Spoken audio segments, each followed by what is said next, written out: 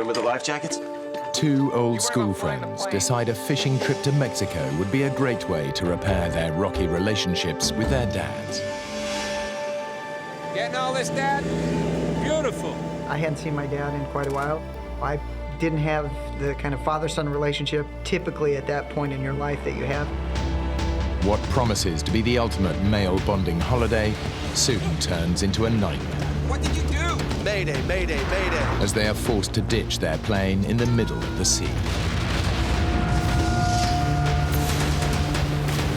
As the dads struggle to survive the heavy seas, one son decides to strike out alone in search of help. Jim, I'm gonna try and make it ashore. On my own. I just remember feeling almost in awe at his bravery. But behind this courageous act lies a deeply personal mission. My dad never saw me as being a strong person, and I was going to show him that I could do this.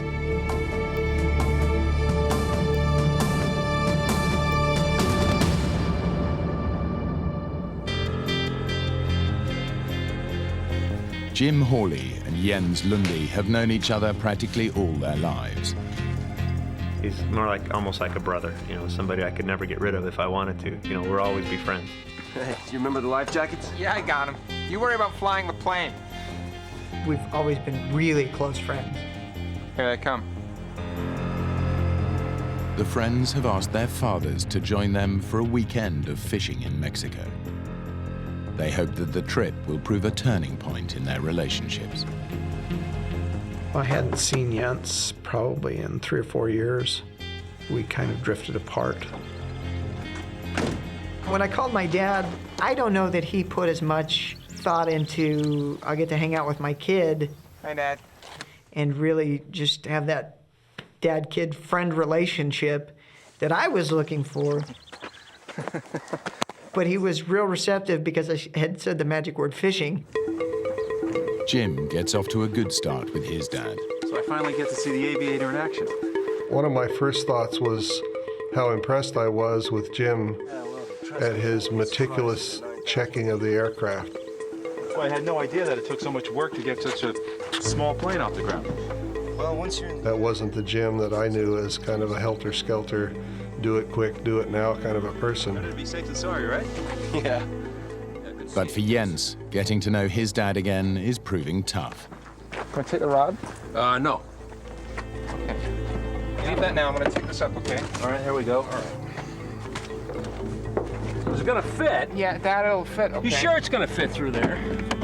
Easy does it. All right, I need the life preservers now, Dad, okay? Life preserver. It wasn't a real organized trip. The life jackets that I purchased were cheap inshore life jackets.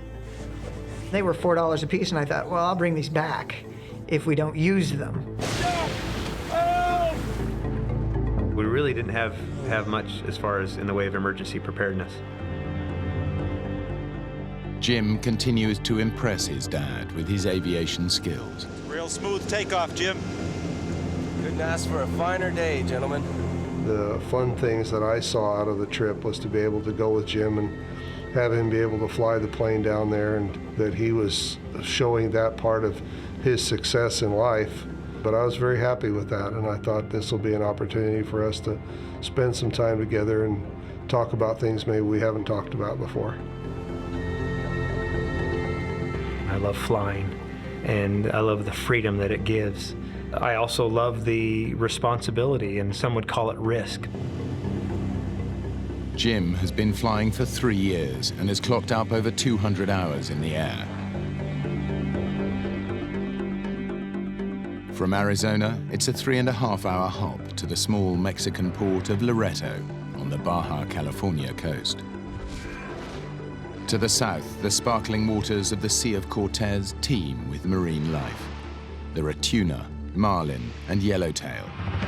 But it's also home to 150 different types of shark and a highly unpredictable giant Humboldt squid. Getting all this, Dad? Yeah. It's beautiful. Yeah, this flight was smooth. We could see the water was beautiful, and the sun was up. and clear skies.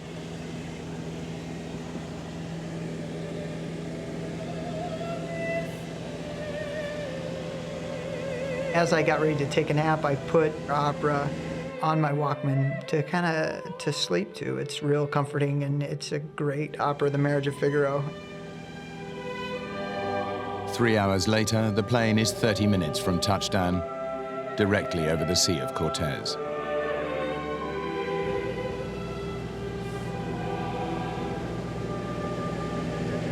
Hey, look at that cloud!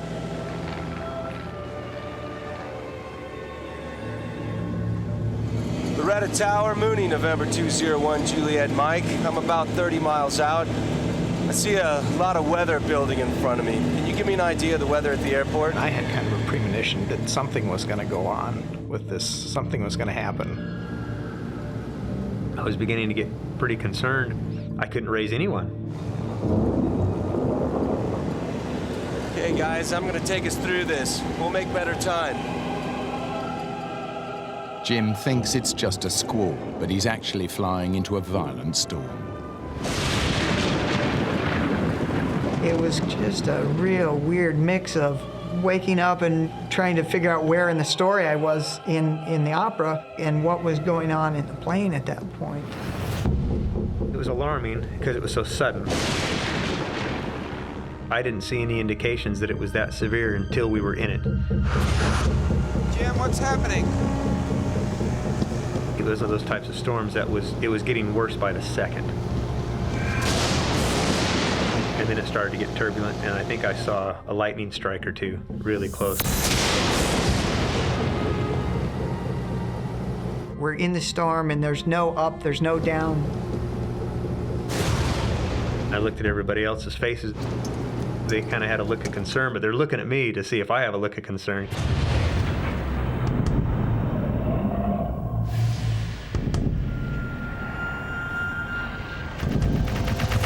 I'm gonna take us up.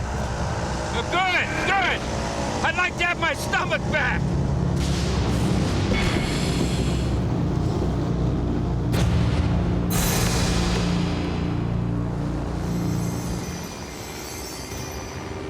As soon as we were heading the other direction, the sky got blue, the turbulence stopped, the rain stopped. Everybody okay? I didn't think you felt the bumps in first class. Their sense of relief doesn't last long. It was very alarming when the engine quit. It just sort of grenaded. What's happened, son? I don't know.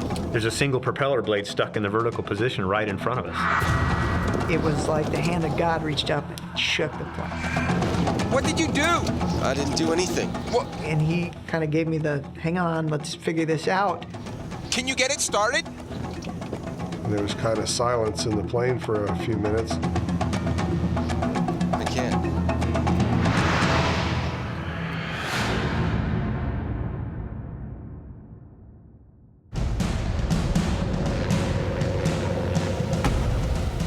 Jim and Jens's fishing trip to Mexico with their dads has gone terribly wrong. After flying through a violent storm, their aircraft's engine suddenly failed. Now they face the terrifying prospect of ditching in open sea. Mayday, mayday, mayday. Loretta Tower, Mooney, 201, Juliet Mike. This is unreal. This can't be happening.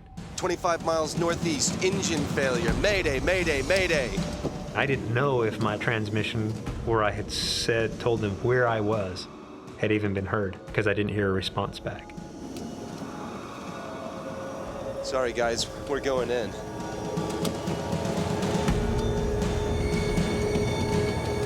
I could see part of the Baja shoreline. I could see, the other direction, nothing but ocean. And I just thought, well, we really don't have any place to go. Okay, guys, I'm taking us back into the storm. The headwind will slow us down. Jim's plan to slow the plane down will help reduce their impact with the water, but it's a risky strategy. If the airspeed drops too far, the plane will simply drop out of the sky.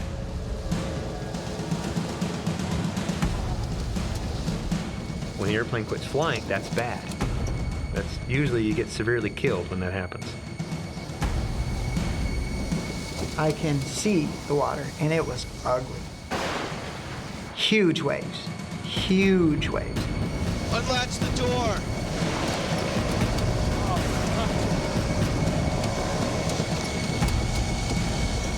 Brace yourselves. I was ready. I had the headrest in my hands. If that was the last thing I ever saw, I wanted to see what happened to me. Are we going to be knocked unconscious and die, or is it just going to be, boom and lights out?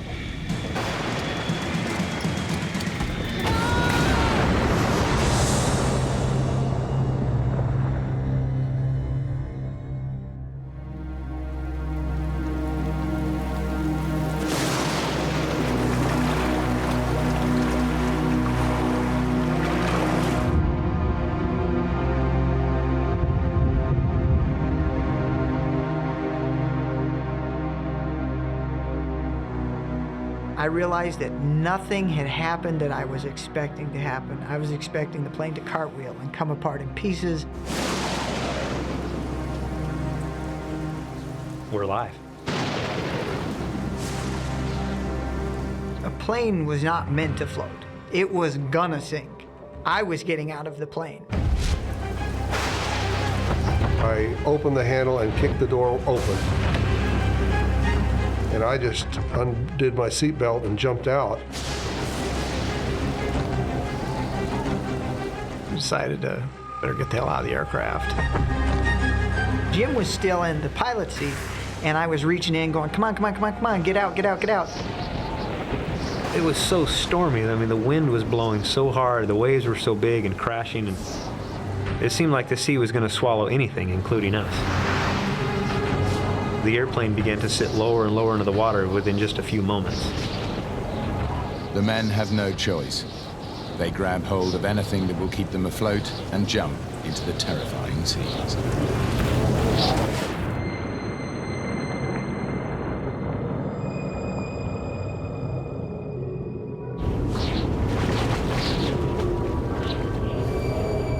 I looked back at the airplane, it was hovering, just the tail sticking out of the water.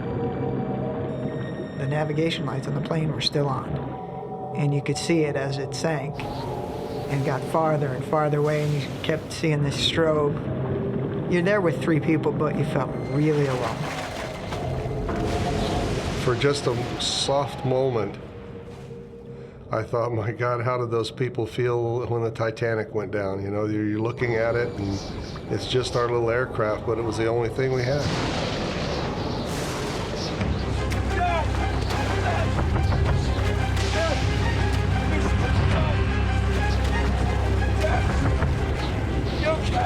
He couldn't breathe, and the whole time he's trying to get his life vest on, and there wasn't anything we could do to help him. The life jackets that I purchased were approximately for children aged 12 to 15, 100 pounds. Jens is bitterly regretting his bid to save money on life jackets. Jim and I were fine in the smaller life jackets, but our dads were not. Jim's dad, 58-year-old John, is the one who's struggling most. I was able to get my shoulders through the straps of the little life jacket, and it kind of ended up being on my back like a backpack. They may have survived the ditching, but their fight for life is only just beginning. The Sea of Cortez is over 90,000 square miles of open water, with barely any boat traffic. And it's constantly patrolled by dangerous predators like sharks and giant squid. But right now, the men face a more immediate danger. The storm was terrible. The wind was blowing. Lightning, tons of lightning. And John was really scared of the lightning. The lightning looked like telephone poles, and they would hit the water, and I was thinking, how close does that have to get to us to be a danger to us. Each bolt carries up to 100 million volts, and the salt in the water actually helps to conduct the electricity. If a bolt strikes the water even several feet away from the men, the shock could still kill them. Okay. Jim is getting increasingly anxious about his father. My dad had now become very quiet. He was just sort of staring straight ahead, almost like he's in a daze. It's an hour since they ditched, and their situation is becoming desperate.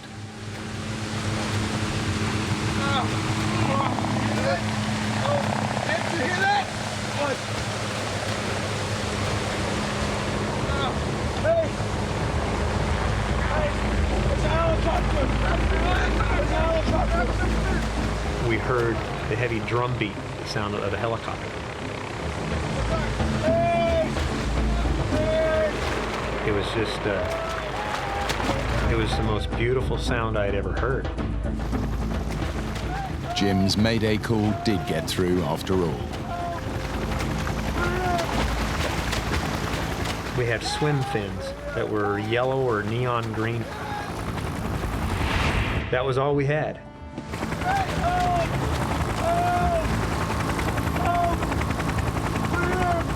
And then the noise got quieter and quieter and quieter. And we realized he didn't see us. He's not coming back.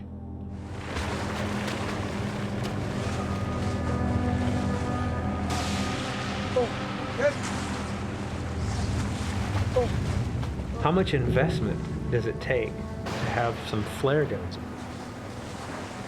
You know, you can pull them out, pop, and all of a sudden now, you're an instant target to your would-be rescuer.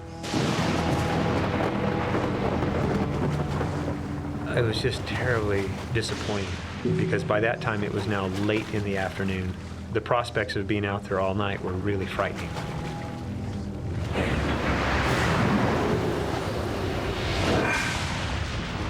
John is losing his fight to keep his head out of the water. The waves kept crashing over the top, and I swallowed a lot of salt water, and everything I had came up. It just made me violently ill. Dad! Are you okay? I just was totally out of control, and I felt in my mind, I'm losing control of the situation.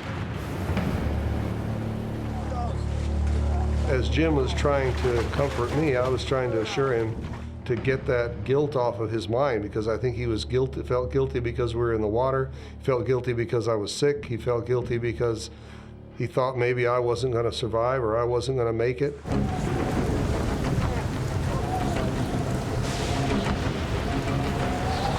Stop swallowing, Mark!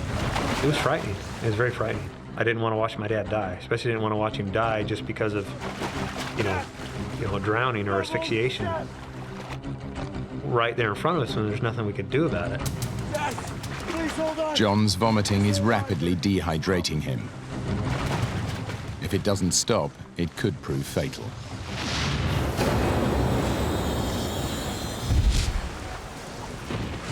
As his friend's father continues to deteriorate, Jens reaches a decision.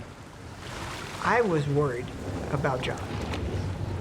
I couldn't handle watching John die. I didn't want to be there for that. Jim! Jim!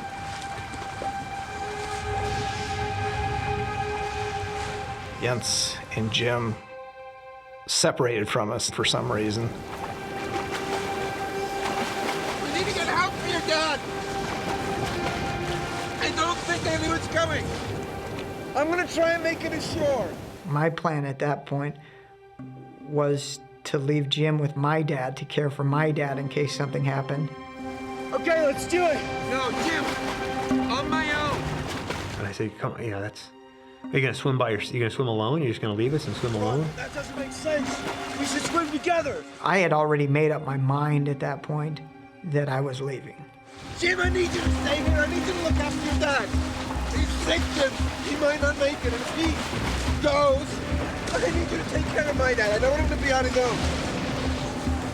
Look, I need to go get help. I need to go now. Okay. Jens was so insistent, and his logic seemed sound. We'll all make it out of this, I promise. My concern at that point was that my dad would recognize that I was leaving before I was far enough away. Okay. I don't want my dad coming after me. You stay here until I'm out of sight, and then go back and tell him.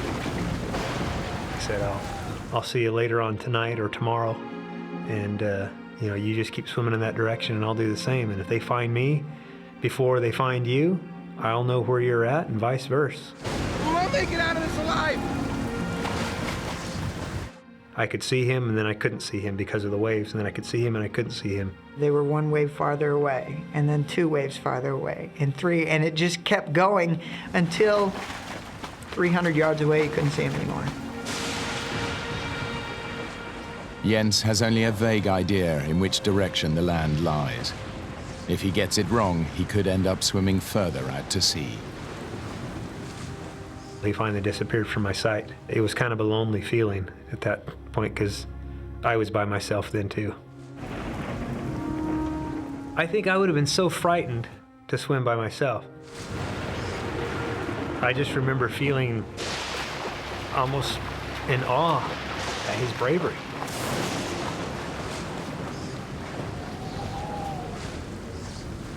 It was just a very brave thing to do. Jim knows it may be the last time he sees his friend. Now he has to break the news to Jens's father. Where's Jens? He's going for help. Why'd you let him go by himself? You shouldn't have let him go by himself. That's my son. And he said that they had decided that somebody needed to go for help.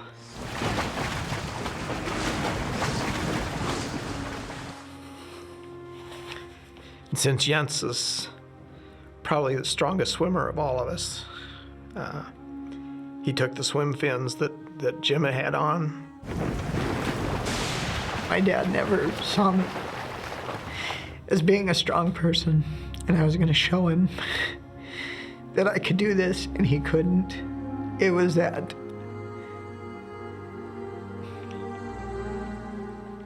It was that I've grown up, and I'm going to show you.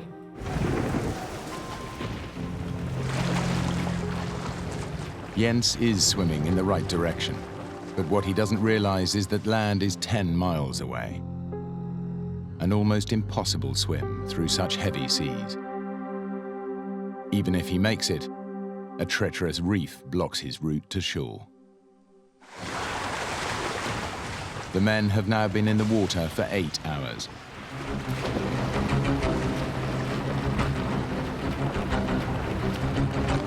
I was wondering how far has he made it? How far has he made it? And I remember looking at my watch and trying to calculate in my head how much speed he could be making through the water to shore and just, peering off into the distance and wondering, did he make it there?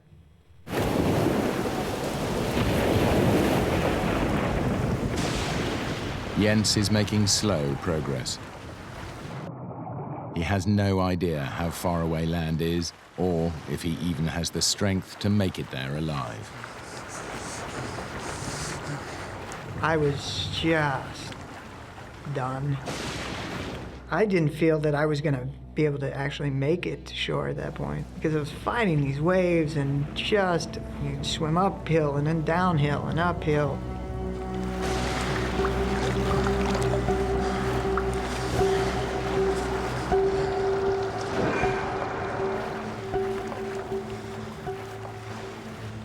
Jim's dad is now exhausted and seriously dehydrated.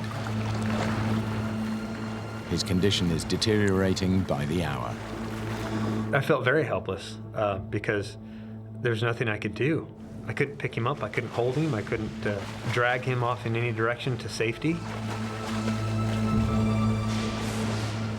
There's a feeling of extreme helplessness.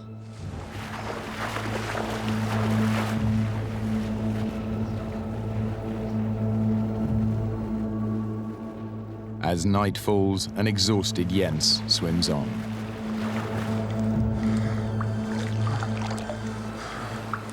the storm cleared up, and I could see stars. As I was swimming, I thought about what if John didn't make it.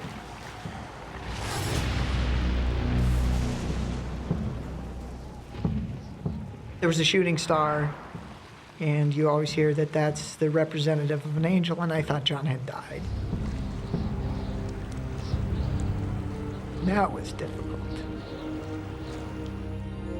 That was pretty hard. But I thought, I'm not going to let this beat me. With renewed determination to save his father and his friends, Jens pushes himself on. But then he gets a shock.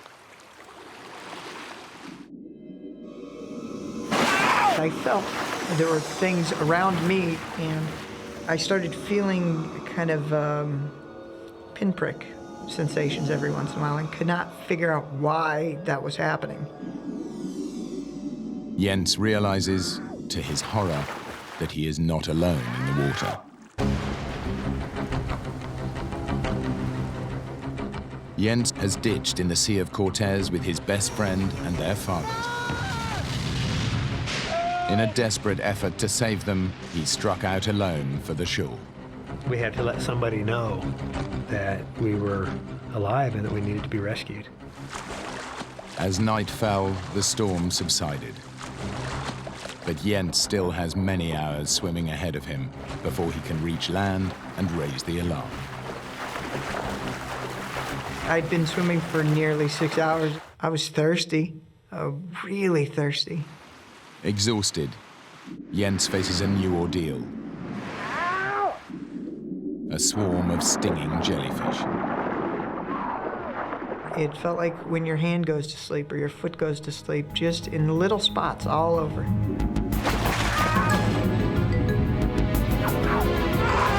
And they were getting in my shorts, which is not a place you really want jellyfish. The barrage of stings push Jens's already exhausted body to the verge of total collapse.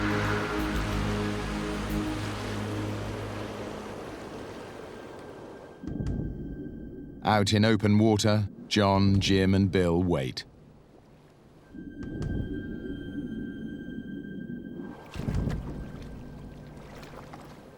The men have no idea what lurks beneath them. We didn't talk about what dangers in the water. We were in the water, there was no way to get out of it, so if I began worrying about it or talking about it or creating a situation in my mind, I thought, well, that's not going to be good.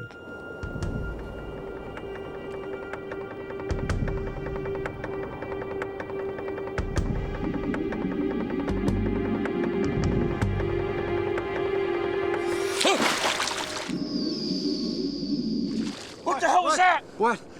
I felt something. It felt warm. It brushed against my legs. I knew for sure there was something else in the water with us then. Are you okay? I don't know. It brought back also to the reality that, hey, maybe something is stalking us. Jim knows these waters are full of dangerous predators. One of the most feared is the giant Humboldt squid. The squid are very aggressive, and they're very large, and they're very capable of killing a person. They are very easily provoked into a frenzy.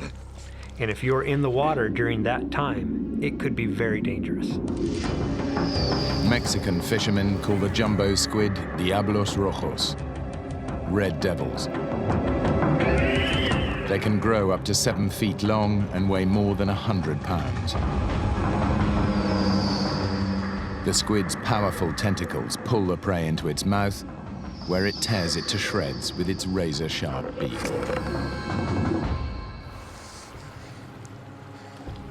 Whatever was stalking the men has gone away for now. All they can do is pray it won't come back. Jens has been swimming for over 10 hours. He's almost no strength left and is close to despair. That's when I started hearing something. And couldn't really figure out at first what it was that I was hearing. and would stop and just be as quiet as possible and try to control my breathing and try to slow down my heartbeat so I could hear this noise that was happening every couple seconds.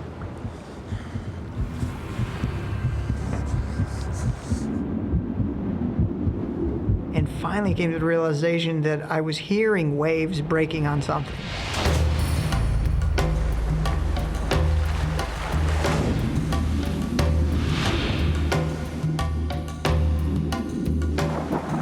And the closer I got, the louder they got. And still couldn't really guess or tell what I was swimming towards.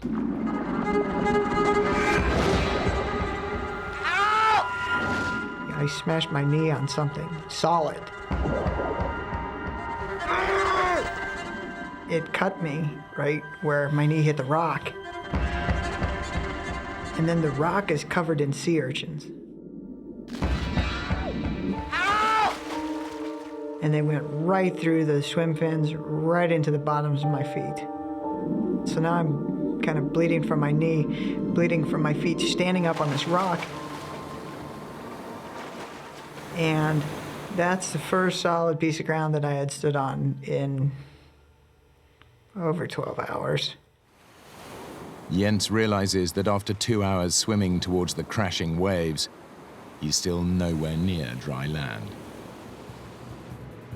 Then started realizing that if I was on one rock, what I was hearing the waves breaking up was more rocks. And that I was headed right into a washing machine full of sharp rocks. Jens has reached the dangerous reef. A whirlpool of surf and treacherous rocks bars his way to shore. He has just one option. I knew that I had to swim back the way that I came. It was heart-wrenching to know that I had to push off of this solid piece of ground and swim back out into the ocean. In the open sea, John has stopped vomiting. Ironically, it's Jim, the youngest and fittest of all of them, who is now in the most danger. He is feeling the first effects of hypothermia. Here I am, I'm 24 hours without sleep. It's 3 o'clock in the morning. I'm very tired. I'm very thirsty. I've gone a long time without sleep, a long time without anything to drink or eat. Dad, are you cold? No, I'm okay. Bill? No, I don't think so. Are you all right? I can't stop shivering. You'll be fine. I had to rest my head on my dad's shoulder because I didn't have anything to support my head, and I began to get kind of fearful. I'm so sorry, Dad. I got us in such a mess. It's not your fault, Jim. We landed the plane, and we're alive. I had way too much to live for, you know? All I wanted to do was make sure I got back to my beautiful wife and my child. I could hear my wife's voice of encouragement. Just hang in there. You can get through this. I'm fighting off the cold. I'm fighting off the chills by using more energy to keep myself warm. And I remember thinking, how long can I keep that up? How long until the body finally just gives out? And will I be aware of that happening, or will I just sort of, all of a sudden, you know, there's a light and there's Grandma and Elvis and, you know. It's now over 12 hours since their plane was forced to ditch in the sea, and all 3 men are beginning to lose hope. They don't know if they can make it till daylight. Their only glimmer of hope is Jens making it to shore, but they have no idea if he is still alive.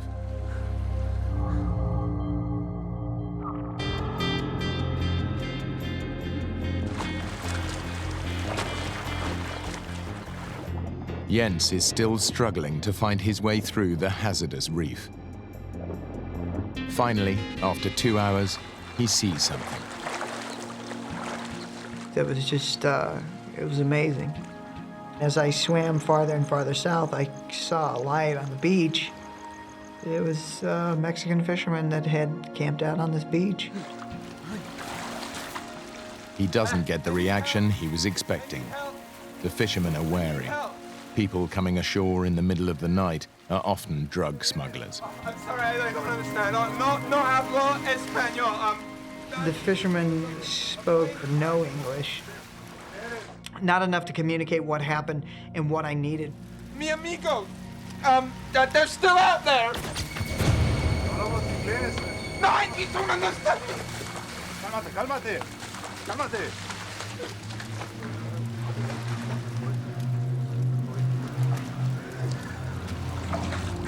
And when I finally realized that we weren't going anywhere, I was just done. And just started crying.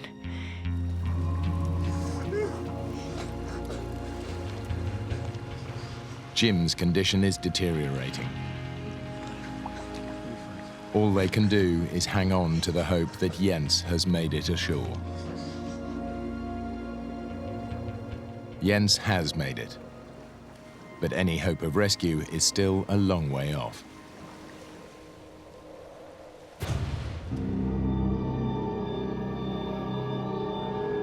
Dawn.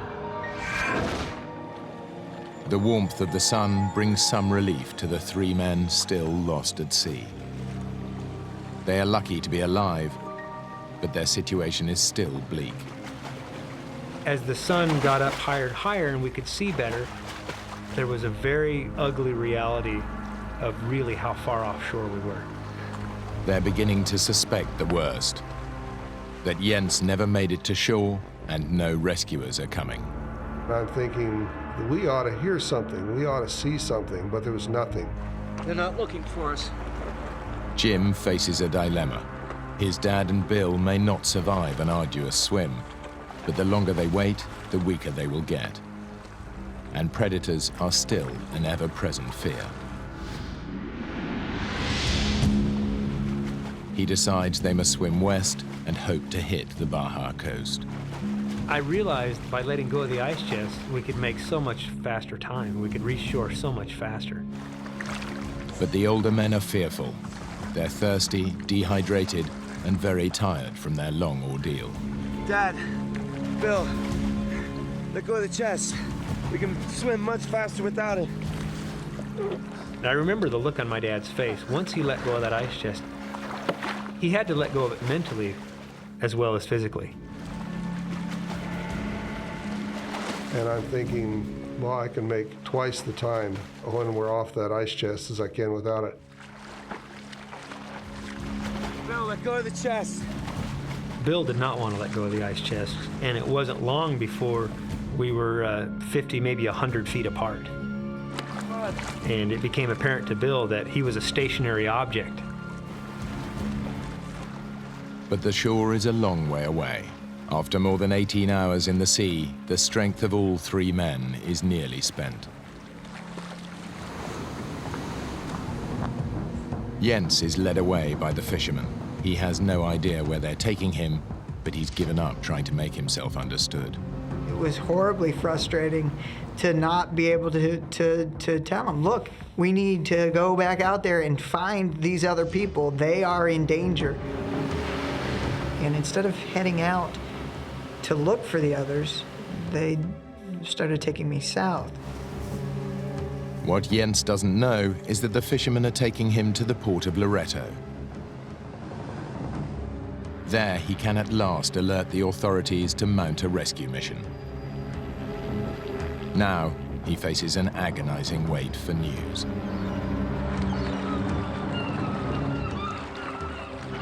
There was a curious bunch of seagulls. They would come out and kind of hover over us and then fly back to shore. I think they were monitoring our progress or seeing if one of us was going to die so they could get an easy meal. But I remember one of the seagulls came so close to me, I actually swung at it with my hand.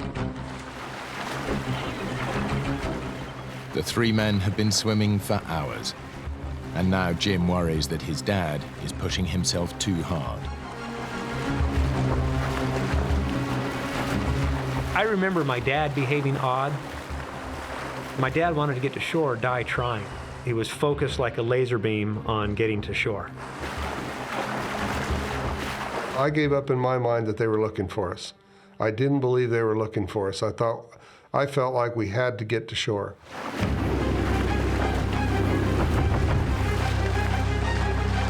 I could see something appear on the horizon. Dad, hey, it's a helicopter. It was coming our way, but my dad didn't stop swimming. Help! Hey! Hey! Here! Not here! Help! Stop swimming!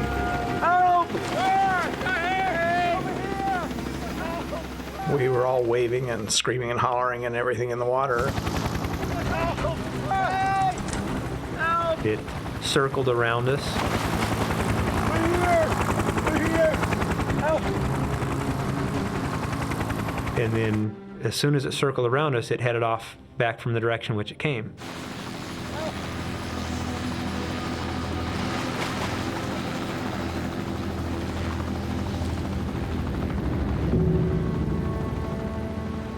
And as it turned away from us, I thought, why aren't they coming over us and just hovering, waving, throw us a candy bar, something, do something to let us know that they've seen us, that they found us. We thought for sure we were going to have to do our own rescue and go on into shore on our own, that nobody was going to take care of us. The exhilaration of seeing them was very high. It felt like you'd just jump out of the water and run on the water. And yet the letdown was even stronger when it turned and went away. For the second time in 24 hours, the men feel alone and abandoned.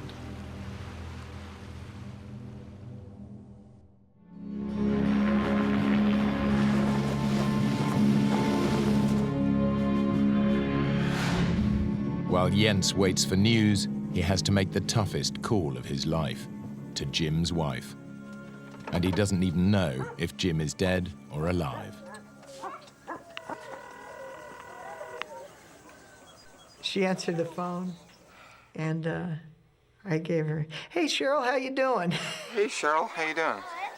She said, I'm fine." This might not shock you, but things didn't quite turn out the way we planned. And she said, "What do you mean?" And I said, "Well..." We had to ditch the plane in the ocean. And she said, "Where's Jim?"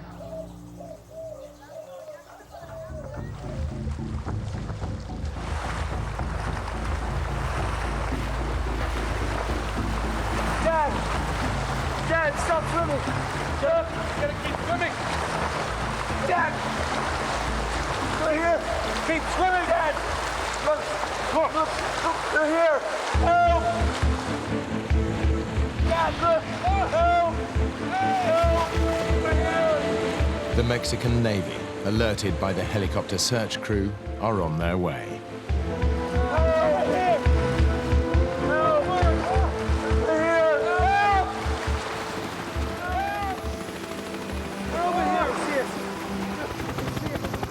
Jens' epic swim has saved their lives.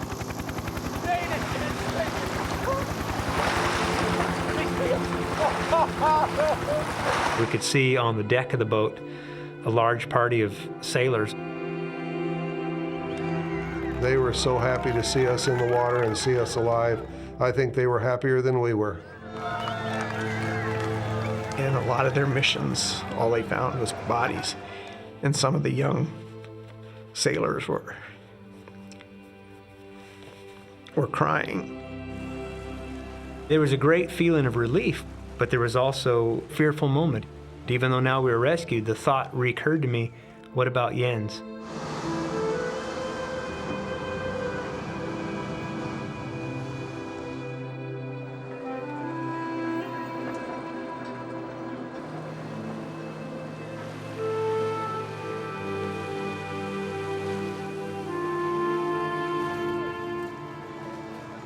There was this crowd mulling around at the dock. And all these people that were there waiting just started clapping. And they all were kind of looking at me, looking in my face. It was kind of guy. Up until that point, I didn't realize that I was that guy. I could see Jensen walking towards us. There was my buddy. It was a great moment. It was so great to see him in person, and it's like, thank God, thank you, you know, that you allowed him to survive. And Jim was the first one off the boat. And he hugged me. I thought you were dead. There was a huge sense of relief for the both of us to see each other again. Yes. And my dad came over and hugged me and told me he loved me. And that's the first time my dad had said that in years. At that point, I really felt that he did. I felt that he was proud of me. And I still think of him as a hero.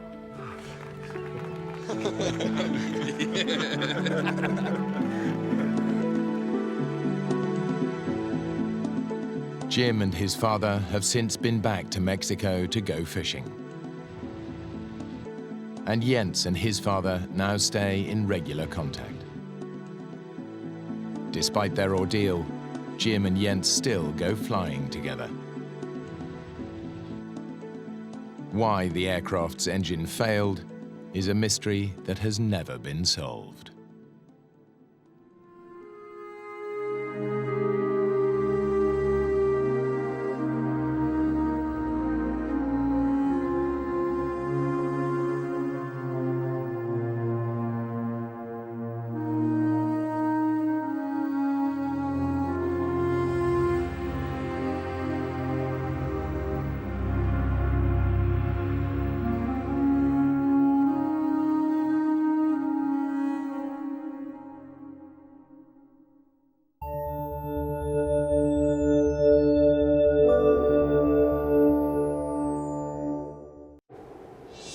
Two friends attempt one of the toughest climbs in Alaska. Yeah? One is horribly injured. Do they wait for rescue or risk a treacherous descent? Do you want it? The choice is tearing them apart. I want off this mountain! Help isn't coming. And the mountain is trying to kill them any way it can. Avalanches are roaring everywhere. It's bad. It's war.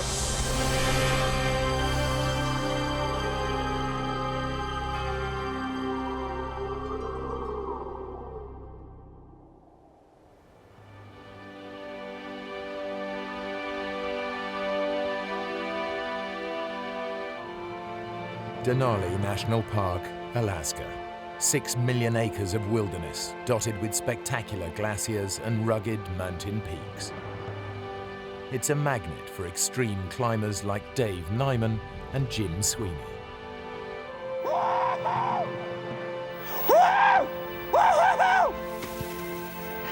Man, you should see the view from here! This is an area as big as England. We were the only climbers in the whole Alaska range that we knew of.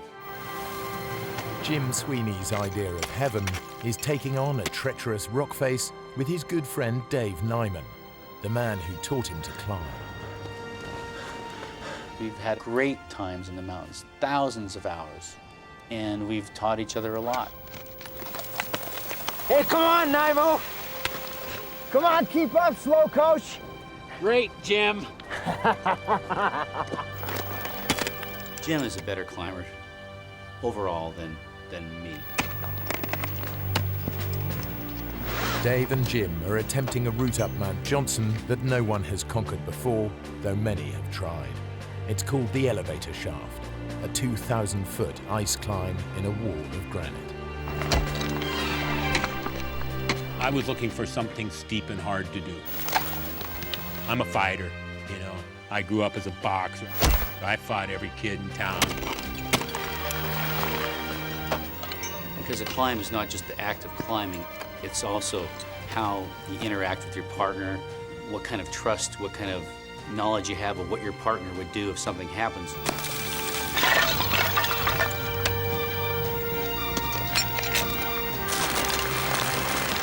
Jim's taking out the rope and he's moving fast. He gets up to the end of each length of rope and he keeps pulling me up behind him. You just forget what's going on when you're going up. I'm climbing. I'm not thinking about anything else. I want to go up.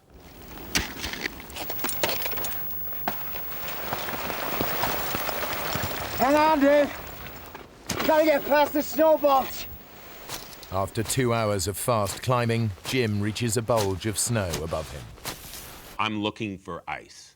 I'm looking for something hard to get some purchase in. Hello?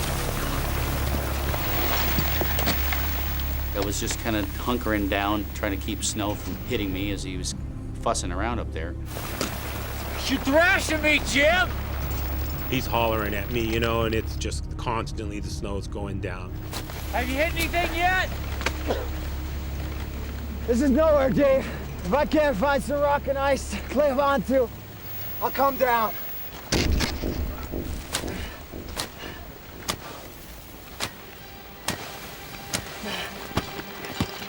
Ah!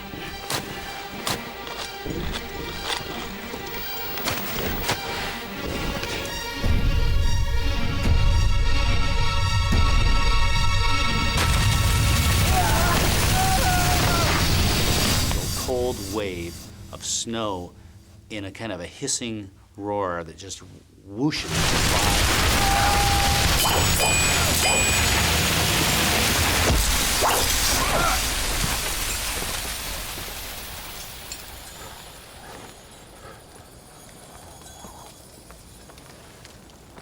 He's not moving. Jim! I'm coming, Jim. Just hold on. He's about 100 feet down below me. I knew I had to work fast. At this point, I don't know what kind of shape he's in. I don't know if he's choking, if he can't breathe. At that point, I know I have to move really quickly to get to him. Jim? I can see blood trickling out of his nose and his mouth and his ear. Jim?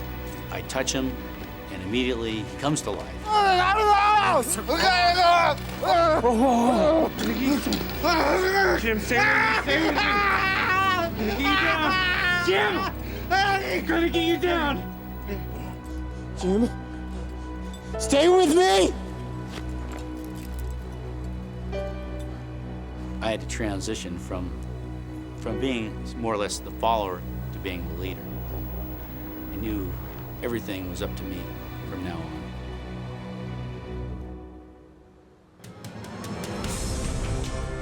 Dave's first task is to get Jim out of danger. He has to lower Jim's dead weight 1,000 feet down the near vertical rock face of the elevator shaft. Over several hours, I would lower him below me, and I'd drop Jim down another full length of rope, maybe 165 feet. Jim, I need you to wake up! Jim! Oh.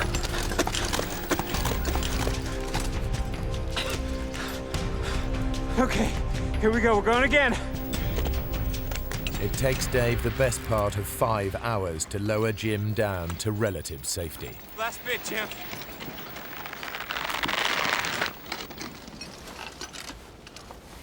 Jim. Damn it, Jim. Stay with me. Stay with me, Jim. I have no memories of the fall whatsoever. None. The first thing real I remember was Dave screaming at me. Wake up! Come on. Stay with me. Dave and Jim are still 5,500 feet up Mount Johnson, in an area rife with avalanches.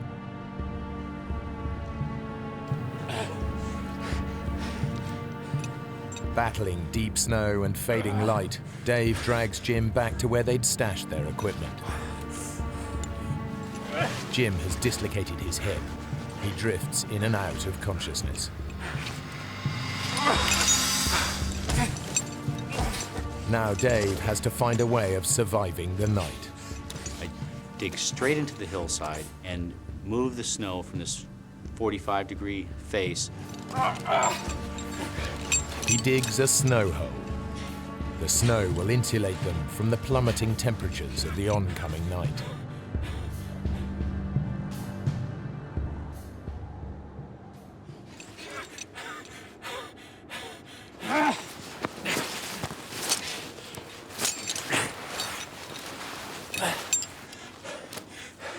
Okay, Jim, let's get you safe.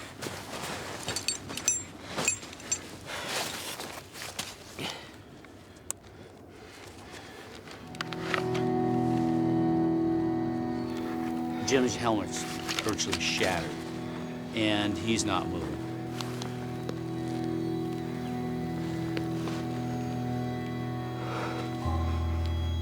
Oh, no.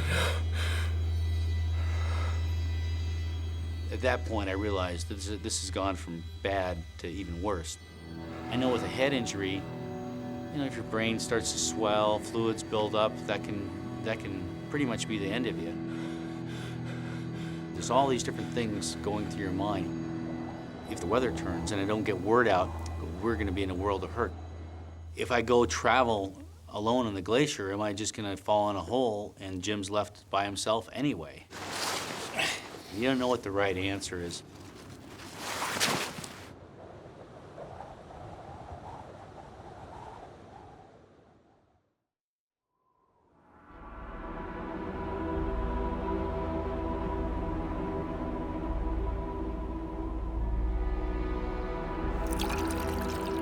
By morning, Jim is semi-conscious, and Dave has made a decision. He's going for help. Do you think you can light the stove? Don't go. Next thing I remember was in the morning, Dave's talking to me. He's telling me he's gonna leave. I told him, I don't want you to leave me. Don't leave me. I gotta go, Jim. I'm going for help. There's a ski hut up the gorge. Maybe there's people there.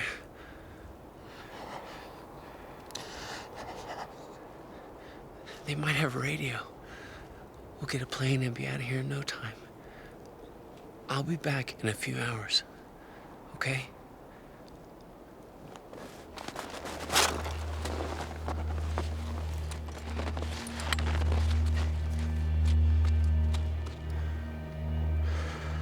Leaving a partner in that kind of situation is, you might come back and he'll be buried or he'll be dead.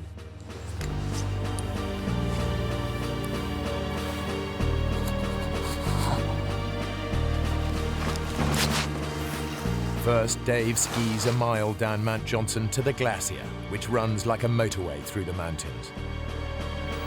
The ski hut is then a 7-mile struggle uphill, a dangerous route across crevasse-cracked terrain.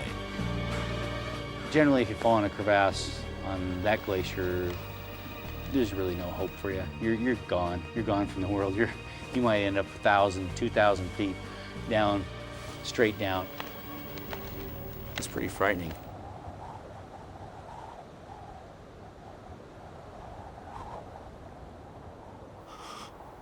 I don't know who I am. I'm freezing.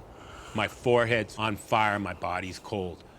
I'm laying there, I'm pounding, my heart's just going boom, boom, boom. The whole body's just going boom, boom, boom.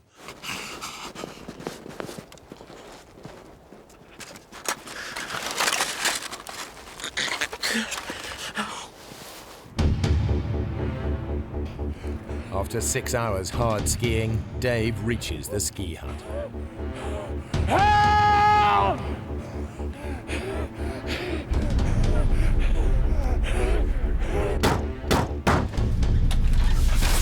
Yeah, radio! Radio! No! Oh, great. That means there's no cavalry coming today, and we can't just pick up the radio and call a plane passing overhead. Come and sit down. The group of skiers are on vacation. One of them is a paramedic. He agrees to go look for Jim. I'm greatly heartened by this, but I am shot. Just stay here and rest up. We'll see what we can do. And I told the 2 skiers leaving, if they don't get to him tonight, they'll probably freeze. You're clear about where he is. You sure you can find him? We'll just follow your tracks. It's okay. Hey, be careful with him.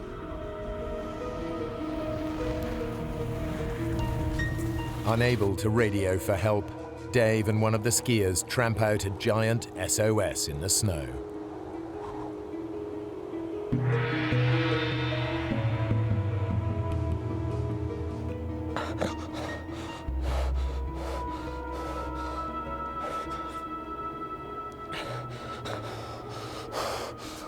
I can remember my fevered brow in the snow and still being warm, but my body freezing. You know, I can remember that feeling.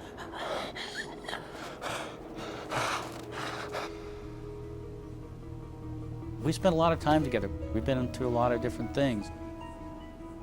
Hang in there, buddy. Jim would never give up. Miles away, alone and exposed on the mountain, Jim is losing his grip on reality again.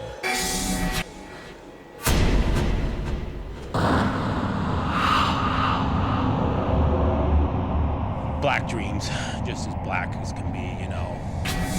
I didn't know who I was with, where I was at. I didn't even know I was a climber.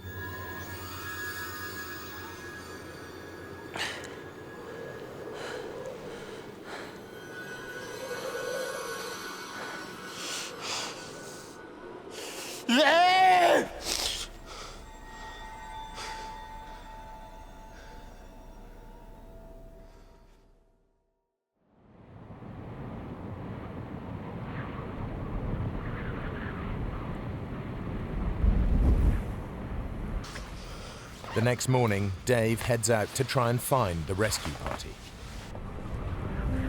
They're already on their way up the glacier. They're towing a sled. My heart leaps. Oh, great, great. They're coming back. They've rescued Jim. And then I think there's no way they can ski as fast as they're skiing, towing Jim. Then my heart just drops. Where's Jim? Didn't you find him? Look, we skied all the way over to the base of that shaft thing. That's a hell of a climb. He explains to me that they looked up and they saw a few avalanches coming down and they decided that they didn't have the proper equipment. It's too dangerous. Getting more people killed won't help anyone. I'm trying not to be angry. I can't believe what I'm hearing here.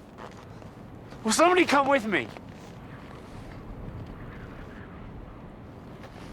I'm taking that sleeping bag. You go up there, and you're gonna die. I could feel them looking at me when I was skiing because I was putting any anger I had right into my plan to save Jim. At that time, the clock was ticking. Every second I felt counted.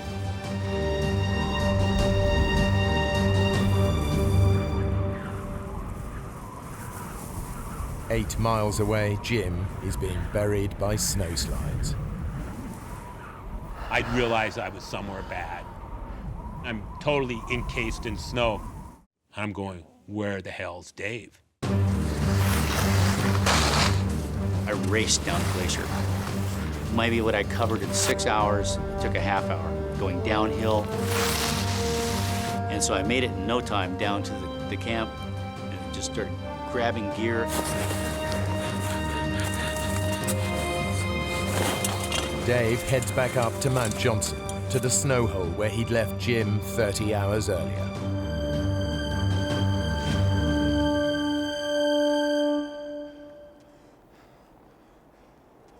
Jim!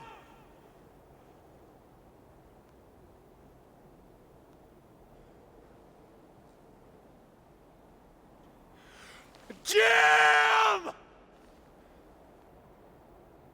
I heard probably the most beautiful sound I've ever heard. Oh!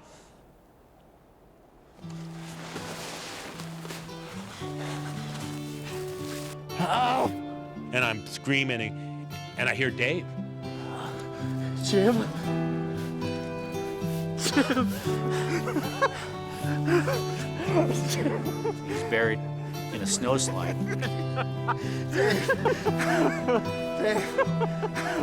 Buddy was smiling, just dumb and as happy as you would expect a person in his predicament to be.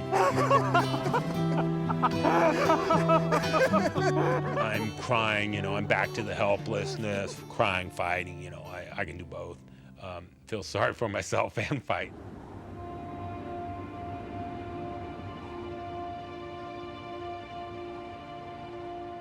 Dave pitches the tent near the snow hole, and at last Jim gets the opportunity to warm up. This is a nice, big, warm sleeping bag. Jim, I need to take a look at your hip. I think it might be broken. I know my hip's busted, you moron. I can take care of my hip. I'll stay in the bag, and you can pull me out of here. I don't believe that I have the ability to move Jim out of this area. Skiing off by myself, that's one thing, but I can't drag you out of here. I can't do that, Jim. Listen, there are people at the ski hut. They know we're here. Let's just hunker down and wait for help to come. Hey? Positively, 100%. He was waiting to get rescued. Dave's waiting for the rescue to come.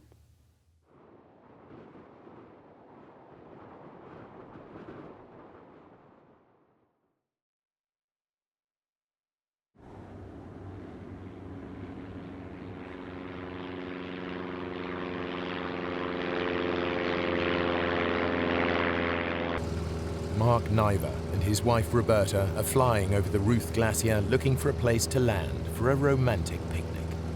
It was the place that Mark had proposed to me. It was our anniversary, so we decided to go up there. That was our plan. Stay up there for an hour or two and have some lunch and kind of walk around and we wanted to enjoy the sights because it's just such a gorgeous area up there. As we turned, I could see that the weather doesn't look all that great. I don't think we should land. I think we better go home. Okay, hon.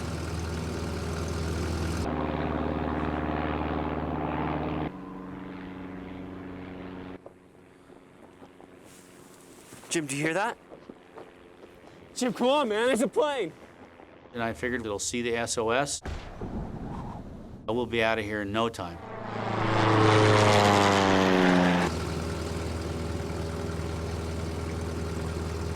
Roberta, look, SOS! We gotta go in. No, we don't, Mark. Roberta doesn't want to risk landing. She's 7.5 months pregnant.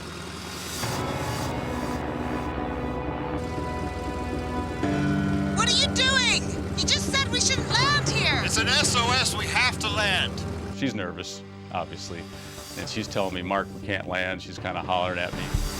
It's somewhat distractive as I'm lining up to land.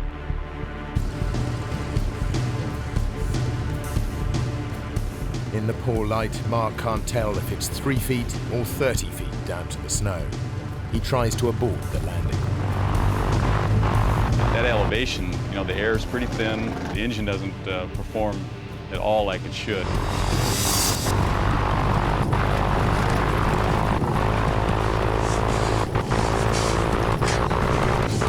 Mark! So I grabbed my stomach and held on.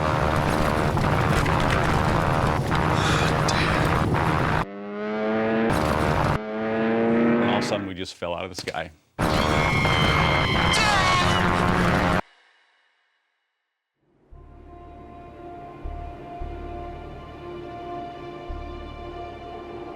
Dave and Jim remain stranded halfway up Mount Johnson. Unbeknownst to them, Mark and Roberta Niver's plane has crashed 8 miles away. Their attempt to help has only made things worse. Fortunately, the shelter of the ski hut is close at hand.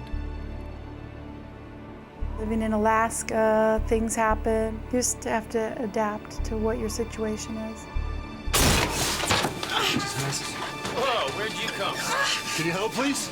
The baby is still moving, but Roberta has ruptured 2 discs in her back. I had to pull within myself. It's already a very scary situation. Tried to remain calm and tried not to dwell on what if. I was afraid if I started to think what if, I'd be in trouble. We saw that SOS. Is it yours? No. Hey, sit down. It's a long story. Mark gets all the details of Jim's climbing accident and Dave's determination to rescue him. Immediately, I'm thinking of those guys. I mean, the snow's falling, the wind's blowing. They're on some side of a mountain someplace, and who knows what condition. With hope of rescue dwindling, Dave and Jim resign themselves to spending another night on the mountain. As it gets darker, I can hear the snowflakes hitting the tent. They're huge. We're in no man's land.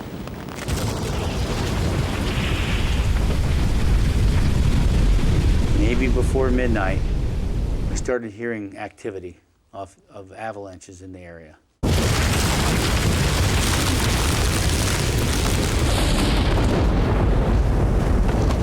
Dave! Wake up! Wake up, Dave! I'm screaming at Dave as loud as I can. Wait up! All of a sudden, it sounds like jets are coming. It's like sitting right under a 747, just this roaring noise. The winds pushed ahead of an avalanche can reach hurricane force. Jim and Dave are in the crossfire. It's louder than a Pink Floyd concert. It's louder than any noise I've ever heard, and it's right above us. We just started praying. I don't know who else to turn to. It's in the tent. It's around you. It's inside my sleeping bag. We really thought this was it. We thought this was the end.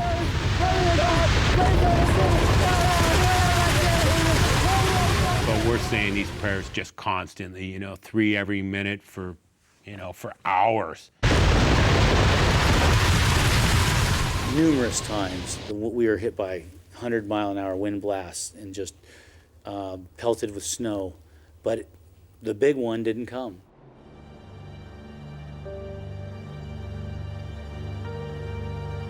Mayday, mayday, mayday. This is Piper 173 Alpha.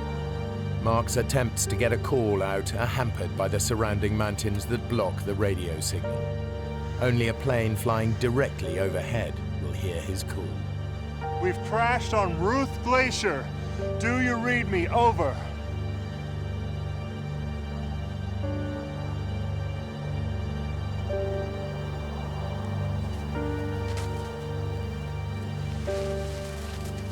I'm still amazed to this day that we're still around after that night.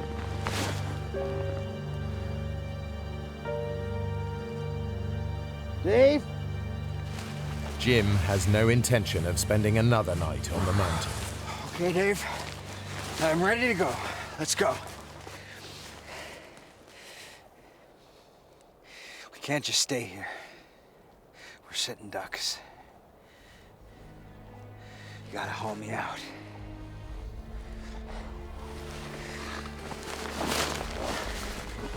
We can make it down to the glacier, man. Someone will see us there, man. No one will see us here. Jim, would you look? It's too steep. I didn't think I could do it. Even if we cut across, we could start an avalanche.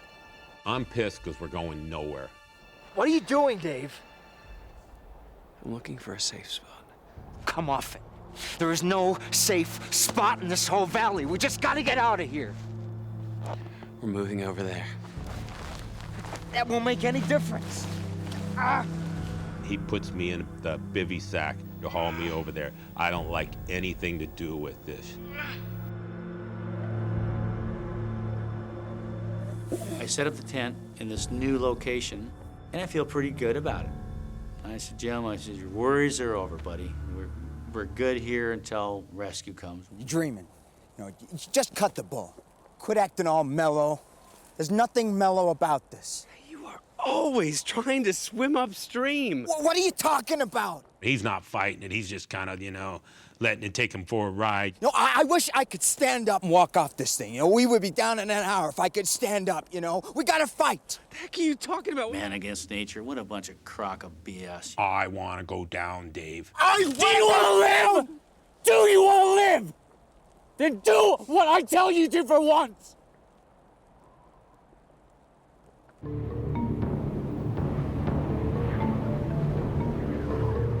At the ski hut, they're no closer to alerting a rescue party.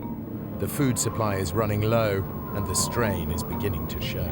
There is nothing. Nobody there. I don't know how much longer I can do this, Mark. I'm sure somebody's made contact that we're missing, but they don't know if we're dead or alive. This is the 6th night on the mountain, and it's still snowing heavily. Jim and Dave are now holed up in what Dave believes to be a sheltered spot. And we might get a little bit of a blast. Nothing like the night before. Just feeling good. Yeah, I was right with my assessment. I put us in a safe place.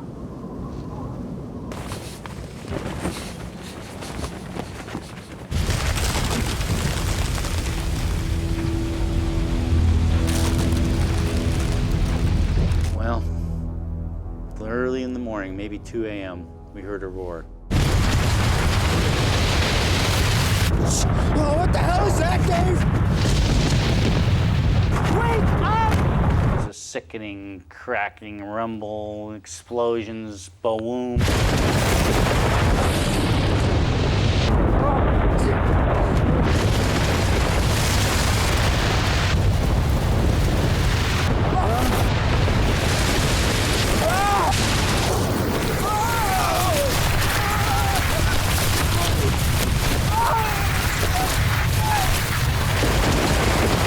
Fly downhill 200 feet, 300 feet.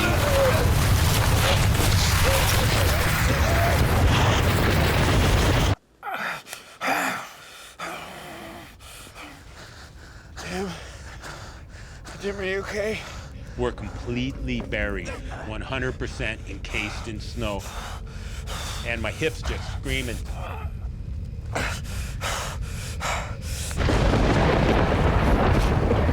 I can feel a pocket.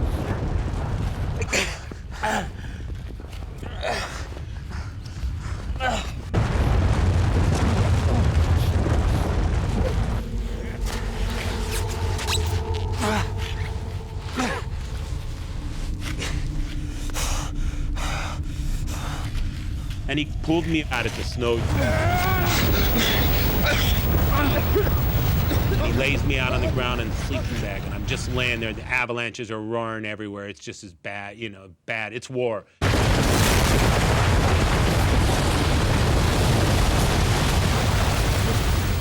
We're just laying out there with nothing. We can't find anything. There's nothing left, Dave!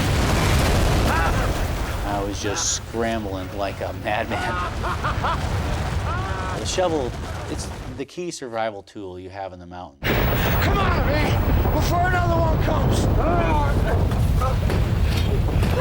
That's it! Come on, keep digging! Keep digging! Keep digging! I'm just thinking the next avalanche is coming and the next one's taking us down the hill.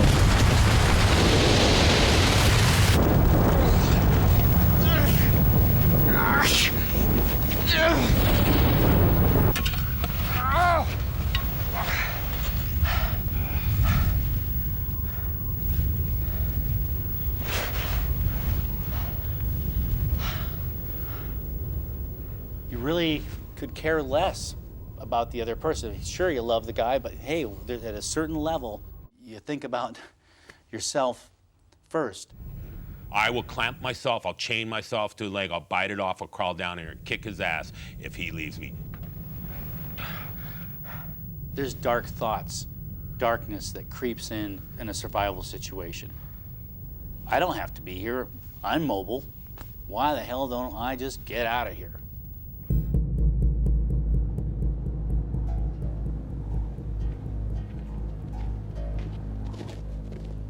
8 miles up the glacier, Mark Niver is clinging to one hope.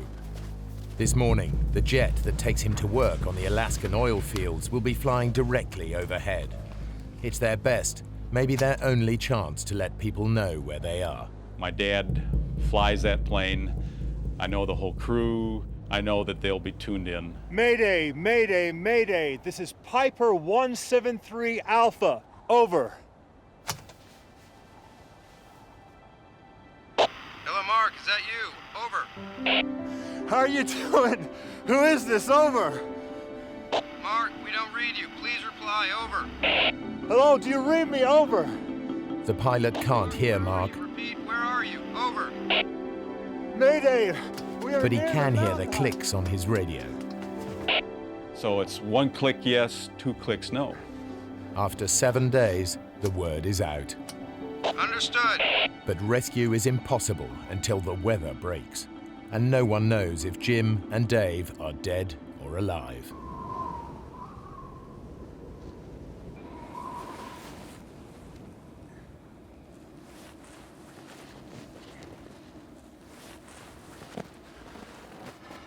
I was so whooped by the avalanches from the night before.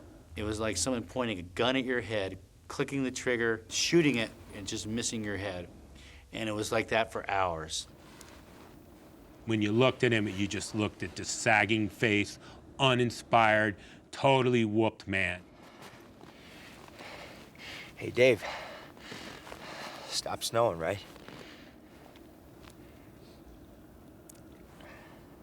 It's time for me to take over and tell Dave what to start doing.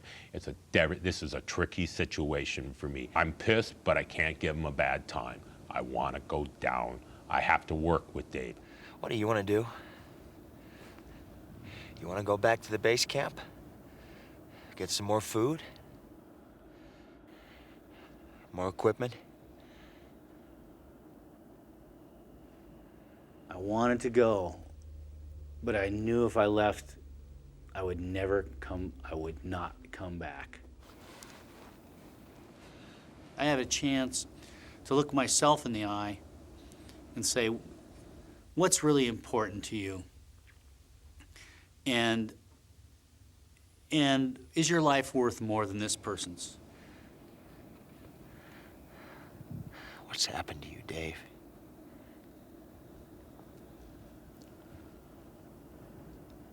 I'll tell you what. You get me off this mountain, I will buy you the biggest, juiciest steak you've ever seen in your life at the Double Muskie. What do you say?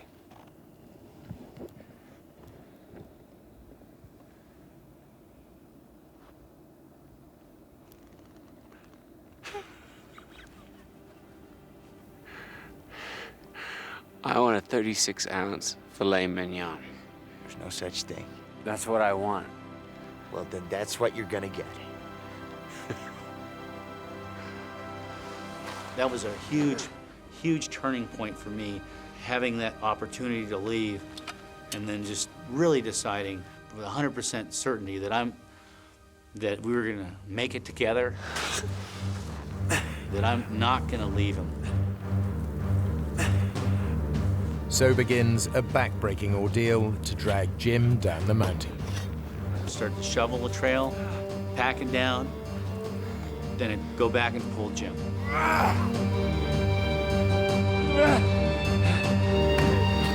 You're doing it. See, I told you you'd do it. I love you, Dave. This is the most focused I've ever seen Dave in his life. He's really getting it together.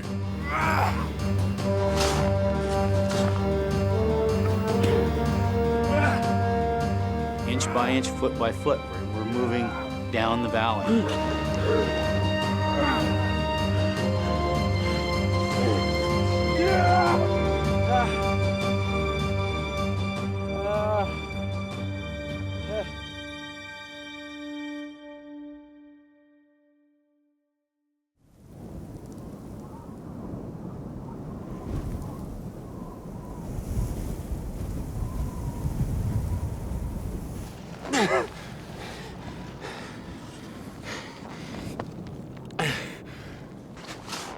After 17 hours, they've gone less than half a mile closer to the glacier.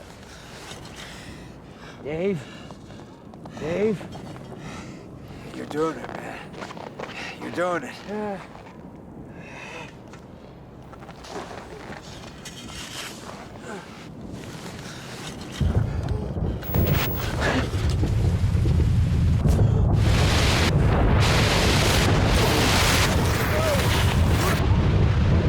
All of a sudden, we're flying downhill. I'm screaming bloody murder.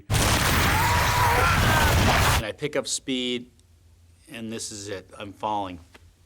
Free fall. Backwards. This is it.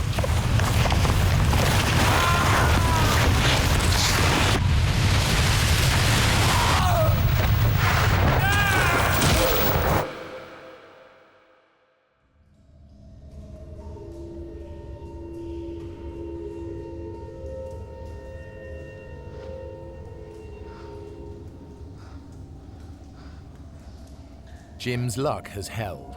He's been caught on a ledge 30 feet below the surface.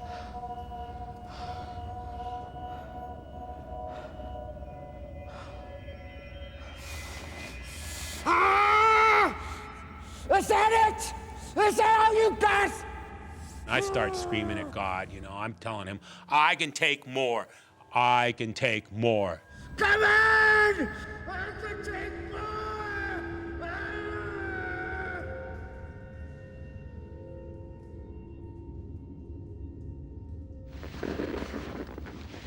Dave has been swept far deeper into the 500-foot crevasse. I just barely avoided going down to the bottom. You could kind of see 300-400 feet down it.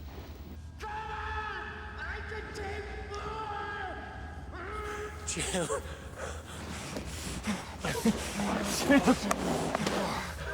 Jim. Oh, Jim. There's a ramp. And he says, Jim. He goes, there's a way out. We can make that, Jim. We can make that. Ramp must have been about 70 degrees. It was just ridiculous. Okay, Jim. On the count of 3. 1, 2. Ah! And again. 1, 2. That's the stuff. That's the stuff. Good, Jim. You're helping me. I'm looking right up at Dave. He's looking right down at me. This is going to be a lot of work. Hold yourself there. I'm holding it. I'm holding it. Come on, man. 1, 2, 3. It's total team effort. Total us working together. I had to try to get him up this ramp. Come on, Jim. You gotta help me. He didn't have an ice axe, didn't have a shovel. Now my precious shovel is gone. Get on you, man. I'm holding. We're probably moving a foot at a time. Sometimes we're probably only making 4 inches on a pull. Come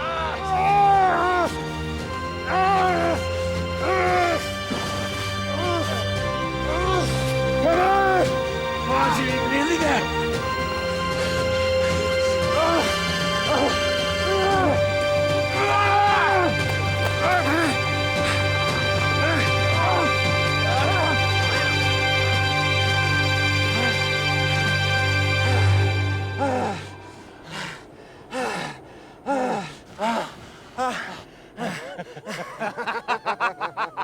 We're laughing. We're out of the crevasse. We're laughing.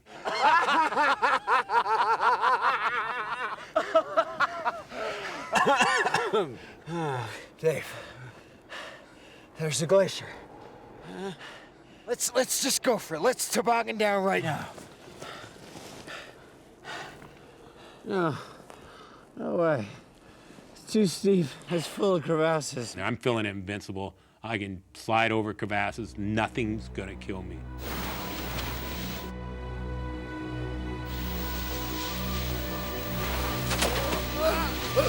I'm sliding out of control down the gorge.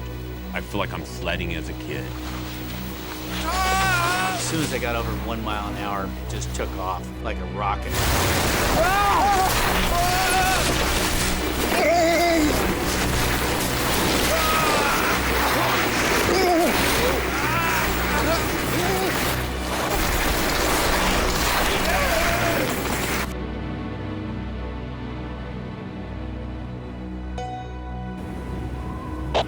doesn't look like we're gonna be able to get in today at all. Visibility is too bad, over.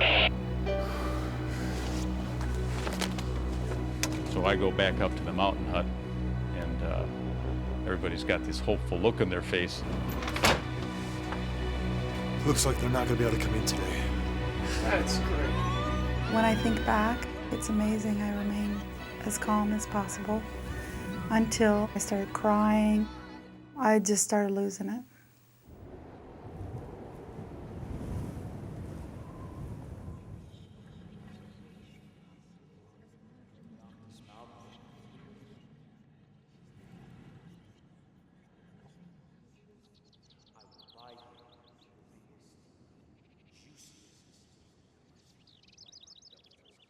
I swore I could hear voices, and I don't know if I'm going crazy.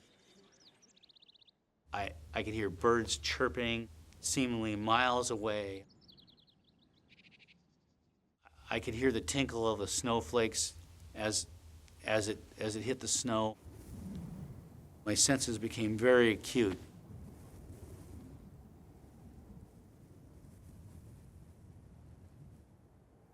Jim and Dave have finally made it to the glacier where they can be seen.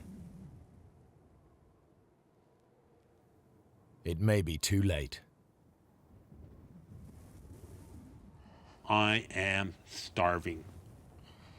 I haven't eaten but a few tablespoons in the week and maybe had a couple sips of water. If we don't get picked up now, I'm gonna die soon.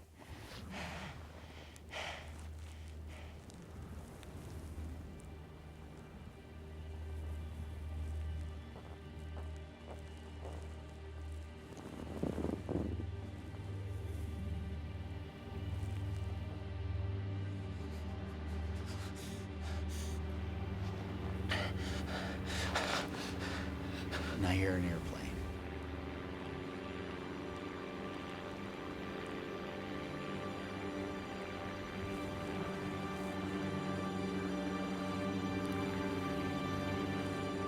And then I see a little red dot coming up the glacier.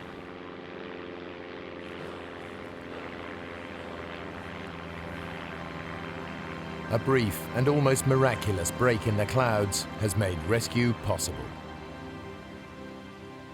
That was a great moment. It was really hard. Hard for me to, of course, I broke down and cried at that point. And You did it, Dave. You did it. It's the best sound I've ever heard in my life.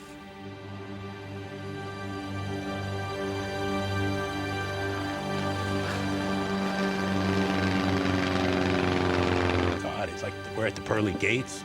I mean, he's right there. He's circling over us. He keeps tilting his wings at us. Get your act together. he's saying, "Don't cry, stand up, you're a hero." And so he's telling me all this stuff of how to act, you know, you saved my life, you're a hero. You don't want to be blubbering when the helicopter comes. Shut up, Jim.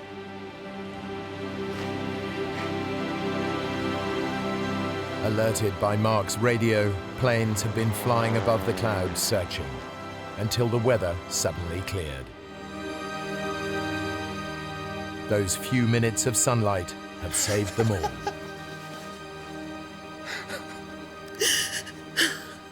And when I got off the helicopter at the hospital, we could see our friends all lined up on the fence. It was great. Of course, my mom was happy to see I was the one that was walking. I smoke dope the whole time I'm in the hospital. My buddies show up with a bunch of beer. It's like a party every day in my room.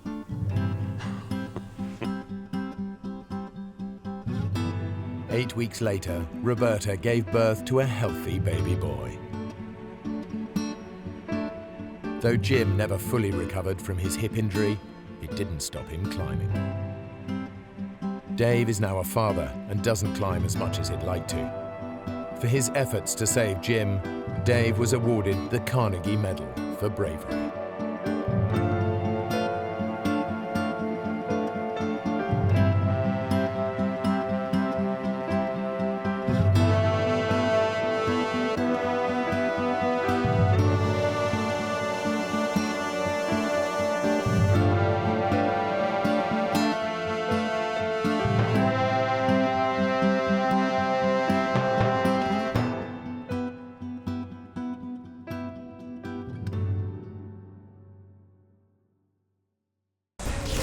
A Hollywood camera crew fly over a live volcano when they experience catastrophic engine failure. Their helicopter crash lands inside the volcano, and the three men find themselves hundreds of feet below the crater rim, next to deadly pools of lava and suffocating in toxic gases. I can't breathe, I need oxygen. They are separated, and it's every man for themselves if they are to survive. In their escape attempts, each man must operate at the very limits of human endurance, all the while believing that their companions are dead. The biggest thing I think about is I can't believe that God put me on Earth to die in the volcano.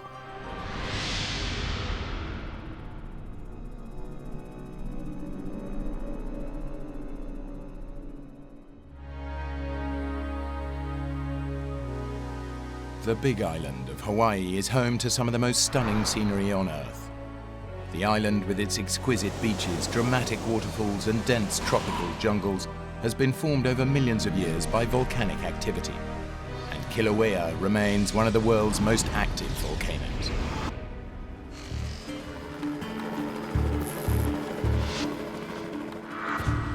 Hawaii's natural beauty has long made it a popular filming location, and cameraman Mike Benson is here to shoot the Pu'uo'o vent of Kilauea.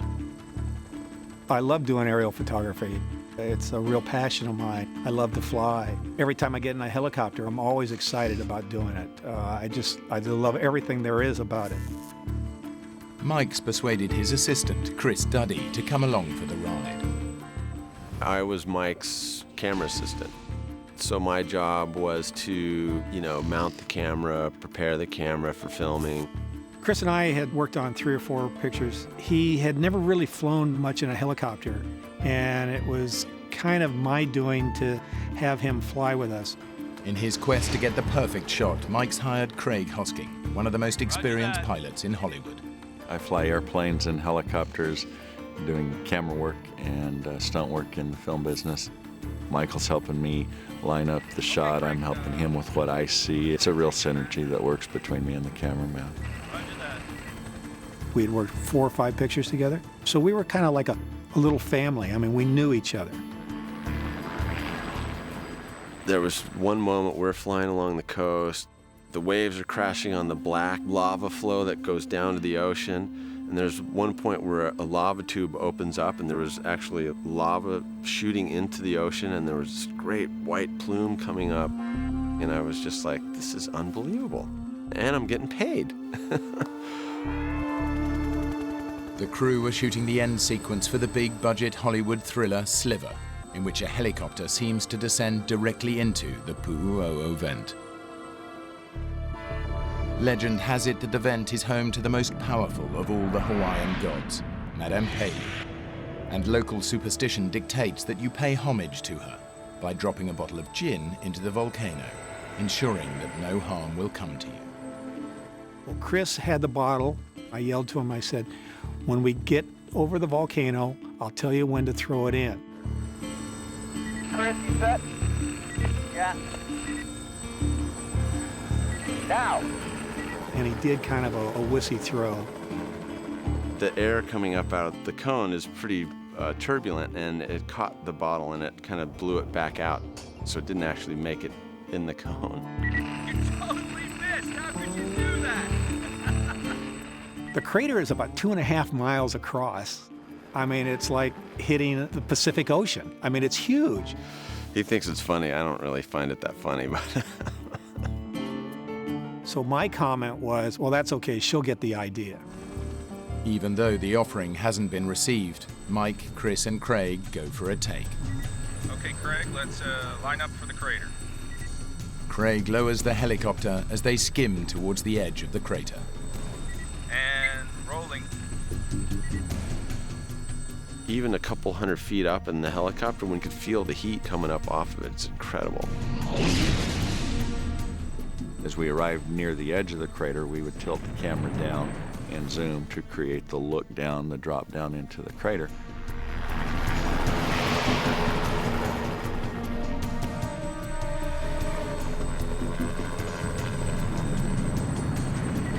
And cut. Okay, Craig, take us down and we'll review that. Let's have a look.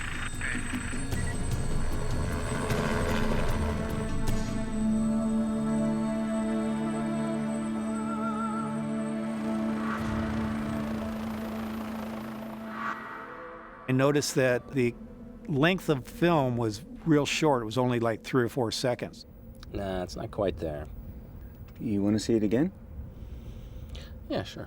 I thought it was a good take, but obviously when you're making a movie, we do a second or third take in case there's any problems with any of the other takes. It's the ego that we all have to make the perfect shot, to put something on film that nobody else has done before. Now, let's go try another one.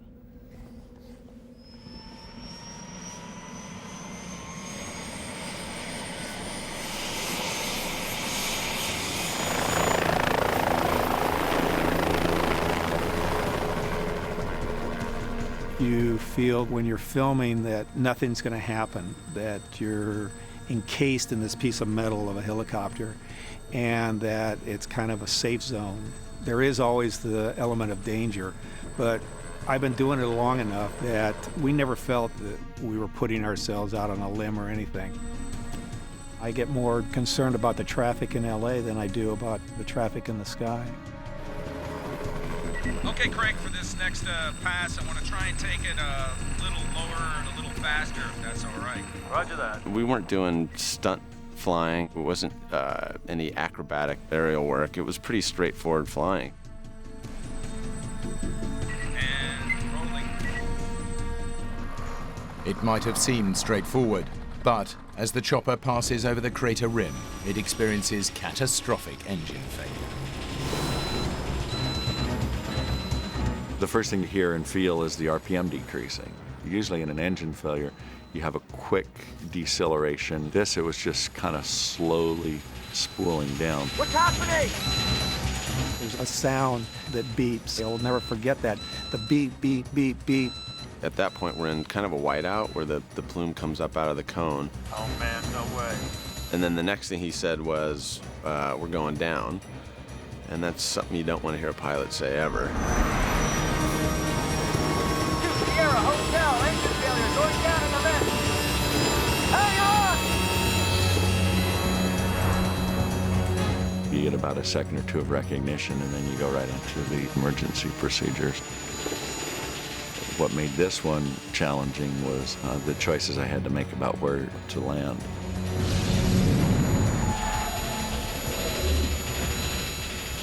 I really didn't understand totally the emergency procedures that he was conducting. I was just thinking, are we going to die?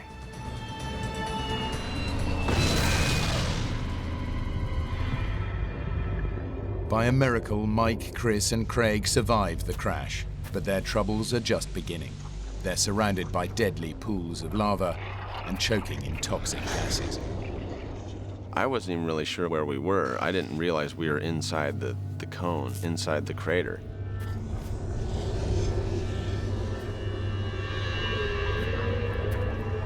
You okay, Mike? Chris? Yeah, I think so. We looked each other over, and Chris was fine, I was fine. Craig was the only one that had a laceration over his eye. You're bleeding! What? You're bleeding! I'll get the first aid kit. Fortunately, we missed a steam crater by a couple of 100 yards, and we missed a lava pool. So of all the places in the volcano, it was probably the safest place, if you can call the bottom of a volcano a safe place. The crew is on the crater floor in a thick cloud of VOG, a poisonous mix of carbon dioxide, sulfur dioxide, and hydrogen chloride.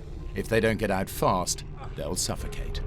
It had this terrible taste. When you had to take a breath, your lungs would burn. We're thinking that we've got to get out of here because we're going to have a difficult time in trying to get any fresh oxygen. We were probably about 50 yards from the existing lava pool, and it was hot on our feet. You'd hear it bubbling and gurgling and spitting.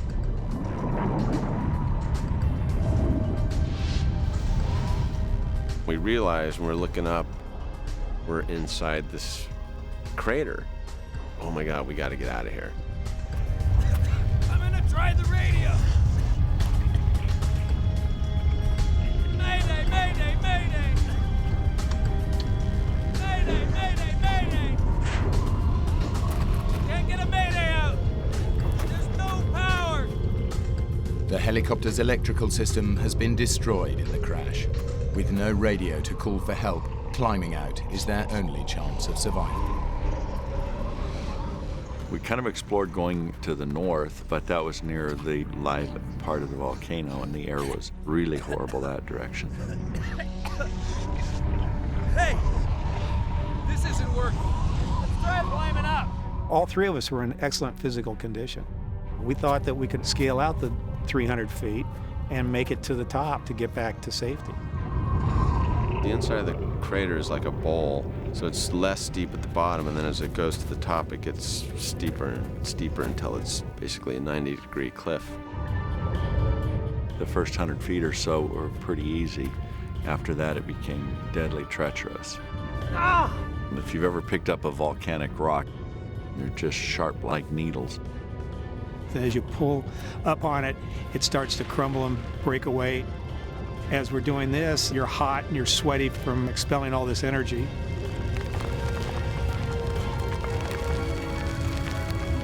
Chris manages to claw his way ahead of Mike and Craig, but he's now on a near vertical cliff face. There was a few times where I was grabbing and clawing at rocks, and I would knock some debris down. I just realized that I'd gotten to a point where it was so sheer and dangerous that I could easily grab onto something that gave way and I would fall. Don't come this way! I'm stuck! It's kind of like when you're a kid and you're climbing a tree and you get up and you can't go down, you can't go up, and so you just kind of hang on.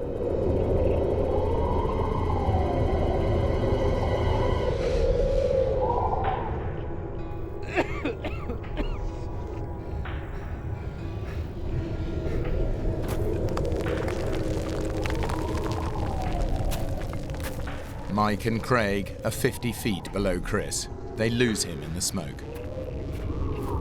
Chris! Where are you?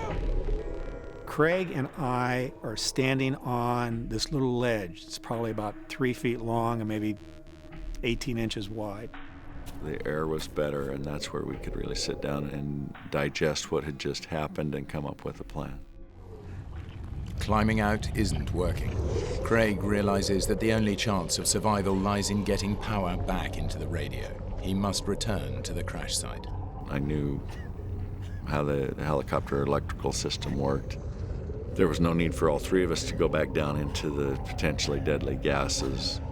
I have to try to go back and try the radio. Okay. When he went back down, he really was risking a lot.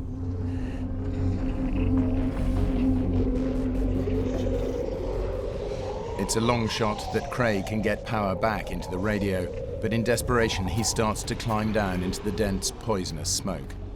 He disappears completely from Mike and Chris's view. And as Craig inspects the damage, he's overcome by poisonous fumes.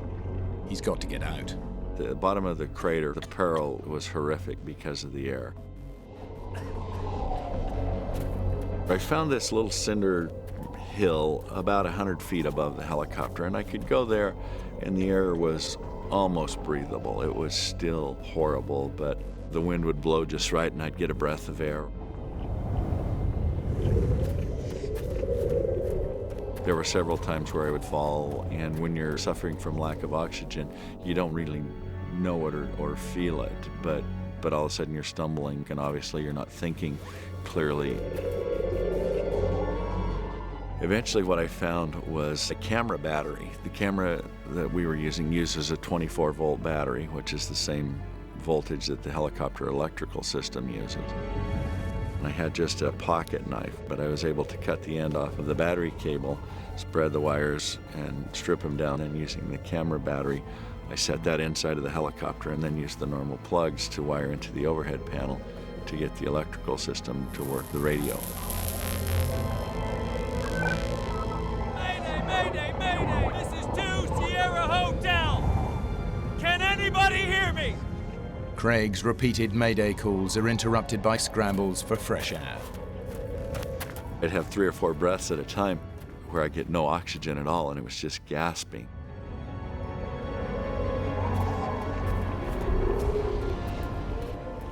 Finally, one of his mayday calls is picked up by a passing tourist helicopter who alerts the emergency services. It was just almost incomprehensible to the guy I got a hold of. He kept saying, "You're in the crater, you're alive." We're in need of urgent assistance, I repeat.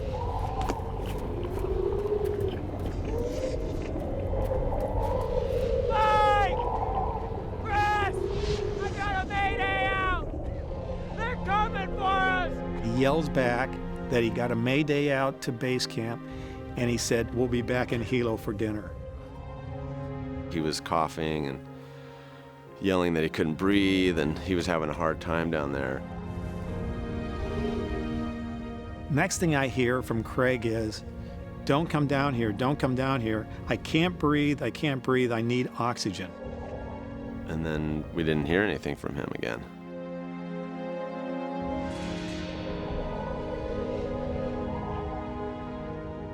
I thought that he died. Craig! Craig!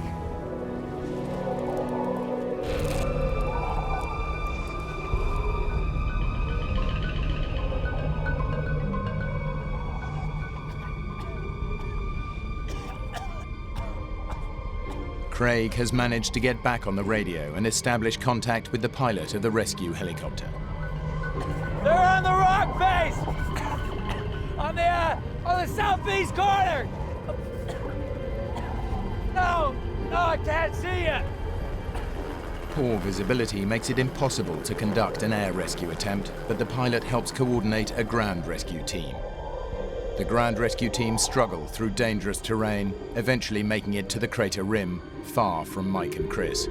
They can just make out Craig and the crashed helicopter through the fog.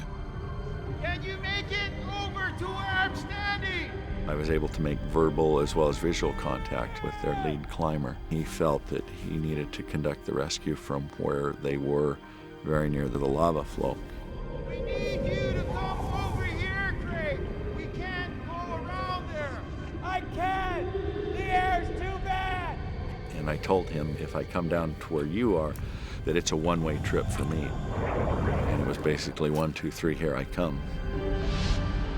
And then I took off towards him. Craig makes a desperate run towards the rescuers, but the dangerous conditions have forced them back from the crater rim. I looked up to the top, and they had disappeared and simply were not there. Are you there?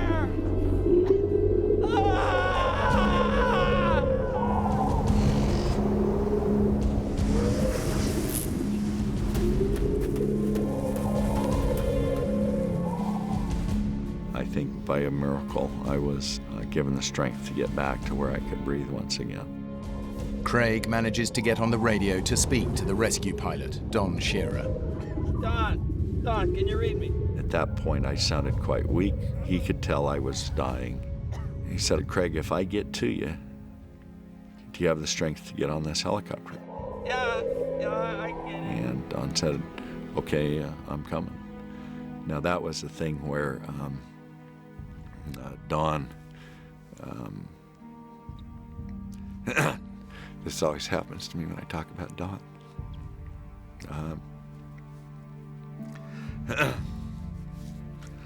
But Don made a life or death decision right then too. I can't breathe. All that Don knew is that I was dying, and he was willing to go for it. Don now lowers his helicopter down into the swirling clouds. He has zero visibility, and there's a real danger of the Vogue starving his engine of oxygen and causing it to fail. Mike! Chris! Get down here quick! There's a helicopter! But Mike and Chris can't hear Craig over the helicopter noise. There was a helicopter that we could hear that was getting closer and closer and closer, but we couldn't tell because we couldn't see it.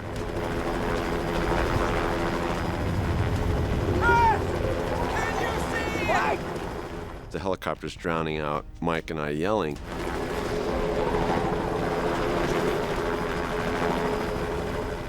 Don's now flying in visibility of maybe 5 or 10 feet. He can barely see the skid of the helicopter as he's picking his way to try and get to me.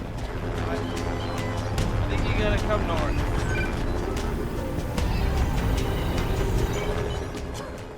I then waited, probably at that point, in and out of consciousness.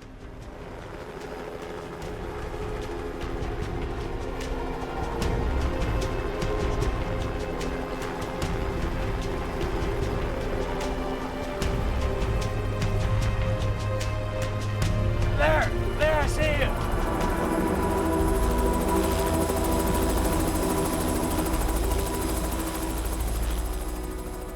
I was able to get on the skid, and I believe with probably the last ounce of energy I had in this earth, I was able to pull up and get into the backseat of the helicopter. And Don, he was now pretty wide-eyed because he had just gone to the brink of his own life. Because he'd had 10 minutes of, I would dare say, the worst flying that any pilot has ever had in the history of flying. Mike! Mike! What's going on? For Chris and Mike, it seems like the helicopter rescue has been aborted. The helicopter was getting stronger and stronger, then suddenly started to fade and fade until it disappeared, and we heard nothing.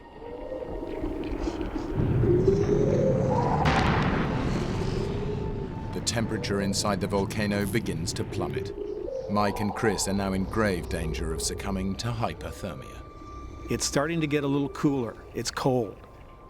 Our throats were constricted, and it was hard to talk. I thought we were going to suffocate if we had to stay in there overnight. As well as having difficulty breathing, Mike and Chris are also suffering from dehydration.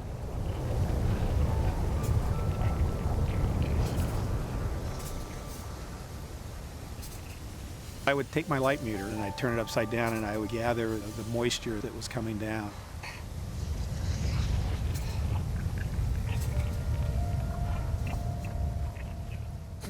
It tasted like sulfur, and it was just a vile, disgusting taste. As darkness sets in, Chris has given up any hope of ever seeing a rescue party. I was soaking wet, and I was shivering. I wasn't even sure the rock I was sitting on was stable and was going to hold me all night. Finally, the rescue team returns.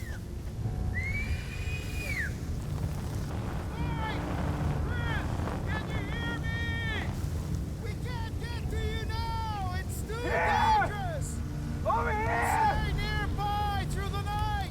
We'll come back for you in the morning! It's a crushing blow.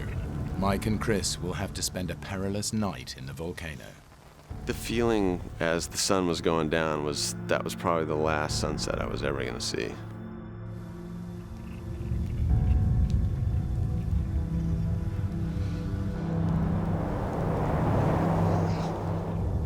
It was really difficult to breathe. It was really difficult to keep my eyes open for more than a few seconds at a time, so I just kind of made a little tent out of my sweatshirt and just tried to breathe, shallow breathing.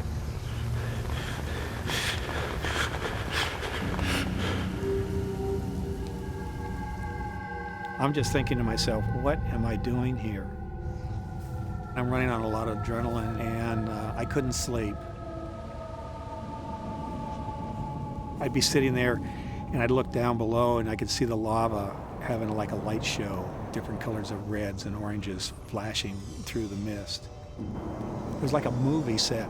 You know, they're going to say cut and pull all the sets away, and we're sitting here in paradise someplace. I could yell to Chris occasionally, and he would hear me, and I would hear him. Other times, I couldn't hear him at all.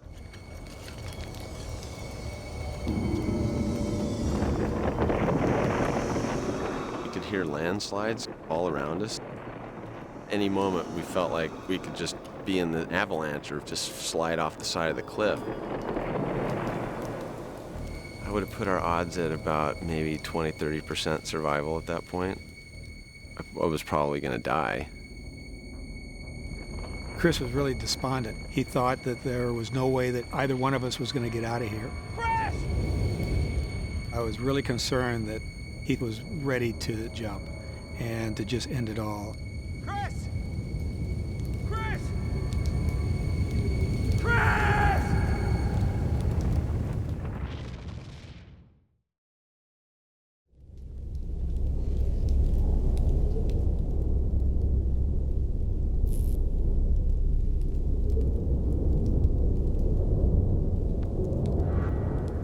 Mike and Chris have survived a terrifying night inside the Puuo vent, clinging to the unstable crater wall. They are dehydrated, exhausted, and are suffocating in toxic gases. Their lives depend on the rescue team returning. Mike was the voice of encouragement. He kept saying, "Don't worry, everything's going to be fine. They're going to come get us." So I kind of relied on him for that kind of support. Bottom line is that I possibly caused his death because I was the one that told him, "Come on, jump in the back of the helicopter and go for a ride with us." We're sitting there and just waiting and waiting and waiting.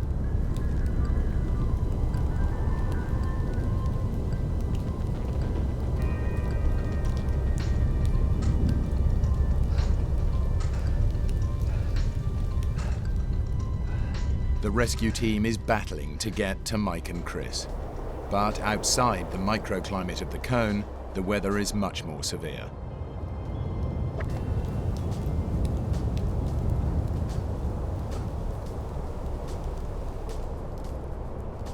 Despite the dangerous weather conditions above, they've made it over to their side of the crater. More to the left! The first one I saw was like about 15 feet away, and I couldn't believe that it was a rope. And then I thought, well, should I try for it, try to dive for it, try to go for it? No, it'll probably get closer. More to the left! The edge of the volcano is extremely unstable, so the rescuers are forced to stay back. They can't see Mike or Chris, and they can barely hear them.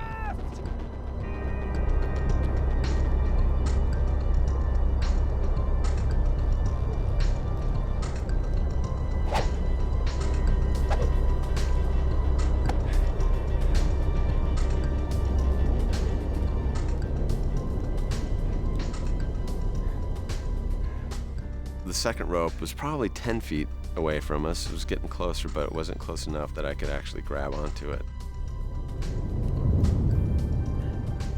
If I would have jumped for the rope and missed, then it would have been all over for me. And I really thought that they were getting closer each time. Here! To the left! So I thought, maybe the third time it would be right there that we could grab onto the rope.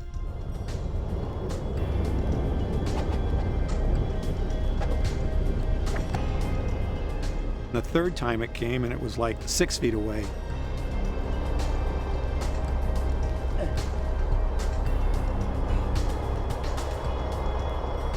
And I decided, okay, maybe I should dive for it.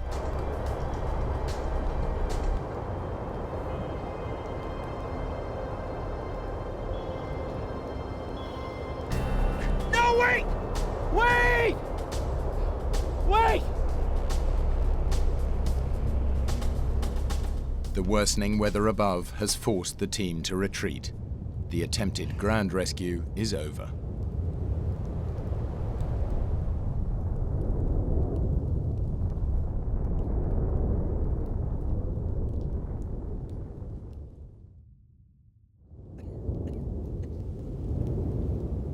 I had been sitting there for about 28 hours at this point and not doing anything but waiting to be rescued. So I just had to do something. I couldn't sit there anymore. Chris said to me, I have to leave. I have to try to scale out. And I said, come on, Chris, just stay put. We know that there's rescue people that know where we're at. It's just a matter of time. I was resigned to the idea that I was going to die anyway. So if I died climbing, at least I was doing something. Before I stood up and decided I was going to go, I actually went through and said goodbye to everybody in my family. My sons were like 6 years old and 4. That was really hard for me to sit there and dwell on how would they be without their dad for their whole lives.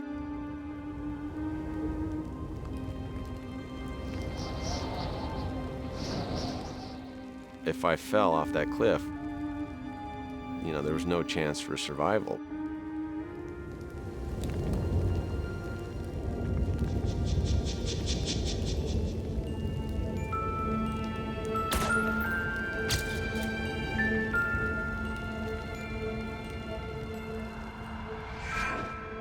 I looked at the cliff again, and all of a sudden I see this path. It was the weirdest thing. I'm like, where has that been for the last 2 days?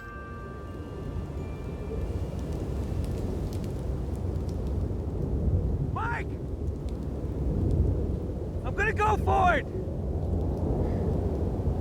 Be careful!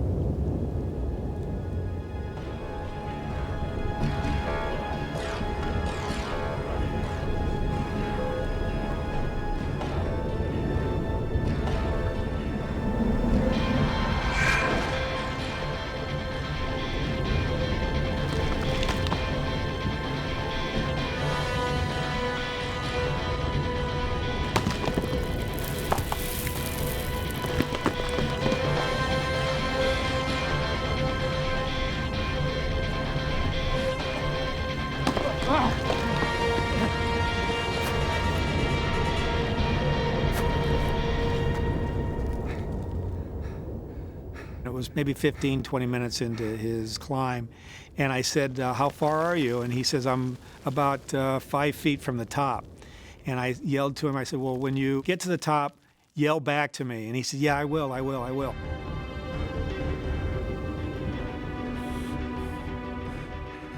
About 10 or 15 minutes goes by, and I don't hear another thing from him.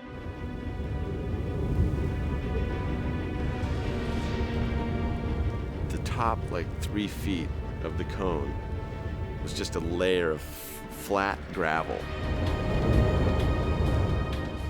And there was no big chunks to grab onto.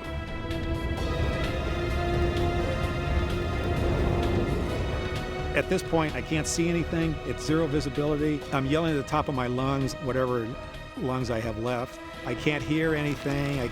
No response. Now I'm up on this cliff, you know, just towing rocks and looking straight down. And I thought, oh my God, I made just a horrible mistake.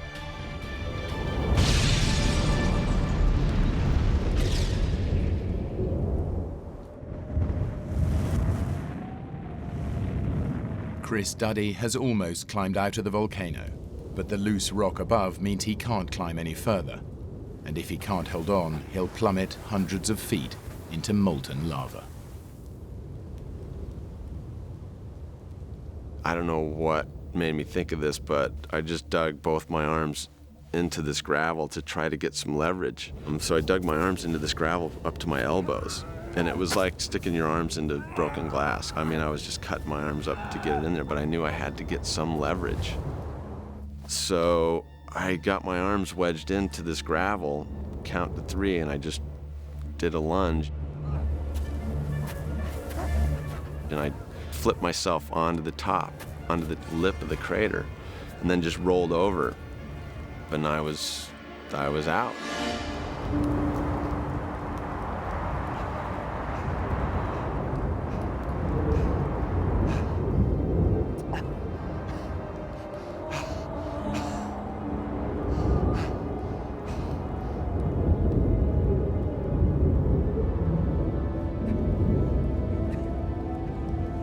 Mike! Mike, I made it! I'm out! I realized when I got up there that how bad the weather was, and you couldn't really hear anything. Mike! It seemed like my voice just took a turn. As soon as I yelled down, it didn't go down in there. Mike! Mike! I started down the side of the mountain, and I saw the rope there. I saw a rope. I remember I picked up the rope, and I'm gonna go get Mike. I'm gonna go throw the rope down because I know where he is. So I start back up the hill with this rope, and then I realized that I'm not strong enough to pull him out right now. I'm in shock, I'm all cut up, I'm in no condition to try to pull Mike out. I'd probably kill both of us trying to do that. So I just laid the rope down, kind of pointing in a line to where he is on the top. Then I started to run down the side of the crater. I'm standing on the ledge, and all of a sudden, from over my head comes this brown and black object wailing down through the smoke. And I hear this thud. And I think that Chris has fallen and plummeted to his death. Chris! I don't get any response, and now I think that Craig has died, Chris has died, and now I'm left all by myself.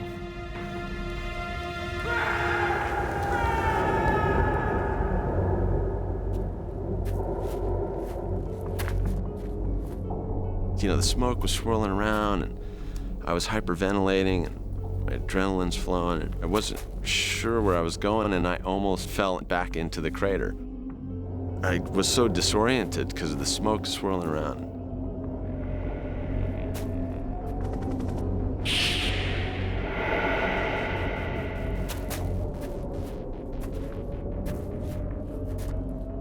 The rescuers had left some cones in a trail, so I caught onto that. And I came upon their base camp where they had stayed that night. But nobody was there, it was empty. The unpredictable weather has not only stopped the rescue mission, it's forced the team completely off the volcano.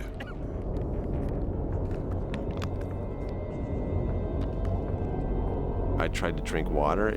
It wouldn't even go down my throat because my throat was so swollen. It was almost swollen shut.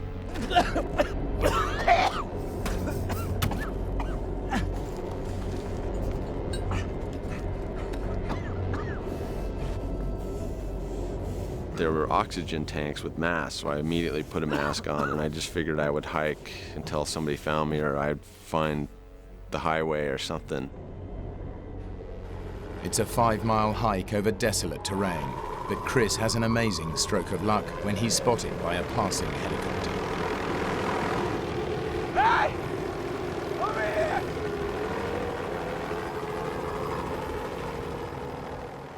As soon as they grabbed my arms, my whole body went completely limp. Like I almost fell over. They had to actually carry me from that point to the helicopter. My body just shut down.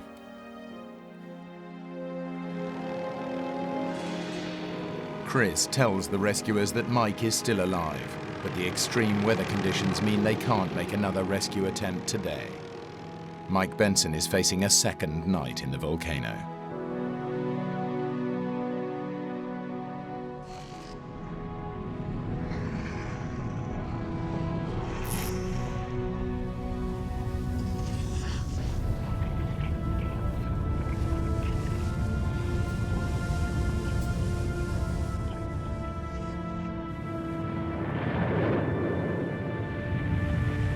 I was by myself, thinking that I'm the last survivor of this horrendous ordeal in this volcano. And I kind of just gave up hope for a while. I just thought that the only peace that I would get would be if I just passed away quietly.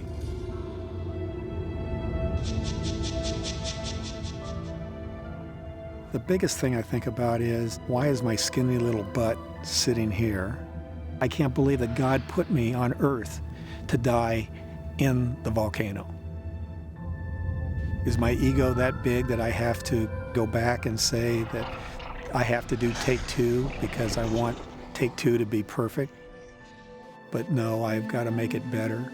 And with that, endangering myself and my comrades. I started to see Madame Pele, and it was in profile. It looked like she had long flowing hair.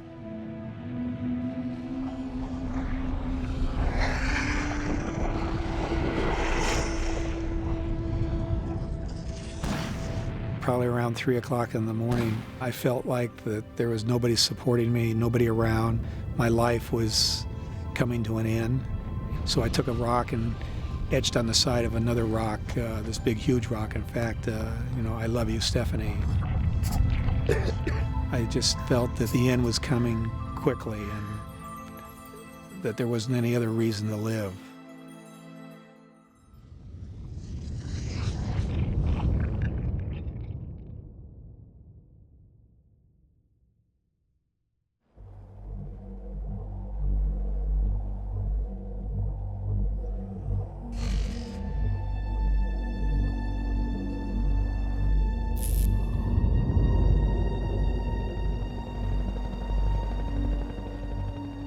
Having survived a helicopter crash, Mike Benson has spent a second night in a live volcano.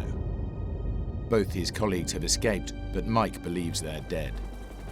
2 previous ground rescue attempts have failed, so Mike's film company hire another helicopter pilot to attempt another radically different aerial rescue.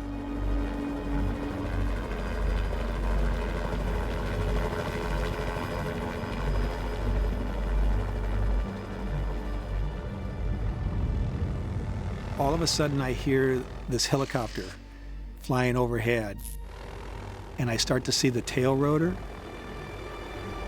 I'm still looking up, and I start to see the fuselage.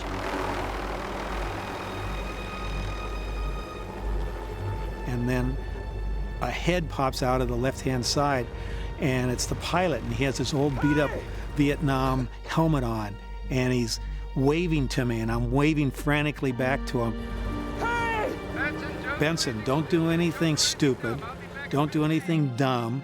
I'll be back in about 15 or 20 minutes. I'm going to go get a piece of equipment and come back, and we're going to get you out of here.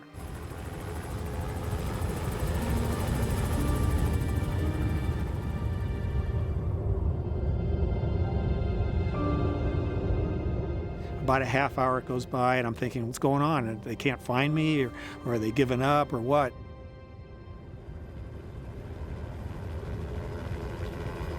All of a sudden, I hear the helicopter, but this time I can't see anything. The visibility has gone to 0.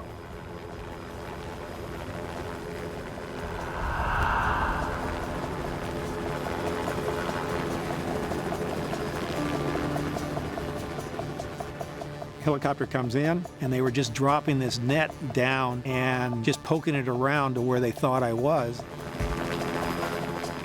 The second time I saw it was like 10 or 12 feet, and with that, it got lodged on this big, huge rock, and it got caught up in the net, and they thought it was my weight that was in the basket, so they powered up.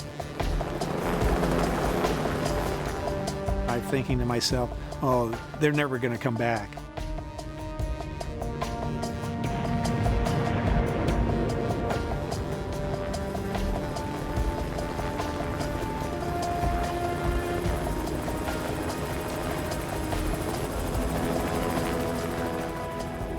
This time it's like about 10 feet, maybe 9 feet in front of me out in the middle of space.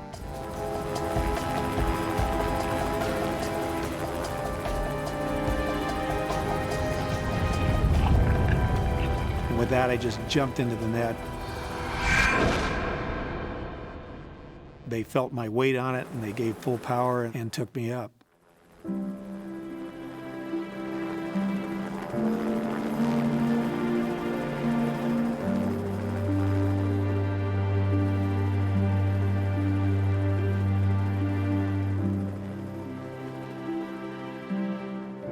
I could see blue sky above me, and I could see some edges of the volcano.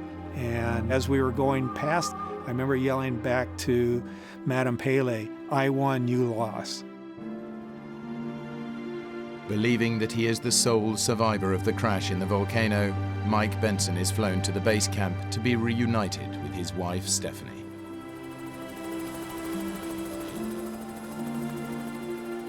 It's so hard to describe, to see the people that you love. Then out of the group, I see Craig come walking in, and then I realized that they hadn't died. I came over to greet him. He was pretty dumbfounded and amazed and happy that I was okay. I just couldn't believe that he survived another night in that pit. I was so glad to be alive that I could literally have run a 5K. I had this much adrenaline being pumped into me. After test screenings of Sliver, Paramount Pictures decide to change the ending of the film. Everybody asks when they see the movie, well, there's nothing about the volcano in it. I said, I know, we changed it all. Everything I shot was for naught. Craig Hosking continues to fly helicopters and planes on major feature films and is one of the most in-demand pilots in Hollywood. For a long time, the volcano incident was on my mind a lot. The rescue, the way we did things, and I guess I got to see the core of myself a little bit too. Chris Duddy has risen up through the ranks of the film industry. He's now a director and producer. I don't worry that much about death since the accident, you know? I think you just gotta live your life and things happen. Mike Benson has shot major Hollywood movies. He still loves to fly and now has his own pilot's license. 2 other producers have asked if I wanted to go and do some aerial photography over Kilauea, and I said I don't want to test fate again and be put in a position that I might have to do take 2.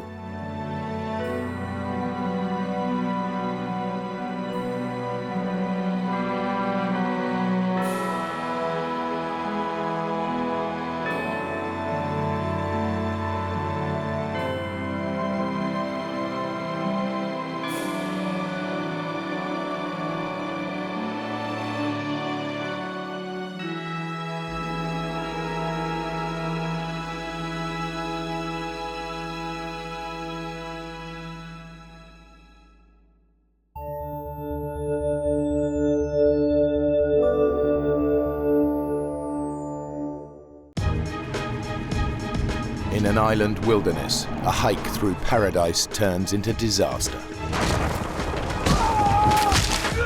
An horrific accident leaves a man's life resting in the hands of someone he barely knows. See you soon. Days from help in the middle of a treacherous rainforest, the next 48 hours will change both their lives forever. It'll be the ultimate test of character, compassion, and the will to survive. I'd always said that there's some kind of glamour, if you like, in dying in a place that you love. And now I'm staring down the barrel of that, and it doesn't look that pretty.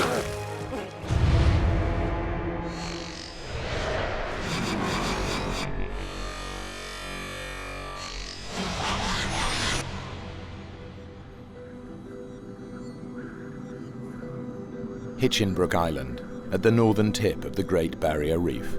40,000 hectares of dense tropical rainforest, surrounding formidable rocky peaks. A protected wilderness, there are no roads and no inhabitants.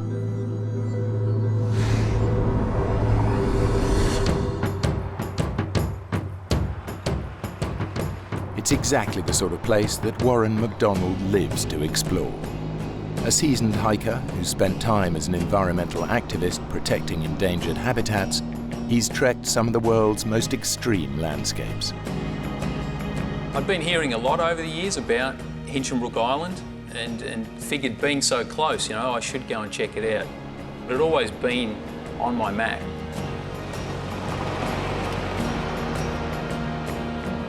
Hinchinbrook is renowned in the hiking community as one of Australia's best-kept secrets.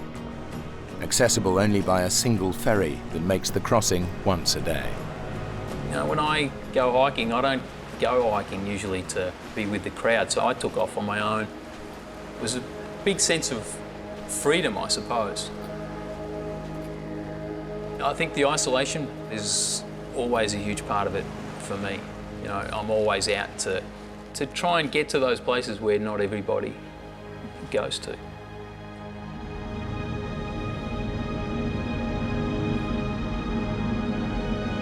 There are rarely more than a handful of hikers on Hinchinbrook, scattered along the island's only established trail. Geert van Heulen is a photographer and painter. He's travelled from his native Holland to walk the trails and paint the landscape of Hinchinbrook. I really like the physical exercise because I start not very well trained and basically walk myself fit. Hiking to me is one of the things I really basically live for, and also being able to sketch and paint and draw is very important to me. The opportunity that I got for that on Hinchinbrook was just awesome, fantastic.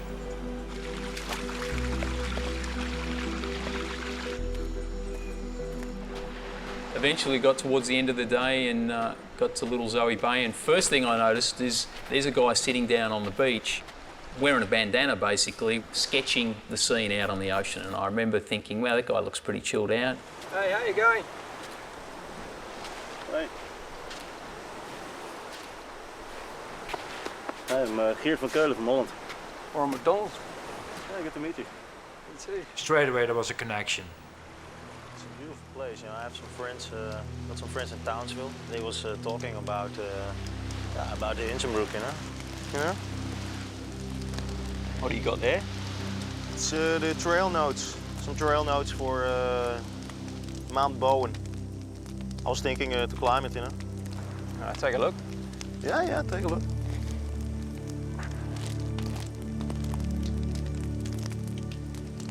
You know that there's that book, 1,000 Things to Do Before You Die. Oh, yeah. Apparently the view from the top of Mount Bowen is in there twice. How long do you reckon it'll take to climb? If you're interested, then we can climb it together. I mean.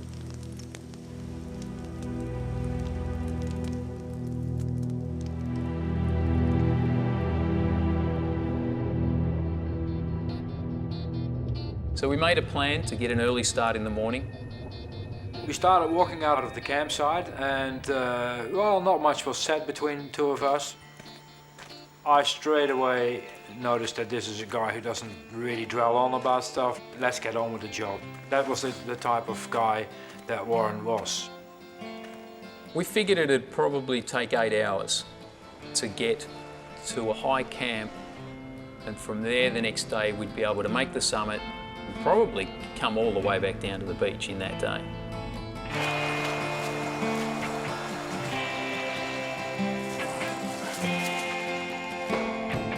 Mount Bowen is covered in almost impenetrable rainforest, but from its peak to its base run creek beds that cut through the dense undergrowth. Now, one of the things you come across in Queensland is this vine called lawyer vine. Pretty aptly named. When this stuff gets hold of you, it's not too keen to let you go. So we tried to spend as much time as we could in that creek bed. Geert and Warren plan to follow the creek to the mountain's summit.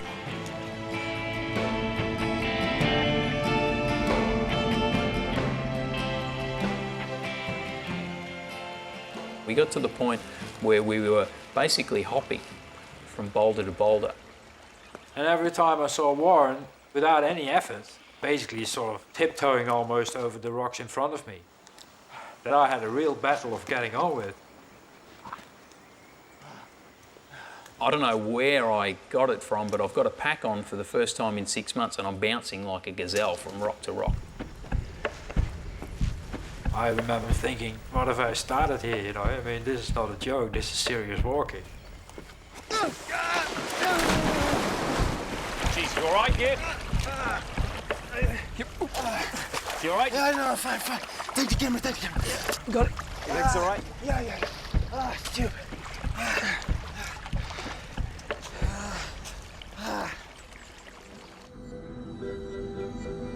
It came obvious to me that he was just fitter than I was. But at the same time, I was having a great time. And I like that sort of element in hiking very much. Why should it be easy? I might as well stay home.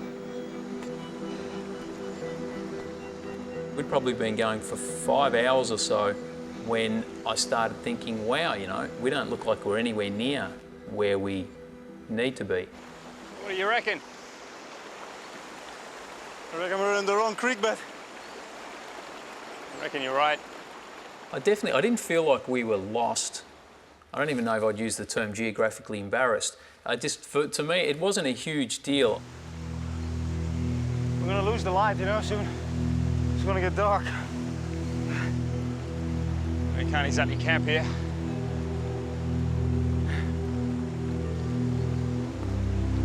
Come on, Git. Come on, Git. We kept on going up and up, going from one boulder to the other. And as it goes in the tropics, the dark sets in really quickly. And before you know it, you need a torch just to find your bearings. We realized we couldn't go any further. I was just glad to have stopped, and I think Warren was as well. And that's why we made our camp, and we had tea. So I need to take a leak, and the last thing that I want to do is do it in the creek.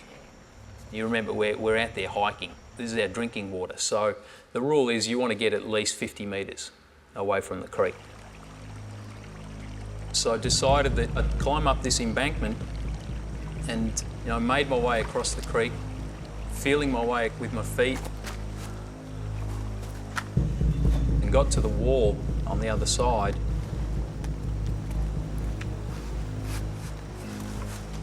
And got my foot up onto the rock. And at that point I heard a huge crack.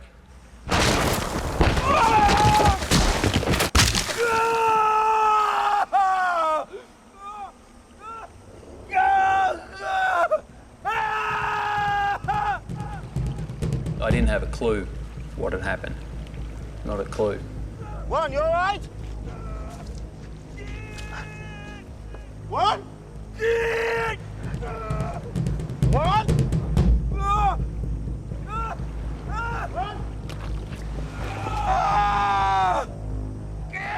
What? Jesus, what happened? I shone, and I saw a complete surrealistic scene. It was a human being, and this huge rock was on top of him. At this point, it's totally all about the pain grinding down into my legs, and I need to make it stop. In a freak accident, Warren MacDonald is pinned under a chunk of granite weighing more than a ton. He has no idea how badly he's injured, only that he's trapped.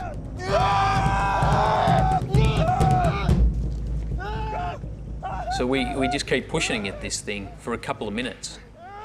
It's incredible the negative energy that the rock actually gave. It was almost as though the rock was pushing me back. Nothing happened, and it's like trying to push a tank out of the way. I'm in a world of pain, but there's not a hell of a lot I can do about it.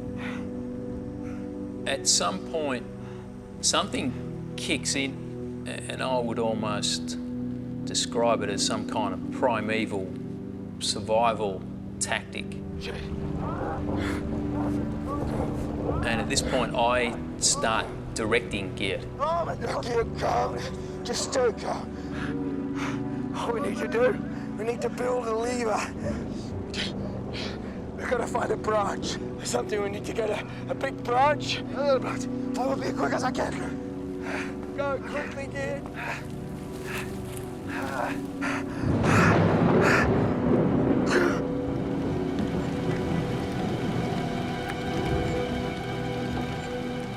So it started raining. I'm thinking, this isn't ideal. We don't really need this. The last thing we need right now is rain.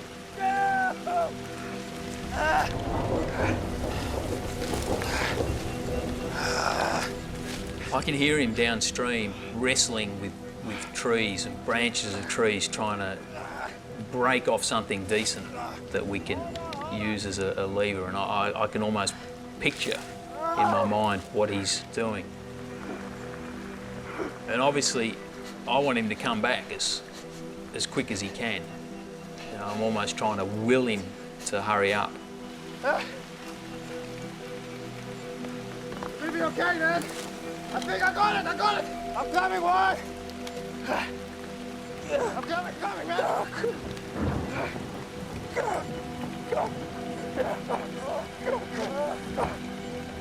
So Geert's beside me pushing. I'm pushing so hard now that I feel like I'm going to tear myself in half. And then all of a sudden it moves, maybe an inch.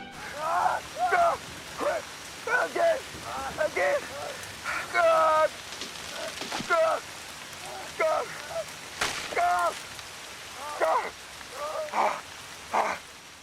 Do you know, all it really did is we helped it settle further onto me. Get it tight. We need a bigger branch. We need a tree. Yeah. Go get a tree. Okay. Get a good one. You're gonna be all right, mate. You're a tough bugger. Go get a tree. When he leaves, I start thinking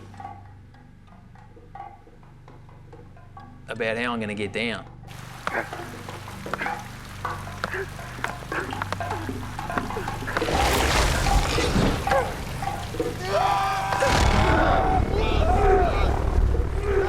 I envisage crawling back down this creek bed and how long that's going to take me. I'm pretty sure that I got two pretty badly broken legs.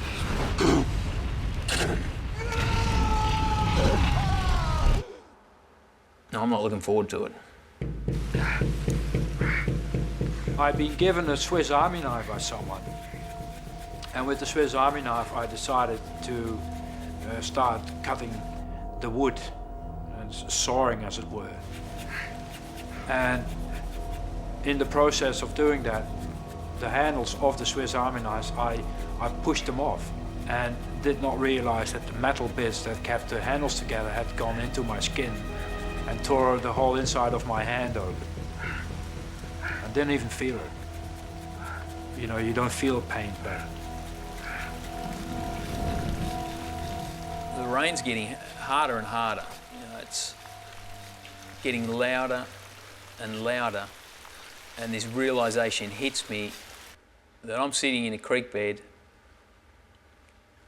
and the water is starting to rise. It's not going to take too long at this rate for it to go over my head.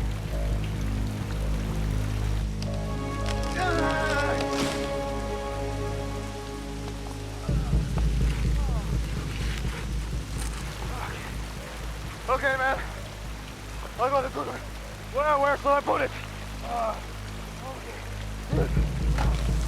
Okay, on my count, kid. 1. Come on. 2. 3. Go! Come on! Go!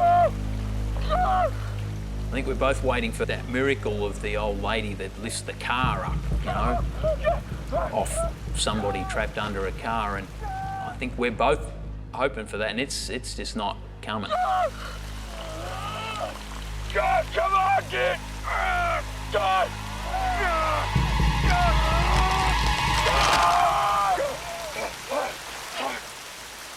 Okay.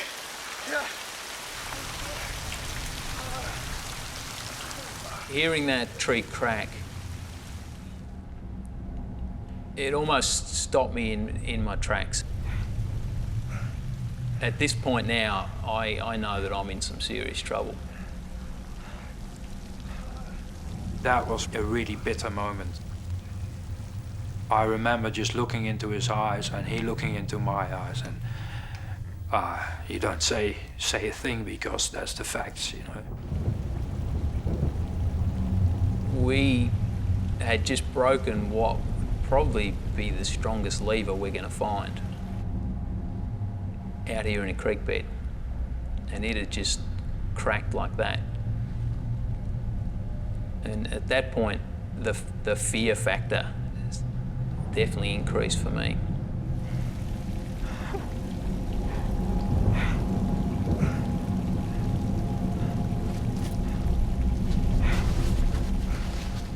I had this incredible image which will never leave me. I looked in the rain and I saw his silhouette. I saw the silhouette. And the silhouette got exaggerated by the hood of the Gore-Tex jacket that he was wearing. And I could see that his head was to one side. I think that I heard him moan, and I think that I heard him cry. That's the only time that I think that I heard any complaint.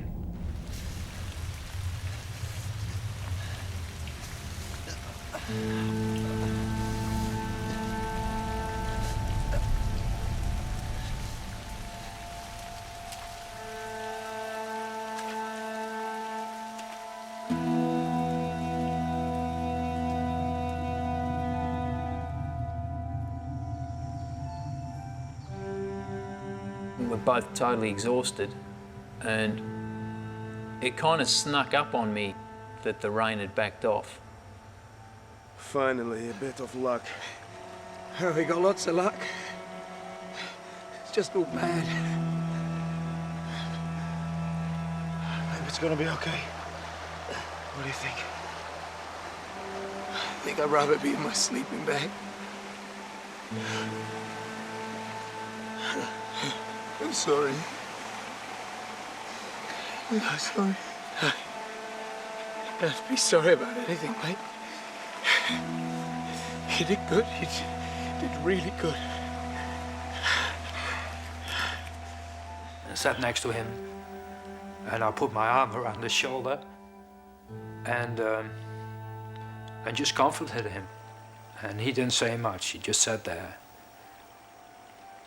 All along, I think both of us held out this hope that we were going to be able to do something, that something was going to work.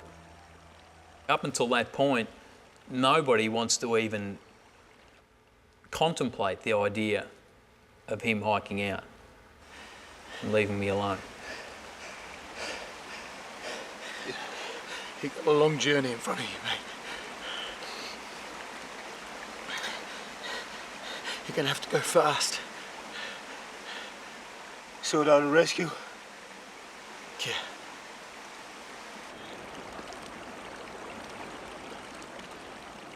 It's impossible to hike out. At that stage, I would have killed myself straight away, I think. So I had to wait until the morning.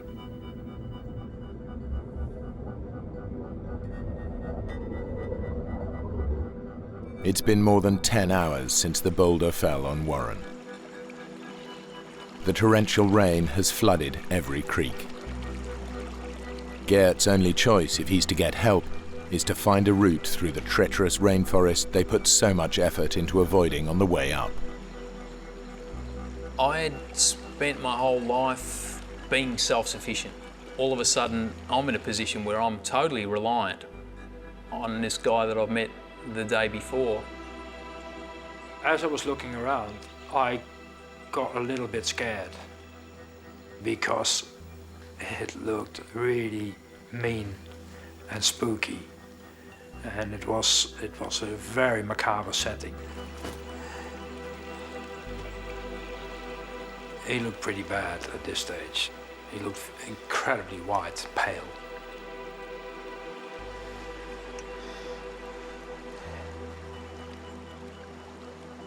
Give you something to do.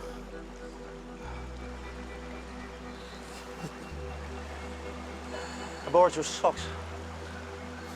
Mine got washed away in the night. You go easy, mate. It's gonna be another night, you know, before I make it back to the ferry. I can do that. Another night I can do. I'm not consciously aware of it, but I might even have ignored eye contact for a few seconds there. He'd never looked around. It seemed like he was just looking in front of him all the time. Maybe he was already preparing himself for what was going to happen next. That he was going to be on his own.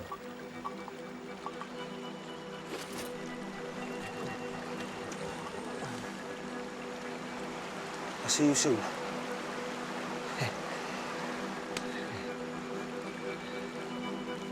I had pretty mixed emotions watching Geert walk away. I feel more anxious than anything else. He's my only hope. Geert! I'm okay! I'm okay! I'm good! I'm okay! I realized this must freak Warren out from here to nowhere. And he thought, that's some guy who's gonna get me out of here. Okay, if it gets slippery, just crawl. Just get down there, mate. Okay? Okay? Okay?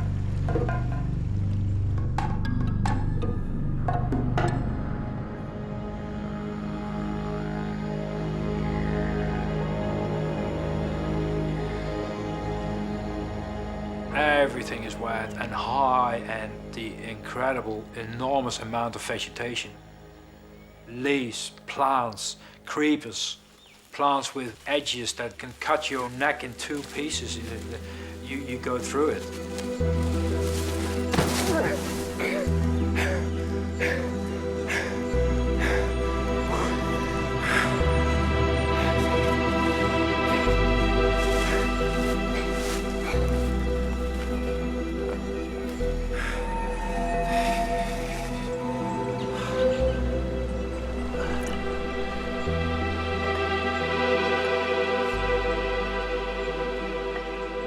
Always said that that there's some kind of glamour, if you like, in dying out in the bush, in a place that you love.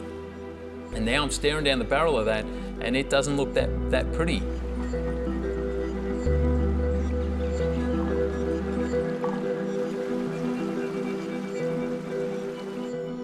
Don't relax. Keep sharp. Keep focused.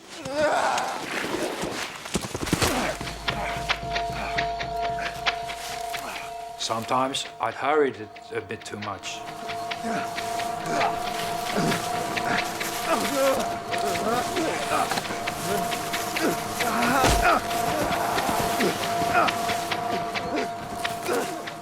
And went down way too quick.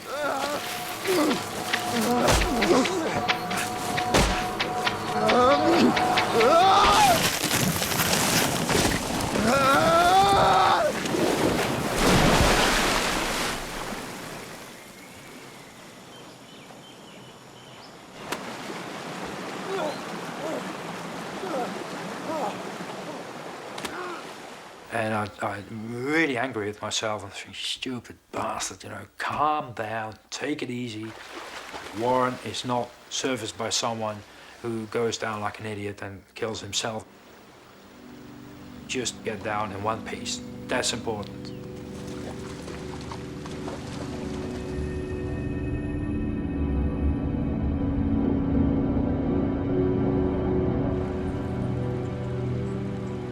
I found myself riding a roller coaster, is the best way to describe it, where at times I had to psych myself to such a point. It's just like, I'm getting through this. I can do it.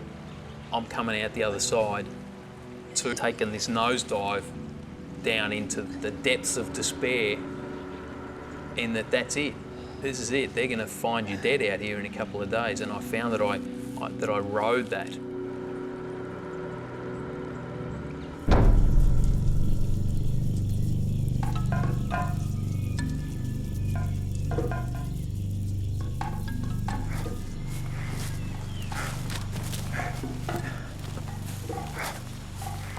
I hit a nest of tree ants. Green as a lime. Oh God, no, no, no, no, no, no, no! No! Get off! And all the ants came out and were all over me within a few seconds. I was covered in ants. And I saw a pool. And I just jumped in it with pack and all.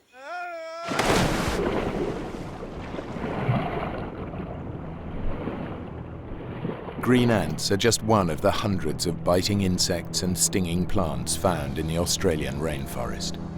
It is in fact home to 6 of the world's most deadly animals, including spiders, crocodiles, scorpions, and venomous snakes. Some of the best times in my life had been spent in the wilderness, and I'd spent time as an environmentalist protecting wild places, and the irony was that that same kind of place was now going to be the end of me. I found myself wanting to pick up the notebook that Gerd had left and to start writing a few things down. And I didn't realise it at first, but then it dawned on me that in a sense I was writing my last words and wanting to record that for family and people that I love. And then I realised why Gerd had left it there with me.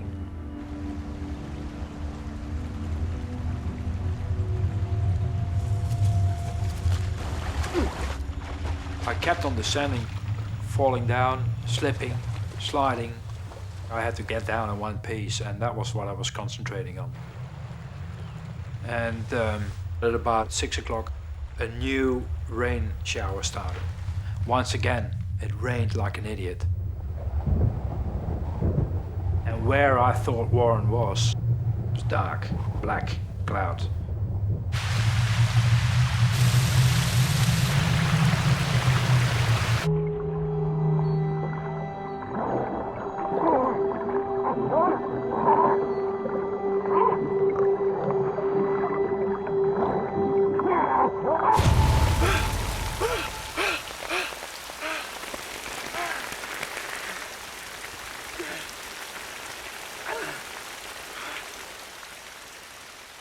I'd been hallucinating.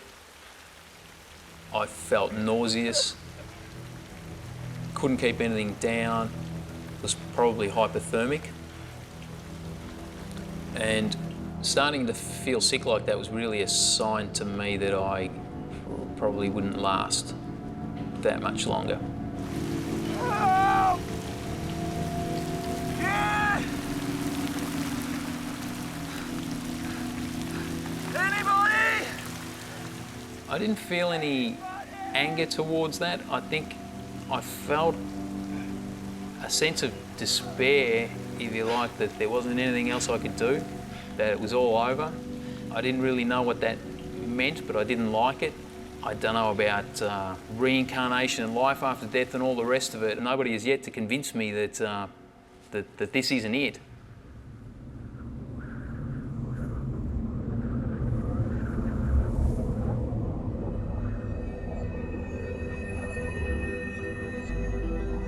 I hadn't slept well. I hardly had slept, and at about 3 or 4 in the morning I started walking. I was extremely tired, and I started to lose it. And I lost the willpower to lift my feet up properly. Just didn't want to walk anymore. I had enough. I couldn't care if there were a few moments there that I couldn't have cared if I just dropped there and fall asleep. What the hell are you doing up here anyway in the first place?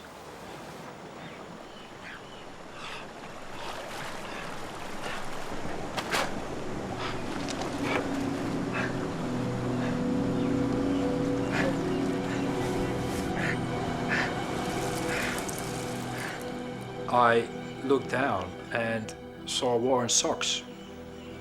Purple Explorers, never forget it. I looked at them, and that reminded me of him being trapped up there. And it's kept me in focus.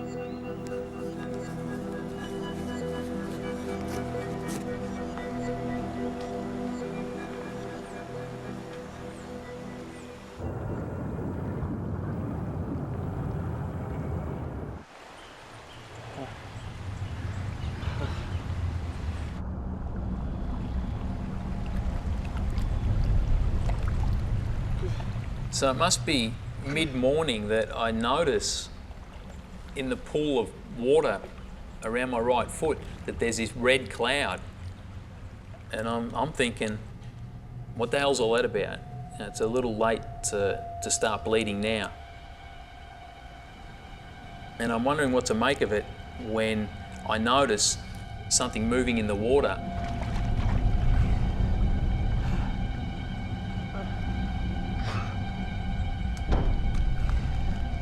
And realised with horror, it's a yabby, a freshwater crayfish.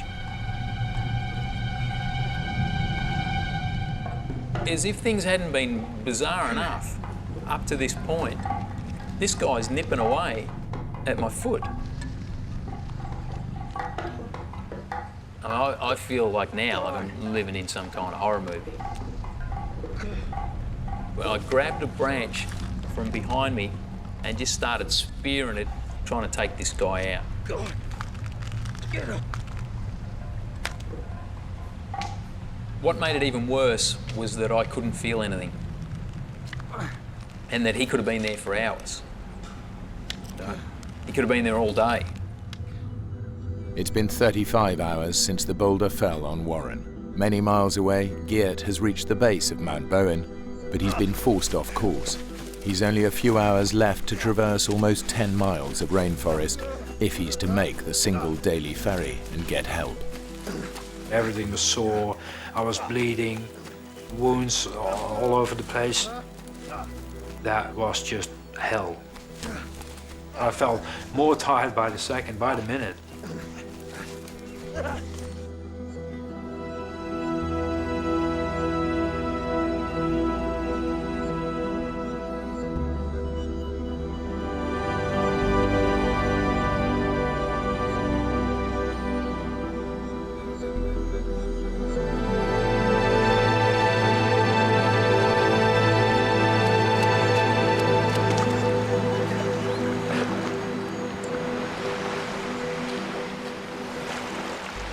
Started vomiting.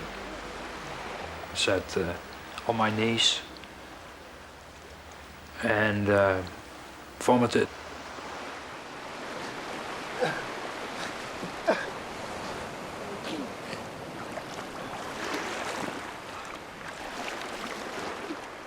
Straight away dawned on me to keep going and not to sit down and start thinking. There was still no time for that. The next task was to make it to where the ferry departs from.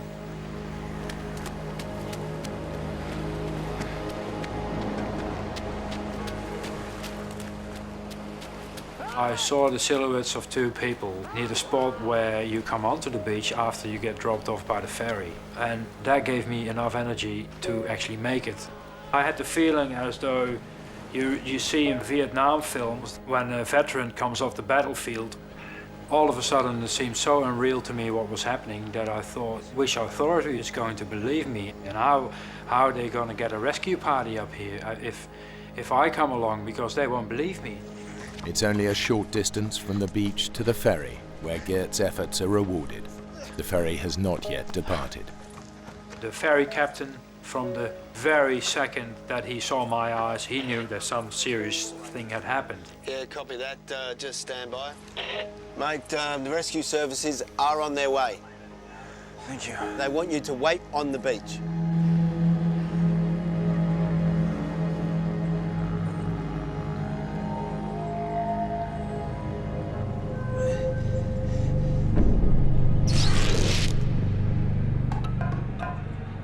I noticed spots on my right foot and knew that wasn't a good sign.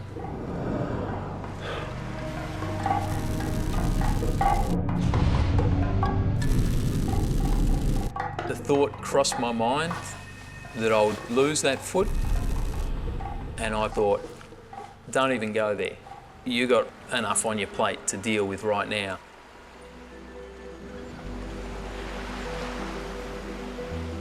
An hour passed.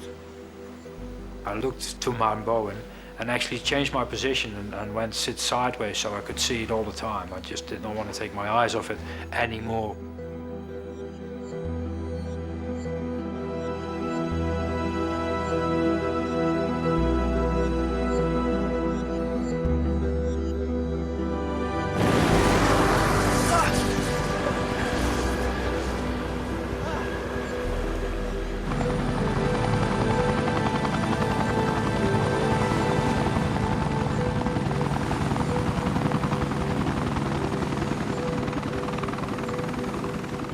The doctor was very calm, looked at me and he said, he gave me a very friendly nod.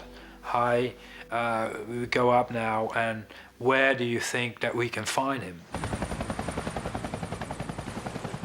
I asked Gert what position and what condition Warren had been in when he left.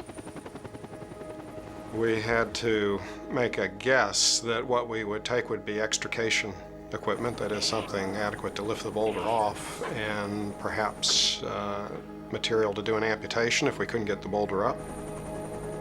We weren't sure where we were going, what we would find. Yeah, it was okay. Yeah? Yeah, no, actually it wasn't that good. I mean, really, it was not this morning. I mean, yesterday morning. Right about now, I've all but given up. You know, I'm convinced that something's happened to Gert, and I'm basically just waiting to die. Yeah, left there. To the left, go to the left. Copy that.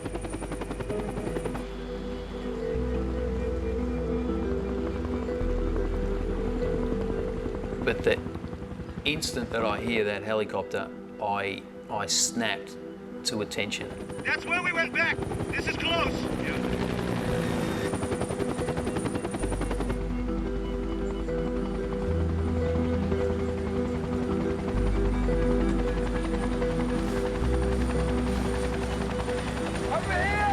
Something major has just changed in that I'm no longer alone. There! 10 o'clock, 300 meters! I don't see him, I don't see him! Helicopter's still one of my favourite sounds.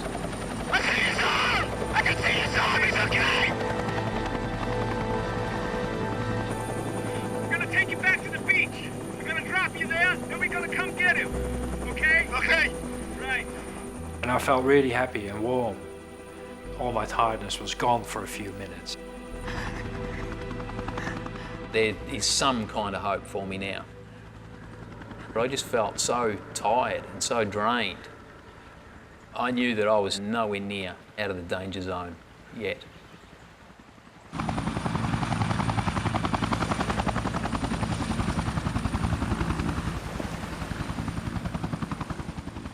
They dropped me off on the beach, and I was asked to leave. I had to go and had to wait for a second helicopter. I think we appreciated early on that because this is a very narrow ravine with trees hanging over it, there wasn't even a place to really bring the helicopter in, and we were going to have to go down on wires.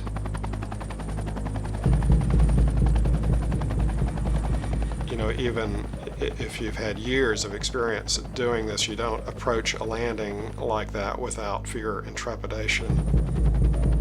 5 mile an hour crosswind. All right, out and clear. 2 meters to canopy. I was at the end. I was at the end of the rope. And I start to slip in and out of consciousness. 1 meter left. 4 degrees. Slow. I'm spinning. Compensating. Steady it. Crosswind's picked up. Copy that. Easy. Easy. Steady it. Okay, all right, I'm down. Clearing line. Copy that. Well done. I had the clear impression he was dead when I approached him under the boulder. I thought that this is just a devastating injury. This is not survivable.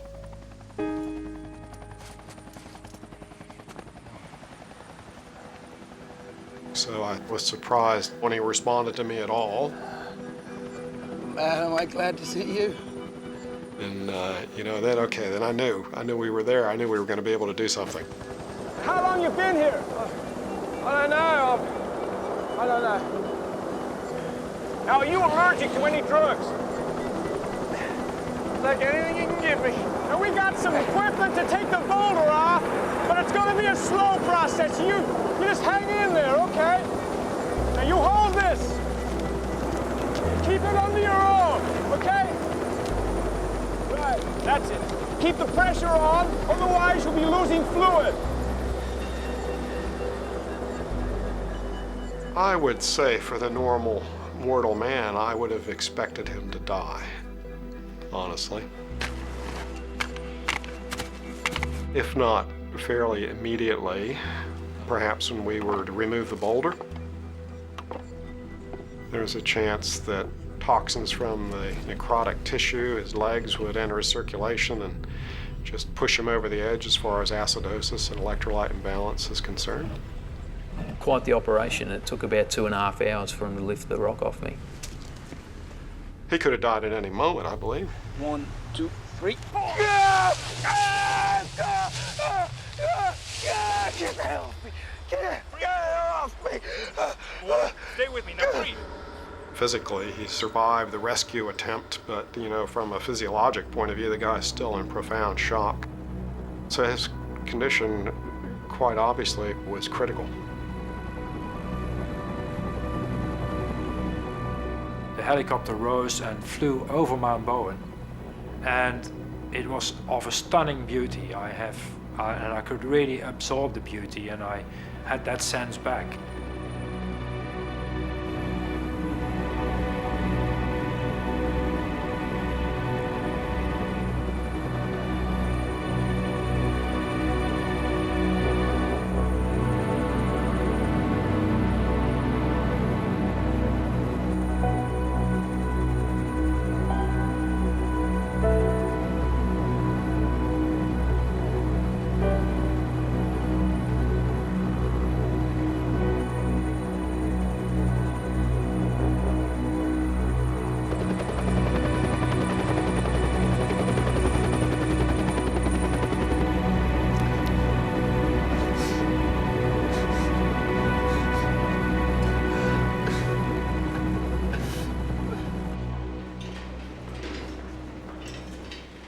As they were wheeling me into the hospital, I knew that I was in incredibly bad shape and nowhere near out of the woods yet.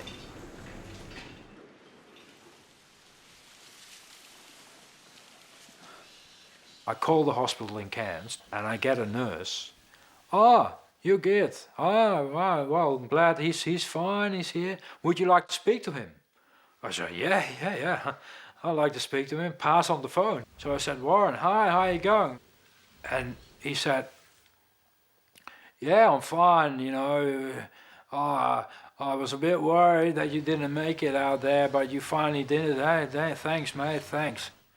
And then he said, "But I lost my legs, mate. And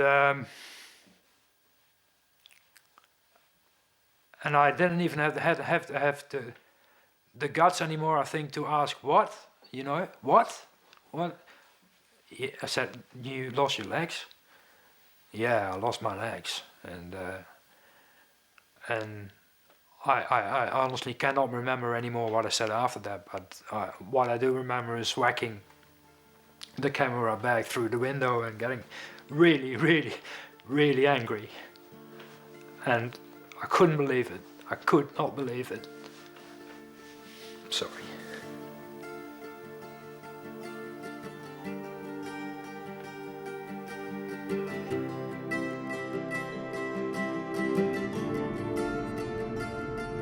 I think the single biggest thing that helped me survive was that I had sort of spent a lifetime taking myself outside of my comfort zone.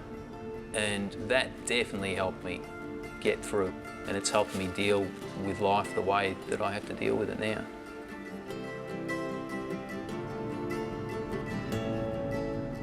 For the rest of my life, I will be tied to the Hinchbook story and certainly to him. And I'm pretty proud and happy that I have got to know this very inspirational man. You have asked me 5 years ago, of course I'd rather be running around on 2 legs. But I think it's changed me so much and allowed me to see things so differently. If I had a chance to change it again, I don't necessarily know that I would. Warren now works as a motivational speaker and is the first above-the-knee amputee to climb Mount Kilimanjaro. Geert returned permanently to Australia and now lives in Adelaide. He and Warren remain close friends.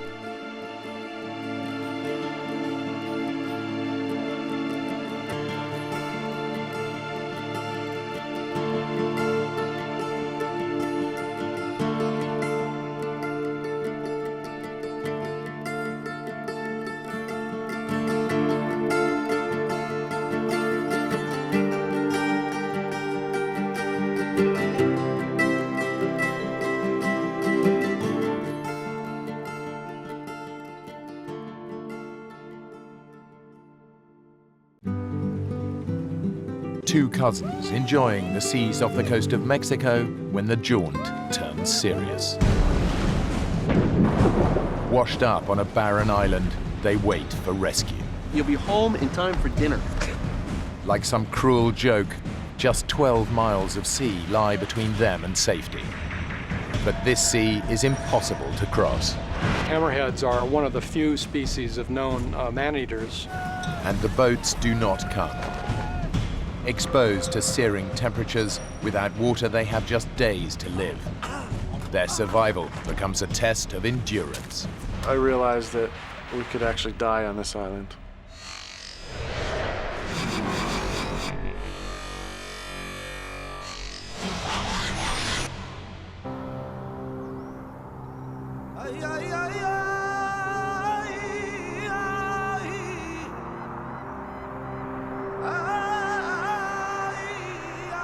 After a tiring 10-hour drive through the desert, Mark Sorensen and Rob Rusnak have almost reached the coast.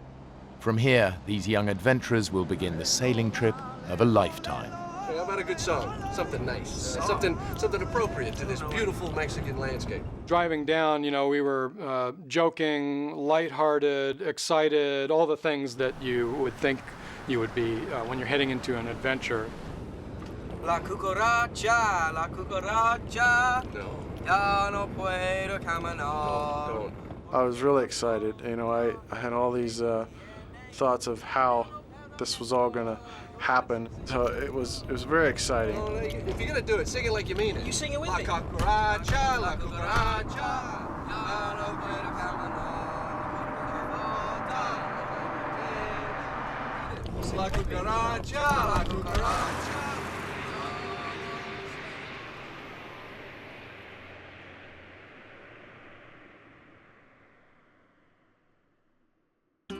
Their long drive from San Diego will end at their launch point, Bahia de Los Angeles. It's on the eastern side of the Baja Peninsula and is part of Mexico. The cousins' plan is to sail round-trip across the Sea of Cortez on a 16-foot catamaran, a dangerous voyage at the best of times. Their nights will be spent camping on the myriad of islands across the sea. Until they finish the 160-mile round trip, no one is expecting to hear from them. Wow. Incredible. Beautiful. When you see this placid blue of the Sea of Cortez stretching out in front of you and these dramatic islands coming out of the sea, seeing that was fantastic. Wow, we're here, you know, this is what we were looking for. It's begun. Mark loved the idea of doing this crossing in such a small vessel because it was more challenging. He doesn't think probably anybody had ever tried it in a 16-foot cat before. Mark's my cousin. I basically met him for the first time as a young teenager. He was about 14 years older than me, almost like a big brother, but we would get together to do a camping trip here and there. Right in the middle of the cat? Yeah. Oh, man. Rob was about 26 years old at the time. Not so much a little brother or a little cousin, but more a peer-to-peer partner. The kind of adventure that we're often looking for borders between Weekend Warrior and Death Wish, and that gray area between those things. Ready? Yes! Thank you. Is this baby gonna hold out? There's too much on it. Rob did see me as a mentor in terms of teaching him the basics of sailing. That doesn't sound good. I mean, you're the sailor, but too much weight on a boat. Boat sinks, right? Boat won't sink. Look, let's leave the wetsuits and the thick clothes. It'll be hot the whole time. Are you sure? Yeah. I'm gonna try and spread the weight out a bit. See if it helps. You give me a hand with this water? Heavy? About 80 pounds. The 8-gallon tank is almost like another person, especially when you consider the other gear that we had tied down.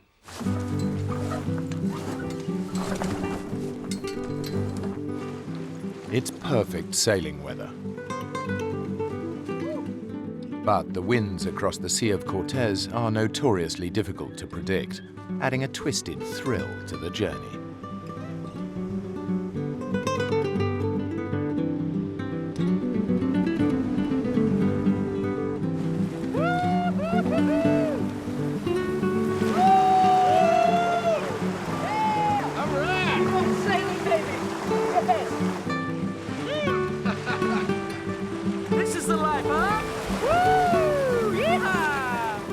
I love sailing because of the sense of freedom, of being out on the open water.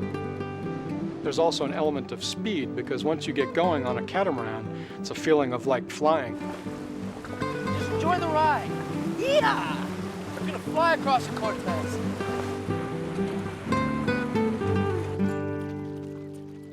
What happened to the wind? No, it happens. I read about it. 60 miles an hour to zero like that. I think it's because we're like in a canyon. The wind rattles down here like an alley, and then woof, it's gone. In the dead calm, the heat builds to over 120 degrees. And there's no chance to cool down in this sea.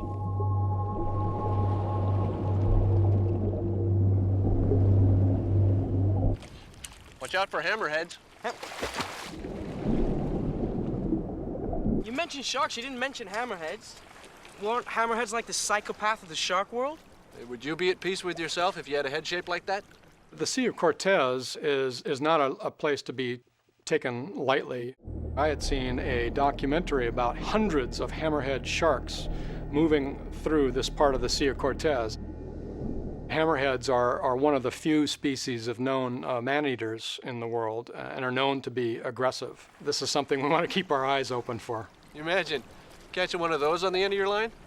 Yeah, maybe drag us into the nearest island. Be like Jaws. 3 hours later, the wind picks up as swiftly as it disappeared. But the dead calm was a warning, a forerunner to something much more sinister on the horizon.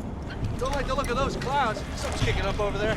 Coming out of the north was some kind of a squall or weather front, so we were kind of worried that, wow, what if this is something big rolling through that was not expected and that's going to be here for a while. We might have to forget about the crossing and head back. What? We might have to. Look, small savage storms. Squalls. We get caught in one, we're sitting ducks. I'm sorry, Rob. I'm turning around. Look. I think we got water on the portside pontoon. A small crack has opened up in the pontoon as it pounds the waves. There's no way to bail, and the catamaran starts to become dangerously unstable in the squall.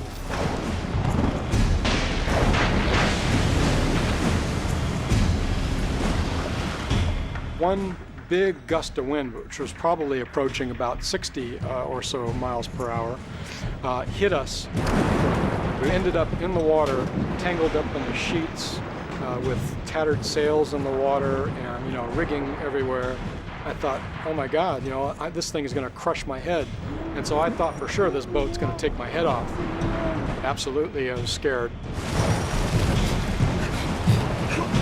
Is it me? Is it now really cold in here? Let's get the can back up. We were both getting very cold, on the verge of hypothermia. I was shivering uncontrollably. I was very uncoordinated. With the shredded sails and stricken pontoon, the catamaran keeps capsizing as Rob and Mark battle with the waves, their gear and the water barrel drift away. Everything we're doing, everything we're trying is going wrong. And I said, well, what do we do now? Just die? And when he said that, that brought in basically a flood of emotion where you're going, this could be it. And what a ridiculous way to go. They're weak, and in this storm, a 12-mile swim to the mainland is out of the question. With no boat, the threat of being eaten by hammerheads is now all too real.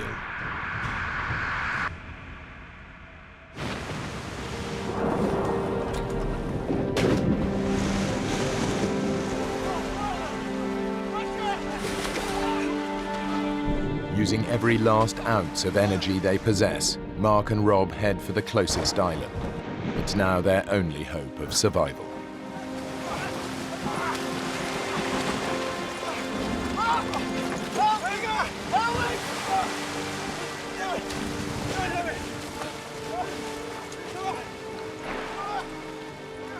Getting up onto the shore was so incredible in terms of just the mental relief of having dry land under your feet.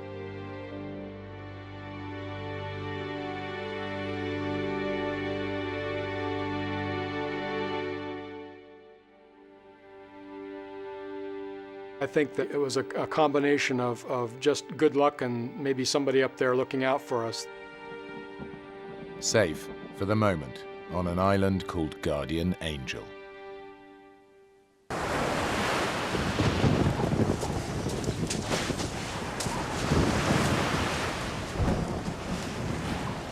We were soaked to the core, and we stripped all of our clothes off and got in our sleeping bags and got into a fetal position to try to conserve warmth. We were probably in pretty advanced stages of hypothermia. You're still shivering like crazy, but you know you've got a little cocoon of what will eventually become warmth as your body heats up the damp parts of the sleeping bag. Rob, you okay?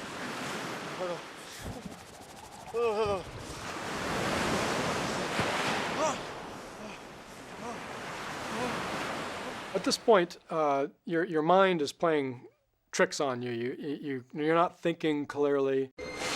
And I saw this very strange, light-colored thing that was jumping around on the ground. Rob, wake up. I'm awake. There's something over there. I'm not opening my eyes. Look! I assumed at that point that this was some kind of animal that was kind of circling us and checking out our campsite. I'm not opening my eyes. Because I'm thinking, here I am in my bed in San Diego. But if I open my eyes, I might actually be on a desert island freezing cold with no water. So I'm not opening my eyes. Looking at me.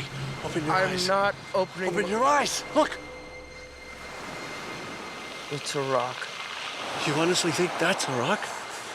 Now go to sleep.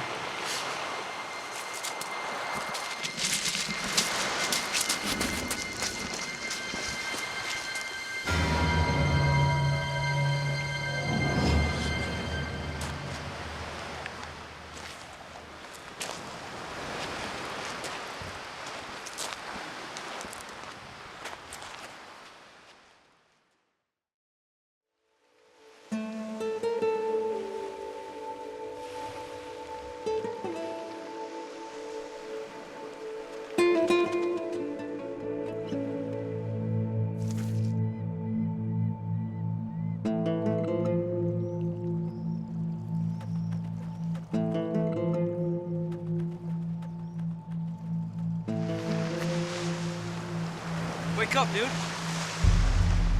Wake up. The good news is the catamaran's sitting on the beach. Yeah? The bad news is it's in a million pieces. Must have taken a hell of a beating against the rocks. At this point, we realized we're going to be on this hot, dry, no water, no food island and situation, and we're going to have to figure out how we're going to cope with this. You want to try and swim it? Gonna be eaten by a hammerhead? We could climb out. Oh, this cliff's got to be 100 feet high. You get to the top, there'll be a ridge, and then another cliff 100 feet high. It's going to be over 110 degrees by midday. Without water, you wouldn't make it 50 feet, and then I'd have to watch your dead body fall back to the beach, so no thanks, bud. So we're trapped.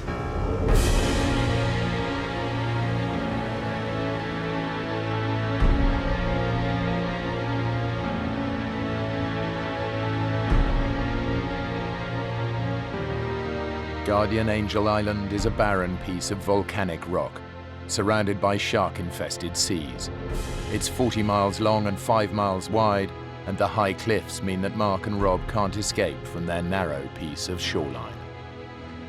To get around those cliffs, you'd either have to go up over them or you'd have to swim around them. But at this point, thoughts of the hammerhead sharks, thoughts of how far that actually was, this was going to be a long swim in shark-infested waters and was not something that we would probably survive. the swim would be suicide. And with nowhere to climb to, Mark and Rob are in a prison with sand at their feet and the sun in the sky.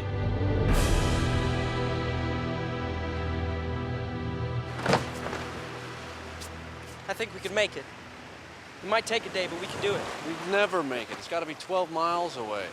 Our splashing would attract the hammerheads and who knows what else. We're weak, dehydrated, and if the sharks don't get you, the current will. Let's build a raft then. With what? There's no trees, no wood. We're on a desert island, my friend. There's usually an oasis, isn't there? Well, not on this one. This is a desert island. Typical.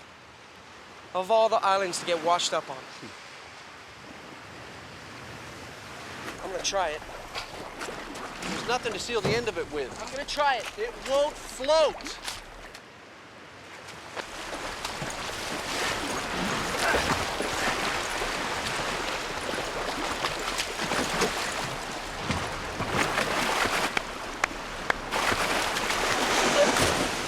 Damn it!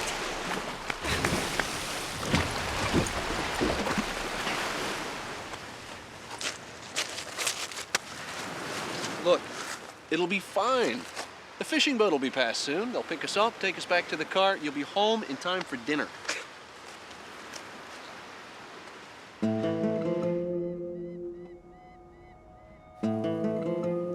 The only things that we didn't lose in the water were the items that were in our dry bags. Well, we've got a book, well, half of, a knife, about 20 matches, and some soaking wet cookies. Hey, I think I found that animal that was stalking you last night. You did? Yeah, kind of reddish in color. Moved up and down in a strange way. Yeah. Oh, no. What, are you afraid of balloons? Cinco de Mayo, the 5th of May. Huh? Must have blown over from the mainland. And? It's a Mexican holiday. It's like Independence Day. It's a national holiday that can last 4 or 5 days. Everyone takes part. Cool. Even the fishermen. Shit. No one will be on the sea for a few days. We don't have enough to last, do we?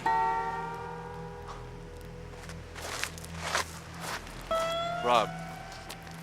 Rob! After we saw that balloon, our spirits basically dipped pretty low, at least mine did. We might be in for a pretty long wait before we saw anybody in our area. It was really starting to get to me. The two men are very exposed on their island. Just a day without water in this heat, and they'll be dead. After the sun came up on the island, there was a limited breeze coming through there. So you can just feel the heat, 110, 120 degrees. And you can just feel this heat getting hotter and hotter all morning long. And the sun was just beating on you all day. There was no shade to be had anywhere. Much better. I basically stayed completely clothed, but even doing all that, a few parts of my skin that were exposed got burned. How you doing? You didn't manage to find any sunblock on the salvage, did you? Starting to burn up. Certainly any kind of humor that we could come up with helped to break the tedium and just the sense of despair that starts to sink in. We have to find a few things, otherwise we're going to be dead before morning in this heat. You know those guys in the movies in the desert going, water, water? Yeah. I know how they feel. There really is no way to drink seawater. Man, it'll destroy your kidneys and make you go mad. Yeah, okay. I'll leave that as a last resort. What else we got around here? We have to find shelter and food. Nothing. Hey, wait a sec. Think John Wayne. I don't think he's gonna help us now. Well, you remember the westerns from the 40s and 50s? Don't Indians get water from cactus? Hey, wait. Aren't cactus like protected species? I can remember from being a little kid and watching things on TV, you can cut into a nice thick cactus and find fresh water. What if it's poisonous? Are cactus poisonous? I skipped that class in school.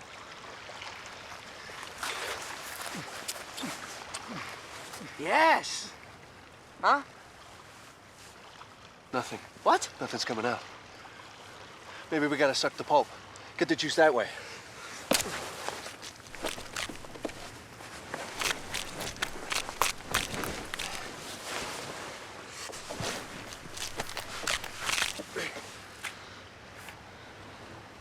After you. Well, let's not stand on ceremony.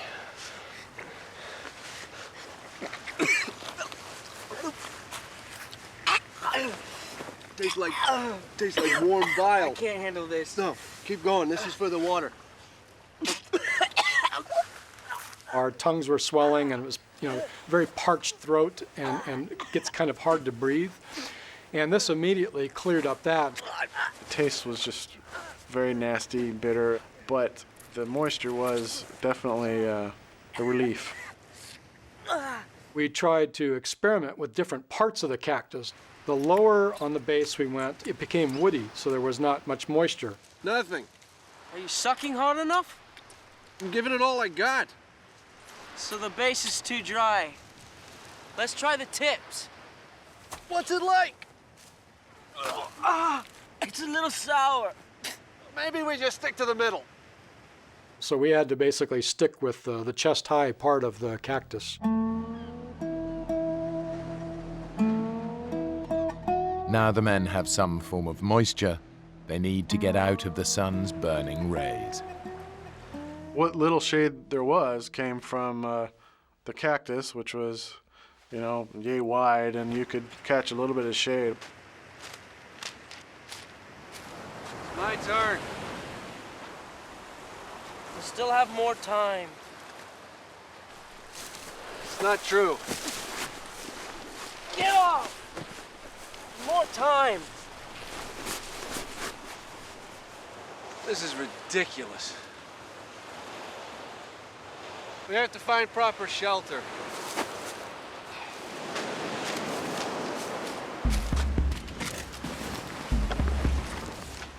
There was no shade to be had anywhere, so we were able to salvage enough of the boat, the trampoline part of the boat, as well as the sails and the boom, and we were able to basically make a tent shelter. Well, that's done. 5 star.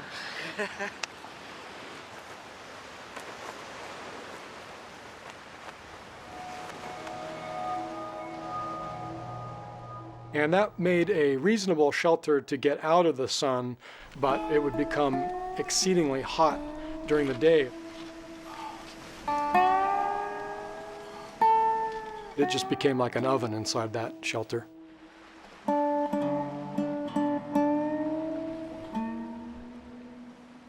With shelter in place, protecting them from the sun, it's now time to deal with the increasing hunger pains. We did still have the possibility of fishing, but we definitely stayed in the shallow parts because obviously there were sharks out there.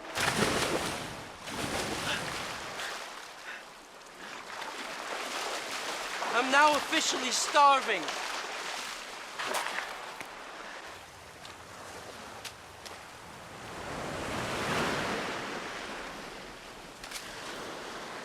Don't make it too obvious.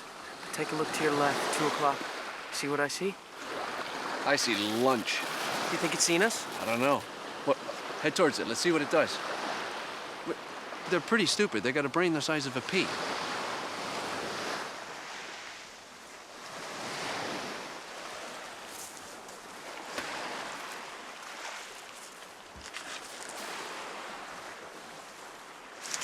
I think it's seen me. Move around a bit. Throw them off the scent. There was no way that you could actually sneak up on these things. Left, left, left. Go left. No, he's coming back. Get between him and the water. These things, have eyes that are looking all directions, and no way could we get close.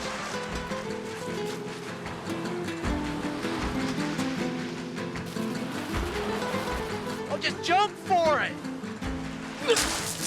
Man! That was pathetic. It's got like 10 legs, I've only got 2.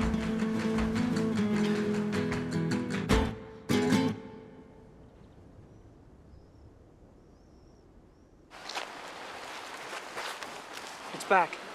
No, don't look! Pretend like we haven't seen it. How do you know it's the same one? I know that grab anyway. I'll go around the back and jump it. The classic pincer movement.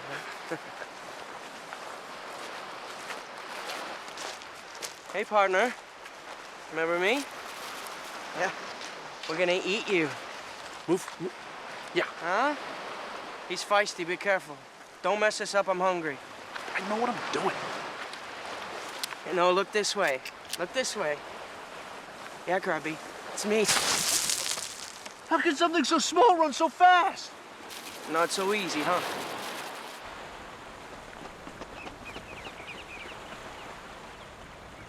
Stupid. It's short-sighted. They can't see us from back here.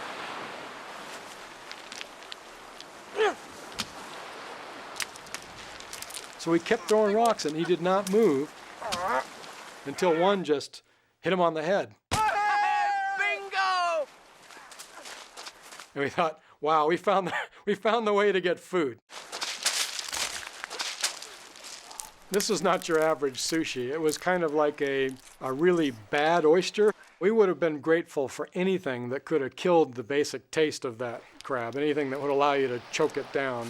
But at that point, we were hungry and thirsty enough that it just didn't matter. There was not enough crabs that we would be able to survive on them more than a few days, and that if we weren't able to find some other food source in the vicinity, that eventually we'd die from hunger.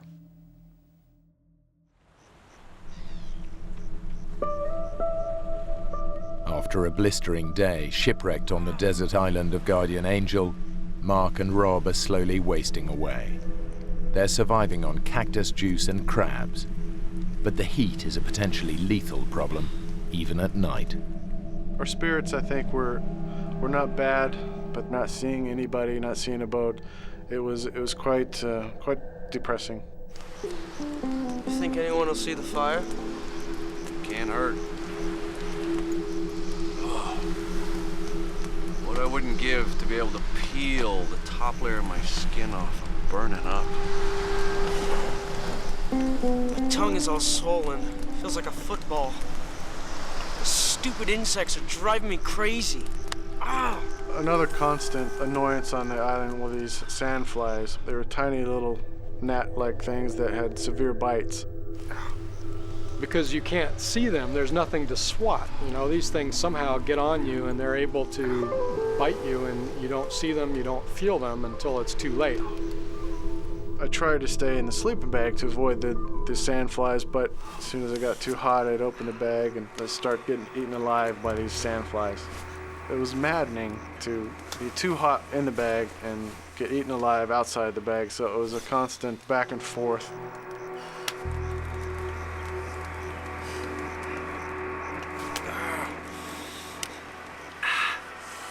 If you fell asleep with the sleeping bag wide open, it was a big mistake.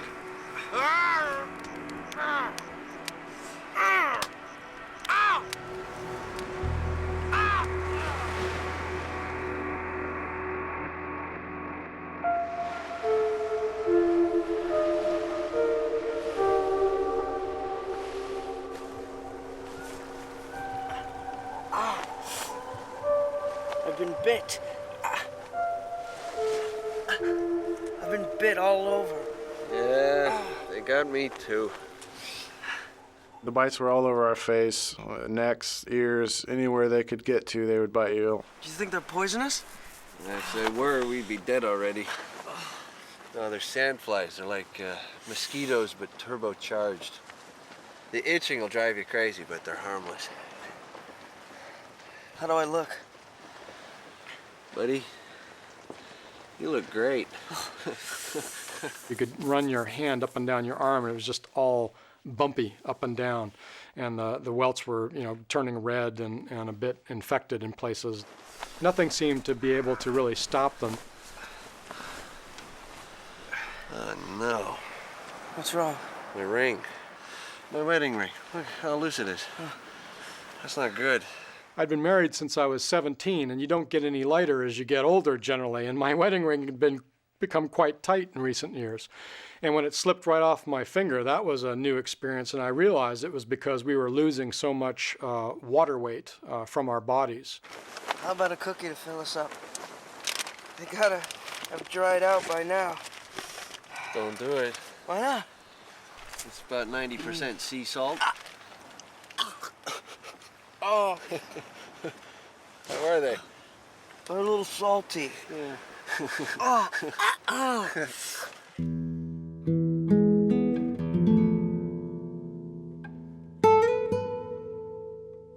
Increasingly, when you're dehydrated and your mind is just not working right, the harumphing sound of the waves started to sound like a jet.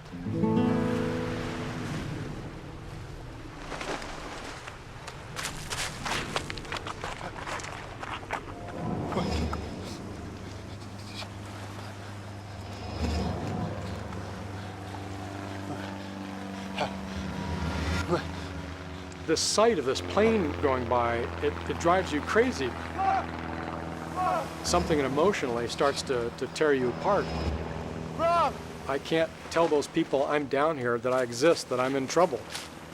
There's something reflective. We'll try to signal it. We have nothing that reflects. The knife blade. No, it's too dull. It's messed up. Well, keep waving your arms then. I remember trying to signal, even though I instinctively knew that they were too high and I'm sure they couldn't see me. Look. Here. You think you saw us? I doubt it. I would have circled back around.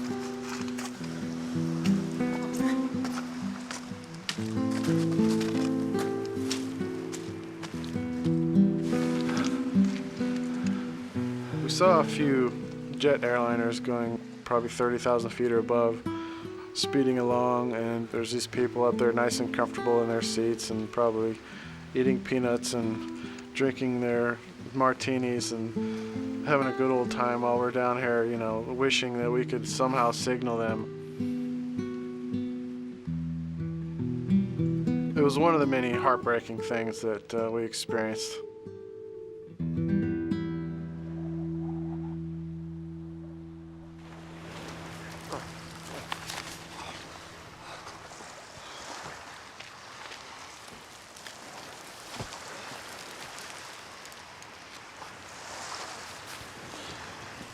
What are you doing? What does it look like I'm doing? I'm trying to do something. I'm gonna find out what's at the top of these cliffs. Rob, you have no water. We need to do something, Mark. Anything. And as fun as it is burning to death on this beach, eating You'll cactus be dead before you reach the top. I didn't know what was on the island or what was back up above those walls. I wanted to do something, just about anything. Rob, get out! No! It'll kill you! I can do this! Ah, get up! It was very frustrating for me.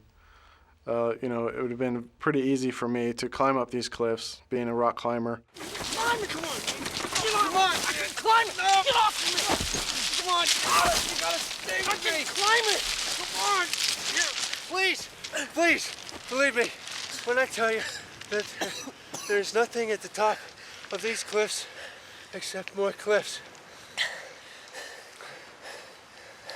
And maybe a Club Med.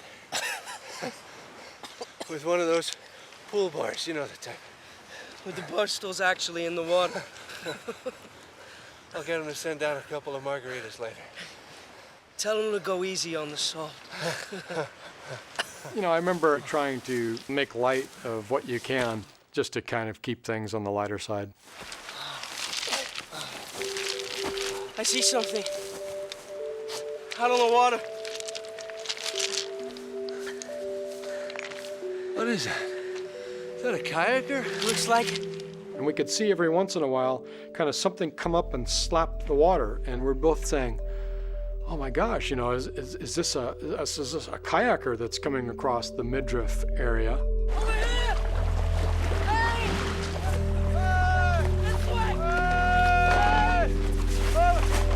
you think he's seen us? I can't tell if he's coming toward us or not. Hey, look this way! And as we're watching, this thing turns and starts flapping. Hey! It's a pelican. No, it's a kayak. It's a guy in a kayak. Hey, look! It's got wings. It's a pelican. Pelicans don't go kayaking, Mark. It's a guy. It's a guy in a... Hey! It's a guy. It's a damn pelican.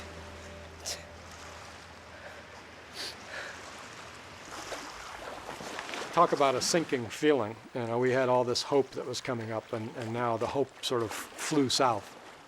Then our chances of getting off this island are not looking good.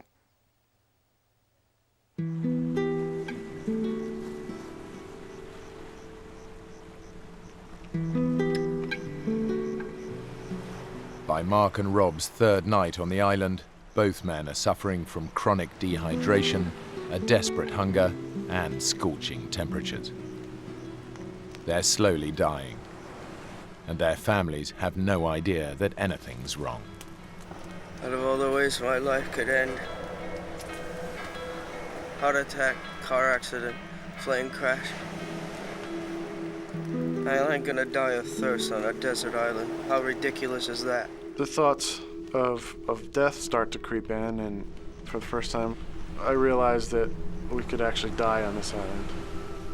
Will it be Mark that goes first, or will it be me that goes first? Or are we gonna go so delirious and crazy that we kill each other? I keep picturing our bones lying on the ground like the iguana skeletons all around the canyon.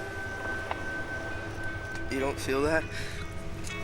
A couple of times I've imagined a policeman walking down the path to my house. He knocks on the door, and my wife answers. The next thing I see, she's crying. I really hate that my family now is going to start being concerned that they haven't heard from us. Yeah, it enters my mind, but then I push it out. We are going to survive. What if we're here for 2 weeks or a month? Look, we'll be rescued. I promise. It would have been devastating, of course, if Rob had come to any serious harm. I would almost rather not have come home myself than to have faced his mother to tell her that I had lost her son.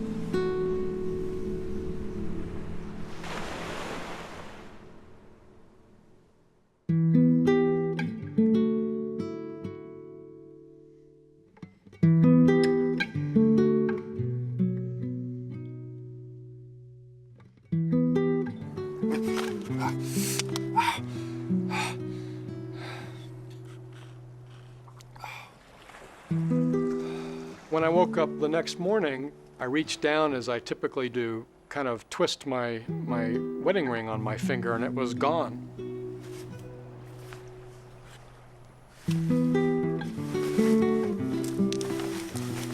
I realized that this thing had actually just fallen off my finger during the night.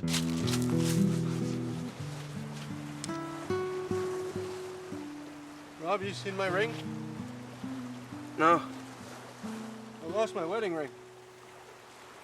Nice rocks.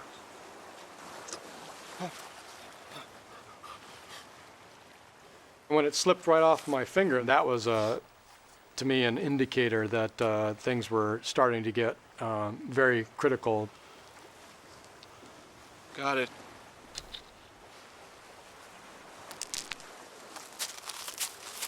You okay, amigo? Sure.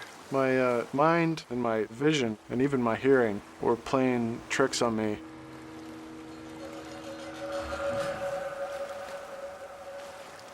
You see something out there? No. The dehydration was definitely the major culprit in causing delirium and the mind tricks.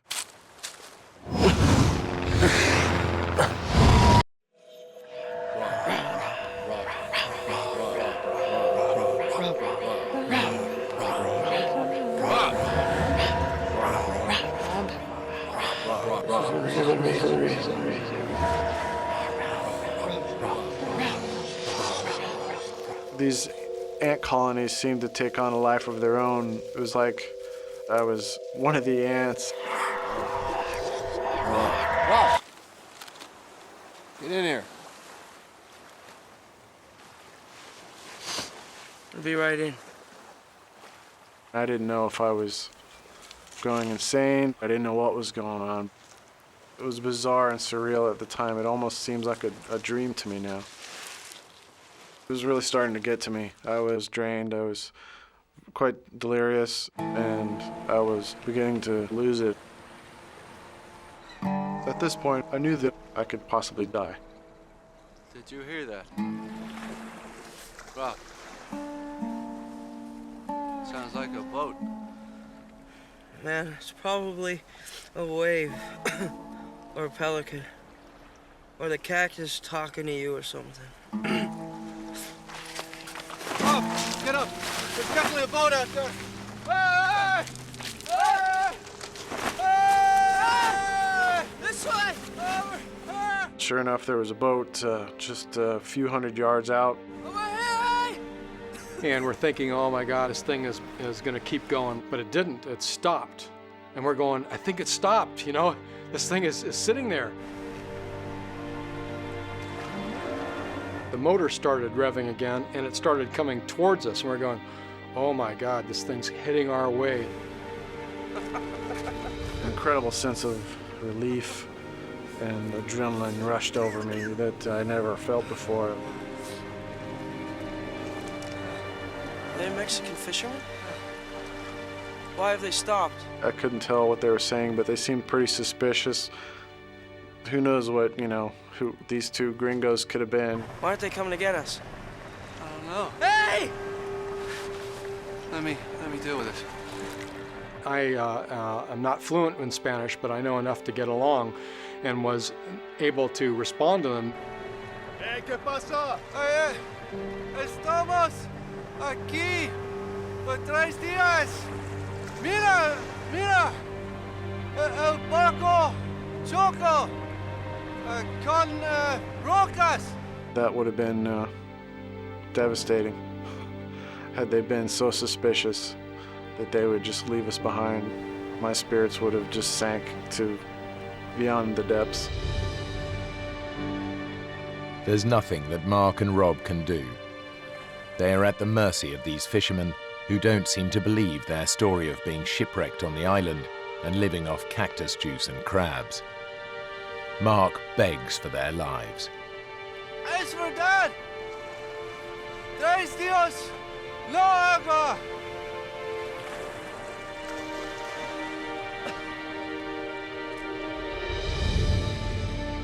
Gracias. Muchas gracias. They basically brought the boat around, and I guess were convinced that we weren't, you know, crazies or something. Just stay cool, man, until we know who these guys are, okay? Muchas gracias! Gracias! Vamos, rápido! Muchas gracias! At that point, your mind is just so relieved that that you're now out of that predicament, and it looks like you're going to make it home. That it's just an overwhelming sense of relief.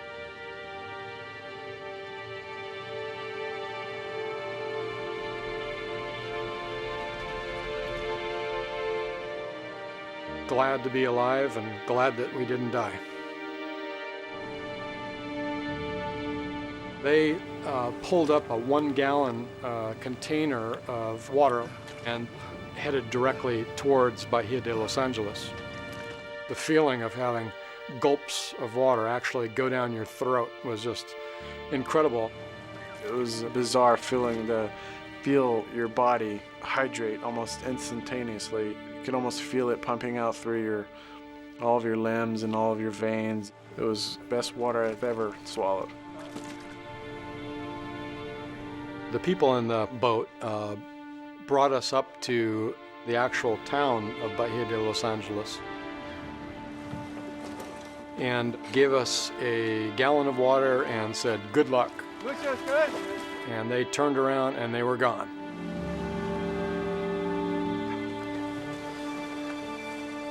The first thing Mark does is make an emotional call to his wife, who has no idea what he's just been through. Yeah, I promise I'm fine. Just a little problem with the cat. I'll tell you about it later. We should be home early tomorrow morning. It's sort of embarrassing that you've put yourself into this, life-threatening situation for, basically an adventurous whim. Yeah, I love you too.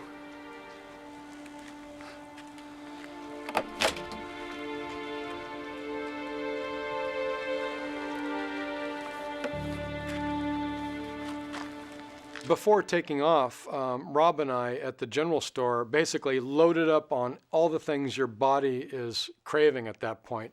Things that are fatty, things that have some taste to them, things that are liquid, and kind of gorged ourselves.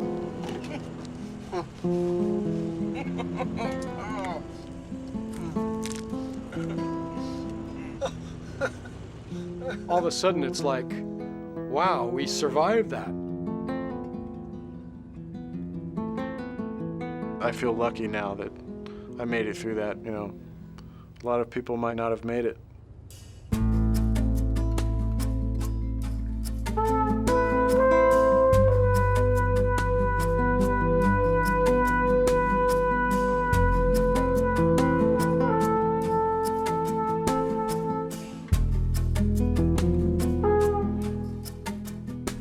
What started as a joke ended as a nightmare. Severe dehydration, vicious insect bites, sunburn and starvation combined to take these cousins close to death and back again. When you come out of the tail end of this alive, that establishes a kind of a bond that is different than, a family bond. We share this common experience, but I'm not sure that he'd ever go sailing with me again.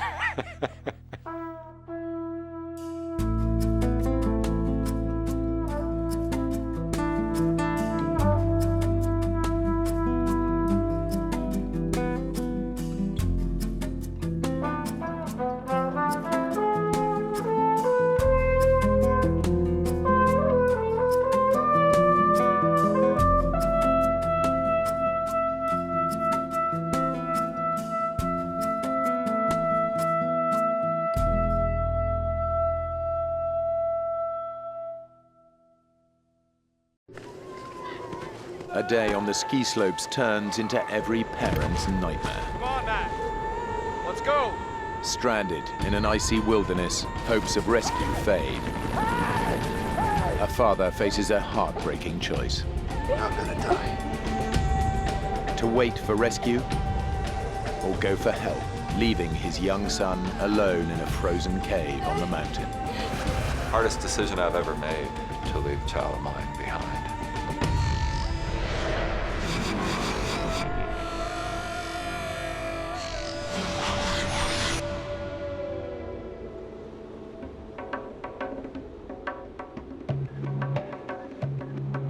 Kartal Kaya, a mountain ski resort in northwest Turkey. We had boots that you laced up. US Air Force Lieutenant Colonel Mike Couillard is taking a few hours off to go skiing with his two sons. I hope we have a lot of snowball fights. Mark is 12 years old. Don't hit me in the head. Matthew is 10. The family is based in Turkey, where Mike is part of Operation Provide Comfort. After the first Gulf War, the American Air Force flew thousands of missions to protect the Kurds of northern Iraq.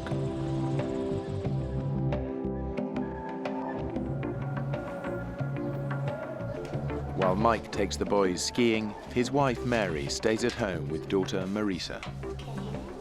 A lot of people we know are going, but it's mostly dads and their sons. And I'll stay back and I'll keep Marie, so got you all myself tonight. Mike and Matthew can hang out, and Mark can be with his friends, and it'll be a great Father-Son day. For Mike, today's a rare break from duty and an opportunity for a boys' day out. He and the boys are traveling from their home in the Turkish capital, Ankara, up to the remote mountain resort of Kartalkaya. By American standards, Kartalkaya is not a real big mountain. It's about 6,000 feet. We'd been there once, and we hadn't really totally explored the mountain, but it was, certainly a good place for us to go with the family.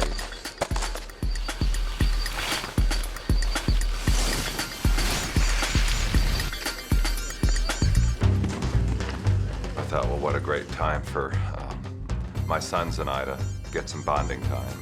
Get out of it. Matthew's got a quiet strength and heart of gold. He just cares about people. Mark's always been a very curious one, very adventurous. After lunch, Mike and Matthew head back up the mountain, while Mark stays behind to ski with his friends. Matthew and I were together, and Mark and his friends gonna go on their own for a while. He said that him and Matt were gonna ski together, and that was the last time I saw him that day. Tired? We were pretty tired from skiing all day, and the resort was about to close, so we decided to go on one last run and take 3 different lifts all the way up to the top of the mountain. We've been skiing in Colorado where you have a nice sunny day and then you see these wispy clouds rolling around the top of the mountain, and that's kind of what it was starting to look like. The weather at the top was much worse than at the bottom. The mountain of Kartalkaya is rarely welcoming, and by the time Mike and Matthew reach the top of the lift, a solid bank of fog has rolled in from the Black Sea. Locals call it the Mister. It produces a whiteout, and the ski slope back down to the resort is no longer visible. There's 2 different paths you could take, the left or the right.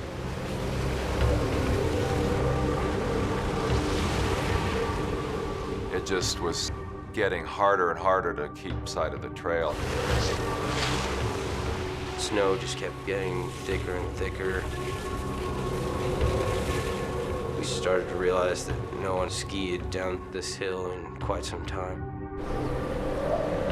We've lost the lift. I think it's over there. We'll have to sidestep up the slope. Realizing that they've skied down the wrong way, Mike and Matthew start climbing back up the hill. I kept thinking that we would get to the top of the hill, we'd look down and see the resort, the hotel, the wide open expanse, and we just found another hill up in front of us. Dad, we're so lost. Instead of going back up the way they came down, Mike has led his son round to the far side of the mountain. They're heading away from the ski resort into an icy wilderness.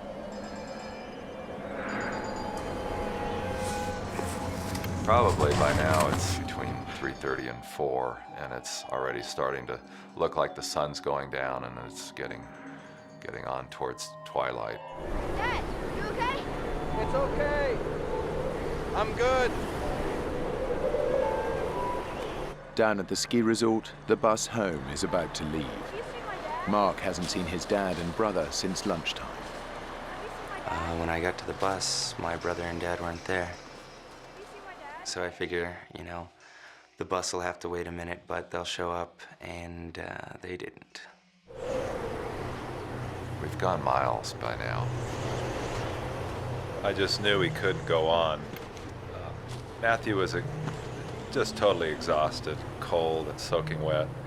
We were in a complete whiteout and the temperature was dropping by the minute. I just couldn't believe the situation I'd gotten myself into.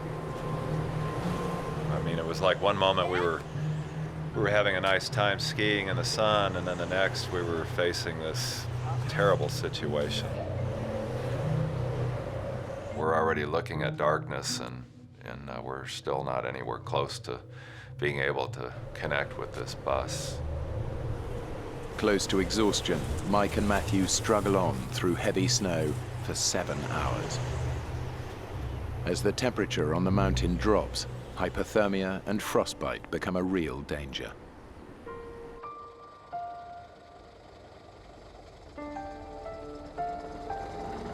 As the bus drove away, it was pretty much that moment when I knew that something was really wrong, and I didn't know if I would see them ever again.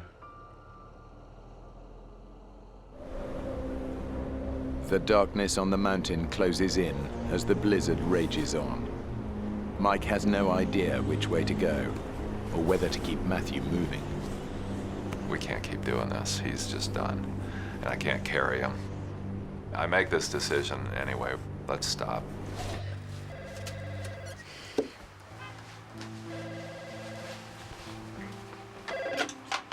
Hello? Hello, Mary. It's Wanda. At the ski resort, Mike's colleague, Major Wanda Villiers, is looking after Mark. Look, Mary, there's a bit of a problem. My friend Wanda was on the phone, and she said that Mike and Matthew had not come down off the mountain. Well, where are they? Well, we just don't know. I'd had a lot of survival training. You know, I knew how to make a shelter. So I decided to go up the slope a bit and see if I can find a good tree to spend the night underneath.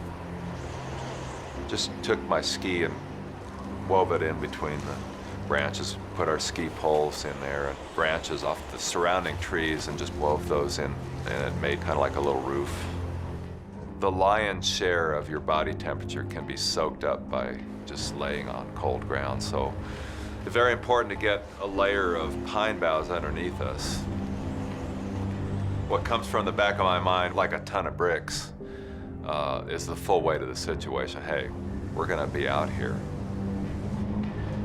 Despite the conditions, a search and rescue team is sent onto the mountain. As I was looking out the window, kind of hoping I would see them coming down the mountain, I could hear the loudspeakers playing Turkish pop music on all the ski runs, hoping that my dad and brother would hear it and find the hotel. By now it's late into the night, and I'm just thinking, how is Mary gonna take this news that we haven't come back? As we're settling in, I'm formulating a plan. What am I gonna do tomorrow? Because tomorrow's got to go on, and we've got to get ourselves out of this mess. Mike and Matthew have passed a night on the mountain in a howling blizzard and freezing temperatures. Mike had decided they should stay put. As dawn breaks, their survival depends on being found soon.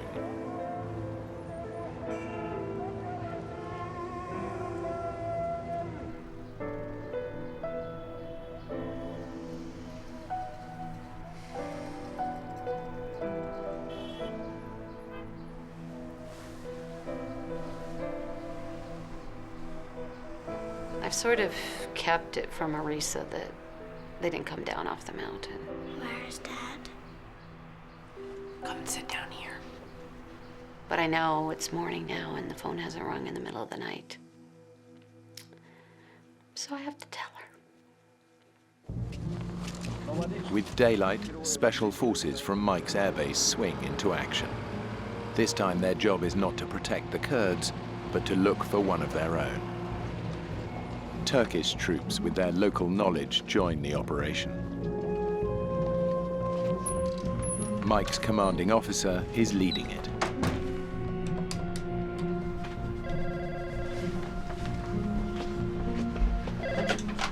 Hello?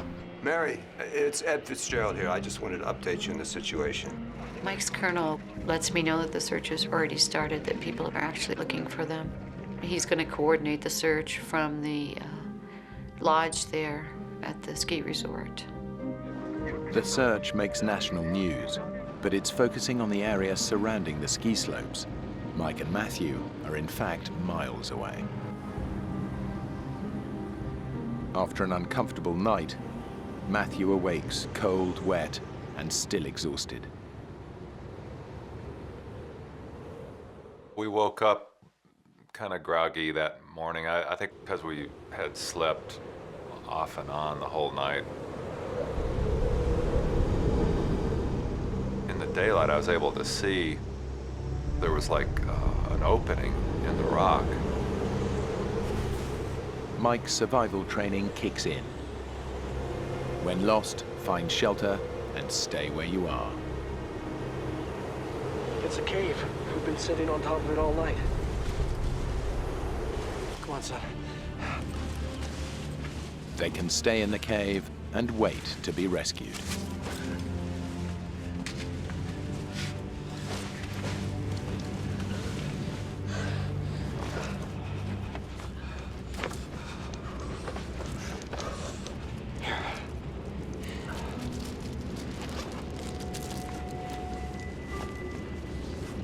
Dad, can I have another one?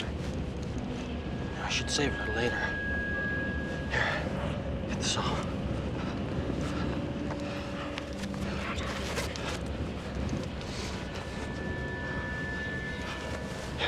Wow, that's wet, huh? All right.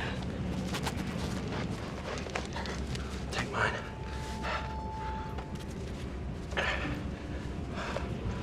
Put that on.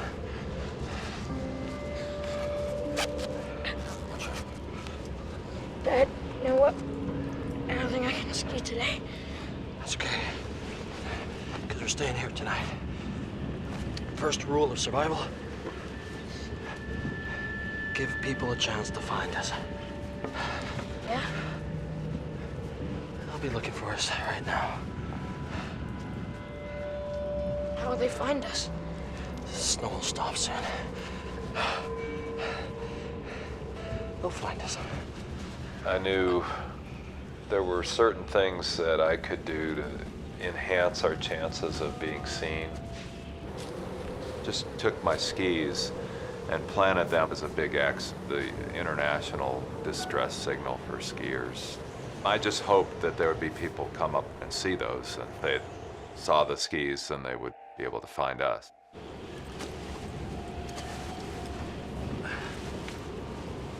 Mike and Matthew have been in freezing temperatures for 24 hours. The cave offers protection from the blizzard outside, but little else. It was at that point I realized I was already getting that first warning sign of frostbite, which is this little white callus buildup on your hands, kind of a waxy look. Let's get this off. These boots were not doing a good job of keeping our feet warm. Let's get a wet sock off. Having looked at my own hands and seen the condition I was in, I decided, maybe I'd investigate Matthew's feet. Dad, I can't feel my toes. He was starting to experience some of the first stages of frostbite there on his feet, too. Wiggle your toes. Get the circulation going. That's it. I'm not gonna put your boots back on. Here, give me your scarf.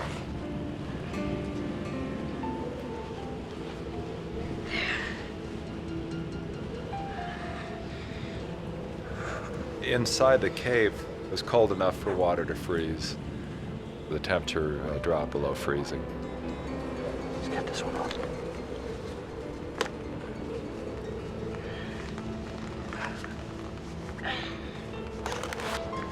Here we are in this tiny cave, this little crack in the mountain, in a raging blizzard, and we're both in the early stages of frostbite.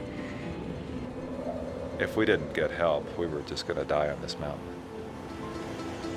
The ground search is cooled off as night falls. It can't begin again until morning.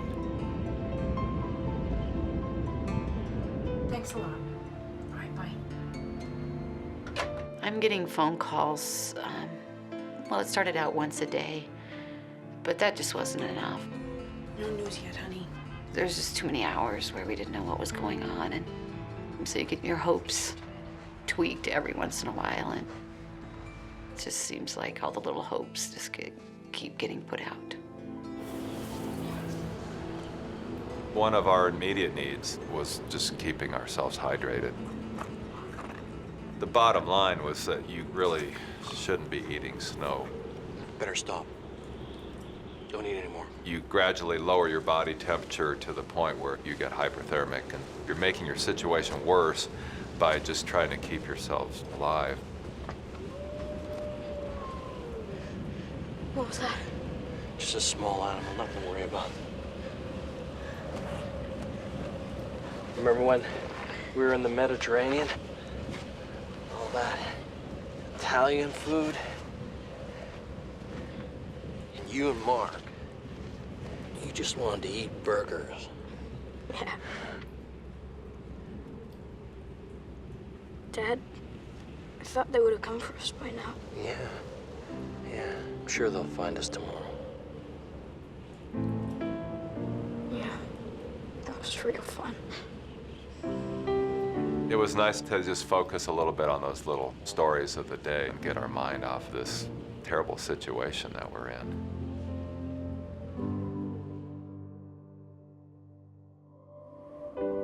As dawn breaks on the mountain, the storm clears. Thanks. I will. See you, Mark. Snowplows have opened the way to the resort, and Mark is able to get home. I'm keeping sane because I'm thinking Mike would never leave Matthew. I'm thinking he's had survival training. Dad, I'm real hungry. I'm realizing they probably don't have food, but maybe some of the snacks they took, they just had stuffed in their pockets. It's our last one.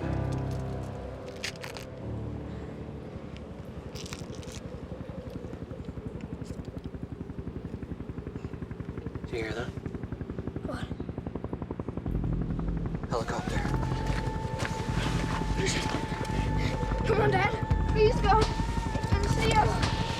All of a sudden, a shot of adrenaline took over, and all action again. Scrambled outside, and to my amazement, this helicopter just literally seemed like it was flying out of the mist. But as suddenly as this helicopter appeared out of the mist, it was gone. I knew it was almost a hopeless case. I just was too far down into this little valley to be seen. The good news was I knew they were looking, and I knew they would be back. The helicopters called in for the search were actually part of Operation Provide Comfort. Pretty sophisticated helicopters, and I was just so excited that they were able to get something besides people on the ground looking for them. Quick, Matt, they might come back. Dad, I can't get my boot on. It won't fit. I'll help you.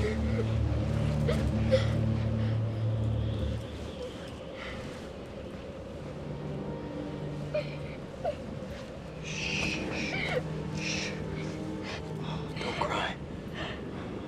I'm sorry, Dad. It was one of ours. It was a Black Hawk. No doubt. And next time, I'll make sure they see us. To see this Black Hawk was a solid sign that they were putting everything into the search. I knew that would be a challenge if they ever came back, that I'd have to figure out a better way to be spotted.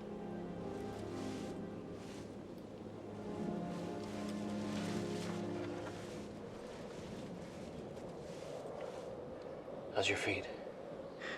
I can't feel them. About every 30 minutes to an hour, I would take his feet and put him on my belly and let the core body temperature warm him up. It was also an opportunity to periodically check and see how his feet were doing, and I could see that they were still getting worse. How about that? You want to try standing up, get the circulation going?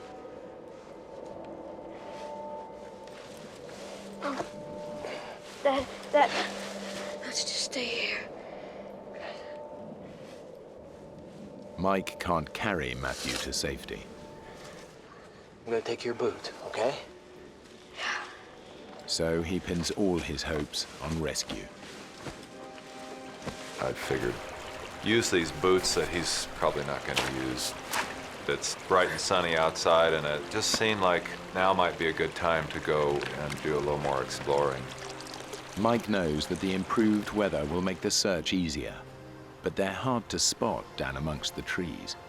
I had to do everything in my power to get them to see me. And if I was to be seen, I needed to get up above where we were. And I thought, you know, if I could go across the stream and climb up on top of that ridge, I figured it'd be a lot easier to be spotted. But climbing to the top of the ridge would mean leaving Matthew alone, and Mike's not prepared to consider doing that yet. The search is still concentrated around the resort. Mike and Matthew are miles away, on the other side of the mountain.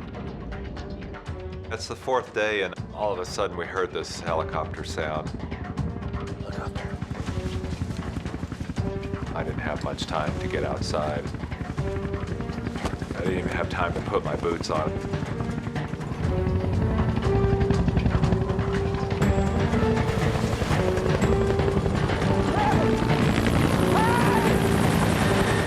It came seemingly out of nowhere.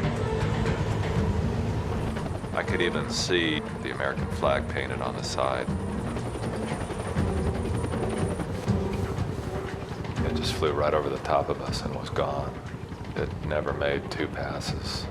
Mike realizes that the helicopters aren't looking for them where they are. They're flying over on their way to a search grid on the other side of the mountain. My hopes took a plunge into despair. They're never gonna find us, Dad. Matt, listen. There's a ridge I'm gonna try and get to the top of. Maybe see a way out. What's the point? We gotta stay positive. Matt, snap out of it! Dad, you're wrong! We're never gonna get out of here! We're gonna die here! Mike now faces the unthinkable. Matthew can't move, Mike won't leave without him. But if they wait to be rescued, they may die together.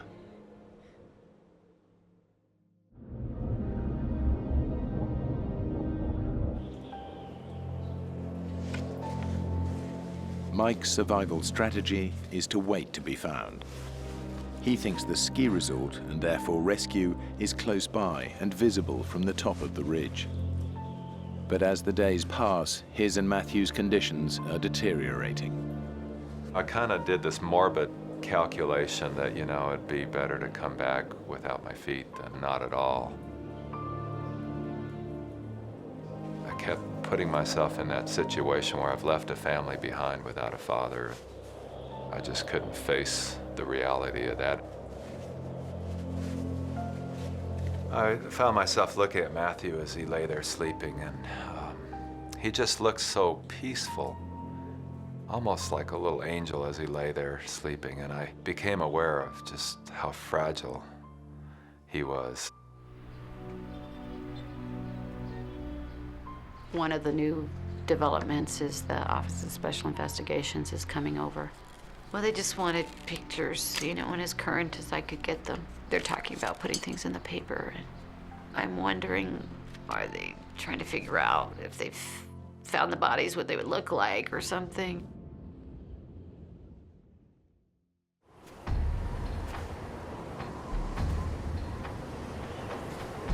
Next morning, during his daily explorations, Mike, though weakened by the cold and lack of food, decides to tackle the ridge.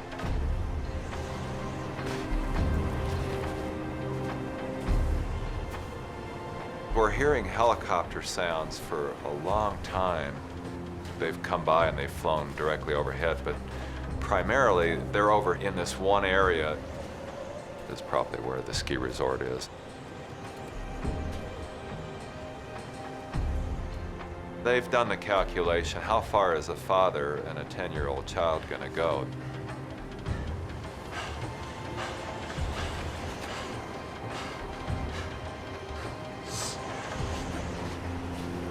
I tried it several times, and it seemed every time I did that, there were big boulders and trees falling, and I just could not get up on top of this ridge. Yeah, I understand. But we still have the Hueys, right? The search is winding down. The American military withdraws, leaving the Turkish soldiers to continue, using less sophisticated aircraft. Colonel Fitzgerald was telling me that they're going to change the type of helicopter that they're going to have out, and it's just going to map out the area where they think they are so that they can go back and find their bodies in the spring. Mike and Matthew's disappearance is still a major news story. Colonel Fitzgerald calls a press conference in the resort hotel. If we do not find any more information in the next 24 to 36 hours, then we may consider stopping the search and assume for this particular location that the bodies are underneath the snow. I'm just infuriated at that thought because I just don't think they're gone. They shouldn't give up. Can I get you a cup? Colonel Fitzgerald has come over to the house. They want to look at the options again, Mary. He's talking about, well, maybe they skied over a ridge and didn't even realize in the dark. It's kind of snow coverage. He's got pictures of all this tons and tons of snow, and you can't even tell trees are trees, and of course it is pretty bad looking. Mike wouldn't leave Matt. They're waiting for us to find them. Yes, I don't know, I just feel like I should have a sense, if they're gone, that I would know it.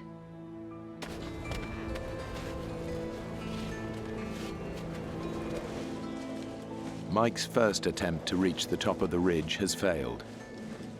But he knows that getting there offers the one chance he has of saving Matthew.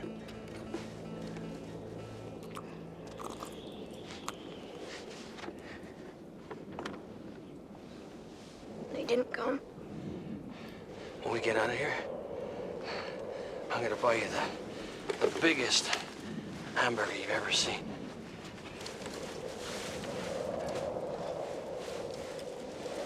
A basket of fries, a bucket of Coke.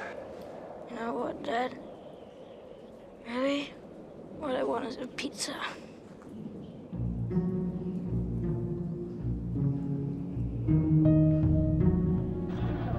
Well, the Turkish government had decided to do one last big push, and they were going to send out 500 Turkish commandos to search for Mike and Matthew. I just can't believe the amount of people involved in searching for them, and on the other hand, I'm worried if they think they're just looking for bodies, and it's hard to keep being hopeful. Silence on the mountain.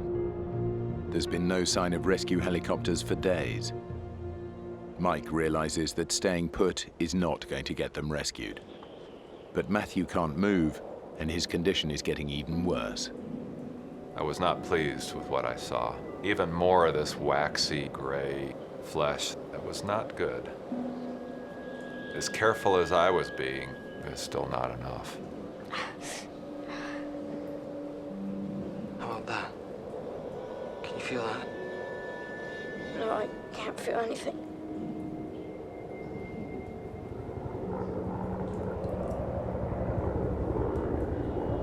A helicopter! Dad! Sounds like a Huey. It's not worth it, son. It's too far away.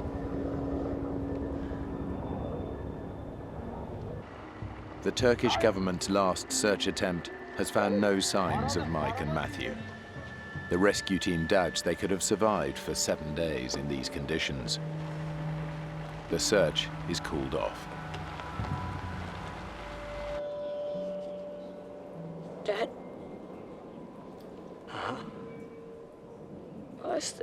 kick a ball. Foot's gonna be fine, son.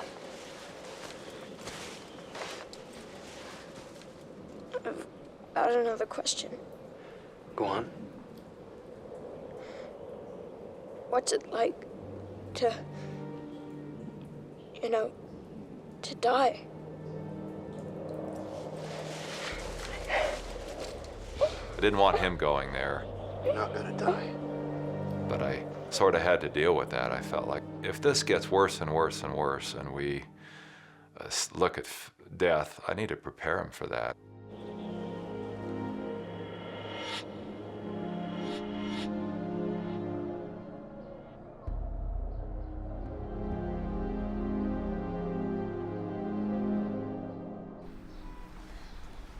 Friday afternoon, my friend Wanda comes in, and she says that they're thinking of sending Mark and Marisa and I back to the States. Maybe it's time we think about getting you guys home. To be near family. This is my family, Wanda. I'm adamant that I'm not going.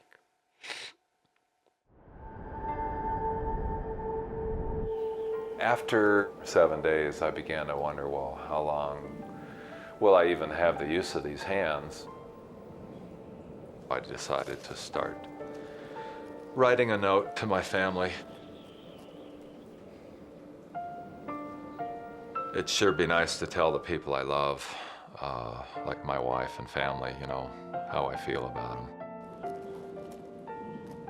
You want me to write? Anything from you?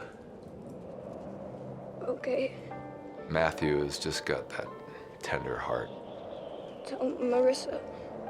I wish I hadn't fought with her so much. He's a real quiet kid, but he's deep too, and that love is coming out in his words. Tell Mom she's a good cook. Yeah, back to his family, he wanted me to put that in there. You know what? Just tell them I love them.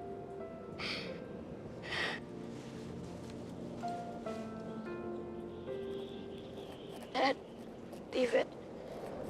We don't have to do it today.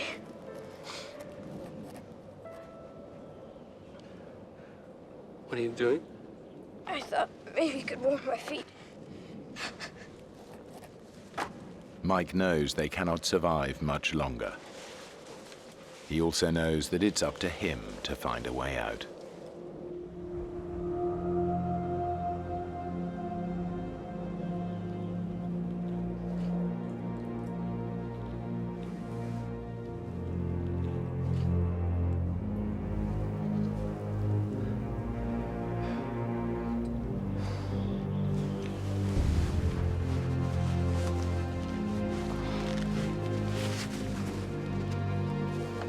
I knew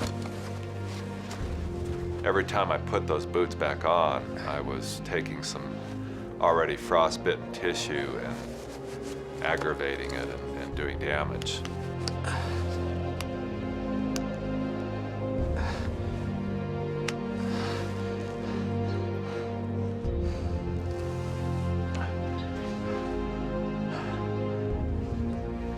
I'm gonna go back up onto the ridge and take another look.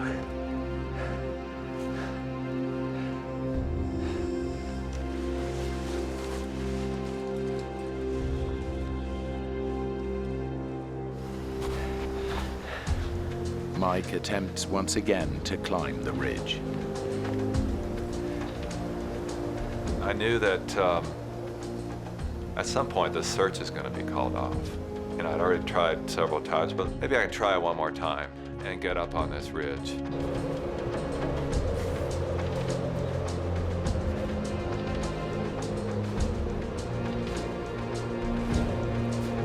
From the top, Mike hopes to get a sense of where he and Matthew are.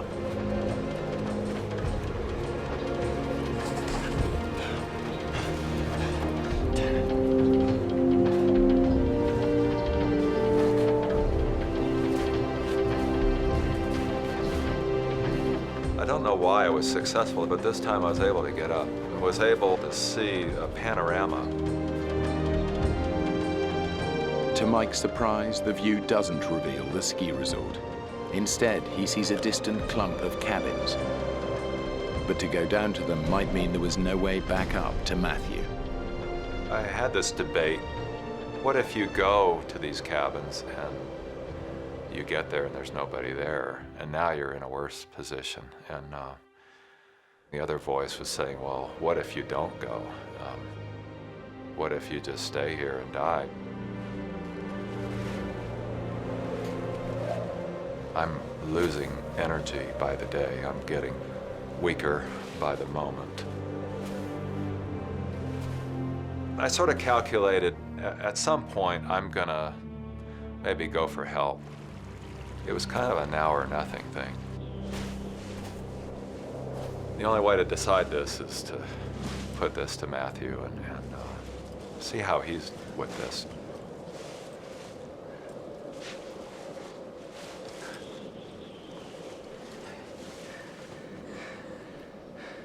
Matthew, listen. I've seen some cabins I think I can get to. I'm just not sure I can leave you behind.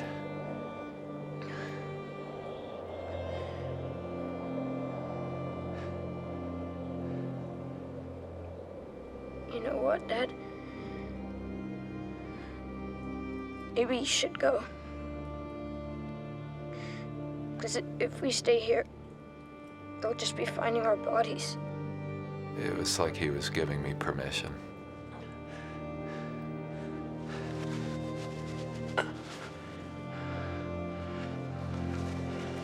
I'm gonna leave you my coat, okay?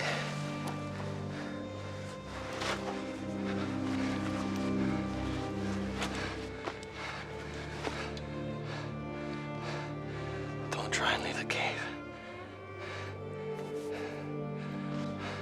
I'll be back before nightfall.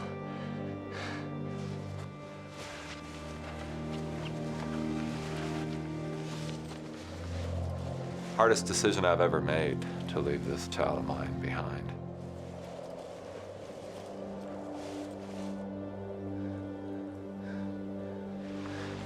It's tearing my heart out to do that, even knowing that it was the logical best thing to do.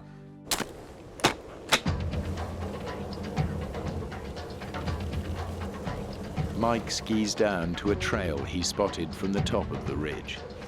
Now I was finally getting up and doing something about this. That was an awesome adrenaline rush, if you will. Just the physical act of moving myself down this trail was carrying me along mentally as well.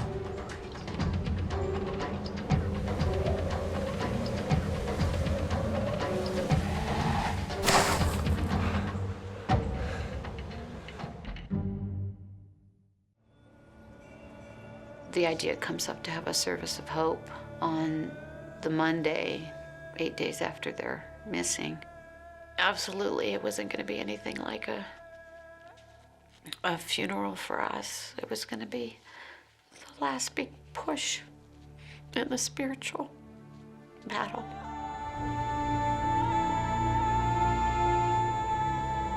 Boy, I was really tired. I'd have to stop every 5 minutes just to catch my breath. It was a much more weakened state than I thought. If I could just get there, there would be people there waiting for me to send help back to my son.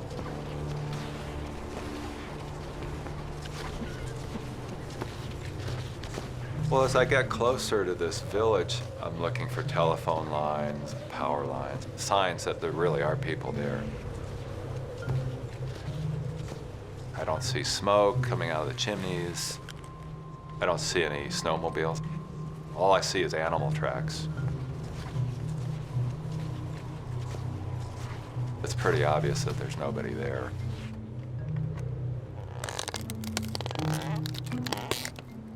If I can get a fire started, smoke comes out of this area that's clearly been abandoned, that'll be a sure sign to the searchers that they need to investigate.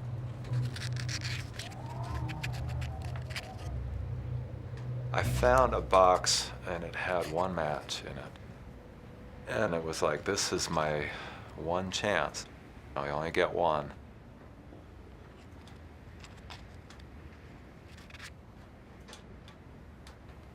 I decided to wait. And I thought, well, what's in the other cabins?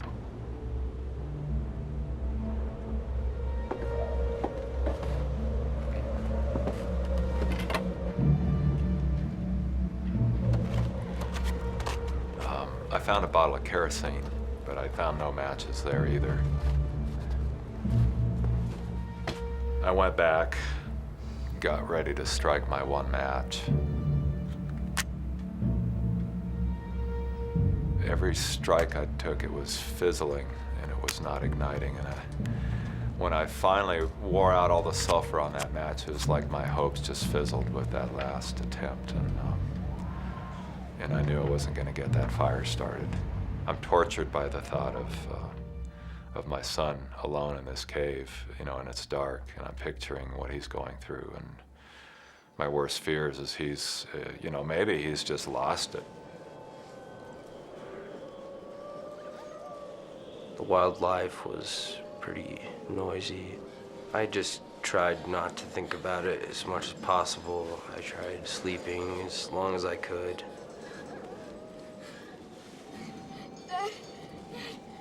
He wasn't there, and I was really scared. Off and on I was sleeping, and I was in just a torment, just knowing that he was in a worse place than me.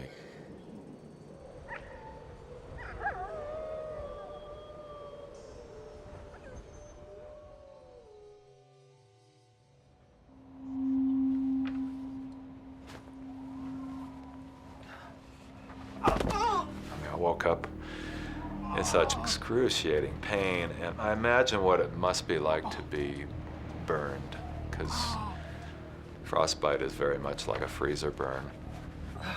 My feet had thawed and expanded to a third bigger. There's no way I could physically get these boots back on. I felt like a helpless child, you know. You know, I've lost control. Now I can't. Now there's no way I'm going to get back up to where Matthew is. There's no way I can get back.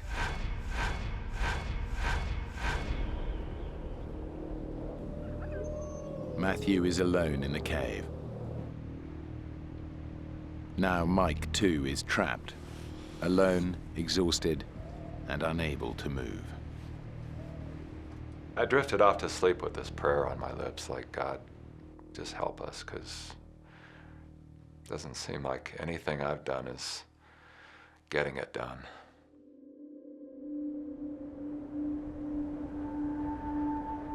Two days had gone by, and I didn't know what kind of mental state he would be in, let alone his physical state. I had to let him go. I can't take care of him anymore. I just came to the thought that I don't know what I'd do if I had to go back and face Mary without Matthew with me. I'd run out of water. I grabbed a couple pots and pans, then crawled my way to the front door to just scoop some snow off the steps.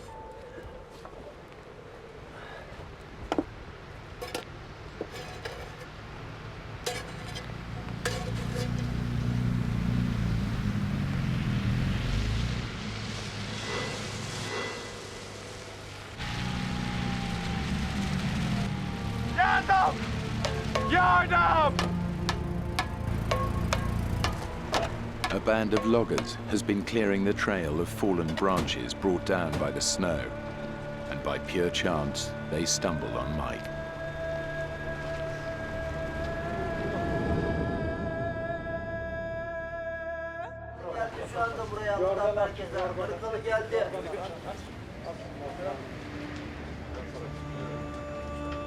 There was a man at a shortwave radio, and they were telling me, well, we're in contact with these people that are out looking for your son.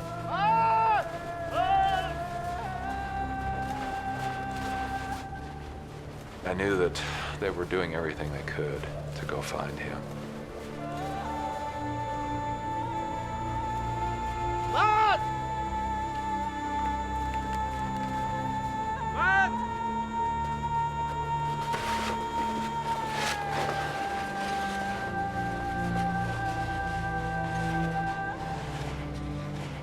By now, I mean, it's a sea of humanity. People are just flooding around this little cabin. And I can see the sea of people parting. And they're carrying this little package that was my son. Hi, Dad.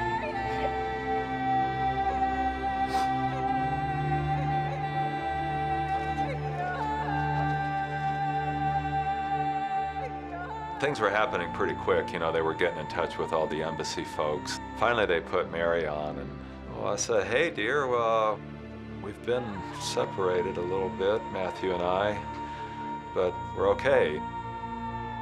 Little did I know, she had no idea that we'd been separated for days. It was probably just as well. After an operation to remove one toe and part of another, Matthew's feet were saved. He and Mike made a full recovery. The family now lives in Colorado Springs.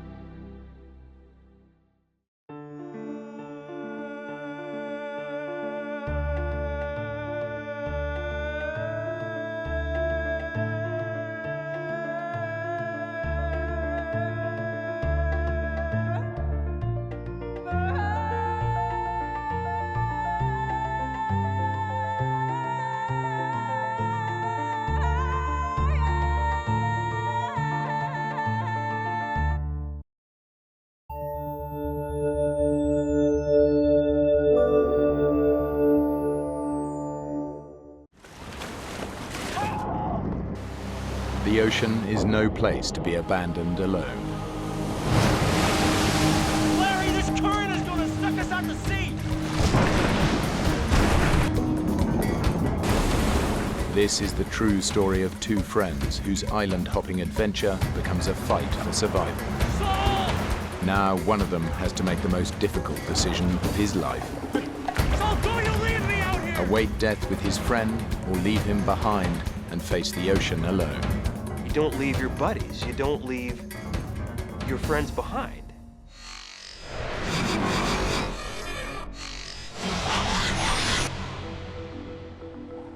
The San Juan Islands in America's Pacific Northwest. It's a sea kayaking mecca. But every year, these waters claim the life of at least one sea kayaker. It's 3:45, folks, the end of a beautiful November day. But winter is on its way, so plan your weekend accordingly.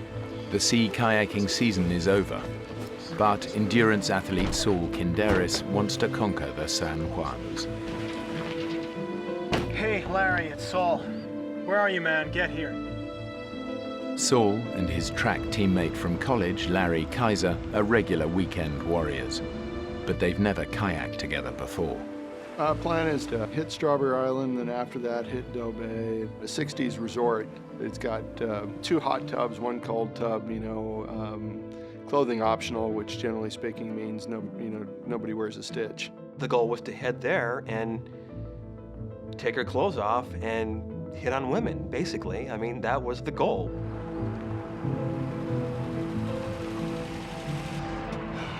You're late, Larry. You're late, Larry. 4 hours. 4? 4 hours. I'm sorry, Saul. I just got stuck in that damn Seattle traffic. So you gonna be up for this? Yeah, I'm up for this. Fat tourist like you can do this sport. I don't see what the problem's gonna be. I'm up for any kind of challenge like that. Any kind of physical challenge. Especially if Saul throws that at me. If he can do it, I can do it. And not only if he can do it, I can do it, but I can do it better. Yeah, competitive would probably be a defining and describing characteristic. We tended to compete in almost anything. Chop, chop, Larry. It's that kind of relationship that kind of got us in trouble here in this situation. Hurry up, you slug. Get down here. Because Larry is late, they set out at night, something that even the most experienced kayaker wouldn't do, especially in winter. Women friends of mine would call it a severe case of testosterone poisoning. And, the brain quits working because you just want to go. Slide you out. You hit the water, put your weight on the paddle, okay? I'm gonna kick your butt, you know that. Put your weight on the paddle.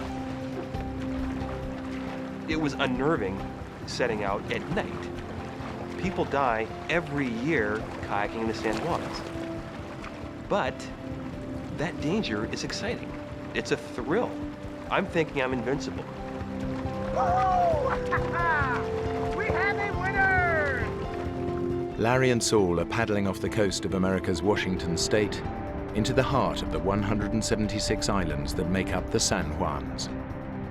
They're crossing a notoriously dangerous stretch of water, the Rosario Strait, on the way to their first destination, Strawberry Island.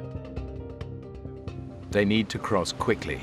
Soon the tide will turn, making it virtually impossible to land on the far side. I keep going to the left. Huh? I keep going to the left.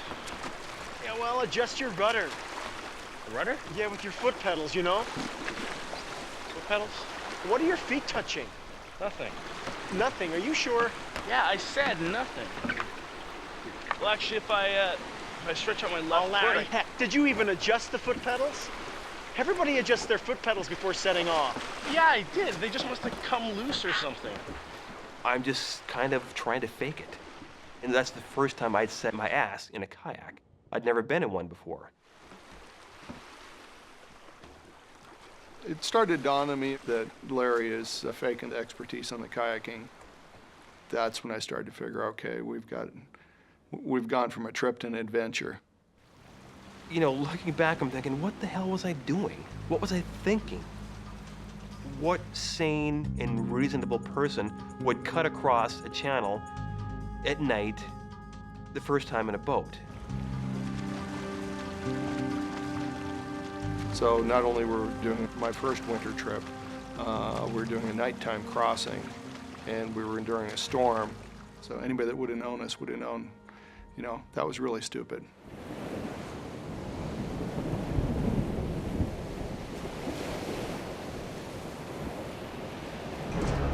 Eventually, Larry and Saul reach Strawberry Island, but they're late.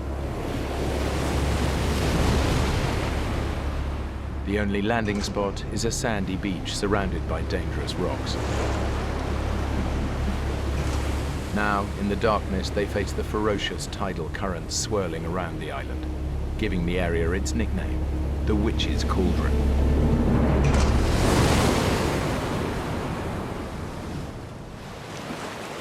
We're here. Witch's Cauldron. What? Strawberry Island is dead ahead. Where? Up ahead, can you hear it? Saul, all I hear is thrashing waves. Waves are smashing and crashing on the rocks up there. The wind is picking up. It's hard to hear. And it's just looking pretty nasty up there, too. And I'm just thinking, well, this doesn't look fun. This is the plan. There is only one beach on this island, only one slot in between the rocks. We can't miss that slot. I'll paddle in first. When I land on the beach, I'll wave my flashlight. That's your signal. We're gonna land on that. Aim for the flashlight and paddle hard. You got it? Larry, you got it! Yeah, aim for the flashlight.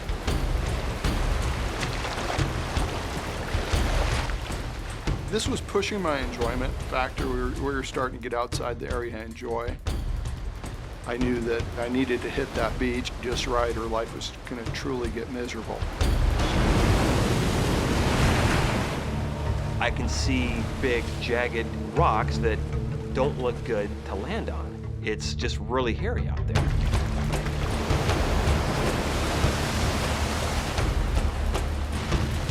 The flashlight I have, you know, it's just not that bright. I see the rocks in front of me, and all I'm thinking is, oh, shoot.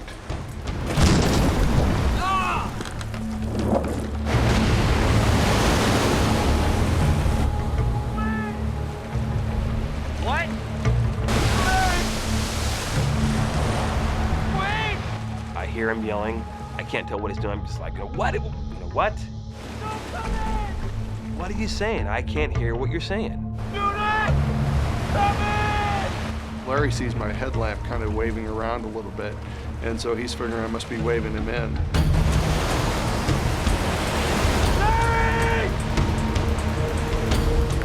I could see him coming in. He's aiming for the flashlight, just like I told him to, and that flashlight's on my head.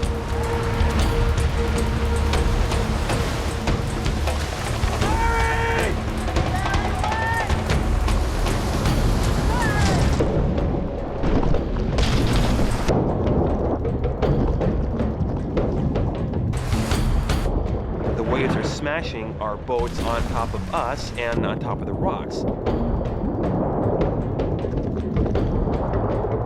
Very scary situation. Totally caught us off guard. It just happened in a split second. You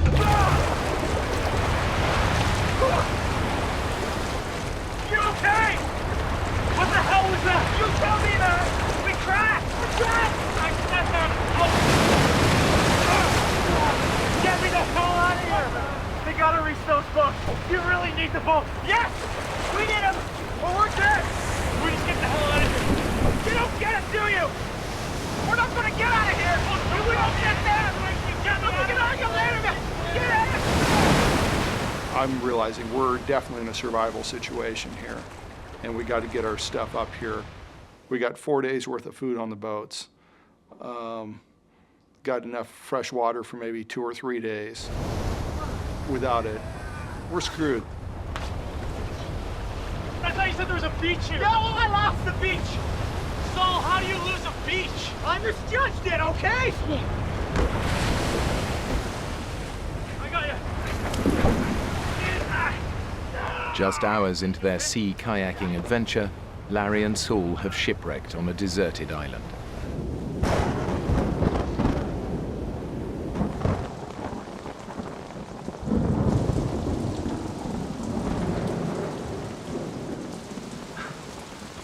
I'm looking forward to getting warm. We could have been killed, but we weren't. As much as Saul and I both seek out these fun, dangerous, athletic situations, we don't have a death wish.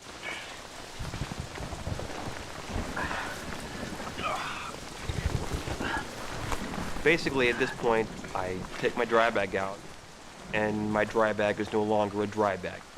My dry bag is a soaked bag. All my stuff is soaked at this point. Everything. Larry, what happened? All my stuff is wet. Well, obviously. Did you even seal this properly? This is broken. No, it's not broken. You didn't seal it properly. What the hell is all this? This is all cotton. How could you ever think for a winter trip packing all cotton?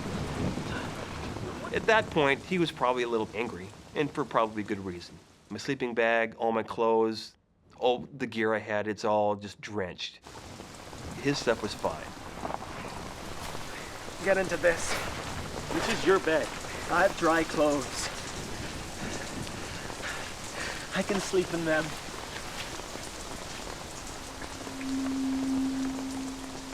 Saul knows that in the cold and the wet, Larry's cotton clothes and his sleeping bag will take days to dry. By that point, I truly realized that my assumptions weren't correct on his level of preparedness. I'm the guide on this trip, and Larry was going to more or less along for the trip. If I got in trouble, he wasn't going to be able to help me because we were so far out of his element. And then I'd snuggle up against the outside of his sleeping bag.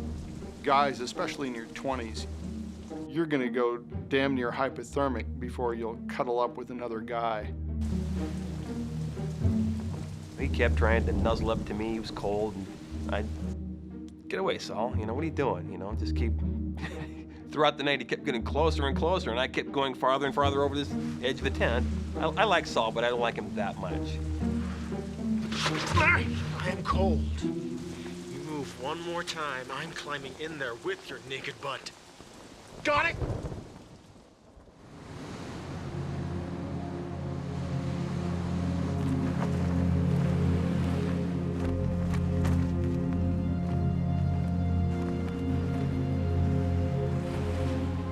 Larry and Saul's adventure was supposed to last 9 days, But the weather is getting worse and Larry's gear isn't drying.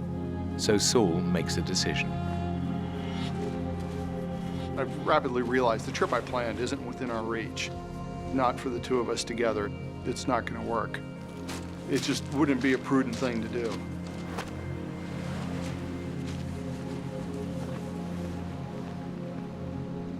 I just wanted to tell myself, you know, we still have time to have some fun and get this out of our system and use this as a small setback and just keep going.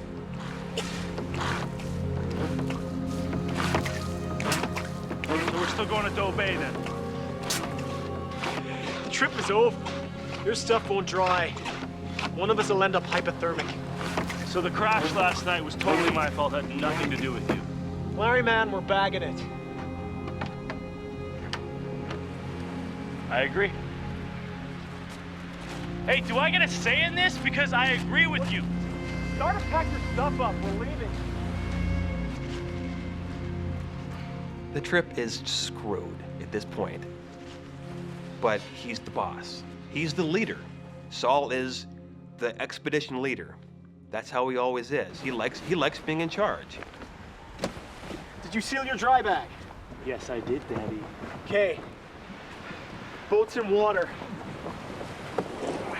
Hey, Saul. I really think I gotta take a number 2. Yeah, there's a tide window. I'm not missing it. The Nazi drill instructor was probably more what I'd become. Okay, I'm gonna give you 4 options, Larry. 4? I don't think I can count that high. Quit joking. Either you listen to me or you're on your own. Ooh. This is Strawberry Island now. This is Washington Park and our trucks. This is the Rosario Strait between us and home. Option 1. This island back here has a cabin. We knock on their door, ask for help. Option 2. We continue further to Orcas Island here. We stash the boats and take the ferry home. I'll get the boats another day. 3. This is the toughest option. We paddle back the way we came, 3 miles across the Rosario Strait. Now, I can do any of those, so you tell me which one you want to do. You don't tell somebody you've competed with all your life in a variety of sports that I can do any of these. Which one do you want to do? I can do any of those too, so. What's he going to pick? He's going to pick the toughest one. You just told him which one was the toughest, and then he picked it. Let's paddle back. You sure? Yeah, man, paddle back. Bring it on. That was really stupid. What won out in the very end is the same thing that got us in trouble here. It's the same thing that's got us in trouble in other times. It's our competitive nature. If he can paddle across the channel, I can paddle across the channel. I can swim across it. I can cycle 150 miles if I want to. I can run a marathon. I don't care. He's the same way. But when we get us together, maybe we don't make the best decisions as a team. Larry and Saul are paddling into the jaws of an oncoming storm. Soon they will face 70-mile-an-hour gusts and a huge storm swell rolling in from the ocean. Want me to do you, man? Looks pretty ugly. Yeah. Sure you're gonna be up for this? Yeah, I'm up for this. Are you up for this? We got 40 to 45 minutes to make this crossing before the current gets too strong. Yeah, I know. Paddle hard. I'm not an idiot.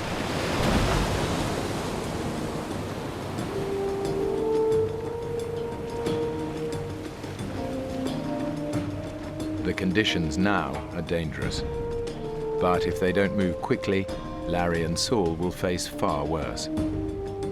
In less than an hour, the tide will turn and all the water in the channel will surge out to sea, taking them with it. Rosario Strait is 20 miles wide of water, with the water cranking through there at a peak faster than any of the rivers that we bother to measure, you know, the Mississippi, the Amazon, the Nile, any of those.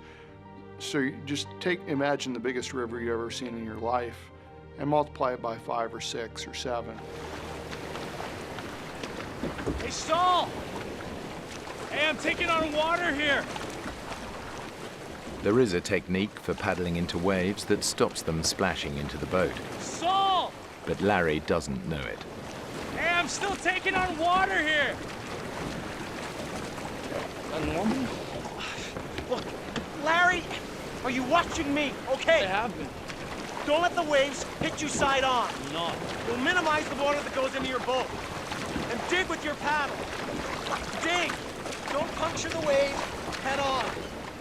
Everything I'm telling him is just blah, blah, blah, blah, blah. It's a bunch of words. He ain't listening. He's confident at this point. He knows what he needs to do. And he's probably thinking to himself, Saul's full of crap. Dig with your paddle. Dig. Dig. Hey, I'm still taking on splash here. Larry, do you understand anything I'm saying? Saul! Stabilizing strokes do you no good. Saul! I have never been in a kayak before, okay? You said that you had. No, I didn't. Yes, you did. No, I didn't. Well, that explains it. Explains what? You better learn and hurry. I am doing what I can. Yeah, well, quit.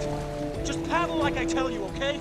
He's trying to get me to put my nose into the wave, pierce right through it, take on the least amount of water possible. Number one, I didn't have the skill to do that at the time because I still was learning how to kayak, essentially. But number two, the waves were coming all the time. The closer they get to the middle of the channel, the more their progress is slowed by wind and waves. And now the powerful tidal current is pushing them dangerously off course. Larry, this current is gonna suck us out to sea. Do you understand? Saul, I think I'm sinking. Jeez, you just I am, okay? I'm trying. We haven't moved 10 feet in the last 10 minutes, man. I could sense some panic in his voice. He knew that we had a limited amount of time to get across the channel. We hit a point where when it got really rough, just all our forward progress stopped. I mean, 20 minutes we were roughly halfway, 40 minutes we were roughly halfway, an hour we were roughly halfway. At this point, Larry's boat is so full of water, it weighs over a ton and is impossible to maneuver.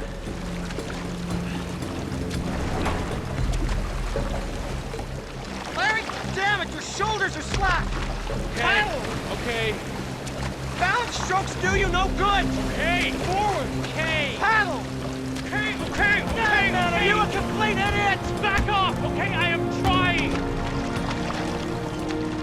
Blood pressure is definitely cranking up there. I figured that it was a good possibility that we could get killed.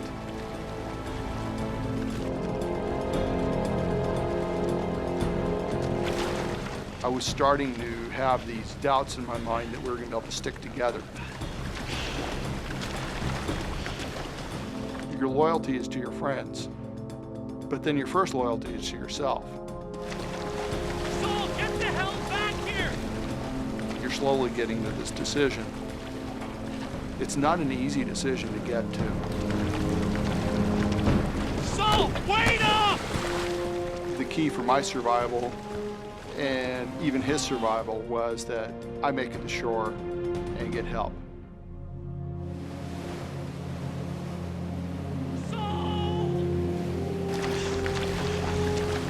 Saul! I need that pump! You need to bring me the pump! He's yelling something to me, I'm yelling back to him. I yell at him, I'm going to get help. I'm assuming he can hear me, he's probably assuming I can hear him. We really can't hear much of anything.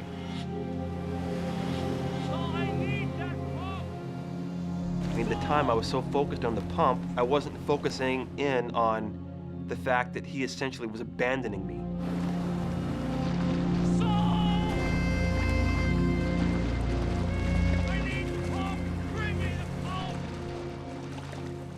I can't see Saul anymore. He's gone. He's just not there. You don't leave your buddies. You don't leave your friends behind. I love the guy, but he left me.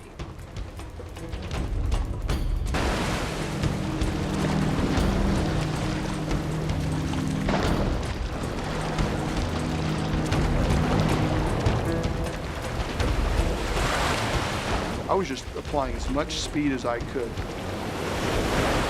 Just crank it. The faster you can get to somebody to get them to help him, that's the only thing that's going to work.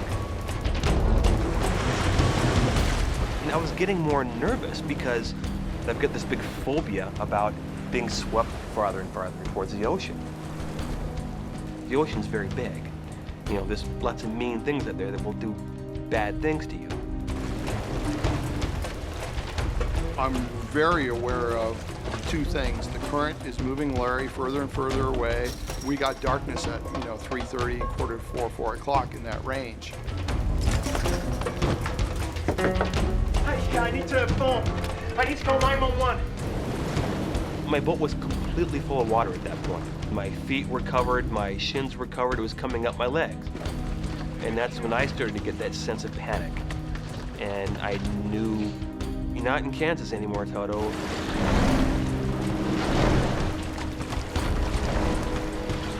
This big wave just cracks down and everything stopped.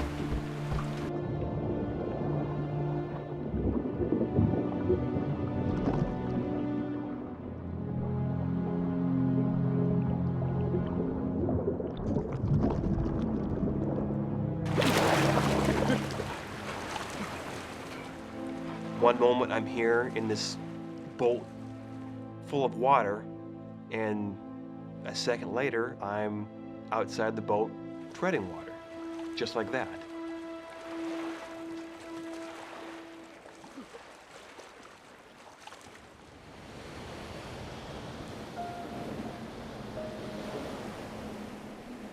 Less than an hour before dark, Larry is in the middle of the 3-mile-wide Rosario Strait. The tidal current is sweeping him away from land and into open water.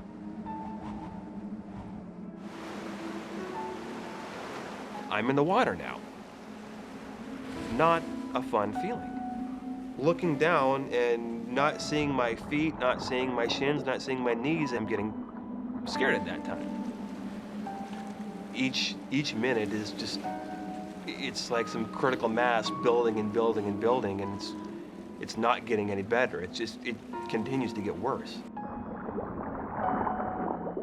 It's getting dark, and there's no one here to not only save me or rescue me, but no one knows where the hell I'm even at.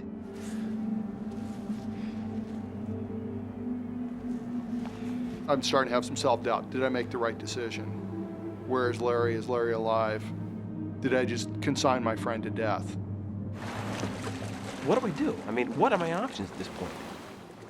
His kayak contains vital supplies, fresh water, flares, and a flashlight. But Larry can see the shore, and it doesn't look far. What he doesn't realize is that if he swims, he'll be fighting against a current moving twice the speed that the fastest human can swim. At some point, I'm gonna have to leave this boat, because I'm going nowhere with this boat right now. It's getting me zero. I'm gonna swim.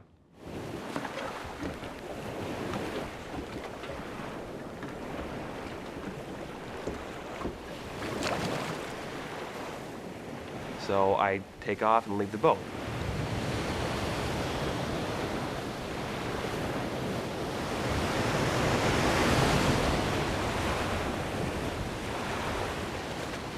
I've got a dry suit on. It's end of November, it's cold, but that doesn't throw me.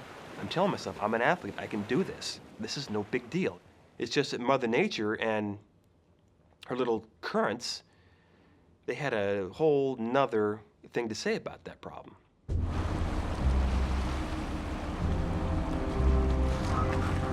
It's been an hour since Larry capsized.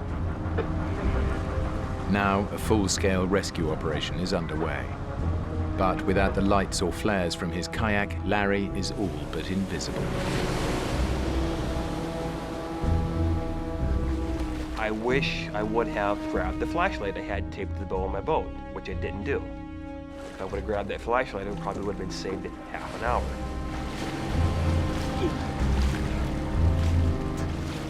I'm looking around, and I can see kind of, boats out there. They're like crisscrossing back and forth. Help! Help me! Here! And I started thinking, I bet they're looking for me. I must have looked like nothing in the water to these people. Hey, over here! Here! Yeah! Hold me! Here! I'd go down on a swell and come up. They're always just right back, searching where I just was.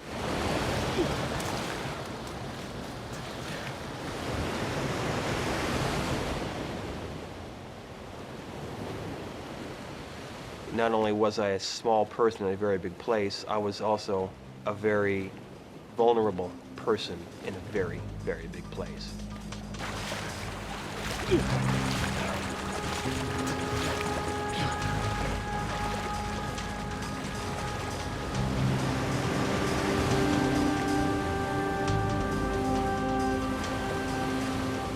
I was thinking, okay, I know me, I know Larry.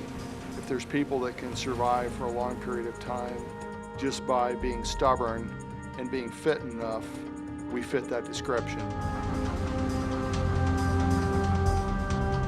Several miles away, a rescue team is scanning the shoreline in the hope that Larry might have made it to one of the islands.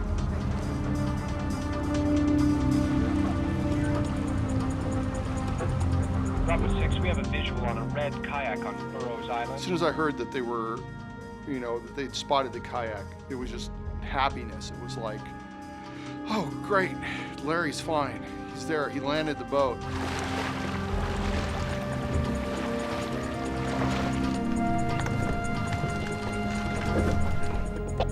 Is there a paddle with the boat? Affirmative. So he paddled it onto shore. Any gear with the boat?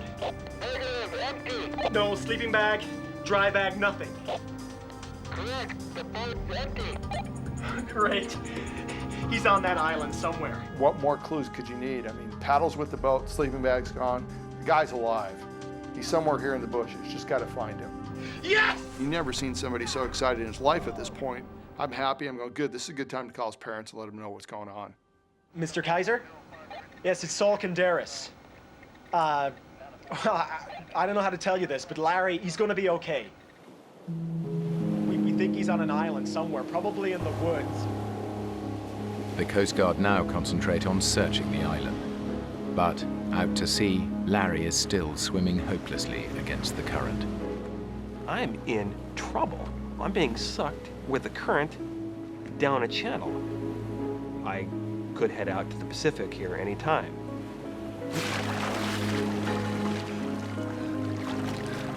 I saw a buoy off to my right. I'm thinking, I'm gonna see if I can maybe latch onto this buoy and not get dragged out to the ocean.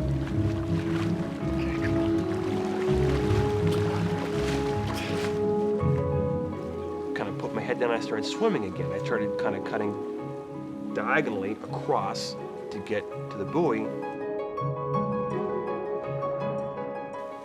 Head down, swimming away.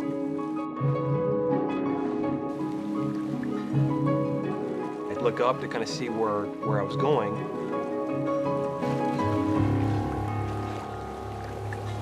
I was already past the buoy. The current has got me by the balls here right now, and I'm being pulled this way. And that's when everything changed. It went from survival, I'm big, strong swimmer, I'll get across, to, I'm not gonna get out of this. 8 hours since he capsized, Larry is nearly 4 miles out to sea. But the Coast Guard is still searching the island where they found his boat. Because they found a paddle with it, they assume he must have paddled to shore. What they don't know is that Saul equipped the kayak with a spare paddle. Our best hope is that he'd be on the island right now. Yeah, he paddled here. He left a red paddle with his boat. Did you say red paddle? The red paddle's the storm paddle. It's tied to the boat. The boat with nobody in it would still have the red paddle. Did you say red paddle? Yes. No black and white paddle? No. Are you near the boat? Yes. How many holes are in the top of the boat? 2, 1 for each person. No, it's a one-man kayak. That's the storage hatch. Is there anything in there? Yes, there's gear in here. A dry bag with what feels like clothes and maybe a sleeping bag. He's not on the island. Damn it! At this point, I'm really going, man, we're in trouble. I really screwed up. He's dead and we're going to find the body. You realize that somebody that you're fairly close to is no longer here, and you're the one that killed him. Just an incredible sense of no hope again. Just no, it's all over. It's all over. Why did I invite him on this trip without making sure that we're both ready for this trip?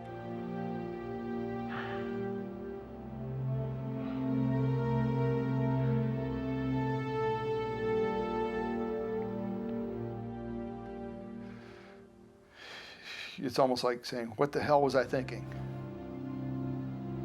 Yes, Mrs. Kaiser? It's Saul Canderas. I'm sorry to call you so late. It was the hardest phone call I've ever made. It was nothing that in my life I'd ever expected myself to have to do was call somebody and say, hey, I just went out with your son and did something, and as a result of doing something, he's dead. You know, I took your son out, it was supposed to be fun. I got him killed. Shortly after midnight, the Coast Guard call off the search. They assume that in the morning, they will be looking for Larry's body.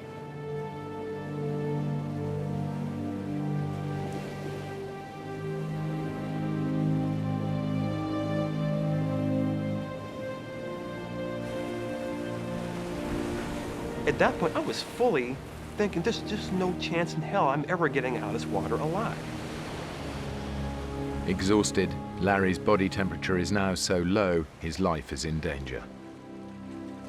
If he doesn't start swimming again to get warm, he'll die.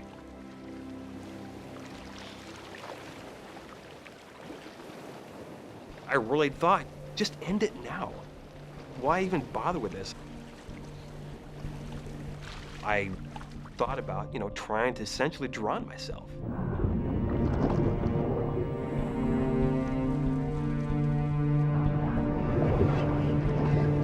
You think about weird stuff like that.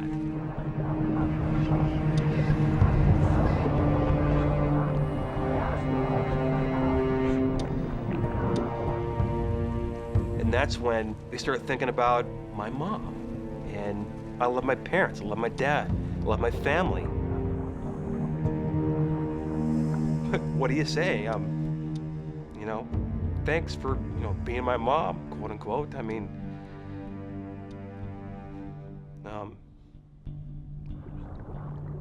I was ready to die. It's not an issue. I didn't want them to feel that suffering and pain, though. And not know what happened to me.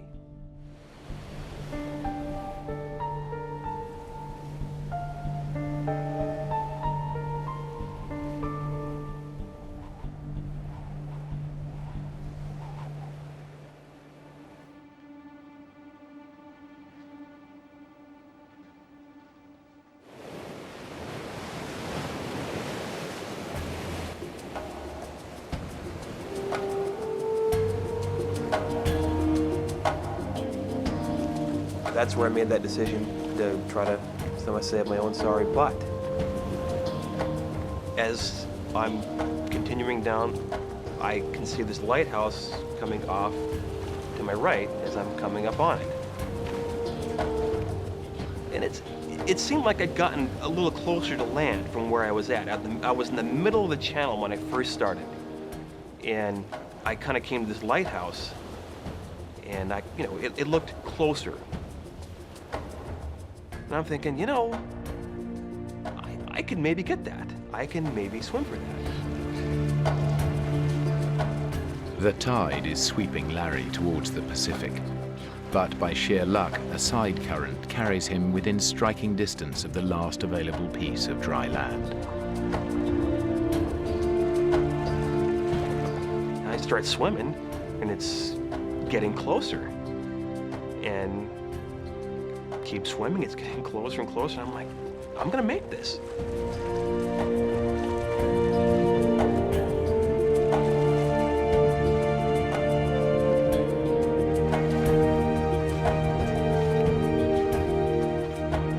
My God, thank you. You know, thank you, Lord. I come up onto shore, and there's this big rock right there, and I just swim up and put my arms around this rock. This is the most beautiful rock I've seen in my life. That's all I could think of. No one else, nothing else, just lie there and enjoy this rock. This stupid rock that was my buddy at the time. A feeling of relief.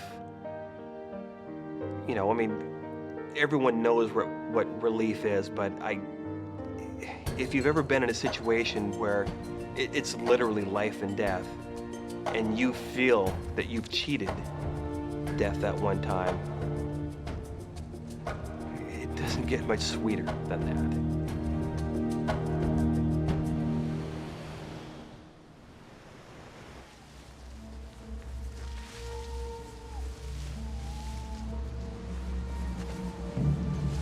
Larry Kaiser has survived 9 hours in a freezing ocean. Now, exhausted and dehydrated, he faces an even more desperate fight to stay warm on land. I'm cold. It's dark. I have no idea where I'm at. I thought about what the hell is Saul doing right now? What's he thinking right now? What is this man thinking? Is he thinking that I'm dead? Is he thinking he killed me? Is he thinking he's responsible for killing me? The big difference between him and I is there's just not a chance in hell I would leave someone like that. I wouldn't do that. No matter what happens, if the person I'm with is going to die, I will die with them. 4 hours ago, the Coast Guard assumed Larry was dead and called off the search. Saul is haunted by his decision to leave his friend behind. It wasn't an easy decision to say, hey, I'm just going to leave Larry. It was a survival decision. The key for my survival and even his survival was that I make it to shore and get help. Mike? Mike. What? What time in the morning did they start the search again? We did what we could, okay? You did what you could. Nobody's gonna blame you. What time? I don't know. Probably first light, 5:15. Okay. Thanks, Mike.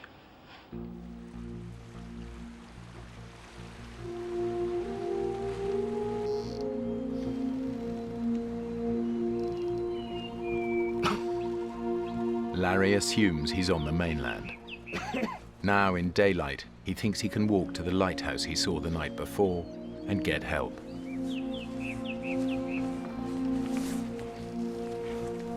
At that point, to me, in my mind, absolutely the worst was over. There's no way I'm gonna succumb to anything within the next, 24 hours or something like that, unless a bolt of lightning comes down and nails me.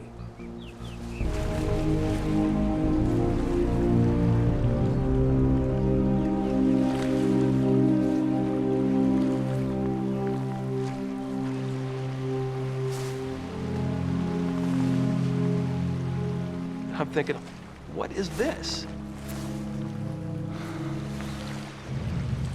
I'm on an island right now, and it's another mile across to get to land again. What's the first thing they tell you to do when you're lost? Tell you to stay put. I don't see any helicopters. I don't see any planes. I don't see anything. So I just figured they'd given me up for dead, and I'm on my own again.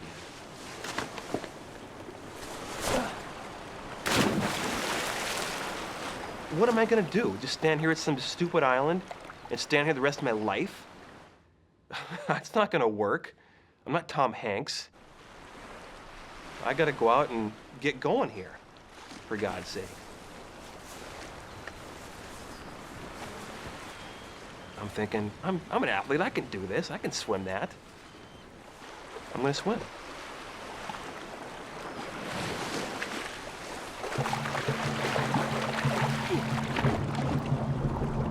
To reach the lighthouse, Larry faces another mile in freezing water. Already dehydrated and hypothermic, he will again be at the mercy of the area's lethal currents. I'm swimming across the water. I'm literally right in the middle. I stopped swimming, I turned around in the water, and there behind me, where I was standing for the previous hour, was this giant helicopter 50 feet up above the shore, right where I was standing. You've got to be kidding me. You know, you have to be kidding me. This can't be happening.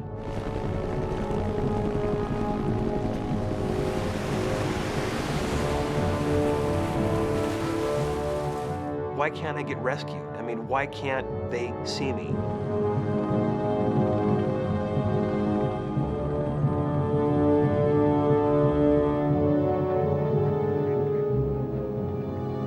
As time went by and we hadn't found Larry, I had more and more doubt as to whether or not I made the right decision.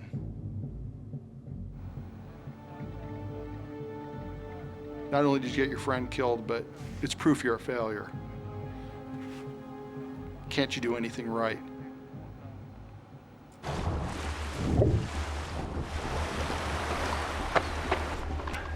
Is there anybody here? Hello? Is anybody there? The lighthouse. It was uninhabited. Everything I do is not the right decision. Hello?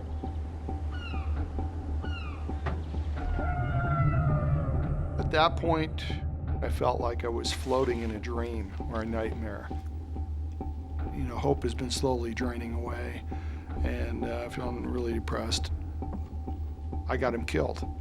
Nobody else got him killed, I did.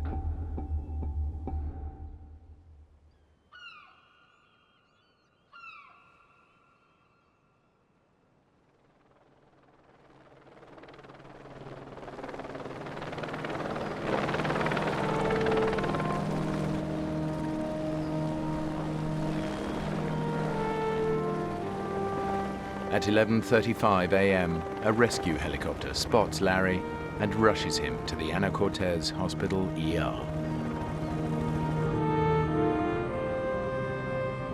Then the helicopter kind of flies overhead, and the guy there crewing the station just jumps up and says, "God, great news for you." He said, "They picked your friend up and they're taking him to the hospital and he's okay." Man, was I happy. Never seen somebody so happy in his life, like, okay, where's the hospital? Where's the hospital? Where's the hospital?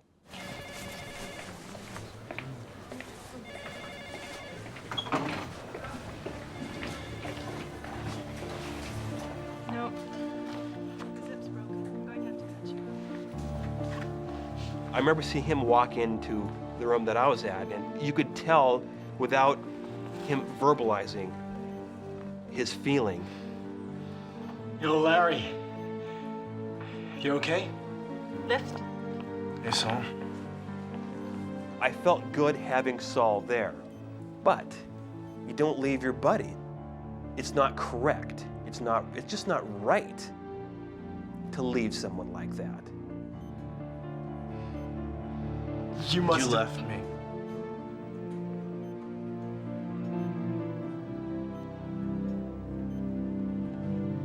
Sorry, go ahead. I'm just glad you're all right. Yeah, me too.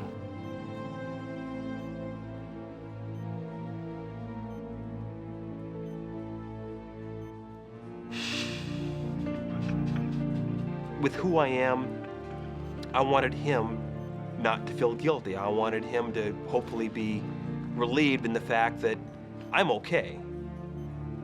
Do I hold a grudge against him for doing that? No, I don't. It's just one of those things, you know, it's like, yeah. The main thing I remember is being so happy to see him. It was like better than any Christmas present is your buddy's still alive. 10 years after their misadventure, Saul and Larry remain friends and have even kayaked together in the San Juan Islands. But they never discuss what happened, nor can they agree if Saul's decision to leave his friend behind was the right thing to do.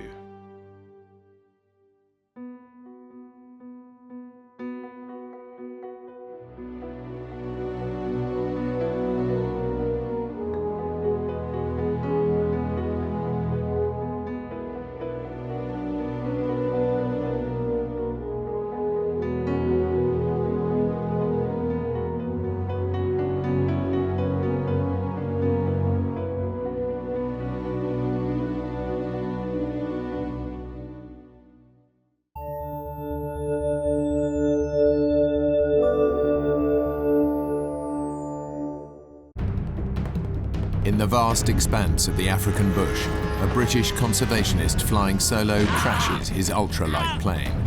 Severely injured and carrying no food or water in the wilds of Africa, his chances of survival are slim. His best friend desperately searches for him, knowing he may never find him. Staying alive takes all the cunning and guts one man can summon up.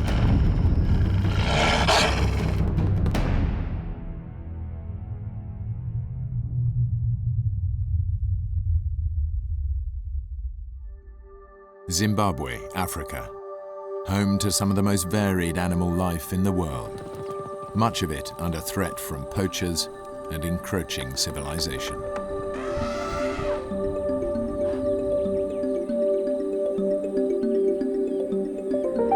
Greg Rasmussen was born in England but came to Africa as a young boy. For the past 12 years, he's dedicated himself to saving a rare species of African dog on the brink of extinction. I've always been passionate about wildlife from day one. I mean, even as a child, I love the bush, I love Africa. It holds an endless fascination. I mean, it's always changing, and there's just so much to learn. It's like a book that just never ends. Greg is one of the few pilots in the area, and even though he's busy with his own project, he's agreed to help a fellow conservationist search for a lost rhino. People very concerned about the rhino, and National Park said, would I assist? And I said, of course I will. If wildlife needs help, I'll help. Greg's a capable pilot, but flying a plane and tracking animals requires intense concentration, and he'll be flying over unfamiliar terrain. And I was aware of that, I was fully aware of that, but we had rhinos that needed locating. There were poachers out there. I mean, you can't turn your back. I can't turn my back on things like that.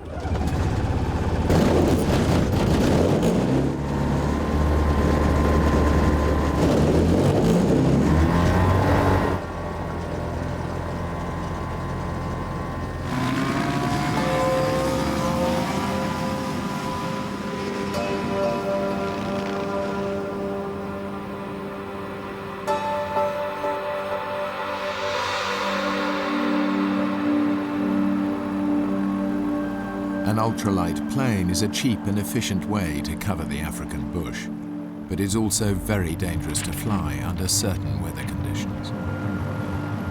Temperatures in the day can be very, very hot. Tricky flying conditions for a light aircraft. Because, you know, it's hot, the air's thin, so it's quite hard keeping the plane up in the air.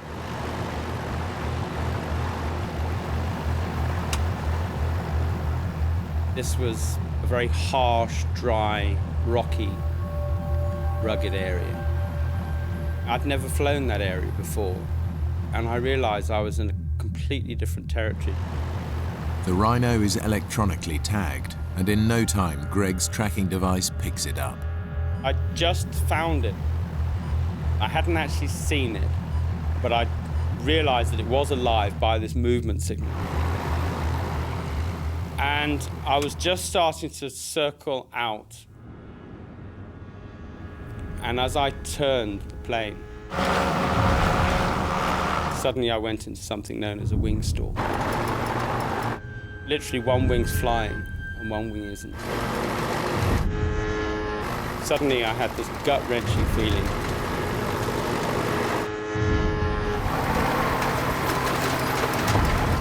I put full power on the rudder.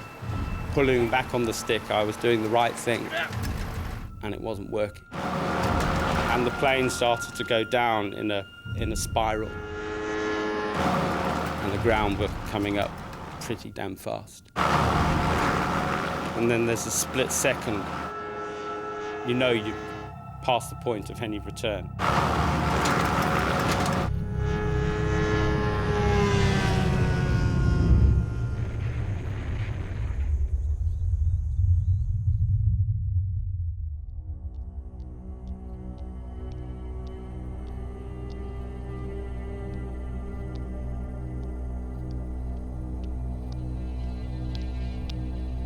I almost didn't want to open my eyes.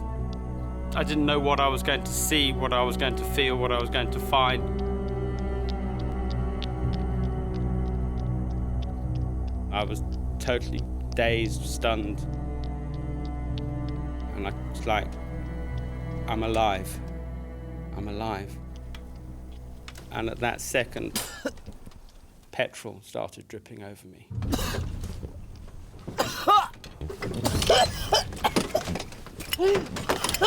And I just pulled myself out, literally almost fell out of the plane. As the petrol started to come down, I had these visions of this wall of fire.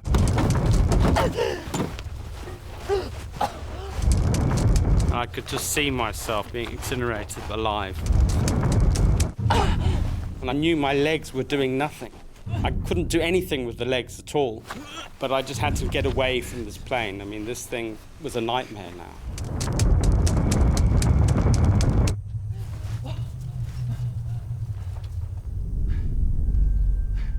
And then I suddenly thought, Mayday. I've got to call Mayday. And I didn't want to go back to that plane. I didn't want to go near it. But I had to brave it, because I knew that that was my only means of survival. And I knew the quicker I got a message out, the better. Greg has to try and make a call.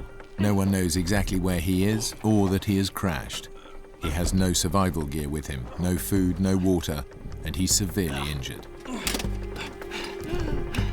Mayday! Mayday! And the whole handset was hot. The crash had short-circuited all the batteries and had literally fried my only means of survival, the emergency radio. And then something happened that literally just changed almost everything. The pain hit, because the adrenaline had worn off. On the outside of his body, Greg has only a few superficial scrapes, but inside he is bleeding badly, and his legs are broken in 6 different places. That was a pain that I'd never experienced before. Anything like it, anything that even came close to it. My legs felt like they were going to explode from within. My feet were just doing this. My legs were just one big lump of jelly.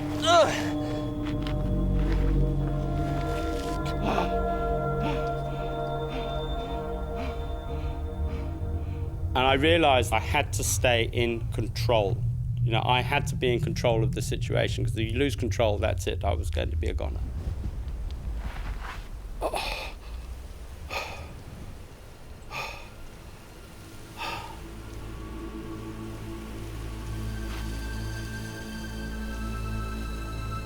I started to try and take stock of the situation.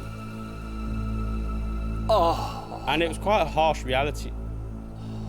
I suddenly realized there was no 999. There was, you know, if I was going to get out of this, it was only going to be me and me alone. Greg is over 70 miles away from the nearest road. By the time anyone realizes he's in trouble, it may be too late. The brutal heat of the African sun will bake him alive.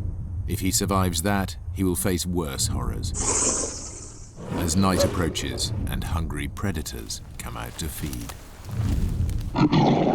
Unable to move, Greg is easy meat. But right now, the pain from his smashed legs is all he can think of.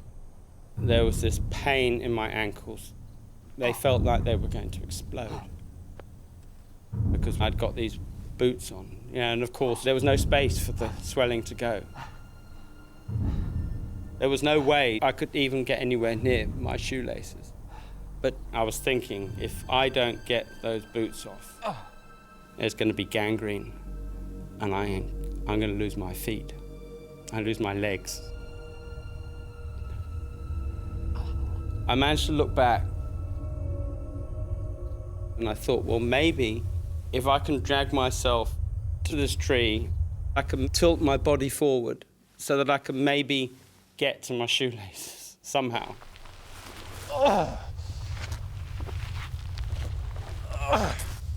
I wanted to stop that pain.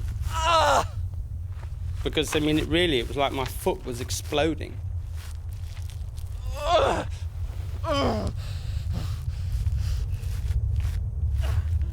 Fate is being cruel today. The closest tree to Greg is a thorn tree. But as its thorns dig deep into his back, Greg realizes they might be useful. And I managed to just break a twig off that was about a foot long, and it got a hooked thorn on the end of it. And I lay there, and I could hardly focus. There was just so much pain. I started to pick the shoelace. I thought, well, this is all I've got.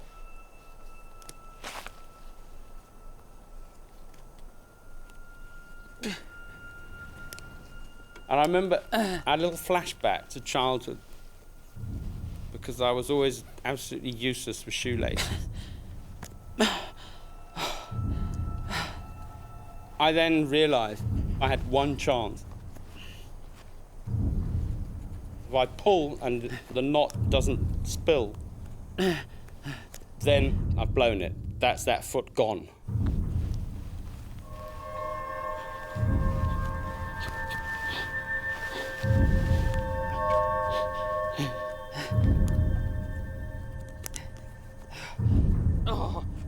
Greg manages to loosen the shoelaces and get them both to the same stage, but nothing happens.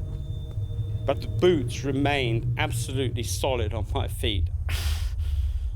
And I realized then I had to pick the shoelace eye by eye through every single eyelid.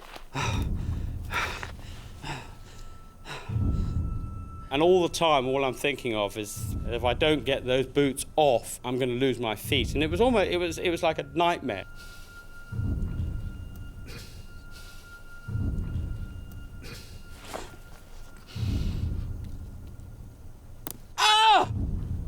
I had to remain as focused as I could.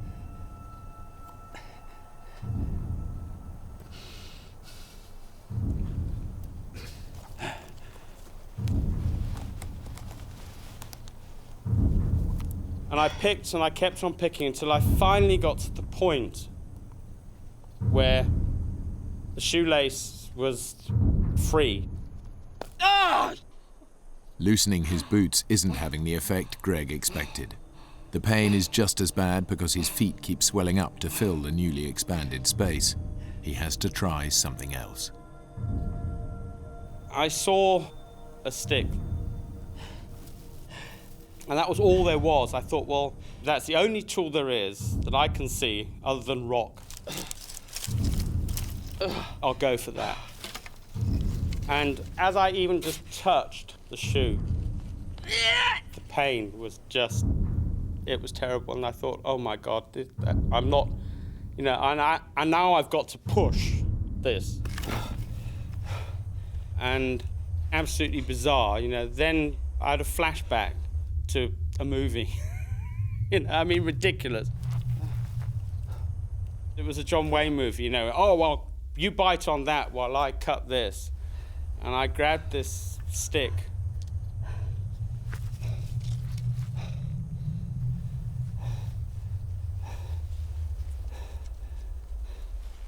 And as I pushed and I bit,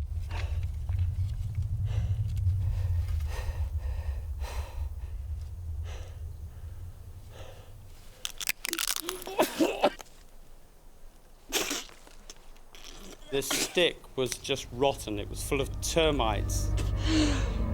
And my mouth was now even drier than before, and I went, but I pushed with such force. The shoe came off. And I just forced the other shoe off. And lay there.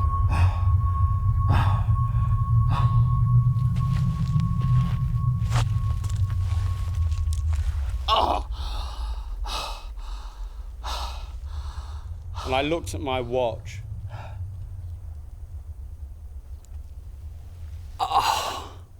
And it had taken me 2.5 hours.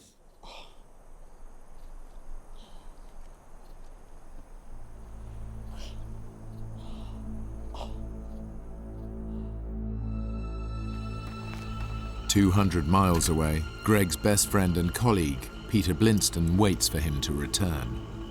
Together they run a conservation project dedicated to saving the African painted dog, one of the world's most endangered species. We have this same passion for the dogs. We have a lot of belief in each other's abilities. And that just comes through at the end of the day. Peter, phone call, please. The phone rang. I just felt nervous. This kind of sense of something's wrong. Yeah, Peter. It was Norman English. He's the warden over at Cinematella. He said, Greg's missing. People talk about this kind of cold hand or something that grips you, but I really did just go like icy cold. I was then thinking, I have to find him. In the heat of the midday sun, the temperature is now over 100 degrees. Greg hasn't had any water for over 24 hours, and his body is rapidly showing the effects of dehydration. It was hot and it was dry. There wasn't an ounce of moisture in the air. I hadn't drunk the whole day because an elephant had destroyed the water pipes in our area where I'd taken off from. It wasn't like feeling thirsty at all. It was almost like being tortured. Everything was just so dry, and your skin just didn't feel like skin anymore. There was no texture to anything. You know, you tried to touch with your tongue to touch the roof of your mouth. It just felt like it wasn't there. As Greg lies out in the open, a vulture, quick to sense a meal, lands on a nearby tree. And I thought, not yet. Yeah, I'm not ready for you, mate. It was scorching hot. You know, dehydration was going to be my next enemy to deal with. But also predators was a major concern of mine. The animals that Greg devotes his life to saving could now turn against him. The landscape is alive with wild beasts looking for food. They may look sleepy and harmless in a city zoo, but in their natural habitat, they are deadly.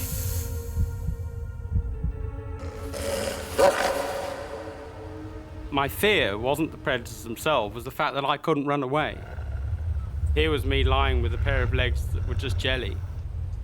Greg knows he has to find shelter, both from potential predators and the sun. His only option is the plane. Fire or no fire, I got to get back And I've got to face that plane again. Every single movement was terrible, but I realized that it was that or die.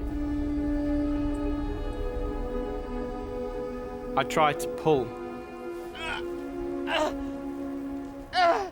And I had no more energy. I've come this far, and now I've got no power anymore to pull on my back. And I suddenly thought, I've got to roll over. Because he's a biologist, Greg knows that some species move more efficiently on their stomachs. I thought, how am I going to roll over? How? I had 2 shoelaces and a stick. I made a loop on the end of one shoelace and tied it onto the end of the stick. I hooked the stick underneath my leg. And I knew that this was going to be one very, very painful experience. And I had to just concentrate on what I was doing, because I knew what was coming. I almost had the fear of pain before it came.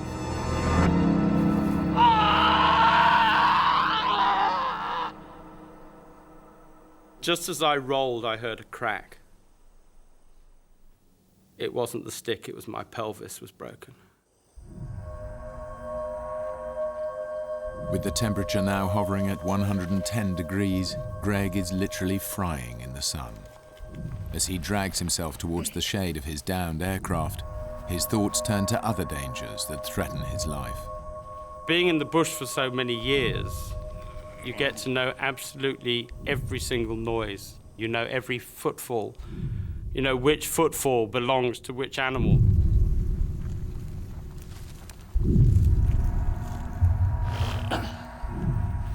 I was terrified that maybe something would come and sneak up on me. And I couldn't do anything, I couldn't run.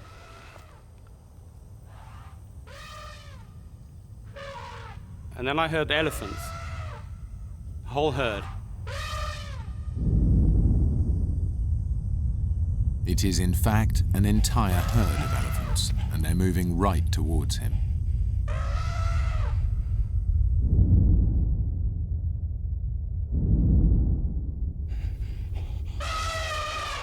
And I thought, they've got to sense that I'm here.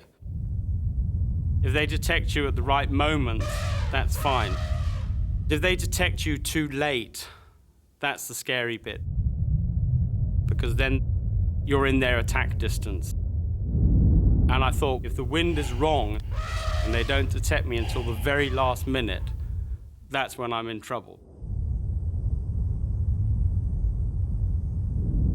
And then suddenly there was this huge screech of... And I remember just thinking, oh no, please, just don't stampede. And I just had this absolute fear that I'm going to be trampled.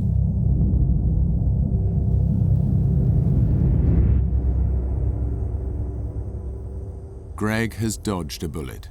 The herd moves on away from him. I wanted to cry at this point. And I realized then that I couldn't have cried even if I wanted to. There was no moisture for me to expend on tears. They wouldn't have come anyway.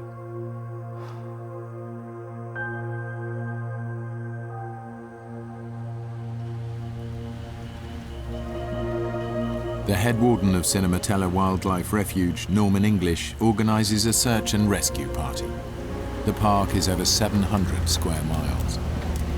He and Greg's best friend, Peter, can only start looking for Greg where the rhino he was tracking was last sighted. Did he radio in at any point? Nah, no radio contact at all. But he was searching up near where the rhino were last sighted. The rhinos are tagged, right? If we find them, we find Greg. Greg took the only tracking device we have with him.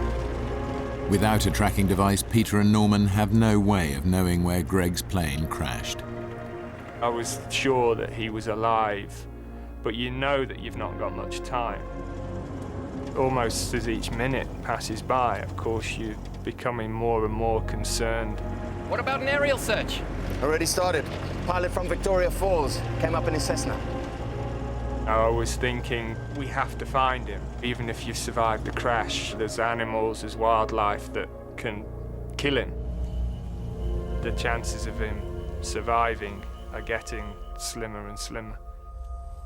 Peter and Norman have no idea that Greg is 40 miles from where they think he is. Greg's condition is now critical because of his injuries, exposure in the hot temperatures, and lack of water. I was so close to the plane, I could smell the petrol. I gave it all the energy I possibly could. And just as I got underneath it, something felt a bit sticky on my mouth. My lips had turned to rubber. They'd plasticized.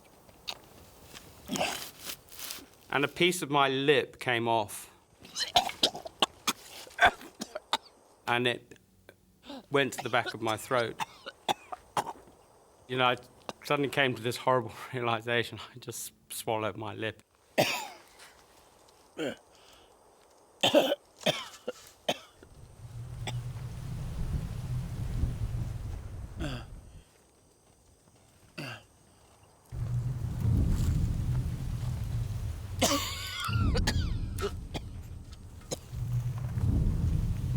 But within moments, Greg has a new worry. He hears the sound of an animal walking nearby. It was lion footfall.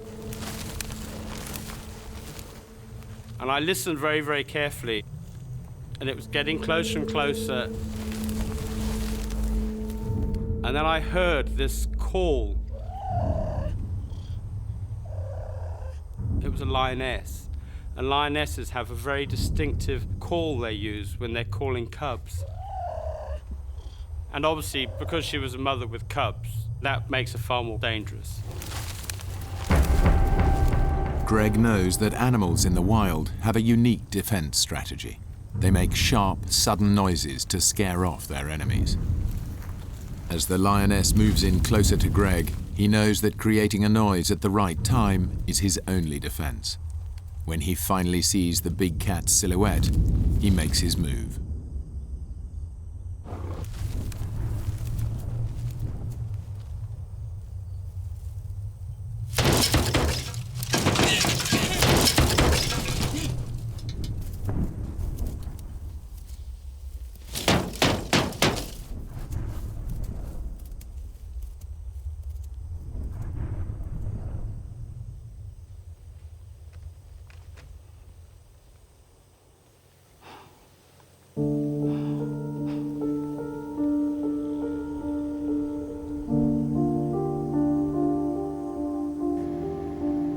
With daylight fading, the search pilot will soon have to return to base. There's still no sign of Greg or the wreckage.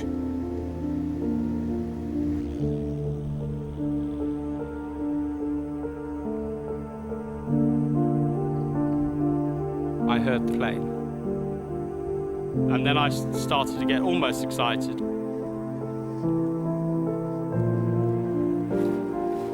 And then I thought, no, I'm still a needle in a haystack. They had an area to search of about 1,000 square kilometers.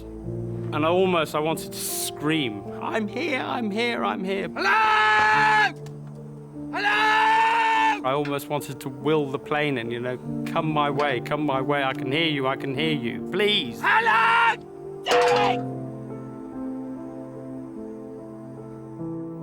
And then there was silence. I remember that silence now so well. It was killing. Nothing is going to happen now until tomorrow morning at the very earliest. And I've got to start thinking about the night. And of course, as a biologist, you know the night is always a dangerous time anywhere.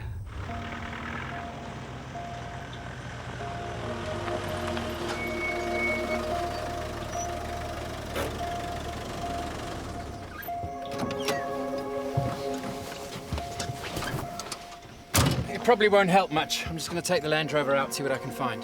There's no way you're gonna find him in the dark. We don't want to lose you too. I won't be long, I'll be back soon.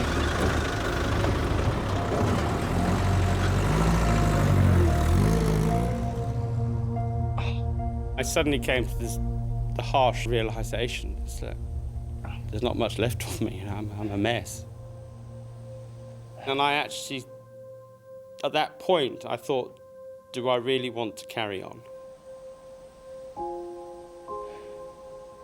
Did I want to live, or did I want to die?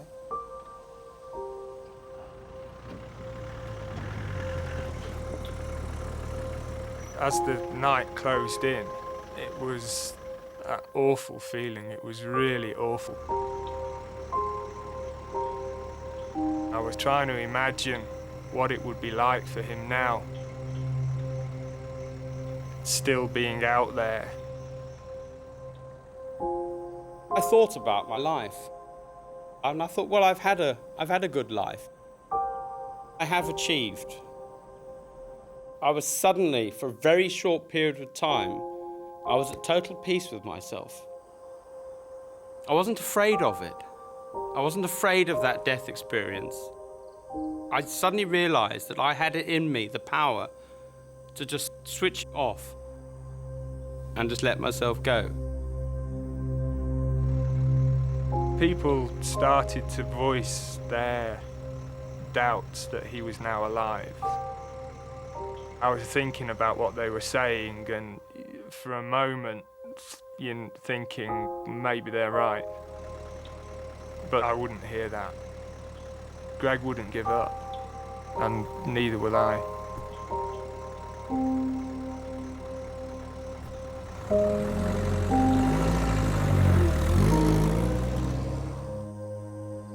And then I suddenly thought about the dogs, what amazing animal that had become my sort of whole raison d'etre.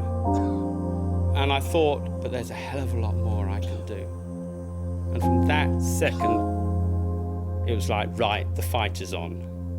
At that point, there was just such a kick in me that it was like, I'm going for it, and I'm gonna make it. And I'm not gonna, if I do die, I'm gonna die fighting this right to the bitter end.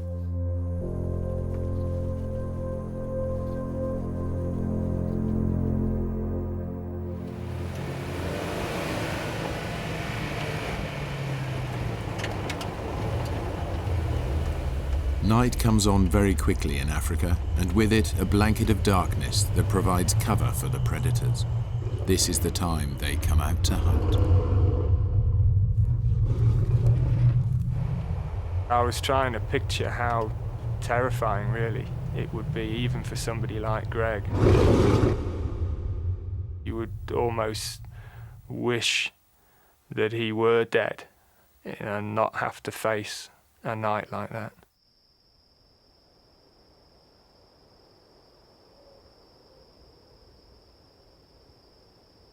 At that point, there was this total silence.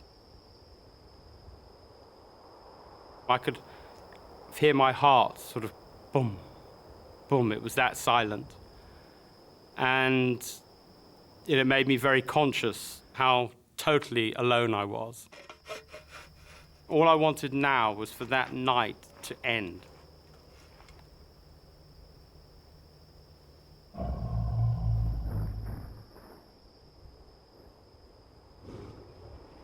I had this nightmare that a hyena was going to come up behind me. I know what hyenas are capable of. Bone crushers, as they're also known. They've got the most powerful jaws of anything. I also know someone who was carted off by a hyena, and he was a fully able-bodied man, but he was sleeping and they dragged him away. That was the biggest scare of the lot, that a hyena might come up behind me.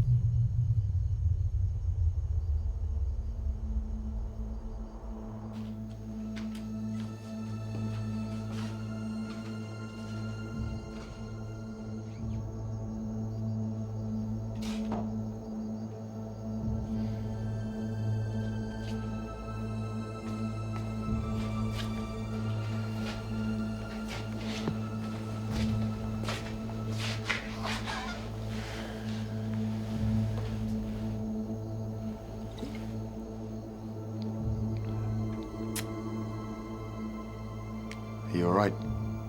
Yeah. Thanks, Norman. Peter, the men feel like Greg may not have made it. You'll get through this. He's a stubborn beggar. Yeah, well, you know him better than they do. They, don't think there's any point in him going out again tomorrow. He's alive, okay? You know Greg. He wouldn't give up. I won't either. I'll talk to the pilot and the others, see if they can give us another morning at least. Thanks.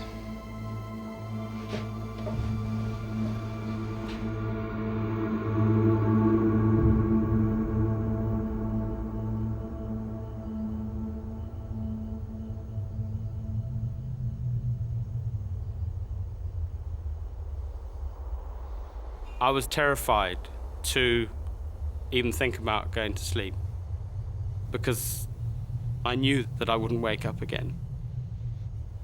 That would be it.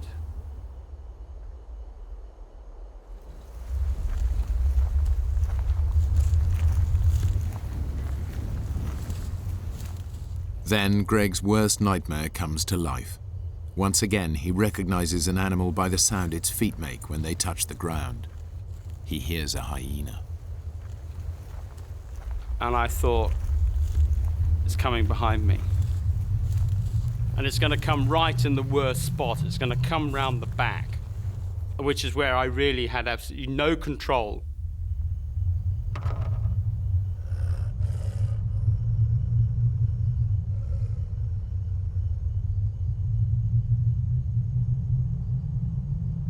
Once again, Greg uses his knowledge of animal behavior. He grabs hold of his stick and gets ready to hit the plane with it and create a noise to startle the beast.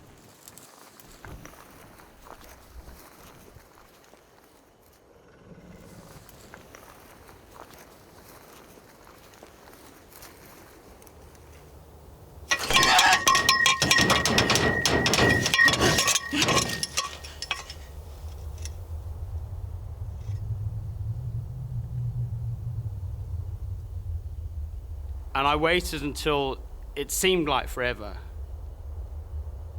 I knew if something came one step closer, then would have meant that I'd failed. Then I heard this just footfall, just getting less and less and less.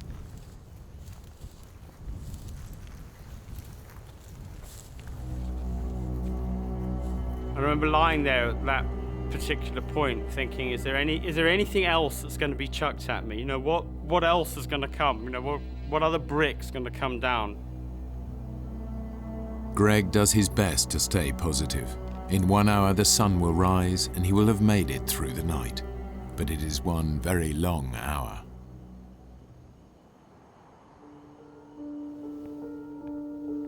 It was very frustrating waiting for the daylight to come.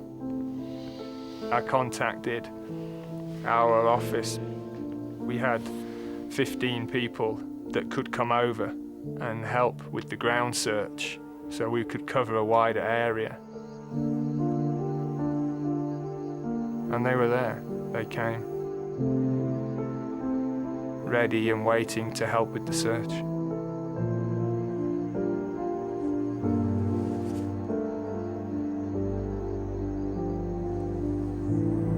I watched, looking for the sun to come over the horizon. And when it finally did, I felt these rays coming all the way towards me. And it was an amazing experience. I suddenly felt wonderful. I was bathed in light and heat and warmth. I felt secure for a moment.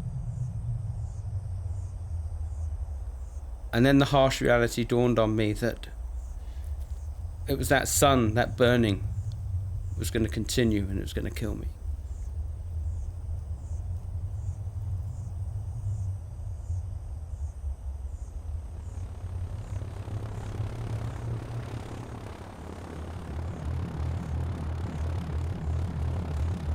At first light, the spotter plane sets out again. It'll make a systematic search of the places where Greg's plane might have crashed. At Peter's suggestion, Norman is on board. He knew the area better than anybody. I really felt strongly that if anybody was going to find Greg, it would actually be him. The additional members of the search team fan out, but they're still looking in the wrong area. It's been nearly 24 hours since Greg crashed, a deadly amount of time to be out in the African bush injured and unarmed. You know, I was beginning to doubt if he'd survived. Greg has a global positioning system, yet the technology is useless if he can't tell anybody else where he is. But every time he turns it on, it records the exact time. I was checking on the GPS, trying to get the coordinates and times.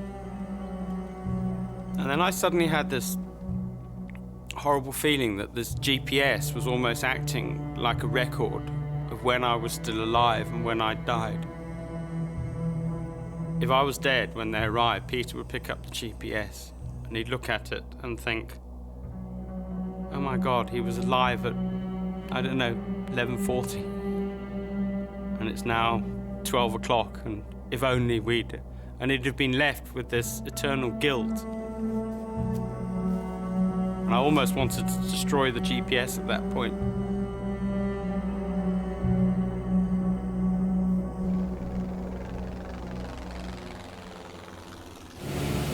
Norman to Peter, can you read me? Over. Receiving. There's nothing from up here. Even an elephant can merge into this landscape. We're going to try another area. On a hunch, Norman decides to go back and check along the beginning of the route that Greg would have taken. Nearly 24 hours has passed, and Greg's body is desperate for water. I managed to grab a piece of the broken windscreen. I had this mad idea to see if it would collect moisture.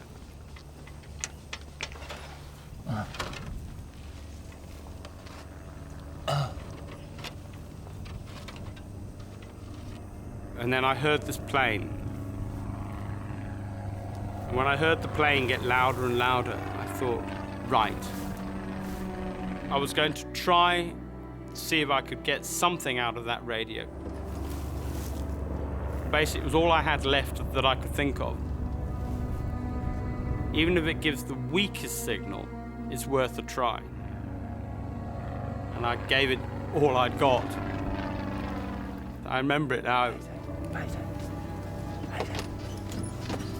This is Zulu Mike Echo Bravo calling Mayday. And then my position is 20 miles east-northeast, Cinematella. Mayday.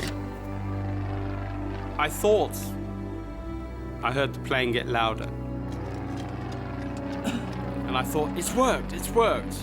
And I gave myself almost an elated sort of feeling. But that's because that's what I wanted to hear. I knew I was lying to myself. Mentally, I had to stay with it. Because if you get into depression, that's it, the game's over. Not knowing whether he's imagining the search plane or if it's really there, Greg grabs a piece of his wreckage, one of the struts, hoping it will reflect the light and be seen by the plane above.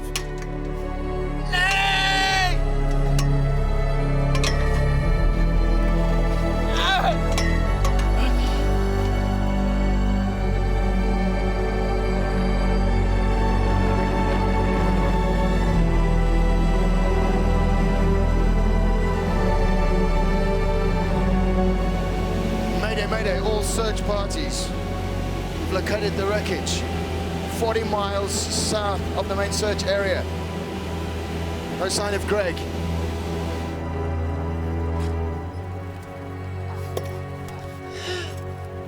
I was trying to keep up the dream that they had really seen me. But I realized I had to keep telling myself this lie. Because I did know that I was reaching the point of no return. if they didn't find me soon, I was going.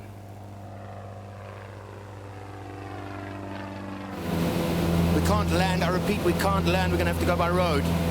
Meet back at the base camp immediately. I repeat, meet back at the base camp immediately. I felt numb.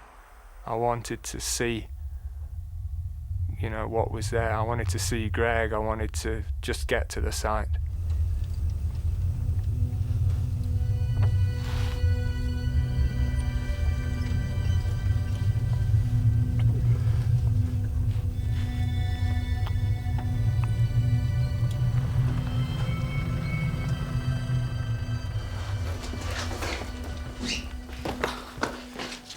He's here, south of the road.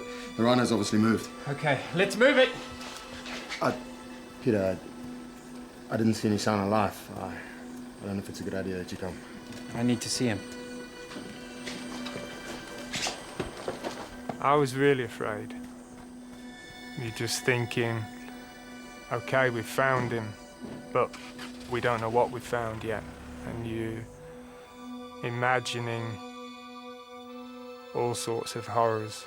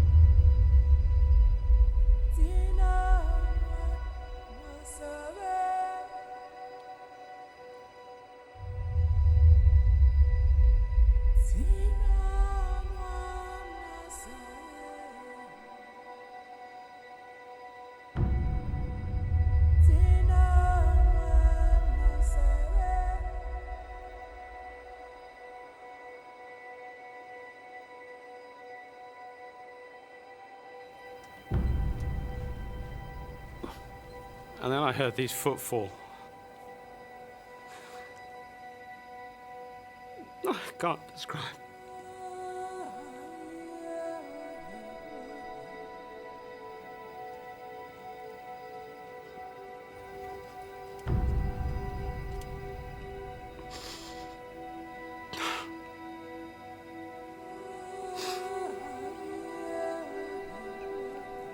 Of course, I knew what footfalls those were.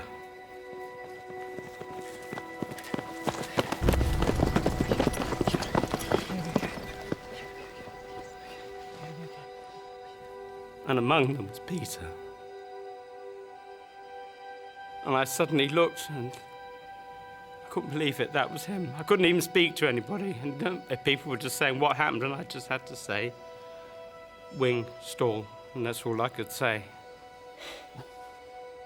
It was really overwhelming. He'd survived. And it was sort of affirmation of my belief in him. The feeling that I wasn't going to die was just indescribable. I'd fought this and I'd won.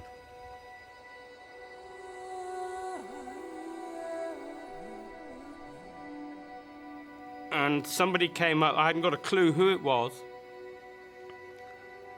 Someone put their hand on my shoulder and said, "You're in safe hands now."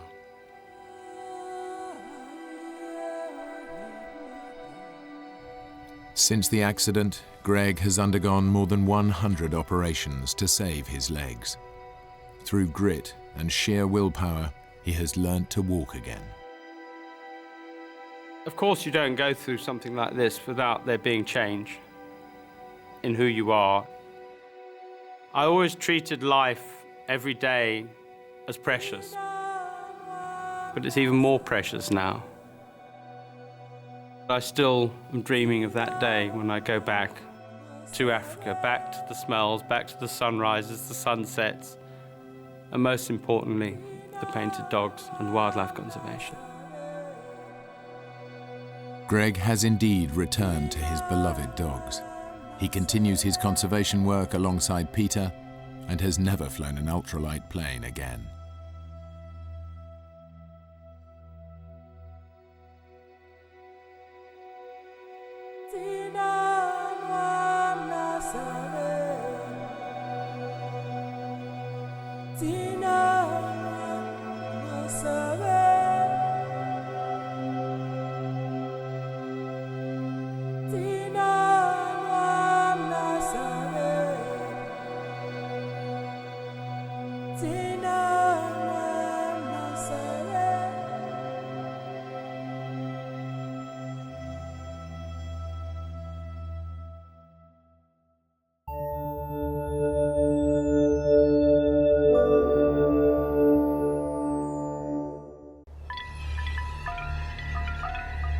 The Amazon rainforest covers an area the size of Australia.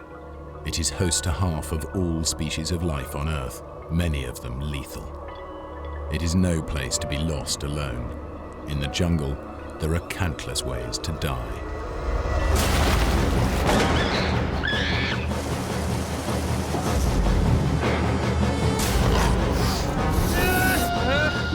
This is a true story of a fatal decision that betrayed a friendship and turned the adventure of a lifetime into a deadly struggle for survival.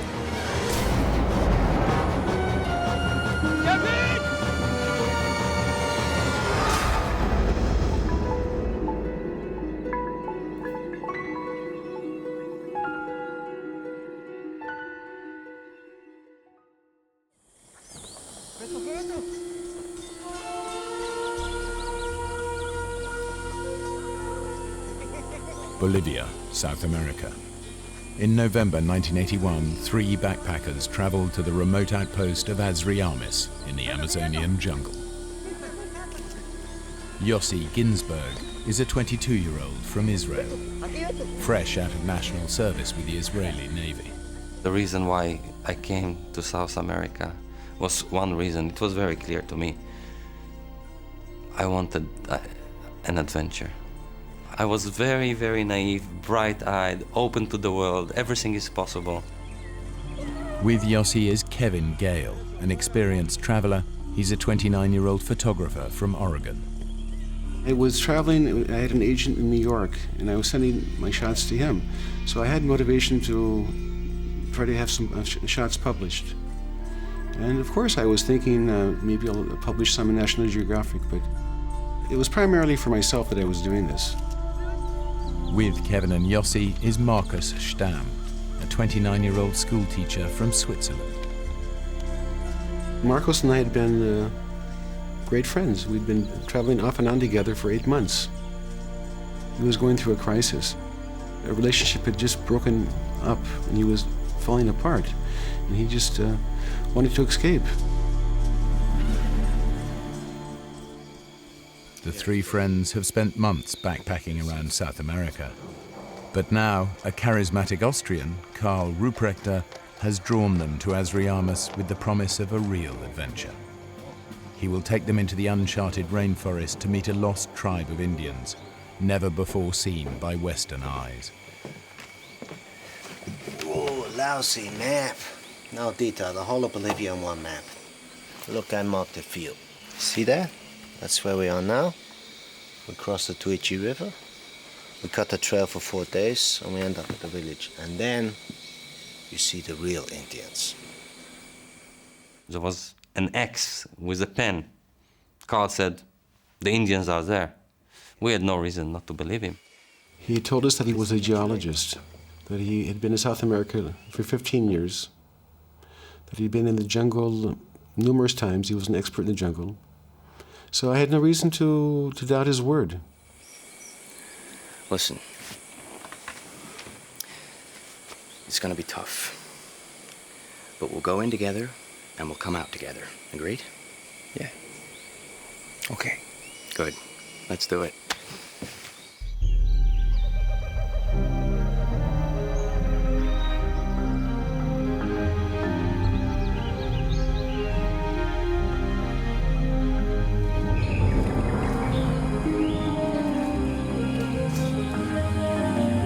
Guys. As we set off from Azriamis, we started seeing, like things were changing, and we weren't exactly the same people already. And I think the reason for it was that we knew we're leaving civilization behind, and this is it, just the 4 of us. Yeah. Up, Marcus. It's a jungle. The friends follow their guide into the rainforest. Ahead of them lies a week-long hike to the Indian village. From there, Carl has told them they will return to civilization by rafting down the Tuichi River. It was a different world, and we could hear animal life all over the place. Monkeys were howling, screaming, and I could see birds, numerous varieties, all over the place. It was like a picture.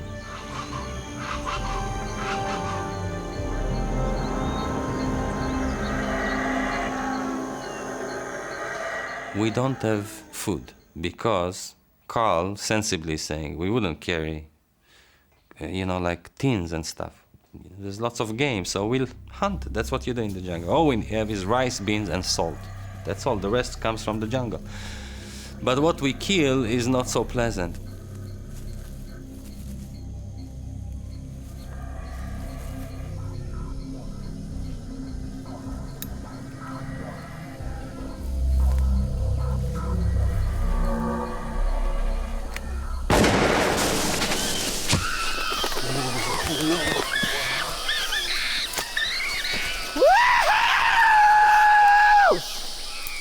To the pot!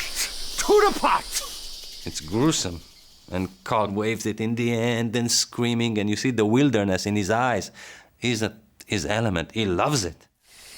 You've killed it. You've murdered it. You can't do that. What? There's no law here. This is Bolivia. You take care of him. We're gonna eat well tonight, Kevin. Hey, Marcus, pick up my gun. Marcus wouldn't bring himself to eat. We're killing to eat. Marcus thinks, can we save that monkey? It didn't make any sense, because we were in the jungle, we were in this environment, and those things happen. And he was just oversensitive about everything. You know, Carly's not so tough. What would you know about it, Yossi? You were never in nature like this before? Well, I was in the military. Yeah, that was the Navy. This is the jungle. Where's this damn village? Oh, this is bad, my friend. You gotta be careful with this. You see the saws? They will all open up together in the end, then you've got no skin left. And your feet are kaput. Guys, I'm sorry. He said it's tremendous pain. We didn't believe him, because it was part of it. Okay, now he's complaining. He's always complaining. He's always finding a reason to complain. Marcus should rest. One of you could go now with me to make contact with the village and then come back for Marcus. The village. You said 3 or 4 days max to get there. It's been more than a week now. Marcus could be here for days. Hey, you don't believe me? You think I don't know where it is, huh? Nobody's leaving anybody behind. So, what do we do, huh? It wasn't fair to Marcos to continue. I wanted to continue. If Marcos hadn't been there, I would have continued. There's no question about that. We should go back down to the river. We should build a raft now. Marcus can take it easy on the raft. What do you know about the river? I know the river is back that way. Screw it. It's your choice.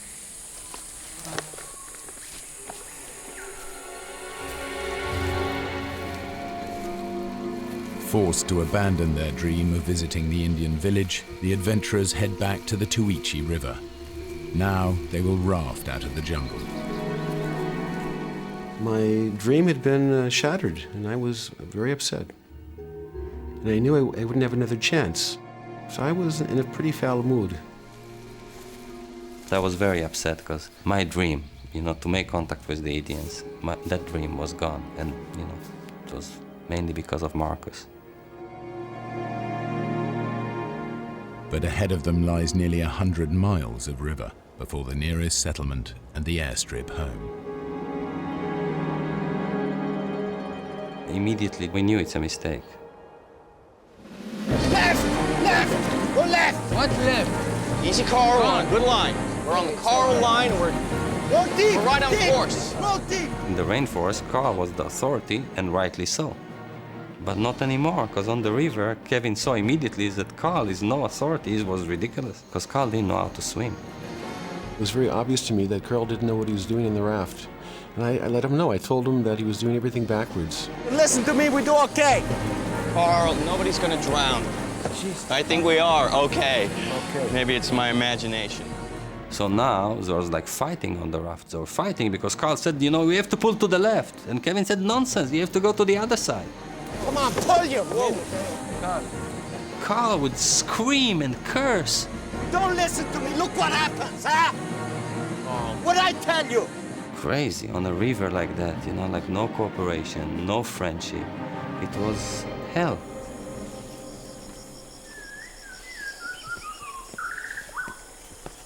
We're pretty close to the canyon.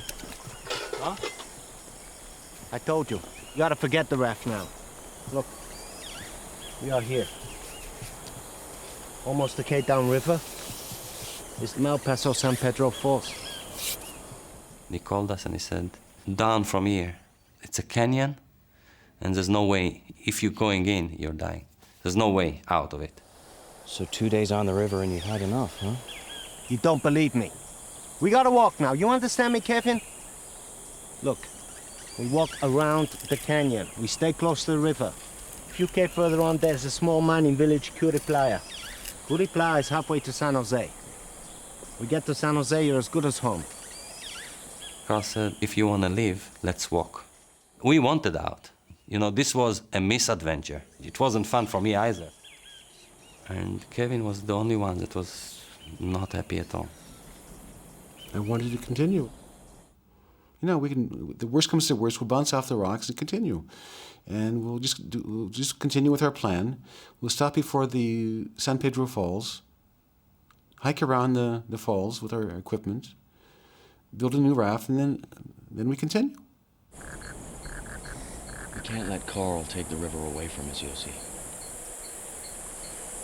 I mean, think about it. Why did we come on this trip in the first place? Carl promised us an Indian village, which was supposed to be the highlight of the whole thing.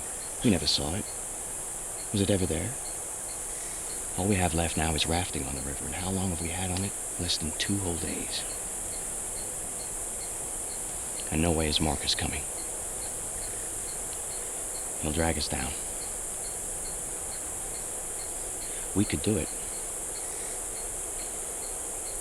We could go it alone.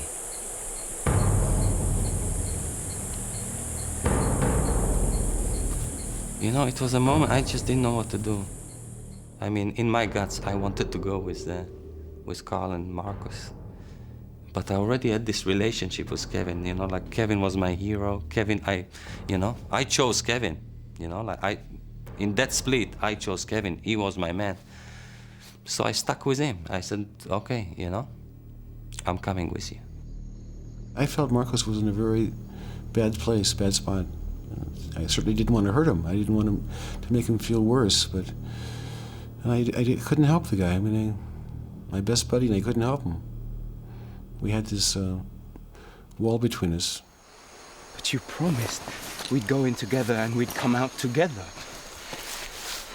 This is different. Don't you get it?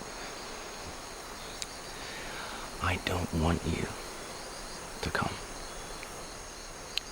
You're not coming.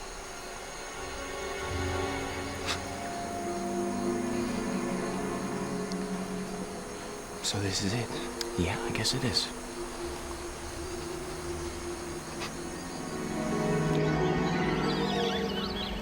In retrospective, how did we do that? How can you split in such an environment, you know?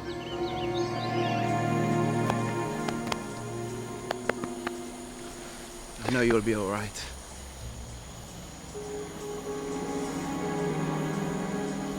Let's get moving. See you soon, Marcus, huh? I see you soon, Carl. Ah, you'll see. La Aventura. Still haven't had enough, huh? You're full of it, Kevin. You're gonna be fish food, the pair of you.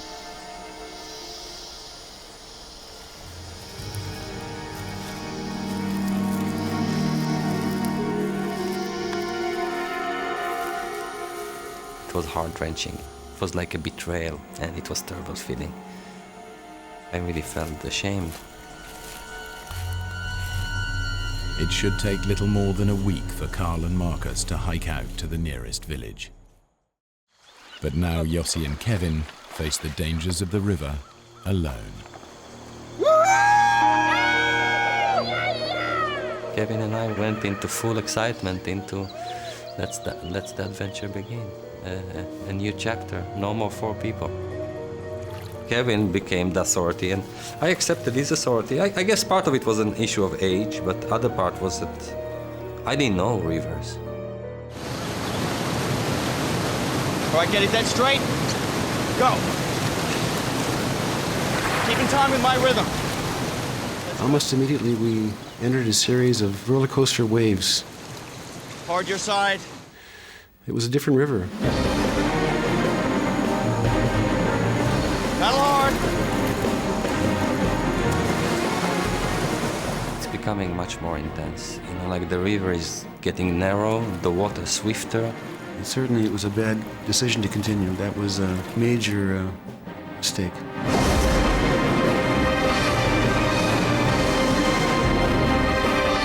We're just shooting straight into white water. Both of us were lying on the raft. That was the only thing we could do. Suddenly, it was clear to me that nothing that can prevent us from colliding with this huge rock that was approaching.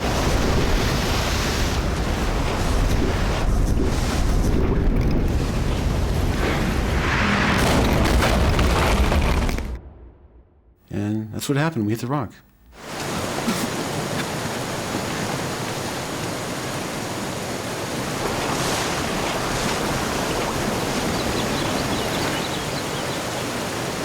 All right, Yossi. I want you to listen to me now, okay? We can't stay here. All right? So I'm gonna jump, okay? I'm gonna swim to the shore, and I'm gonna throw you a line. I don't want him to jump. He tells me why he's jumping, and his plan is completely suicidal. But in that stage, I think not only that it's suicidal, he kills me. Kevin, no!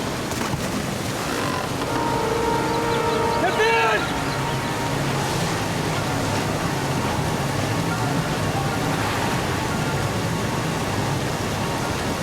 Kevin!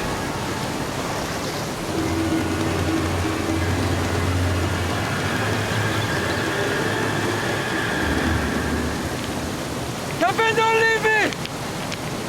All right, Yossi, throw me the shoes and the machete! I saw the raft teetering back and forth on the rock. And then at the same time, the raft moves, and I hear that terrible screech. The mass of water just... Yossi!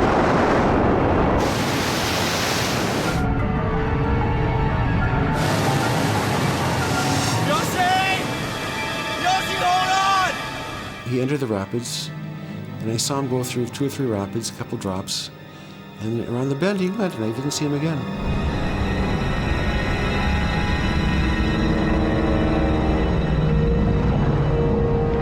It's like huge pressure on my chest. And I can feel that, you know, like the power of the river. I'm shooting at such a high speed and deep under the waters. It's like the pressure surmounts. I cannot breathe. I feel this is it. I'm exploding. I'm dying. And I knew this is my end.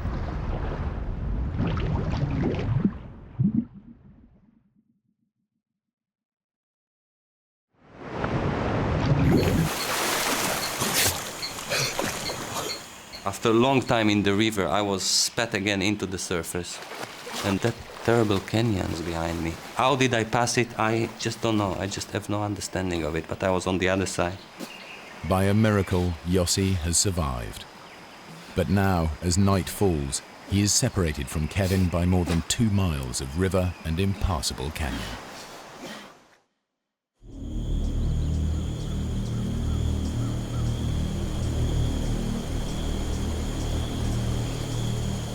The next morning, Kevin starts to search for Yossi.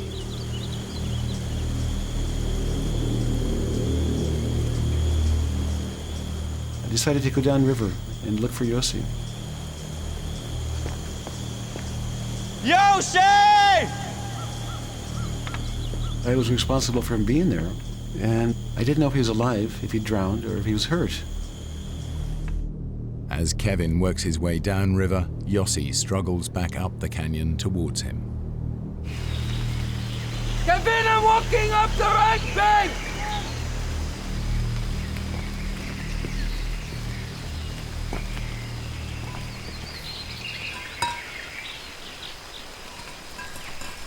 Early morning of the day after this tragedy, this disaster, I hear this scratch, this metallic scratch. Behind the rock, there's a small pool.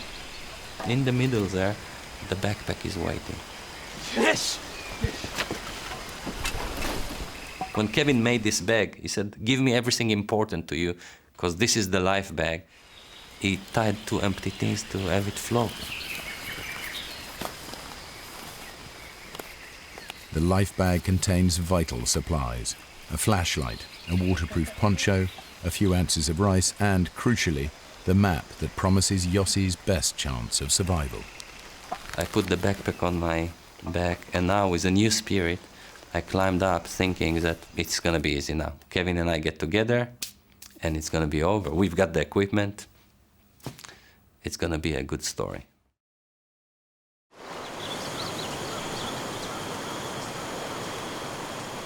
After another day of searching, Kevin is less than a mile away from Yossi when he comes up against the canyon walls. He has no choice but to turn away from the river and climb up into the jungle. I knew that the San Pedro Falls was before me, and I wasn't about to swim through that.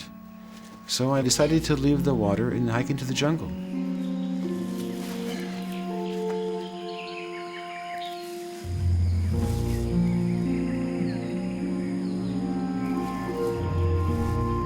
Now it's clear that when I was walking behind the ridge or the bluff in the jungle, Yossi was walking upriver, not very far away.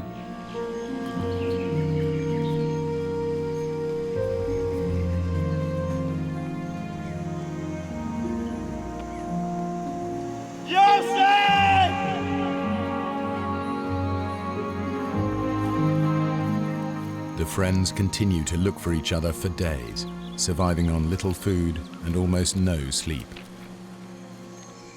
They're unaware that every step is taking them further apart. Yossi! The only thing that kind of kept me going was the notion that Kevin is running after me and he will follow me and things will be fine when Kevin comes.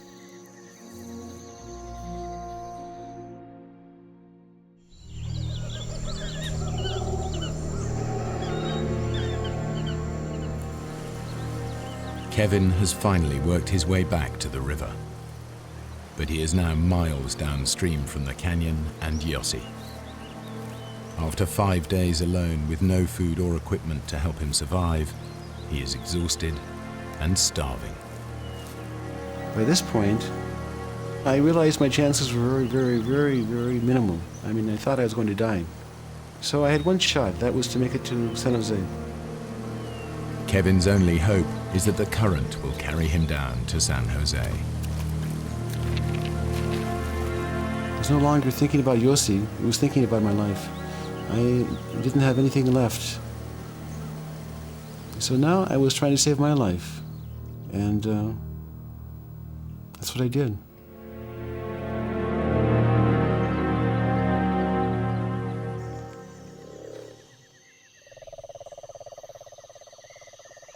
That night, the fear was so big that every minute, every little thing I'll hear, I'll just jump and I'll start looking around to make sure there's no animal coming.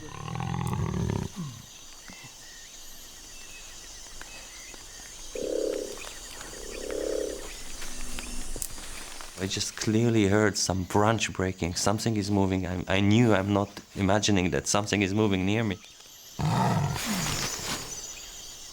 I look with the flashlight around, but the moment I put the beam on, I see the face of a jaguar.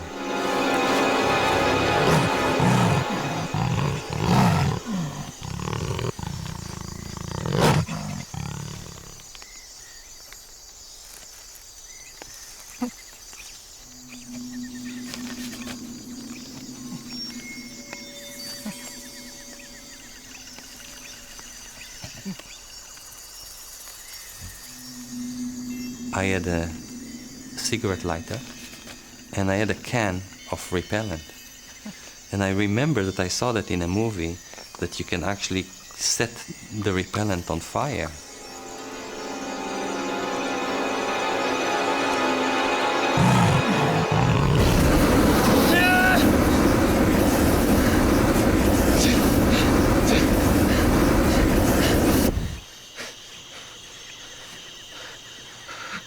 The flame died, and there was no jaguar. You know, like I managed to scare him. I sat there for the rest of the night, and you know, I started crying and screaming and trembling. It was consuming, that fear.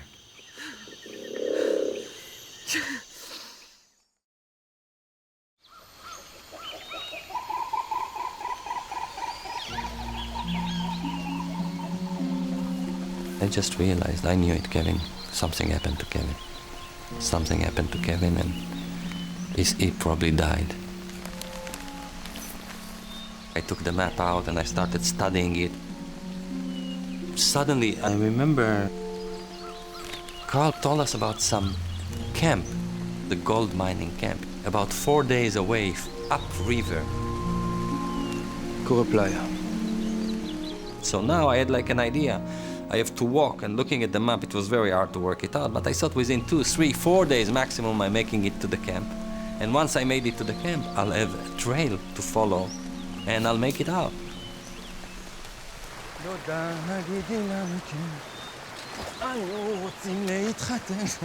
Yossi heads for the mining camp at Playa. From there, he will pick up the trail to the village of San Jose and safety.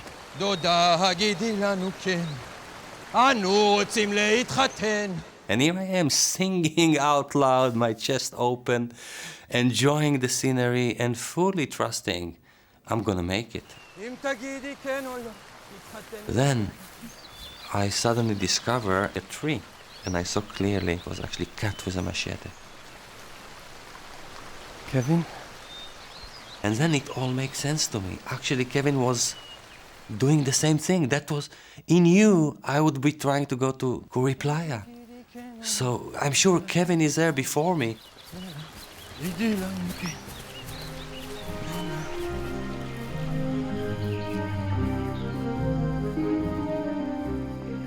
I kept on walking along that trail, and it started being a bit strange because the marks weren't as clear as before. Deep in the bush, I had no sense of direction, and now I was stuck with this little trail and hoping that it will lead me back to the river and to the camp. And then after hours where I'm already despaired because, you know, it took me away from the river, I see this footprint. It's not an old footprint. I see that footprint in the mud, and I realize this is a hiking boot, and there's only one person in the world that could have left that footprint. It's Kevin. Kevin!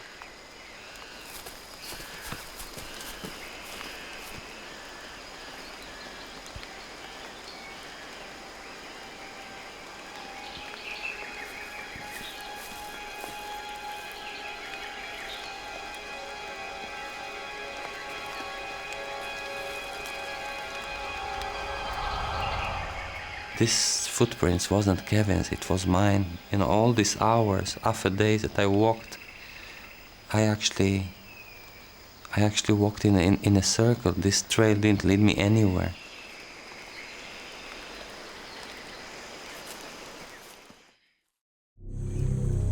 After hours on the river, Kevin's condition is critical.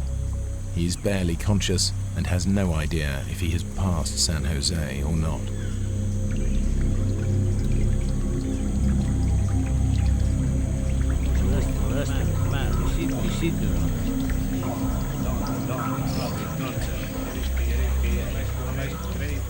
All of a sudden, I see a canoe. The current is swift, so it's taking me downriver quite a ways.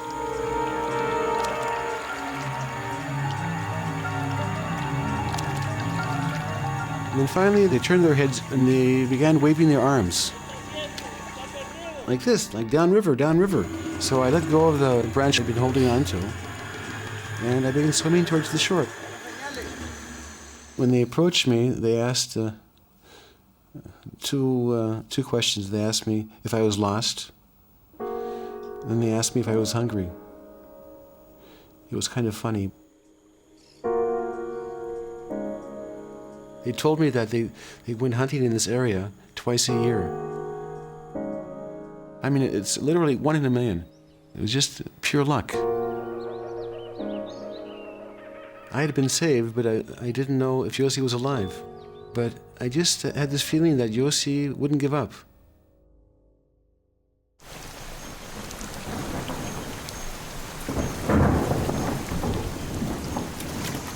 Yossi pushes on towards the old mining camp. With the rice gone, he's surviving on little more than scraps of fruit scavenged from the jungle floor. I just made it a rule. I'm not gonna lose the river again. Suddenly, there was this opening along the river and I saw the hut. Go player.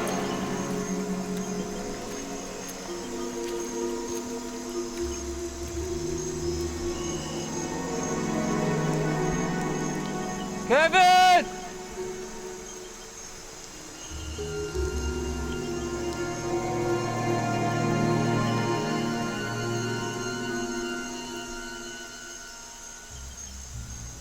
I was so hurt. The disease on my feet, this fungus, reached my hands as well, and my hands were raw as well. And I felt that not only the pain that was so excruciating, but I actually remembered how Marcus had that. And I remember that I actually didn't believe him, and I thought that he's a wimp. And for a second I was thinking that maybe what has happened to me was directly related to the way I behaved to him, to my friend. And now I know, because I suffer myself.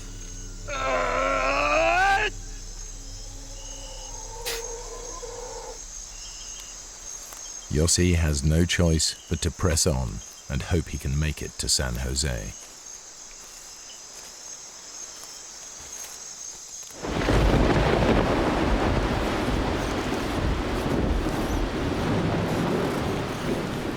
The rain was merciless. It was so tough.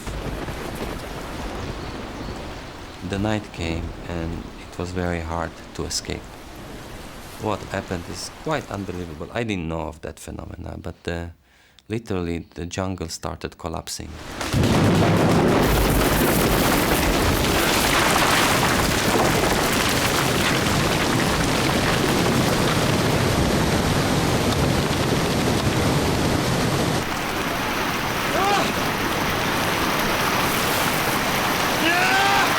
It took me seconds to understand, but by the time I understood, it was too late.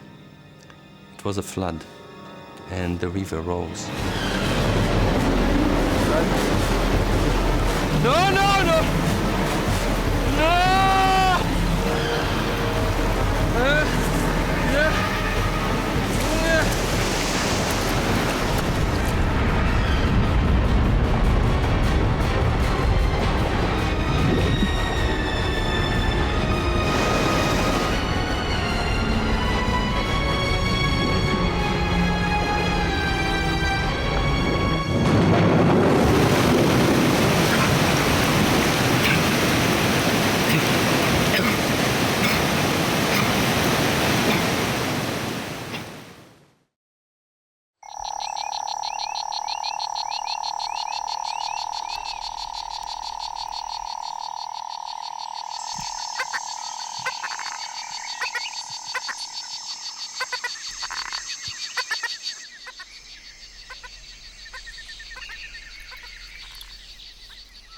By morning, the flash flood has subsided, but Yossi has been washed far away from the river. By that time, I was really in bad situation. It was the 15th day of my solitude. I couldn't start a fire, there was no sun to dry, and no food, and the rain, and wet. But things were clear. I just had to stand on my feet and keep on walking. Because I knew now there's one thing, find the river. Just days after being rescued, Kevin has made his way to a Bolivian army airbase to try and convince them to mount a search. I went to the office of the commander and I spoke to him. And he said if a gringo, a traveler, was lost in the jungle, that he didn't have a chance. Si él fuera tu hijo, o tu hermano. ¿Por qué no te regresas a los Estados Unidos, donde tu familia? A pasar las fiestas navideñas. Pero hay una persona perdida en la selva.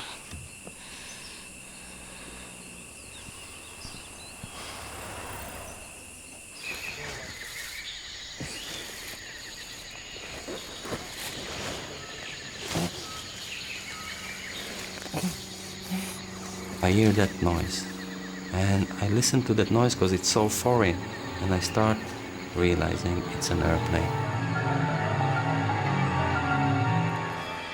I'm saved, and I know everything now. I know also that Kevin is in the plane. I know it's a plane after me. I know it's Kevin there, and I'm just jumping on my feet, and I'm running, and I'm screaming, Kevin!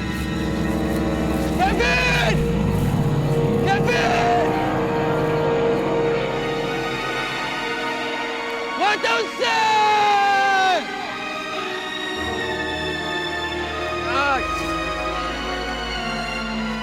What do you say?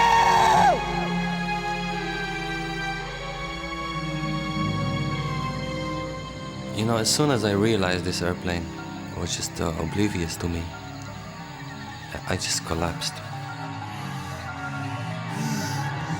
For the first time, I was defeated. You know, I felt defeated. I knew that so much hope, and they didn't see me, and there's no way they could see me. Flying just a few hundred feet above, in a Bolivian army spotter plane, Kevin shares Yossi's sense of defeat. I realized that we couldn't see much. And I asked him to fly lower, and he wouldn't. He said it was too dangerous. And on top of that, we were flying in a straight line. He wasn't following the contour of the river. It didn't have a chance to find Yossi this way.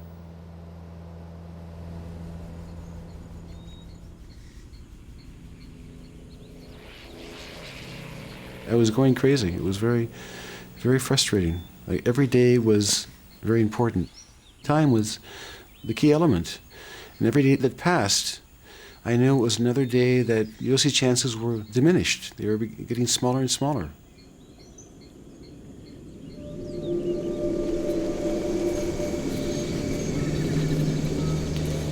Yossi has now spent 17 days alone in the jungle. Since the floods, he's found nothing but rotten fruit to eat. He is feverish and weak with starvation.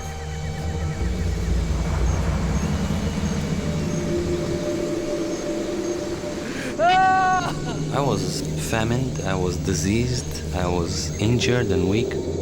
I started realizing that I don't know what's going on anymore. Maybe I'm becoming insane.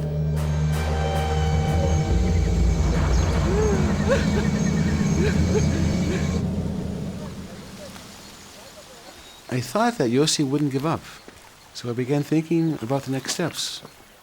And I found a fellow named Tico, and I asked him if he could take me up to Tuichi. And he told me that he can, but he has to be back within 3 days. So it's better than nothing, so I said, fine.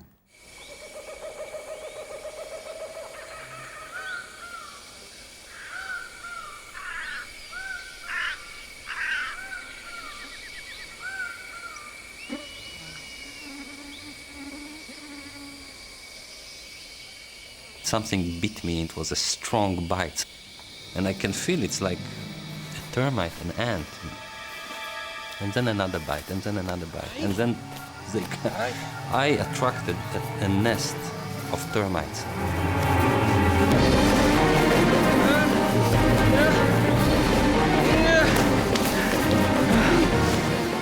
And there were like hundreds of them, and then thousands of them, and I couldn't escape. There was no way I could escape.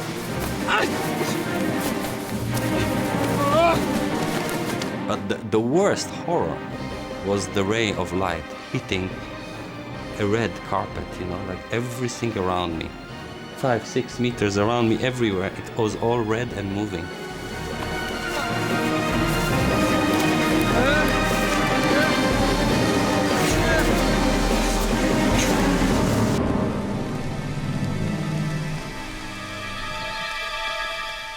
My body was like a colander. There was no place in my body that wasn't bleeding.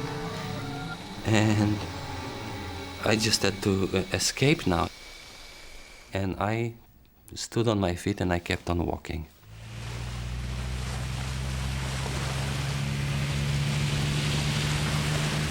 I told him that I want to go as high as possible, up the river as much as possible. Just kept going up and up and up. I didn't want to stop.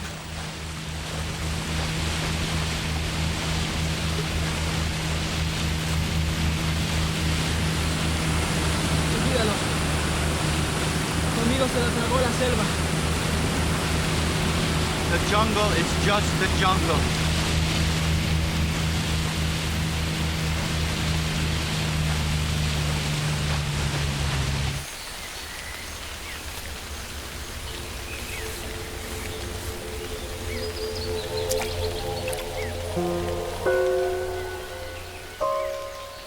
On my knees, on my elbows, I'm crawling.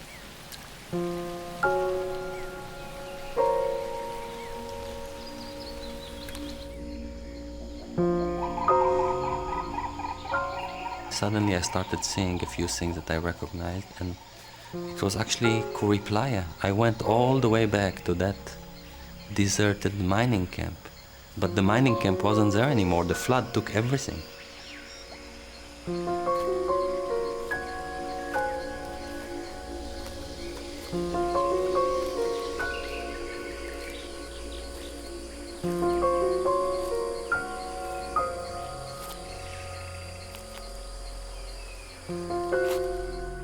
My feet weren't feet anymore. They were like two lumps, two chunks of blood and pus. I gave up. I prayed to God, just allow me to die. All I want is to rest. Let me die.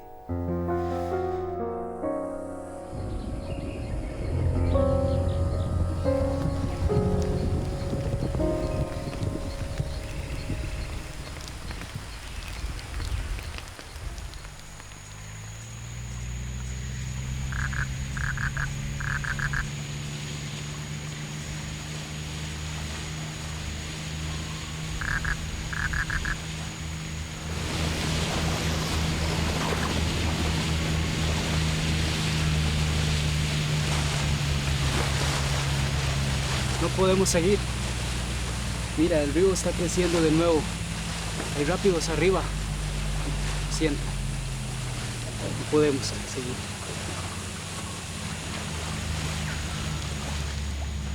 I knew that was it for Yossi. It would take weeks, if not a month, to get back to the jungle. And there's no way that he could survive another month in the jungle. And I just felt this heavy feeling, and this sense of loss, and this terrible sense of guilt that I'd caused his death.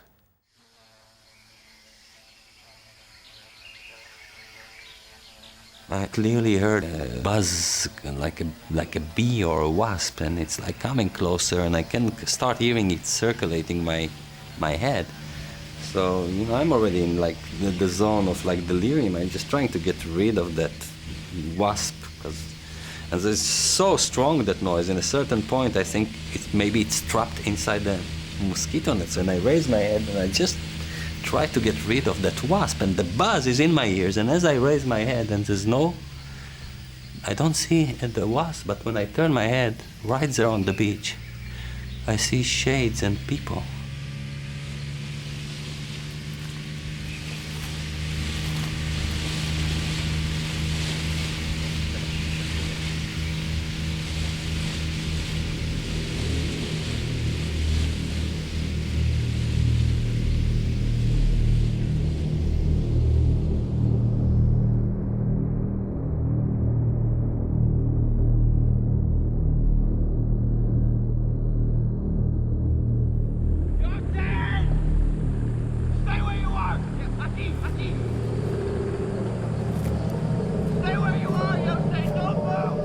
I mean, it's like at that stage, I don't know what's going on. Just, you know, like Kevin, like a flesh is already there, and I'm collapsing in his arms, and we just hold each other and hold each other. It's now just emotion. We cry and cry and cry.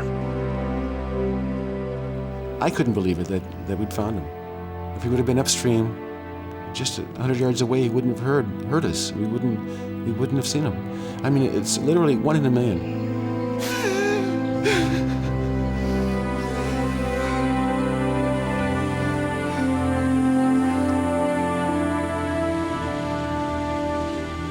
My life was spared.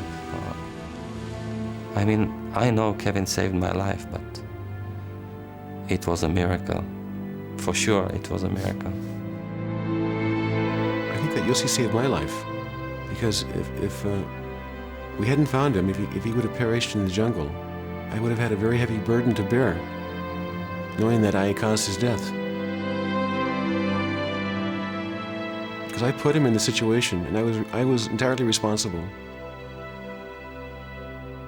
So I think that's how I see it.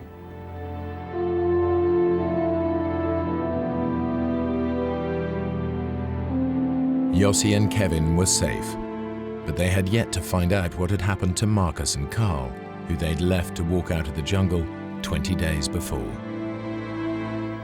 It was a shock to us to discover that there was no trace of Marcus or Carl. Of course, when I realized that Marcus was lost in the jungle, it was a very heavy feeling. Kevin went back into the rainforest immediately to search for them, and he couldn't find anything, any sign, any track. It just evaporated.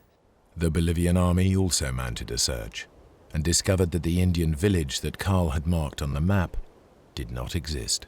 They told me that Carl had a history of taking people into the jungle and leaving them. It happened more than once. They were very, very familiar with Carl, and they said he's a troublemaker, and he found refuge here in Bolivia. And I was shocked.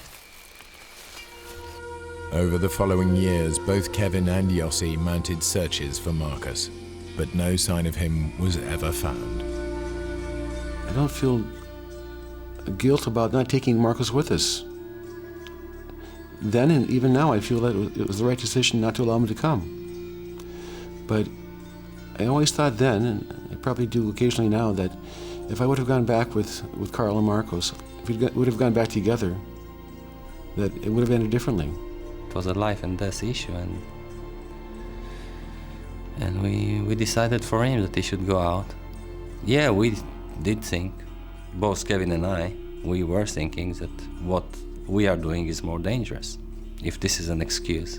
We were thinking that. Still, we made that decision for him, and he never came back. Kevin Gale is now a fitness instructor and photographer living in Israel. He is married to Orna, an Israeli he met while searching for Marcus and Carl.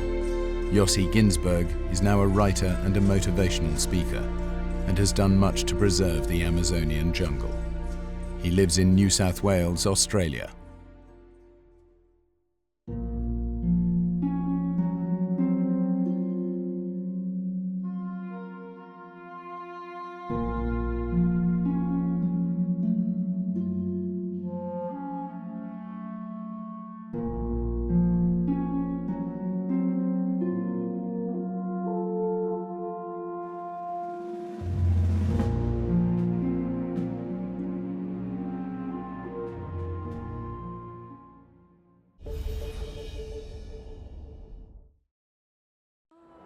The open sea, its mystery and beauty have always been irresistible.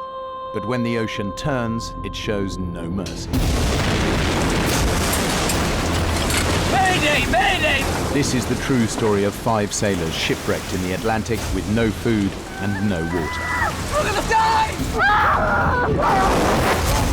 Every choice they make is life or death in these shark-infested seas.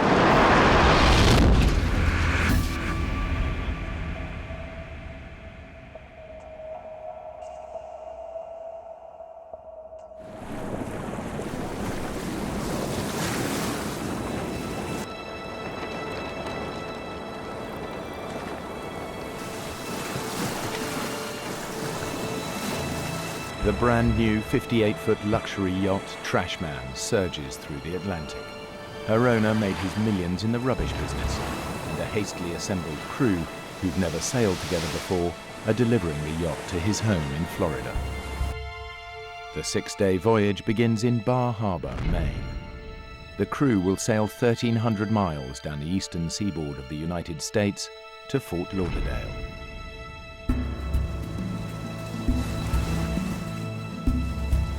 The most experienced sailor is Deborah Scaling Kiley. She's the first American woman to have completed the grueling Whitbread Around the World race. I love to sail because you're working with nature. There's another force, and you become one with that force. And I'm a junkie for it. I'm an adrenaline junkie. Debbie has been hired for the run by the yacht's skipper, John Lippoff. He was sort of that scraggly sailor look. It's running nicely now. Head back inland, hire some more crew, yeah? The first thing that I noticed about him that I thought was kind of wild was that he liked to celebrate everything. He wanted to have a beer the minute I met him. Problemo, Debs. Problemo. He showed me his resume, and it was quite impressive. He had actually been on a boat called Black Knight, which was the committee boat for the America's Cup. And you know, to be the skipper of that boat, you can't be all bad. You got to be a pretty good boatman. Is everything all right? John's brought along his girlfriend, Meg Mooney.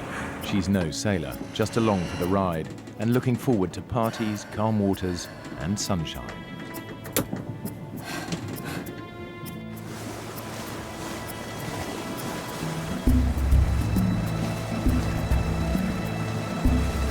Weatherfax says clear sailing all the way. Brad Kavanagh's the youngest crew member. He signed up because Debbie's on board. All right, why don't you go to sleep now? I'll take the next watch with John. Ask him to come up. Brad's a decent sailor, although he's not yet in Debbie's league.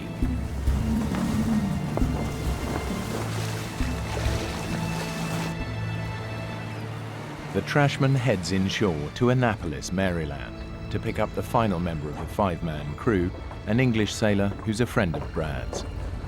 Debbie, this is Mark Adams. Hi. Debbie here did the last Whitbread. Is that right? That's right. I better know what your job was. I didn't like his condescending, chauvinistic attitude. Every minute that his mouth was moving, he was saying stuff just to be outrageous and to get people going. That was his MO. When we left Annapolis, I was in heaven. I was on the big version of my parents' boat with these nice new people heading to Fort Lauderdale, and I couldn't have been happier. There's something about pushing off and being back on the ocean. Everybody was getting along, and it was exciting.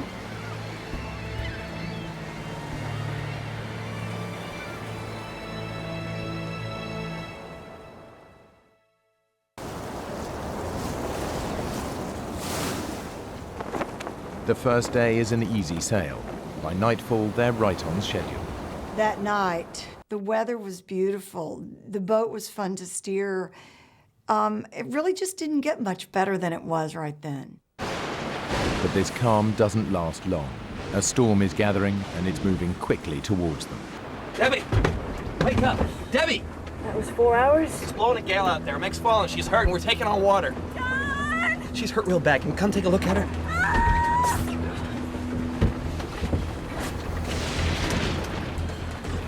Where the hell did this storm come from? Usually, if it's a squall, it comes in and it blows through and it's over. But this was not a squall. This was something that was building momentum. I couldn't believe the conditions had deteriorated so much.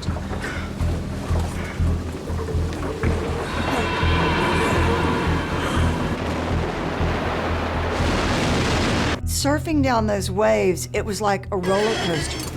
And it's like an elevator when it drops. This is why I got into sailing, Brad. Well, my mother sailed through a hurricane when I was in her belly, but I can honestly say that this kind of weather is not in my blood. Mark's up on deck, just woo, howling at the wind, and obviously he's been drinking. Come on!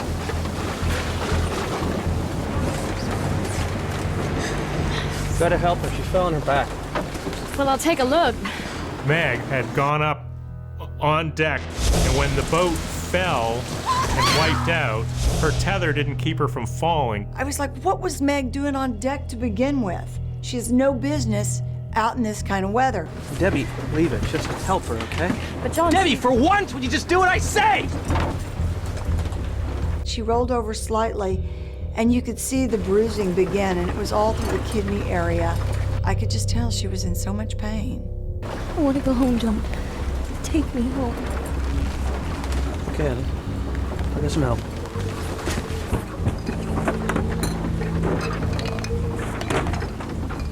John discovered that he didn't have any charts to take him into this part of the coast. It was just one more little omen that things weren't great. It was that he wasn't prepared. Sailing vessel trash man calling Coast Guard. We urgently need a compass heading so we can head inshore. We have no chart. Over. Brad and I went up on deck to take our next watch, and it was wildly out of control. The winds were gusting 50 miles per hour, and Mark's up on deck, and he is just wild. Are you out of your mind? We're in a gale and you're hammered! You're a bigger idiot than I thought! Good watching! Still floating, isn't she?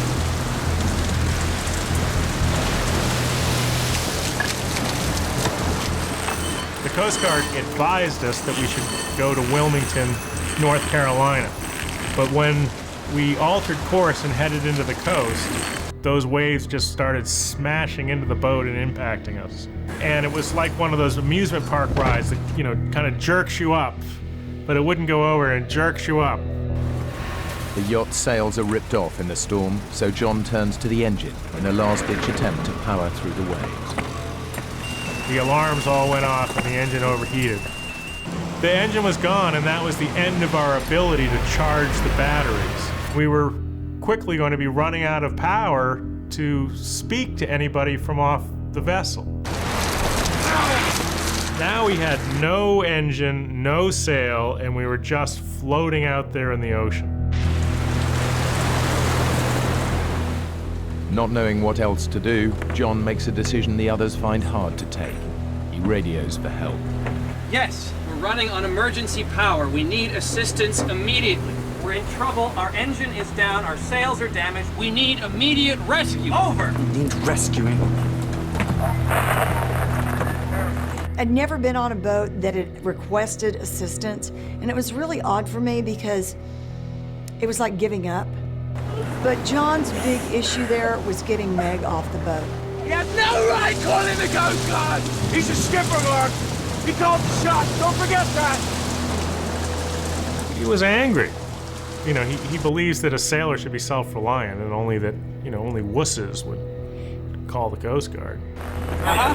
Roger that. 2 ships, Exxon, Huntington, and Gypsum King. 4 hours away. Since the 2 merchant vessels are the closest ships to the trash man, the Coast Guard requests that they head towards the yacht to assist. Help is at last on its way. It gave us this false sense of security, and I think that's probably the kiss of death. They will rendezvous. Roger that. Over. Come in, please, Coast Guard. This is Trashman. Are you still there? Over. Anybody there? Anybody there? Over. Anybody? Anybody? Powerless, the yacht is battered by the enormous waves. But after 12 hours on watch and with help on its way, Debbie and Brad decide to get some rest. I crawled in. I was so exhausted. I can hear Mark whooping it up and howling at the wind. Woo! There was that brief moment. I thought, God, we ought to be on deck. And then I thought, you know what? It's not my problem now. I gotta get some sleep. But you really can't sleep in that situation. You can just try and rest, and having all that time on your hands, your mind can just take you all sorts of terrible, terrible places. I was lying there and feeling like the boat was going to break apart. Without sails or an engine, the yacht's almost impossible to steer. So Mark ties off the helm and heads down to sleep. Brad lies awake, ill at ease as the situation begins to get much worse. One of these times we got to the top of one of these waves and it crested and broke, like at the beach, like Hawaii 5-0. And the boat fell off the top. You know, we were in free fall. And then we impacted against the window. And the window just smashed out and the water just poured in. Jimmy! Jimmy! We gotta get out of here! No, let's get out of here! Go! Here's the boat sinking, and we're scrambling to get to the deck, and I hear John over here going, Mayday! Anybody! Mayday! Mayday! We're sinking! We're sinking! We're sunk! Anybody! And I get up on that deck, and it was just like a slow motion dream. I don't even know how to describe it. It was just gray, and it was crazy, and it was tumultuous. And I look around, and there is nothing. And we're going down fast.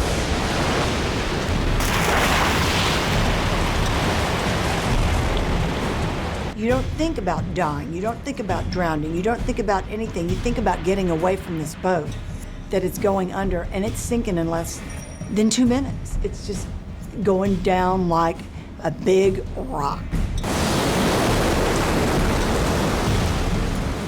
Mark frantically struggles to undo the pressurized canister holding the life raft and survival gear. Brad heads for the only other option, a tiny, inflatable dinghy.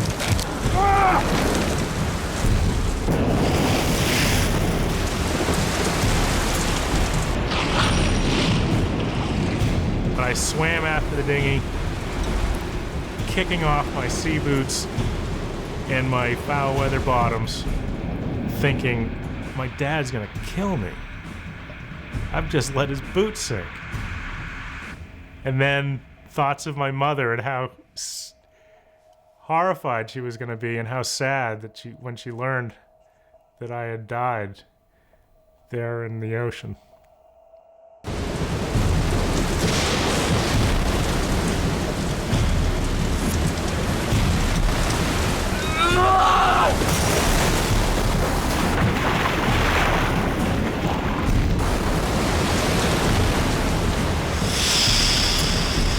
The canister inflates, and he's still holding on, and eventually he just lets go. The life raft is blown away, and we weren't going to find it in the middle of the night. You managed to get anything from the yacht? Nothing! We're dead! Inside that life raft was everything that we needed to live, to survive what we were going through. It had an emergency beaconing device, which a plane could have picked up on, had water makers to make fresh water from salt water. Food, fish hooks, mirrors, signaling devices. It had rations, flares, first aid equipment. Perhaps had a radio even with it. And in that rubber Zodiac dinghy, we had absolutely nothing. Absolutely nothing. I'm so sorry I lost the life raft! Our chances for survival were 0.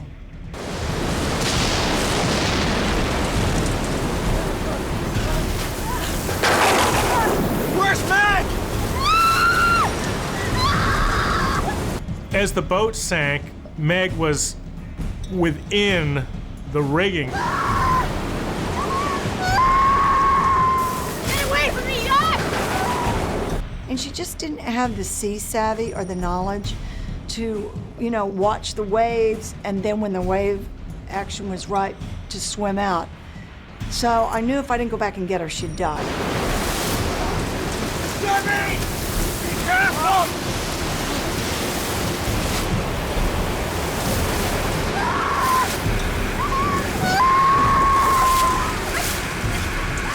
Hey! You gotta keep your head up, okay? Now!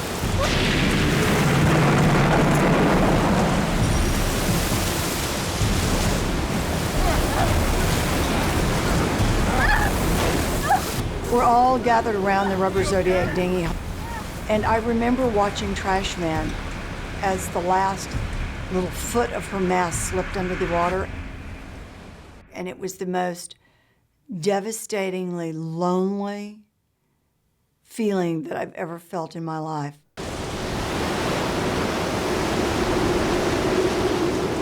The trash bin went down in less than a minute. We're all gonna die!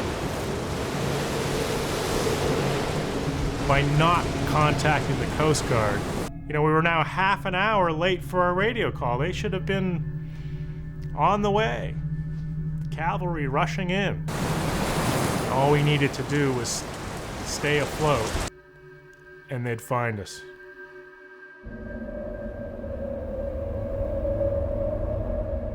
The next day, when the sun finally came up, the sky was overcast and gray. The air temperature being 40, we would definitely succumb to hypothermia. Let's get under the dinghy. There's a shelter. I can't. No. I can't. We'll be out of the wind! Rather than flip the dinghy over, the crew get underneath it, where they'll be sheltered from the bitterly cold wind and rapid hypothermia.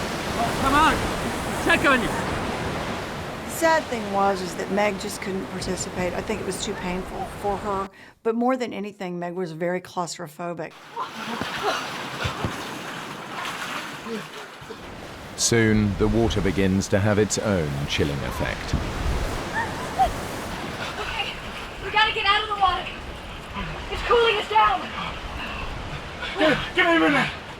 We devised a system where we positioned our bodies suspended by a line that we'd rigged. Lie down next to me. You two, lie on top of us. By stacking ourselves like a bunch of fuel rods in a nuclear power plant or a bunch of logs in a fire, we were able to share our body heat and to keep ourselves warm.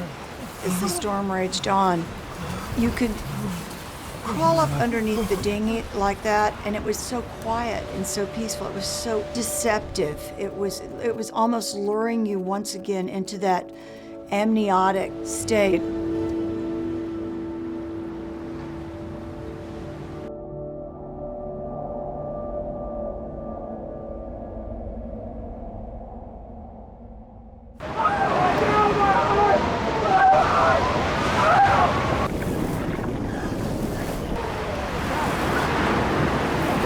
Help me!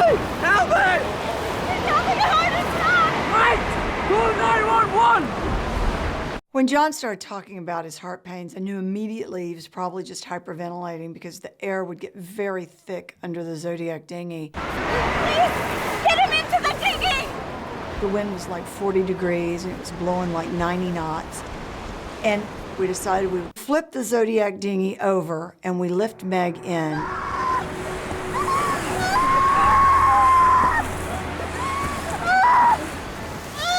I was horrified at her wounds. The wire in the rigging had cut almost all the way to the bone, and she had huge gaping wounds on her legs. It was heartbreaking. Just those wounds alone were a death sentence. It's too bloody cold out here. Let's turn it back over.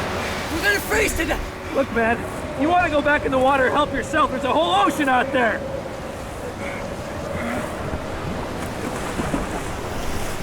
We hung there for a minute, and pretty soon he goes, "Quit kicking me." I'm not touching you! You did it again! Cut it out! What are you talking about? I'm not kicking you! Stop, now! And I thought, you know what? I'm gonna look in the water, and I'm gonna see where his legs are, and I'm gonna stay as far away from him as I can. And it was the most eerie sensation. And I noticed these like torpedo-shaped bodies, and I thought, fish. And then all of a sudden one came really close, and I realized it was like hundreds of sharks. They were everywhere.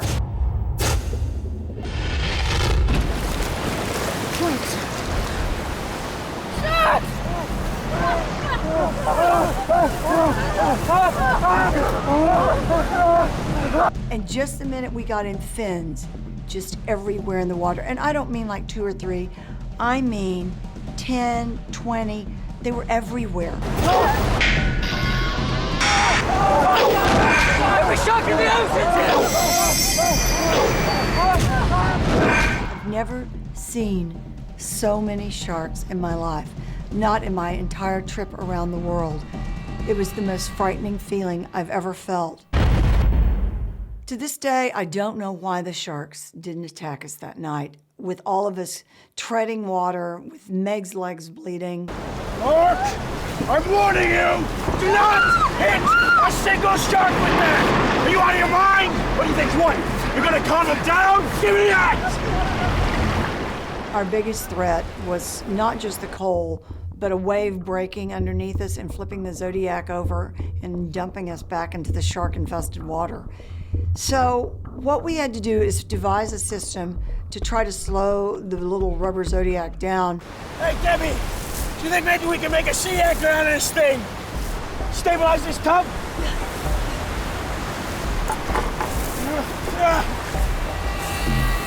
But as soon as we threw the piece of plywood over the front of the boat, the shark swam up and grabbed it in its mouth. These were not little sharks.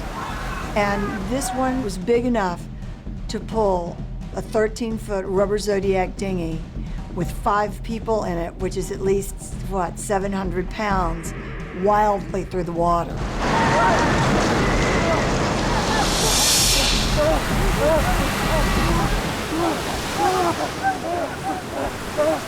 By nightfall, the storms died down, but the sharks are still out there. The crew's hungry and thirsty, and the night air begins to freeze their wet bodies. It's night 2, and with night comes just that threat of not being able to make it through the night again. A light! A light! A light! Oh God, it's close. Paddle! At first, when you see the light, you just are so excited you can't stand yourself. They're coming to rescue you. And then you realize the reality of the situation is it's pitch black. You're in the middle of the Atlantic Ocean, and nobody can see anything. If I can't make eye contact with someone on that ship, I'm not close enough, and I just think that paddling towards it is a huge waste of my energy, and I haven't eaten anything in 2 days, and I don't want to expend my energy when I'm freezing all the time to do this.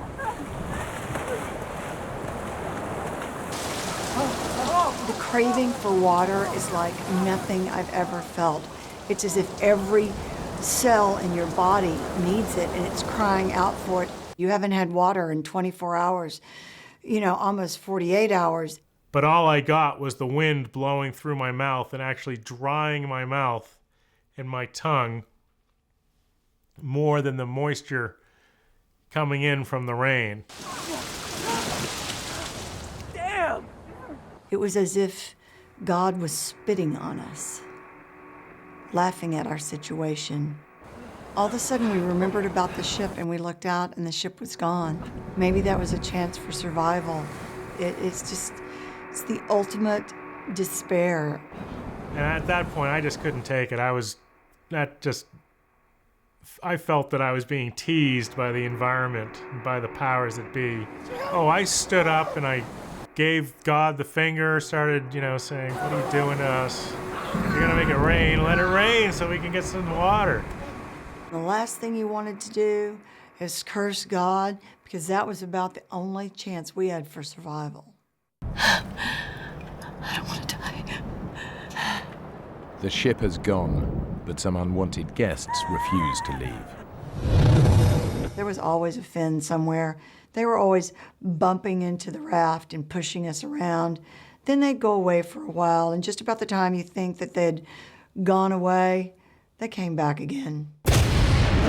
The situation was going from bad to worse to nightmarish. Day 3, and the crew of the Trashman are still adrift in the Atlantic, suffering from dehydration, infection, and the fear that they'll never be found. Well, we were starting to get very frustrated with the Coast Guard because without food and water, we were really starting to suffer.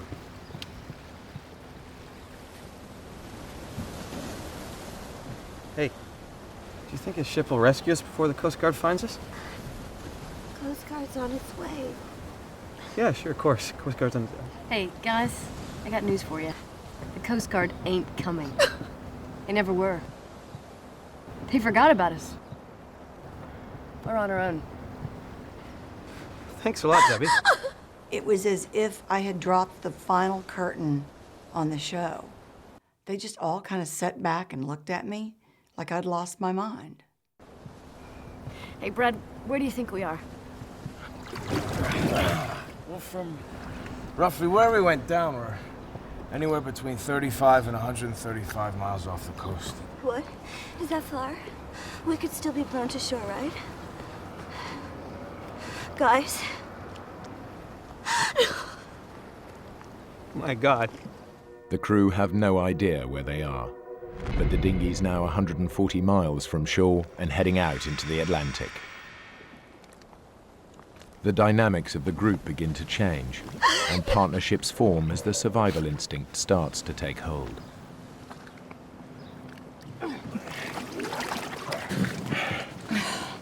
What are we gonna do? I don't know. I'm so sorry I got you into this. If I didn't have you, if it was just me and those guys, I don't know. We just need to stick together. You and me. If we lose this bond, then we're lost. And it's what's going to keep both of us alive. So I'm going to watch out for you, and you watch out for me. I can hardly stay awake. Why don't you go to sleep? I'll watch you. Make sure you're okay. If it had come down to someone trying to hurt Brad or kill him, I would have done my best to take him out because Brad was my partner in survival. And I wasn't going to let him go.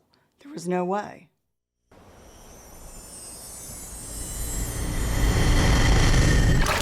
The bottom of the boat was fetid. It had a mixture of urine and blood and pus.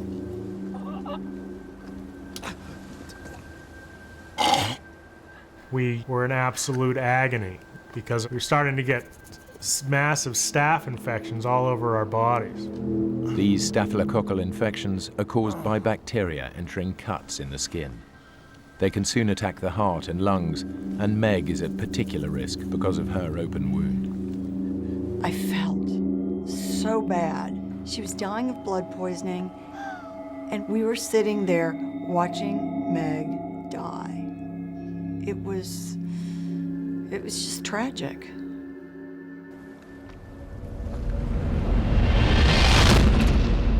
Night 3, with all the infection coming on, and the starvation setting in, we all were getting very delirious.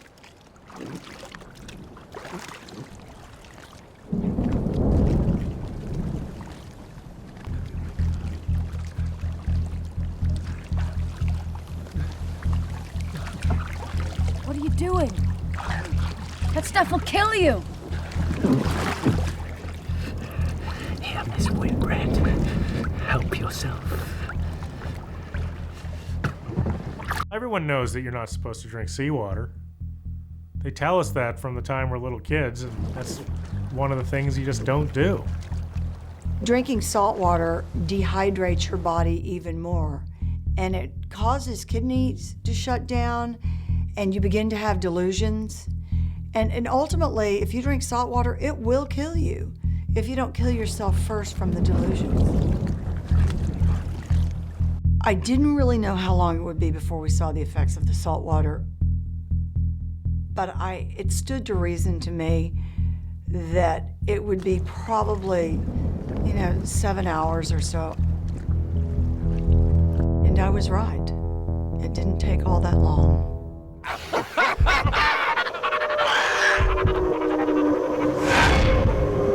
It's too hot.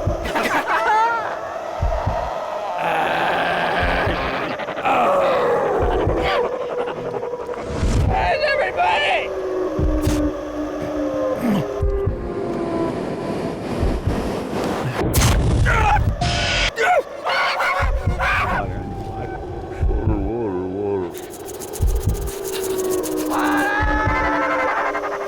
Come here.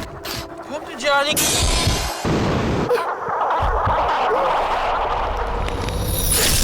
Where's everybody? It was just like I was watching some crazy play. I want my facts! Wait. I see land. I see land! I see land!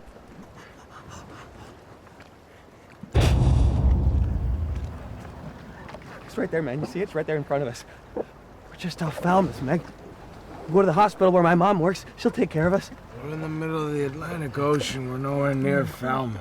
That's total crap, man! It's over there.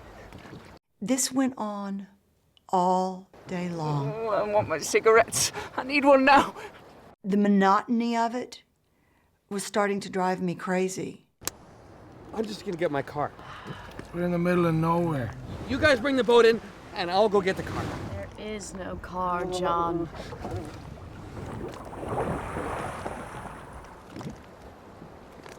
There it is. I see it. I'm just gonna get the car. And then all of a sudden, he jumps off the side of the boat. John. And we're like, where the are you going? There is no land, there is no Falmouth, and there are a lot of sharks out there. You need to come back. Get back in the boat, John. John, go back in the boat. Get back in the boat, John. He's coming back. Brad, do something. I can't. I don't have the energy, Debbie. Look how far away he is. There's just physically not enough strength in me to force him not to go.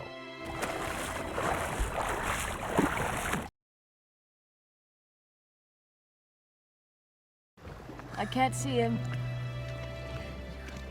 All of a sudden, we just hear this shrill scream. I mean, blood-curdling. And it was over. And then silence. And it was like there was no crying. There was no nothing. Meg just said, He's gone. there wasn't any doubt what had happened to him. The sharks got him. The sharks never left.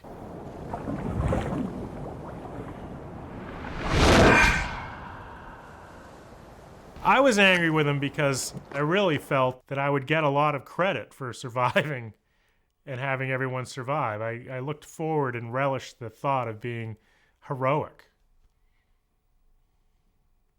And there's nothing heroic in what I had done in this instance, which was stand by while John swam off to meet the shark.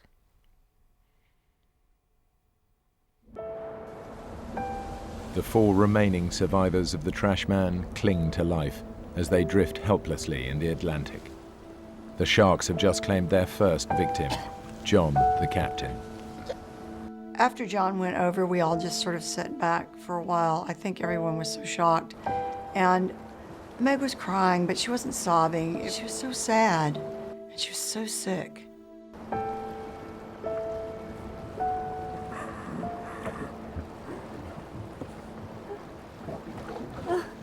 Hey, gorgeous. I know how to make you feel better. Take your mind off John. Promise. He says, hey, lady, I think it's about time you and me had sex. And that just, like, hit me over the head with a 2x4, and I woke up Brad, and Brad.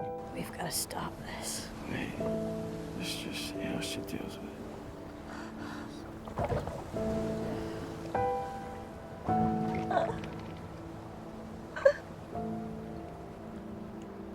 Right.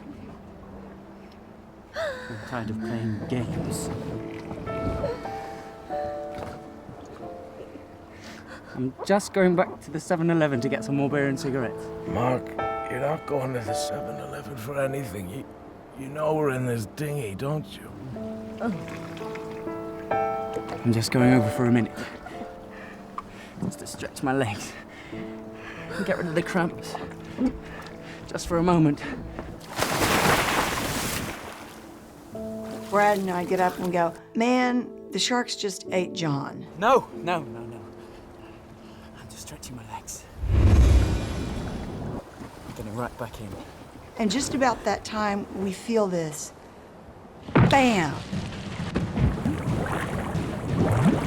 And then we feel a bam again. And all of a sudden we realize there's like this frenzied attack, and the sharks are eating Mark underneath the Zodiac. Oh, sharks. It was, without a doubt, the most horrifying moment of my entire life.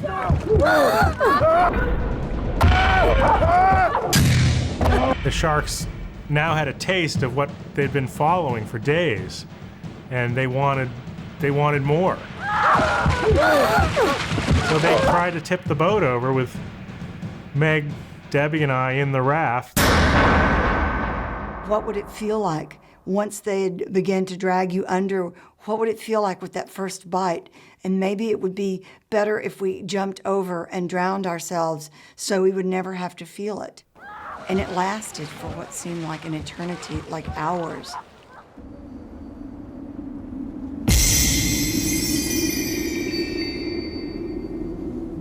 That night, I remember waking up and looking up, and there were stars everywhere. It was like a starry night. And then I began to hear Meg moan in the dinghy.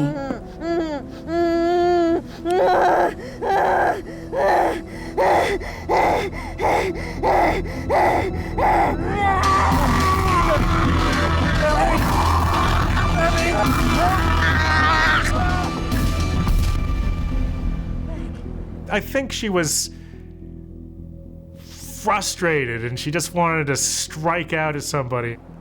I mean, John really did her a dirty trick, leaving her there in the raft. It was really weird.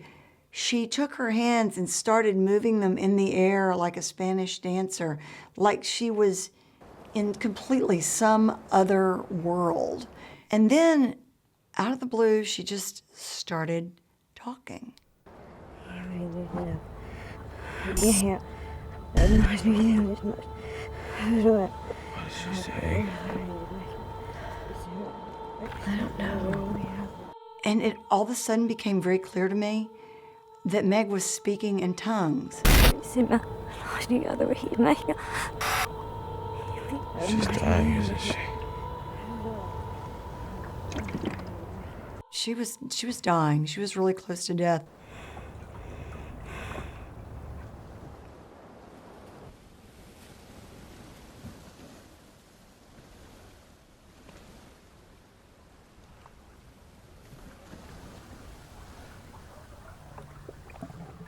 Meg? When we woke up, Meg was dead in the bottom of the dinghy.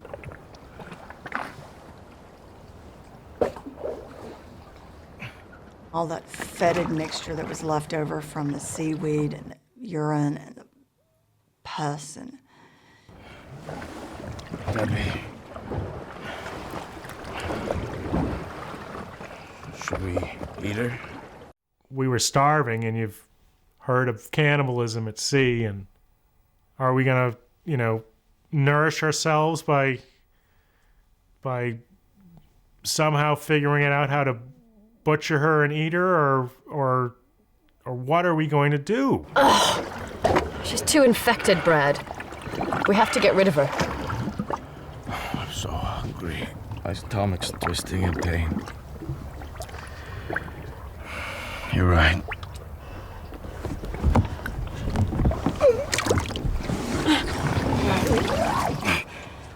And so we decided that we would take off her shirt and all of her jewelry so that we could give those to her family.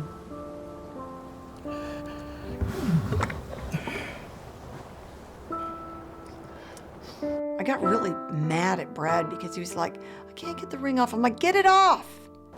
It's not like you're gonna hurt her. Just take it off and get it off.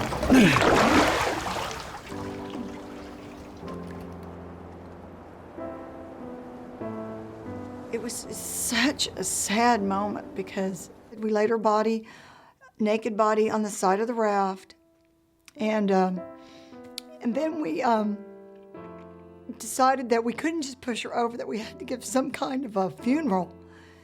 And so we said the Lord's Prayer and Psalm 23, and then we just gently pushed her body overboard. And we decided then that we would just go back to sleep so that if the sharks attacked her, we wouldn't have to see it. And so that's what we did.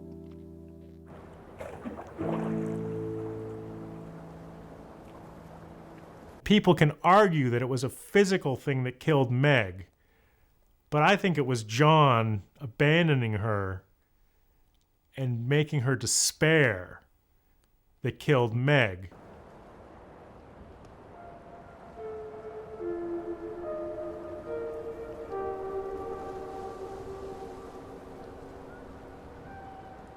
Are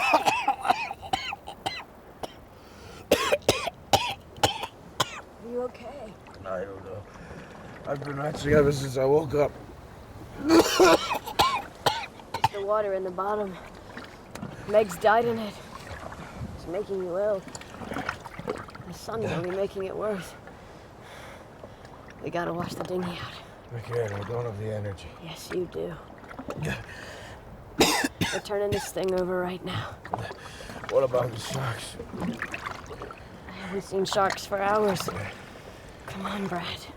Don't give up on me. And it really scared me because I did not want to have to live in that life raft, in that little rubber Zodiac dinghy, alone. I gave it a few good pops and I almost got the boat over, and then I lost my grip on the line and I fell over the side of the boat.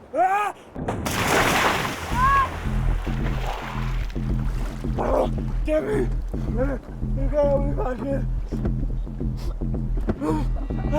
And this time I don't have the strength to get myself back into the boat. For God's sake!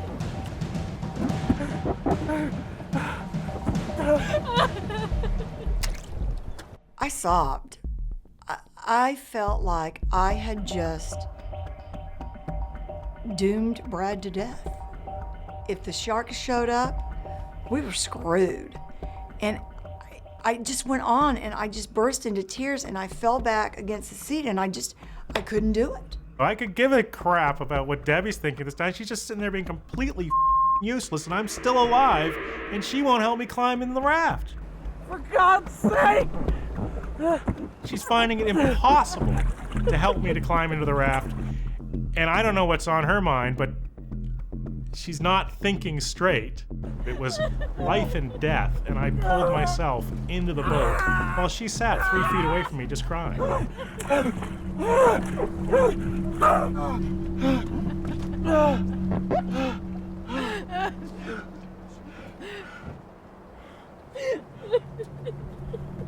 We were each at one end or the other of the raft.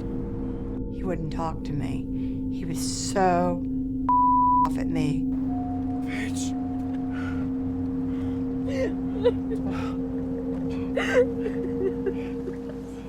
I'm so sorry, Brad. I just want to relax because of all this death that's been happening for the past 12, 15 hours. And as soon as I take a break, I look at the horizon and there's a ship coming straight at us. Debbie. I'm gonna make it up to you. Let's catch fish. We're going to survive. Debbie! There's your ship. I had heard it was a ship so many times. I just didn't. Big deal. It's a ship. They're not going to see us. Turn around. Look how close it is. And I turned around, and it was amazing. And the ship came by, and it went by, and a guy walked out on the wing bridge and looked down at us, and I looked at him, and he looked at me, and I waved at him, and he waved at me, and next thing I knew, there wasn't just one person that came out, but there were like 5, 6 people. They were all coming out. They threw all their life-saving equipment out at us, and Debbie jumps off the boat, and I'm like, God damn it. you know, don't leave your friend Brad here all alone. What? No goodbyes? Nothing?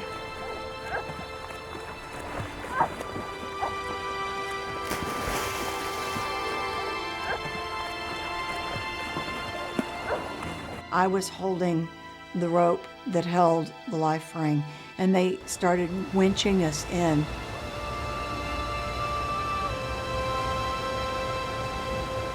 And then a big sailor picked us both up. And when they finally hand me off to the last guy, he just gently lays me on the deck, and I realized that they were Russian. And I didn't care. It was, I didn't care where I was going. I didn't care who these people were. I was lying there, and Brad was there, and we were alive.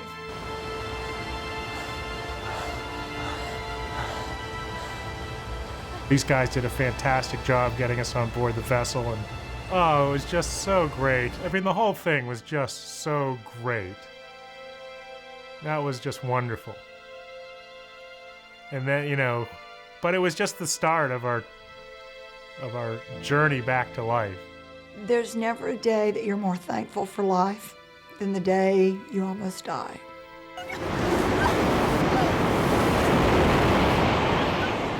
I'm here today, and I don't feel guilty about it, and I have no regrets. And every day I wake up, and it's a new day, and I'm happy. And I always, always try to find something good in the bad things that happen to me. It's not something you just turn off when it's over. You keep living in that survival mode. You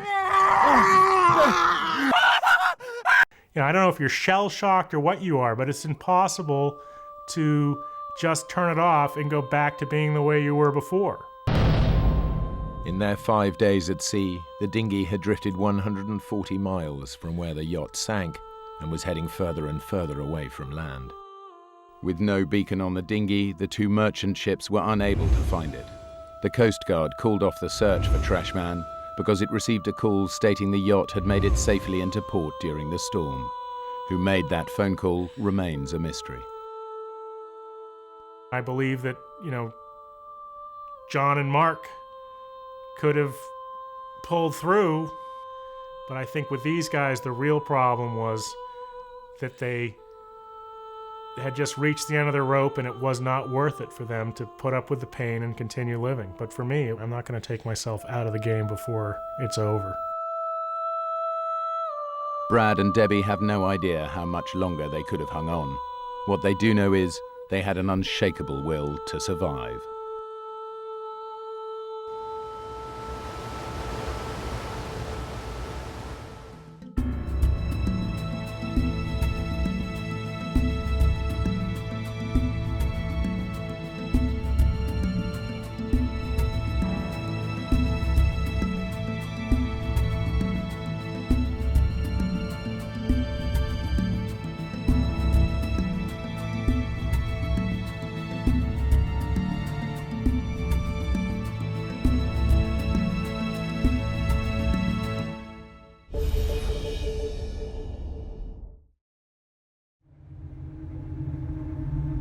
This is the true story of an ordinary journey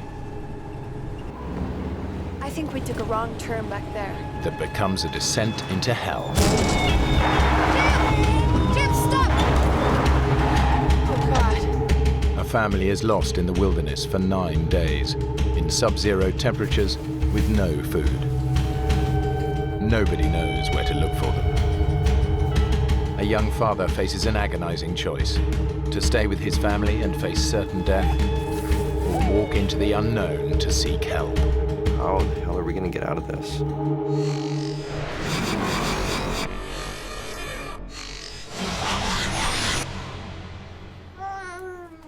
Okay, tiny bird. So, gonna go on a big, long trip. Can you grab that? Hello? 21-year-old Army Private Jim Stolper is planning to drive to his grandmother's funeral in Idaho with his 20-year-old wife Jennifer and their baby Clayton. Yeah, I miss her too. I was quite driven to get to this funeral. I was a very family-oriented person, and the loss of any member of the family was hard on me. Well, Kevin and me were thinking maybe you should just stay put for now. Well, it's nearly 1,000 miles, and the weather's going to get bad again. Jim's mother and stepfather are already in Idaho and growing concerned about the weather. Don't worry, Mom. I was getting a little nervous because it was snowy, blizzardy, and I really did not want him traveling because it was bad all across the area. Yes, of course, you're a great driver. Jim's mom told us not to come. She's like, don't risk the weather, just stay there. She didn't want us to go for reasons that we didn't think were good enough to stay back, so we decided, nah, we're leaving anyways.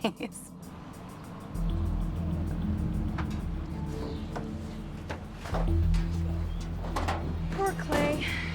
He's gonna be stuck in this thing forever. What is it, like a 13-hour drive? He'll sleep right through. Isn't that right, little boy? Are we good?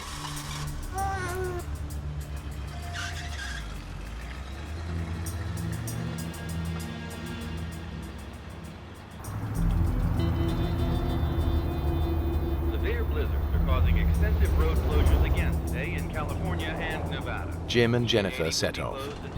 They haven't made the 800-mile journey before, but reckon it'll take at least 12 hours.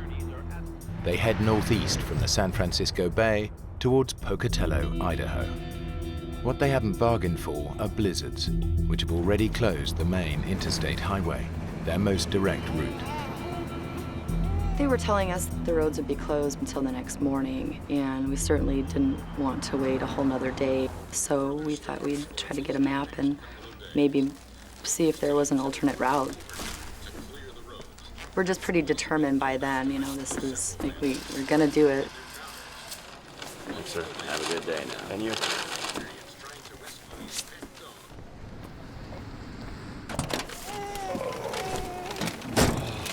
Great. Okay, so blizzard's right here.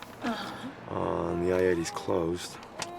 Okay, let's go north and cut across east, which takes us onto the I-140 right here. All the way to Pocatello. We just thought, okay, here's where the roads are closed. This is the main part of the storm. Here we go. Let's take this road that goes way up and around it to try to just go. That's what we thought we were doing, was going around the storm. Little did we know it had already been through there and dumped a lot of snow on the ground. We could see dark skies coming from the west. It was getting to be late, and there wasn't much traffic. At one point, the roads got a little snowy, and we were a little concerned, so we stopped at a service station, and this is where we had chains installed.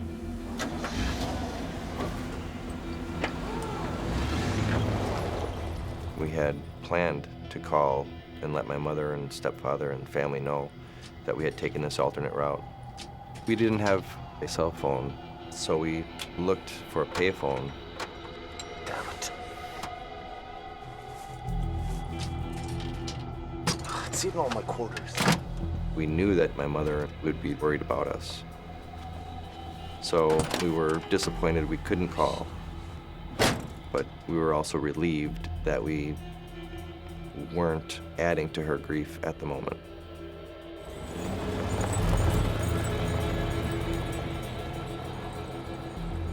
After a while, there wasn't any snow anymore. The road was pretty clean and bare. But when you have chains on your car, you can't make up any time. You just have to go so slow. I got out and I looked up and down the road and I didn't see snow on the road. I actually got down and felt it and it was dry. So we opted to take the chains off so we could make better time. You know, we were young, confident. We didn't know any better. We weren't experienced enough to know that things can get really bad really fast.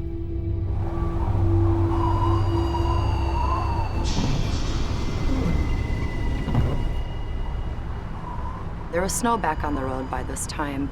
It was like getting pretty bad. But we didn't want to slow down and stop, and at this point we're just figuring, okay, well, I can still see the road ahead of us, let's just keep going. This is a very minor road. We shouldn't have been on the road in the first place, but the sign that declared the road closed was buried in snow. The road was covered with just unbroken snow, and we were making the tracks now. Where the hell are we? This map makes no sense. This is weird. It's totally deserted. Wait, you know what? I think we took a wrong turn back there. Jim! Jim, stop! Jim, we're in about 2 feet of snow! Jim, stop! You're making it worse! Jim, stop! Jim, stop! Stop!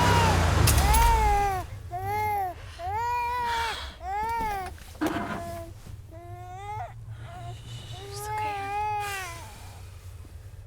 Right there was when fear hit me, like, oh, God, wow, that's a lot of snow. That's pretty deep.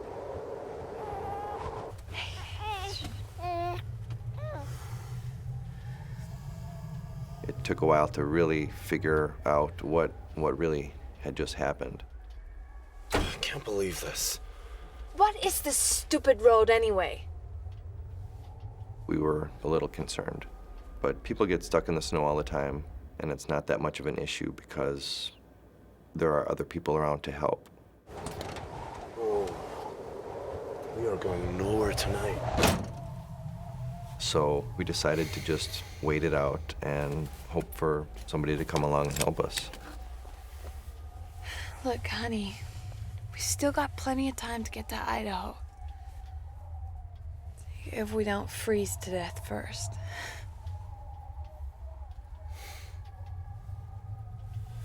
It's not the end of the world. We'll flag somebody down tomorrow and go get us a tow truck or something. Jim, Jennifer, and Clay spend an uneasy night in the truck. They have no idea they've driven off the Nevada backroads into the middle of a 5,000-acre wilderness.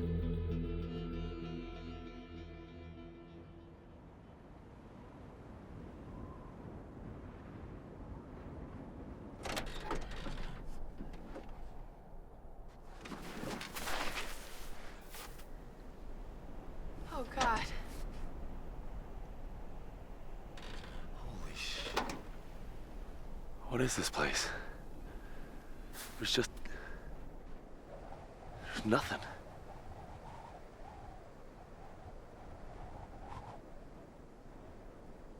What have we done? When we saw how desolate the area was, it occurred to us that that road probably wasn't very well used. And I guess there was a little bit of anger at first. Gravel! Because it looked main enough to us at the time. This isn't even a paved road. How could we be so stupid? We didn't know really where we were. Look. But the last town we had passed through was well over 50 miles. The only place we can be is here. We must have left the 299 right about here. Let me look.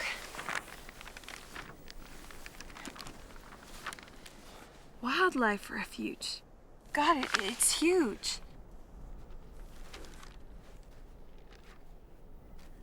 How are we gonna get out of here? We'll never get those too tight, crappy chains back on without tools. To make us feel like we were doing something to help the situation, we decided to try to dig the truck out. So pretty much all day long, that's what we did. The wind was blowing. The snow was really dry, so as fast as we could shovel it out with our hands and cups, the wind was blowing it right back in our way. There was so much snow underneath the truck, in front of it, behind it. We really couldn't get it moved at all. This wasn't the answer. This isn't how we're going to get out of this. But we were still kind of hopeful that somebody would notice this truck in this location or drive by, or if a plane flew overhead or something. We decided to stay with the truck. We spent time getting cozy, using clothing and towels and whatever we could find to plug up any areas where cool air was getting in. Every now and then we would turn the truck on and get the heat going and listen on the radio for any news of a search for us, but we never heard anything. F for fries. No. Just decided to kill the time by playing hangman and 20 questions. M. No.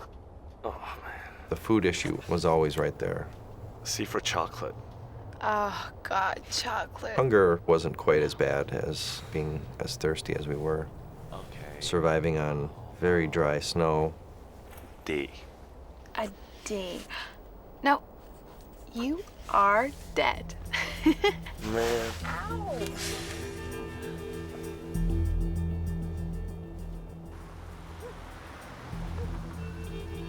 My stepson has no reason to go AWOL. He was granted leave, and he has to be at a funeral. We were getting very concerned. We then started calling the highway patrols, and they said it's a New Year's weekend, and they had more important things that they were concerned about at that time with the road conditions the way they were than looking for a possible missing person. Okay, but how long does it take before someone is listed as a missing person? We were really worried, but they just couldn't help us in any way. Yeah, I'd like to thank you for your help, except you haven't been any. Kevin really wanted to leave, but we still had the funeral to go to.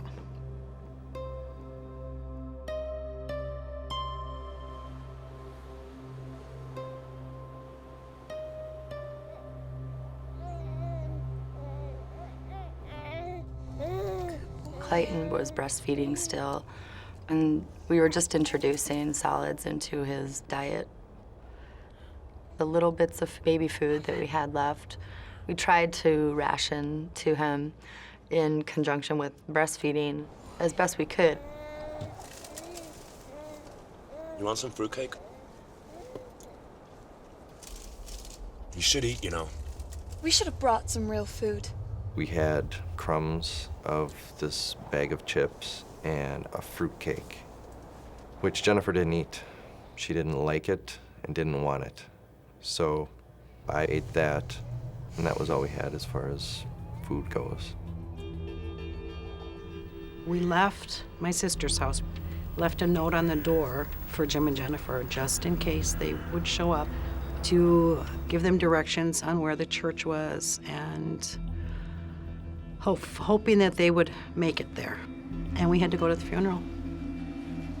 Kevin and I had already packed our things the night before because Kevin needed to get back to the Bay Area.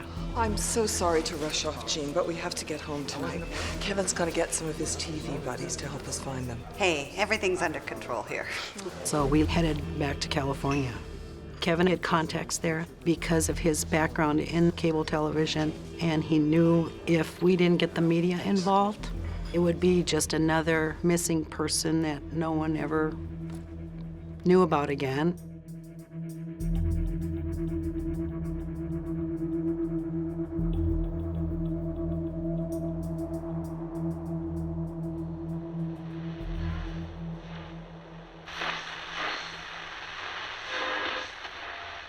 We should see sunny spells all across western Nevada. We knew that it's been days now and nobody's come, and we knew we were going to have to do something. And we had heard on the radio that the weather was supposed to clear up and get better on Saturday. Listen, I've been thinking. Nobody's coming, are they?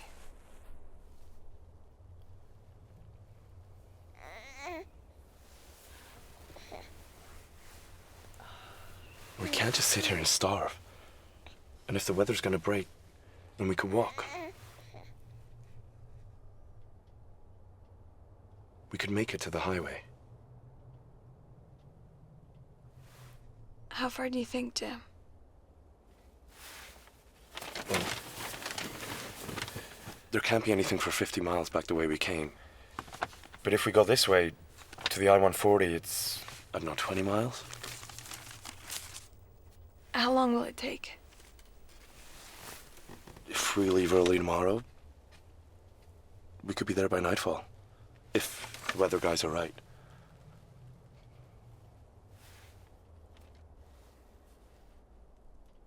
Okay.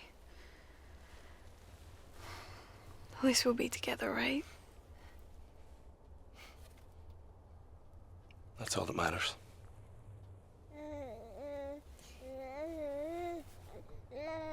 We should maybe write something.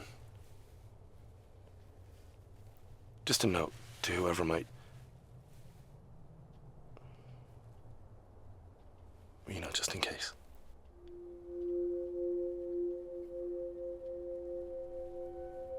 We wrote a will that was for our family, you know, as a last kind of goodbye.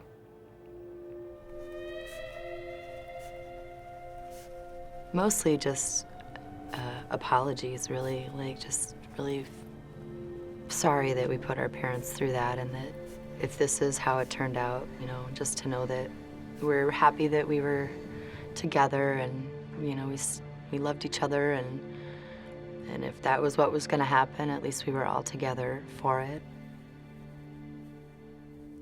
If you are reading this, then we must be dead. Don't be sad. We tried our best to make it, but God must have wanted or needed us sooner than we thought. Our biggest regret is that we've lost time together. We honestly can't give a justifiable reason as to our whereabouts when this occurred. We were just determined to make it all the way to Idaho so you would quit worrying about us. Please cremate my body and bury Jim in the Forest Hills Cemetery by his grandfather.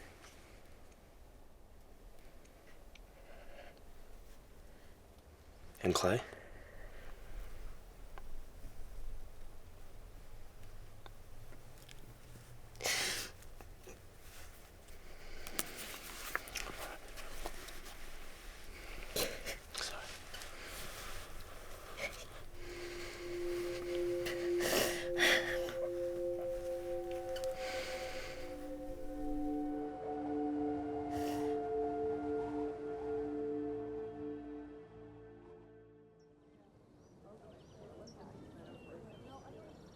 Things started happening quickly once we got home.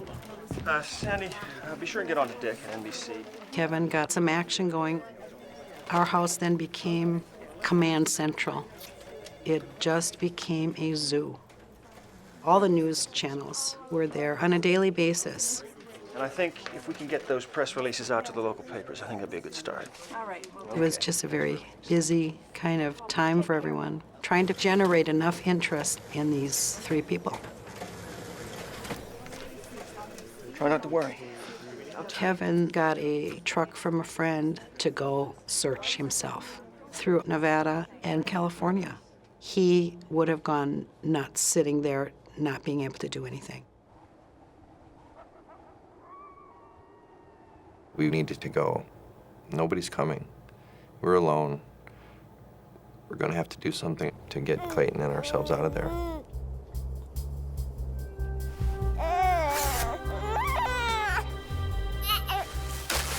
We knew our shoes weren't waterproof, so we each put on some pantyhose, a couple of layers of socks, and we took the plastic from the dry cleaner bags that clothes were in to hopefully keep out the moisture.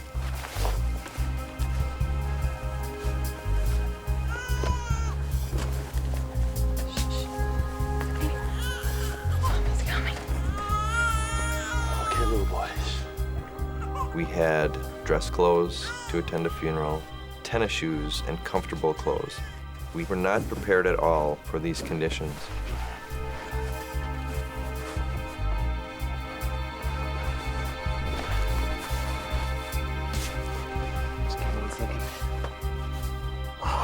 Clayton had a little sleeping bag of his own that we nestled him in. And then used the adult sleeping bag kind of as a cushion and put him inside this garment bag to keep him sealed up from the cold and the wind. Okay, little boy. Honey, it's gonna get a little cold. Mommy and Daddy are right here, so if you need anything, you just say, okay? Good boy. I was a little worried that he might freak out being in the dark and everything, but that kid was, I don't know, it's like he just knew. He just really knew what was happening. He was just really calm and okay with it.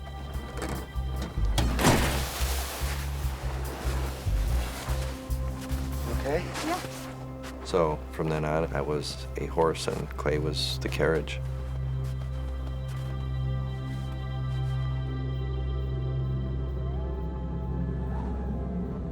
Dragging a 4-month-old baby 20 miles through the snow in search of a highway is a huge gamble. But it's Jim and Jennifer's only hope.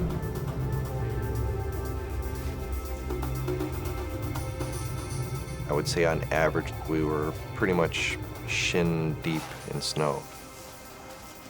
And within a couple of hours, our feet were numb already.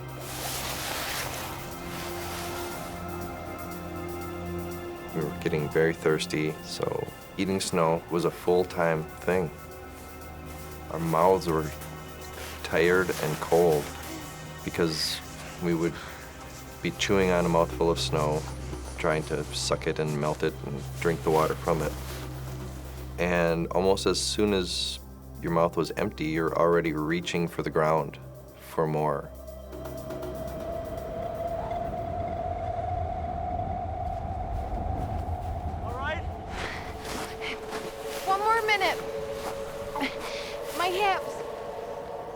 We never really had to stop because of Clayton. Mostly Jim would have to stop for me. My hips were really sore. It was hard walking in the snow.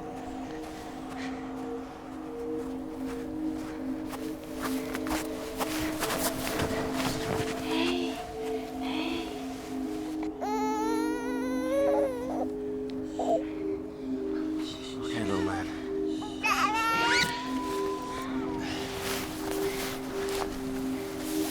I wanted to get to help, but I also had to keep in mind that Jennifer was lagging behind and was weakening by the hour.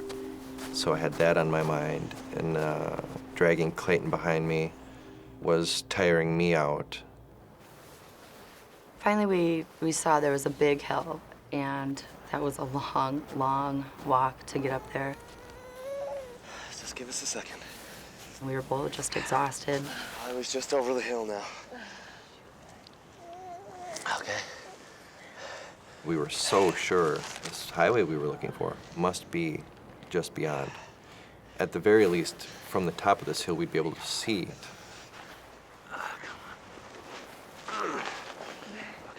The map says that the road was over here, so it was sort of a boost for us to keep going because we just knew we were getting close. It's just taking us really long to get there.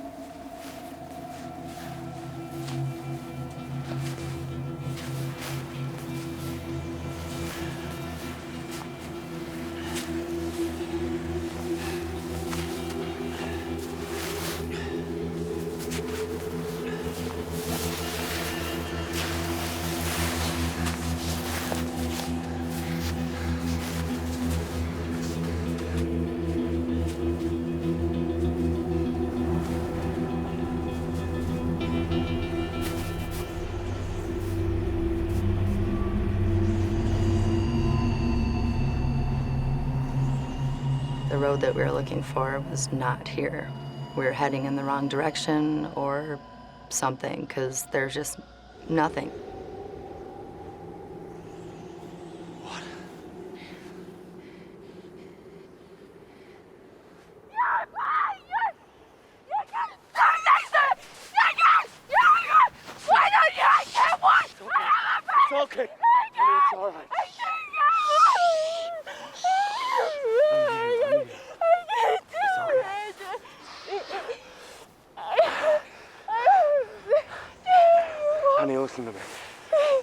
Listen, we know there's a town back the way we came. We just follow our tracks back, okay? I'll follow the tracks, okay? It's all right. It's all right. After my total freak out, we just pretty much realized that's what we're gonna have to do now. We were just gonna have to turn around and go back miles and miles to the truck. I can't. Yes, you can. Come on. I got you. Ow. All right. All right.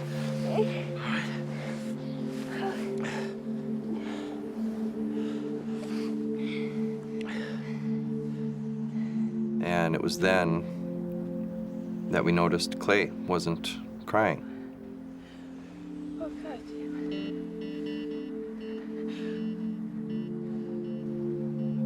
That was scary because every time we stopped, he would cry.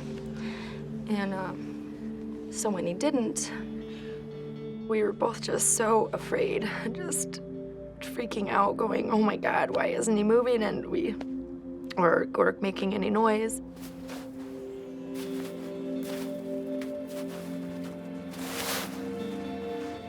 Neither one of us wanted to unzip it to see. And we just sort of just kept looking at each other going, oh God.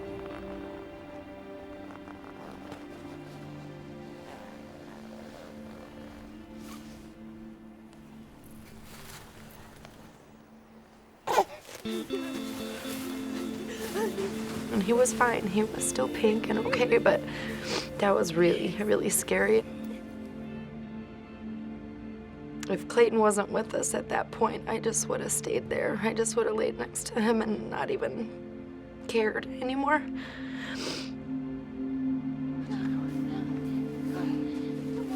After that, just having that fear that that could have happened really made us determined, so we packed up and turned around and started walking back. The family has come within 12 miles of the highway. The nearest town back beyond the truck is 60 miles away. Hi, it's me. Anything to report? No. Look, I just need you to map a new sighting for me. I'm in a little town called Whiting, Nevada, and I've got a storekeeper here who thinks he might have sold some maps to a guy who matches Jim's description. Okay. By this time, we were getting information from people who thought they'd seen them. He thinks they might have headed to Reno. They had seen them south, they had seen them north, they had seen them along the highway with some strange person. And that horrible thought of maybe them being abducted came to mind because one of the callers had kind of suggested that maybe they had run into some bad situation. Television executive Kevin Mulligan is following a trail of clues that he hopes. By that time, the highway patrol, the police, everyone had realized that these kids had not just run away.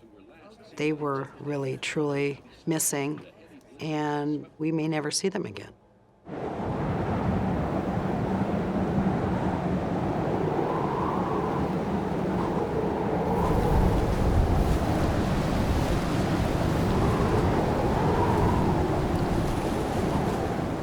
Late that evening, we made it back to this big outcropping of rocks.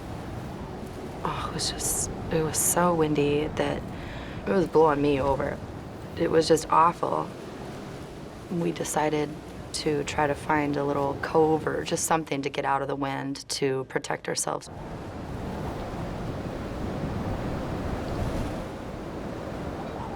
We just used a sleeping bag and just threw it over the top of our bodies. Our feet were mostly exposed, but got as warm as we could and kind of slept for the night.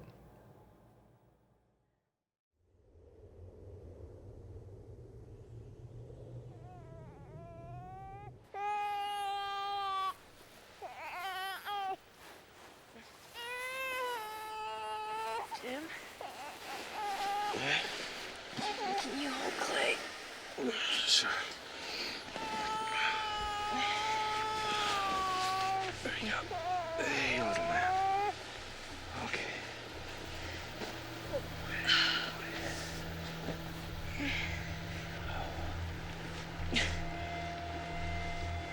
When I stood up, What's the matter with me? All right. it was like my hips were they were just done.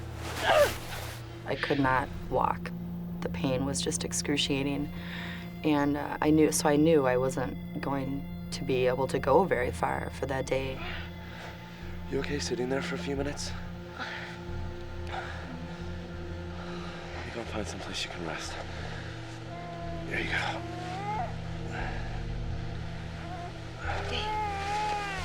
Okay. I knew I needed to walk, and I wanted to, but my body just wasn't gonna let me do it. So we looked around and found a little cave in the rocks. And I thought maybe we could all get warm and rest again. Are you okay in there? Sure. I was thinking, here we are in the middle of nowhere, now farther from the truck, no food. How the hell are we gonna get out of this? Come and see for yourself. Honey, I can't. I need to go on alone. You and Clay can stay in here out of the cold. We said we stay together no matter what. I need help, Jen. I have to keep going. Please. Please don't leave me alone. What if you don't come back? I told her of the plan for me to continue on, and she broke down crying, knowing that we were going to be separated now. I think deep down we both knew that it was the only thing we could really do.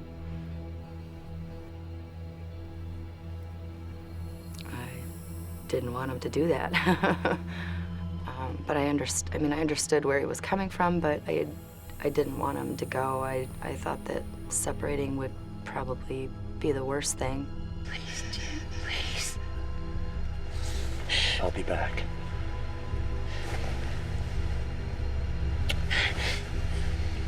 I promise. We kissed each other and told each other we loved each other, you know, just tons, and promised me that he would be back in 3 days.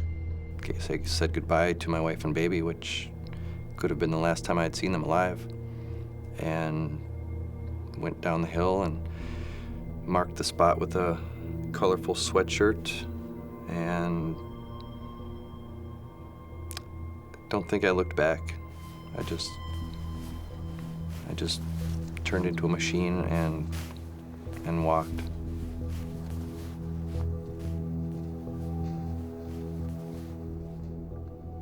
It was very, very frightening to watch him walk away. Very. I don't know, just didn't know if I was ever gonna see him again, or if I was just gonna die here in the cave with my son, or what, you know.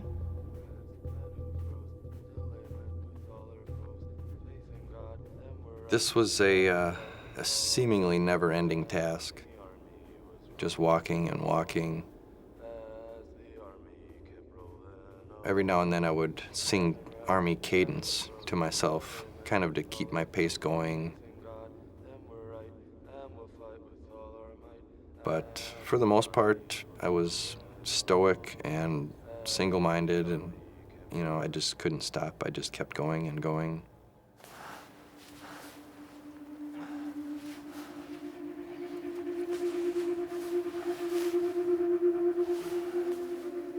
Periodically, if I found an area that I could get out of the wind, I would huddle down and maybe let my eyes close a few times and just try to relax a little bit.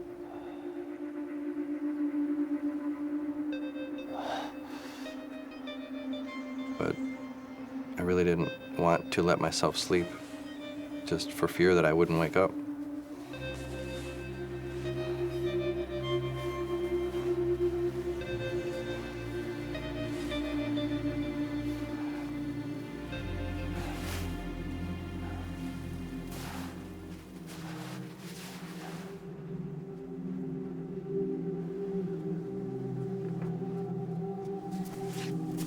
I did the best I could with keeping Clay hydrated. I just, breastfed him as much as possible. But I really didn't think that I was producing much milk for him.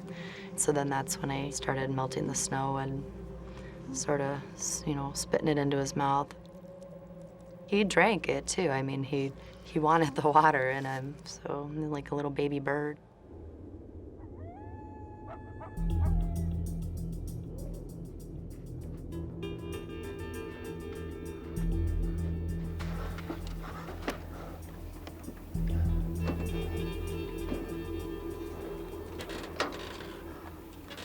I got back to the truck that night, thankful that I was going to be out of the wind, and hoping that I could start the truck and feel the warmth for the first time in a few days.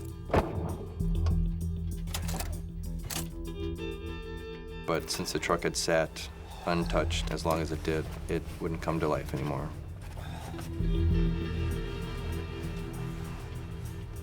And I just laid on the front seat and went to sleep.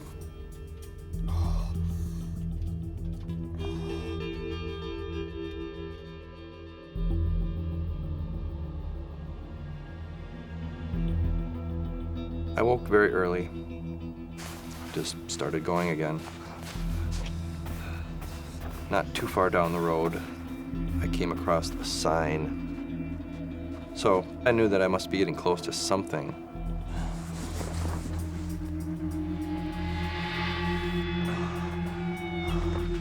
When I saw that it said 51 miles to the nearest town, that seemed almost impossible.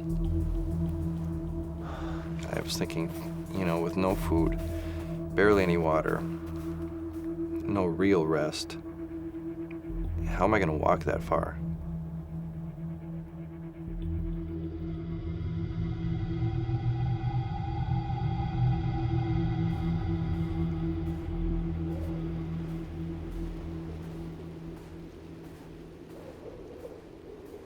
That extreme isolation was the hardest thing to deal with.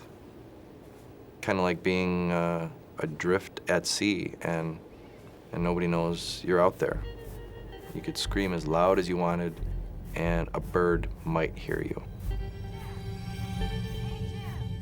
There was one point I could have swore that I heard Jennifer's voice not 10 feet behind me. Keep going. Come on, Jim. Jim!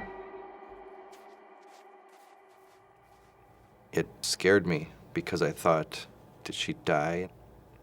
Is this her telling me to continue going because Clayton's still alive out there alone now? Or I just didn't know what to think. When the sun was shining, the snow would melt down and there'd be little puddles of water in the little nooks and crannies of the rocks. And I thought that maybe if I took a cloth belt, I could suck on that to get water, anything just to get fluids in me. My feet really, really started hurting really bad. And my shoes were just frozen. I mean, they were solid. And I thought that it might be good to take them off, to let my feet warm up.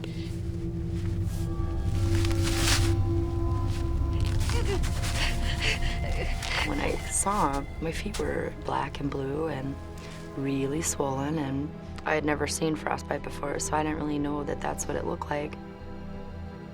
They started hurting really bad as they were thawing. I actually put them back in the snow to numb them back up again. I just wanted to make the pain go away,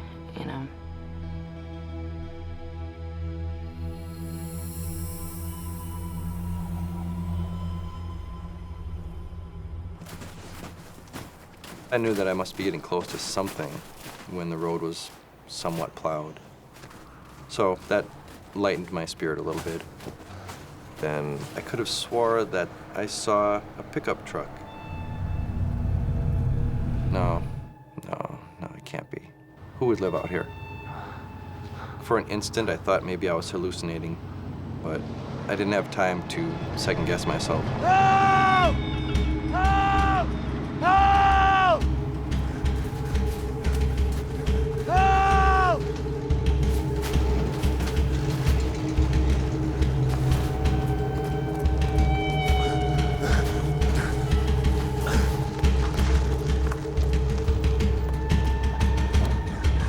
Listen, my wife and baby are out there.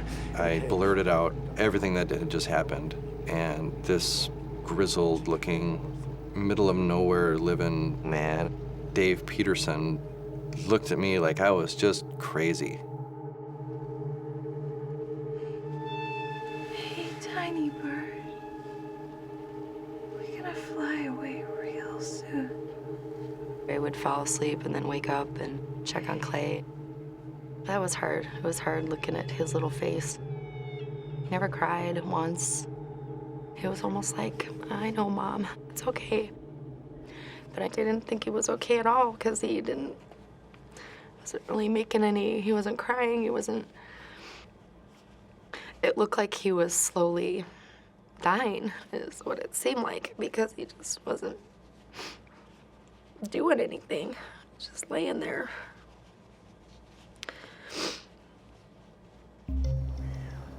Dave drove me back to his house. They don't even have a phone there. So we radioed his coworker, Dusty. This is Dave P. Dusty, are you there? Over. Come in, Dusty. Come in, Dusty. Over. Dusty said that he would be on his way over to help. Cave's over to the right by the ridge. Blue sweatshirt's on the tree. Dave and Dusty were the perfect people to go there and find Jennifer and Clayton because they know this area better than anyone.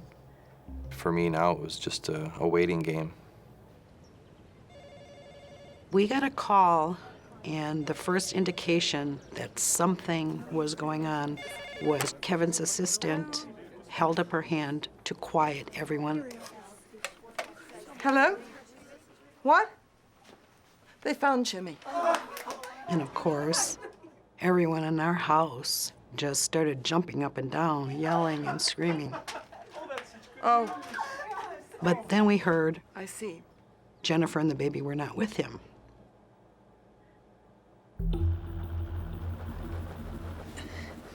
I had been sleeping. I woke up and I thought I had heard engine sounds. I didn't really know if I was still dreaming or if I was really hearing something. I sat there for a minute listening and I thought, okay, yeah, I think I really am hearing something here.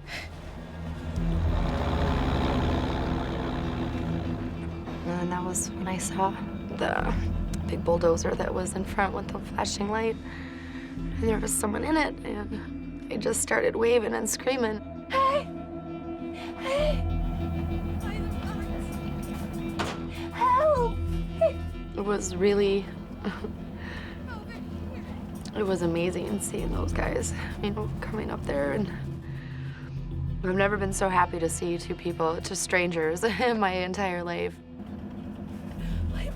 I had Clayton in my arms already. I was just so anxious for them to come up there, and I just gave Dusty Clayton right away, and I knew he wasn't, doing really well, but...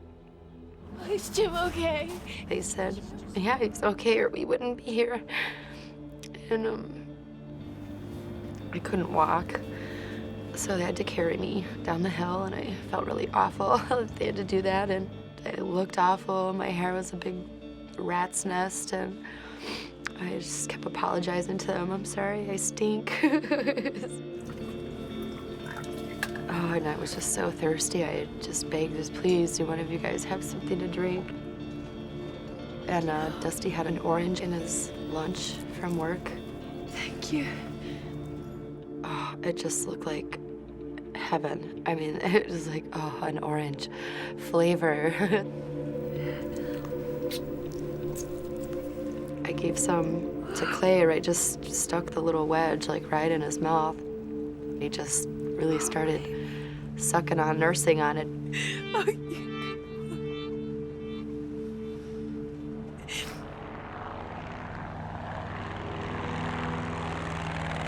The California Highway Patrol decided they would fly me to the hospital where Jim was headed. We kept trying to get information on Jennifer and the baby, and there just wasn't any. Just before we landed, we heard Jennifer had been found. I went in the bathroom and just slid right down to the floor and crying hysterically. And it was such a relief to finally hear that they were found, because 9 days of what they went through, it was just a miracle. I was still pretty looped up on pain medicine when they arrived at the hospital. We were both extremely exhausted and still trying to work out in our heads what had just happened. He looked really, really tired, but he looked good. I mean, he was alive, so that was, what mattered. It wasn't as emotional as one would think. It was more nonverbal communication across the room, looking at each other in disbelief at what had just happened.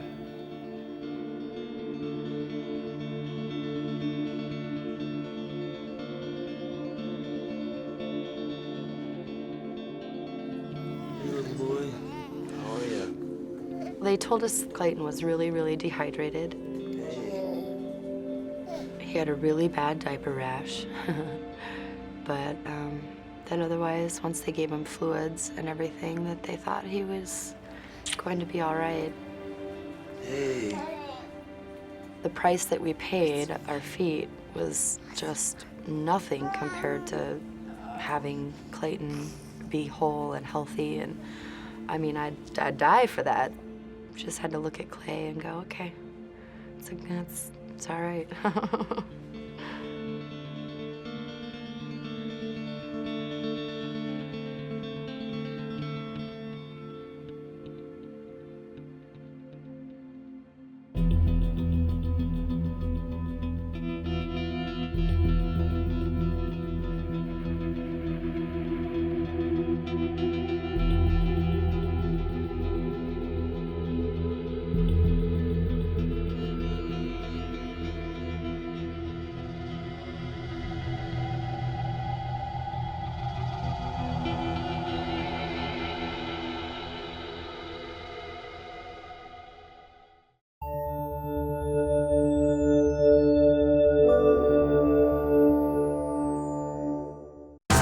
This is the story of a very bad thing happening in a very bad place. Controlled explosion ready. When Chris Moon left the British Army, he couldn't have imagined life on Civvy Street would be even more perilous.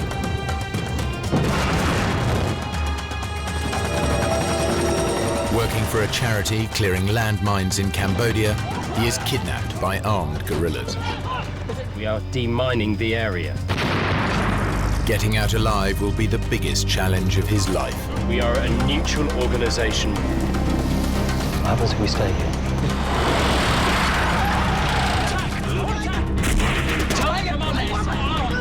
There's no threat! From now on, the choices he makes will determine whether he lives to tell the tale. Where are you taking him?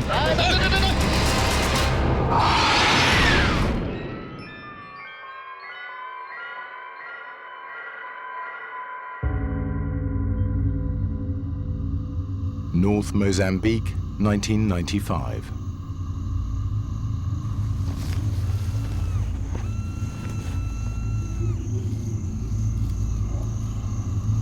Chris Moon is working for a charity clearing landmines.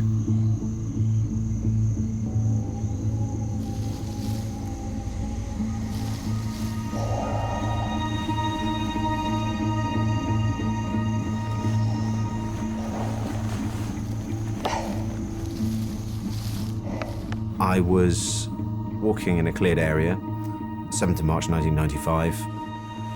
For some strange reason, I felt something was wrong.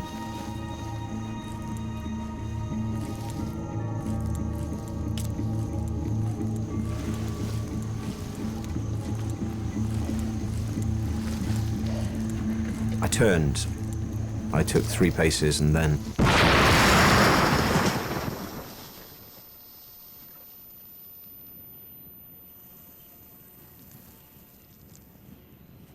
I realised in a split second that there was only one possible cause for the blast, and that must have been something I stepped on. Looked down and I saw that there was a hole in my right hand that was the same size as the demining tool that I'd been holding. The blast drove the flat end of this prodder through my hand, and I recognised the shape of it. I began to think, right, well, what is the worst possible thing that can happen? I knew that the worst possible thing that could happen was that both legs would be completely blown off, my guts would be hanging out, and I'd be about to die. In the storybooks, they say your life flashes before your eyes. Well, it's not really like that, but you are aware of everything you've done, the good things, the bad things. And above all, suddenly everything makes sense. Even on the verge of death, he knows he's a survivor. He's already been through far worse. On the other side of the world, deep in the forests of Southeast Asia.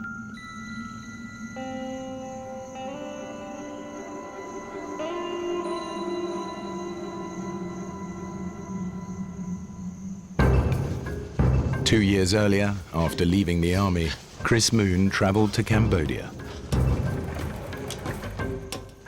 He was there to learn how to clear landmines. It was his first demining job.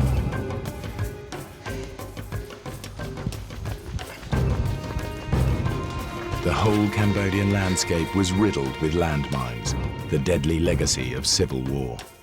6 to 10 million mines scattered across the country. In roads, fields, even school playgrounds. The problem with landmines is that once the fighting stops, these things are killing and maiming people for decades afterwards. Chris and his team started working in a small village in a safe but remote area. We were working all together in Posat province for mine clearance. My job as his interpreter. Mine clearance is relatively straightforward. They're working in a metre-wide lane, which is very clearly denoted with white sticks.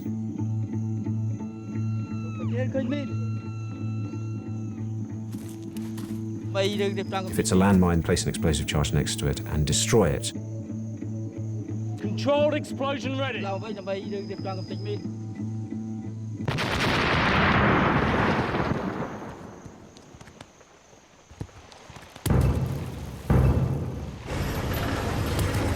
Although the Civil War had finished and the United Nations were now running the country, the Khmer Rouge still posed a serious threat.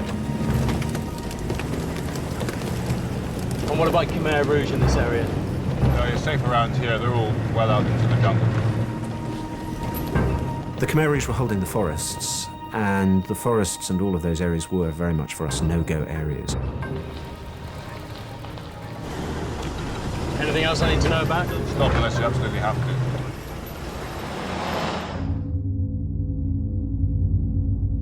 The Khmer Rouge committed widespread atrocities throughout the country.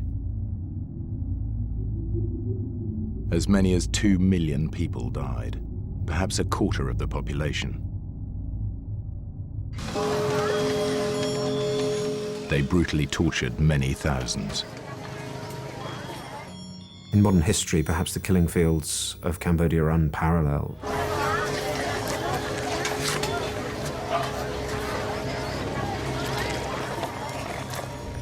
When Chris first arrived in Phnom Penh, he visited the S-21 Genocide Museum.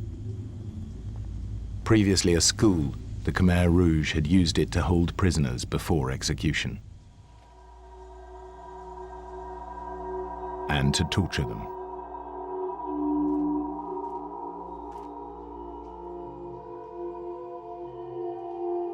He quickly learned the details of Cambodia's brutal recent past. The Khmer Rouge had taken over the country on April 16th, 1975. They forced everybody out of the towns. They turned the country into a huge labor camp.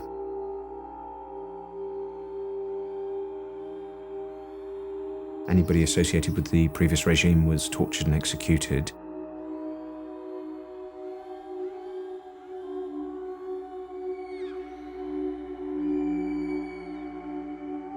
Before long, he himself would be a prisoner of the Khmer Rouge.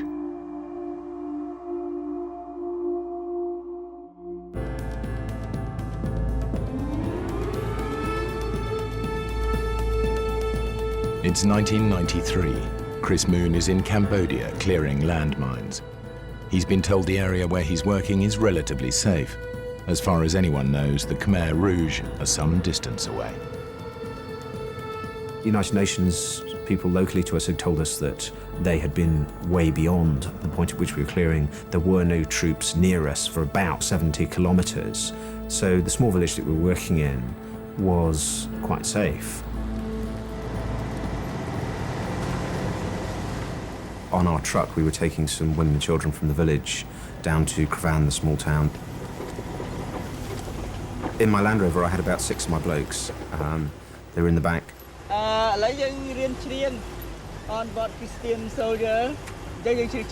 My Cambodian colleagues asked me if I knew any English songs, and for some strange reason, the only song that I could remember the words for was Onward Christian Soldiers. Okay, and onward Christian soldiers.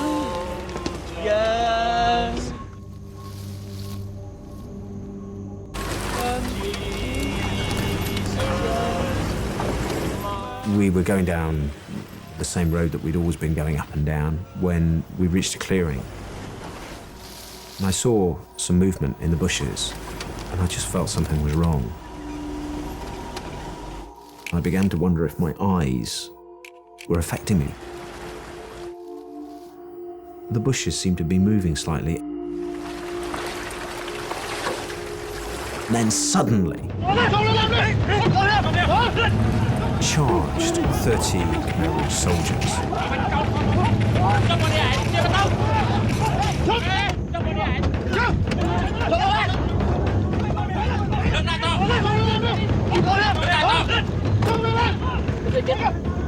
I kept thinking, what am I going to do? What am I going to do? I have to do something. There's nothing I can do except choose my attitude. I feel very scared at that time. Stand still. When the Khmer Rouge kidnap anybody, they were killed. Chris, he didn't scare. He looked normal.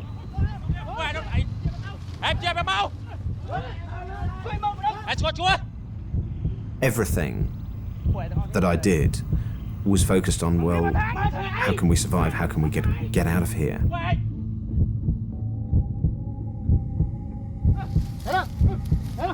I thought about every gesture, every move, every blink of an eye.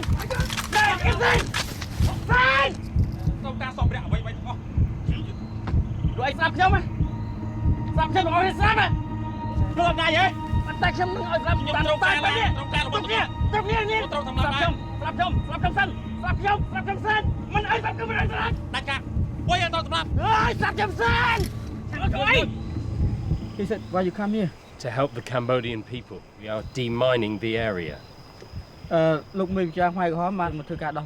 We are a neutral organization working in Cambodia to help the Cambodian people.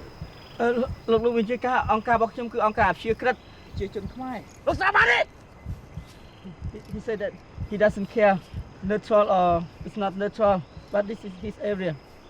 He tried to say more words, you're going to kill us. And then they tell us to take our clothes off.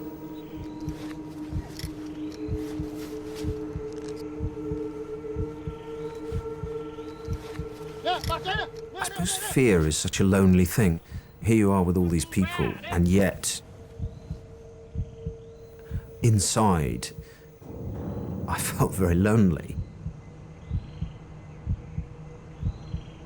And I'm standing there in my underpants thinking, right, no matter what happens, I'll never assume the role of victim. because I do think that if you behave in a certain way, you pre-program others to treat you in a certain way. They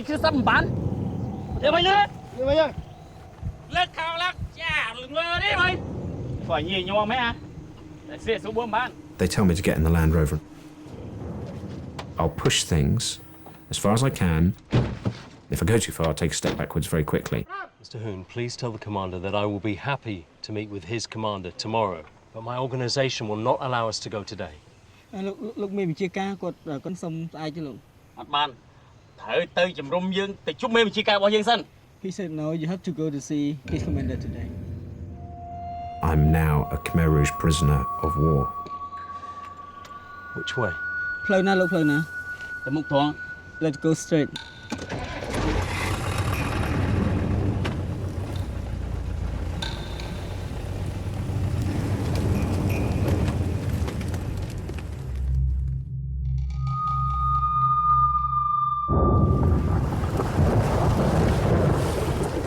We're driving for what seems an eternity.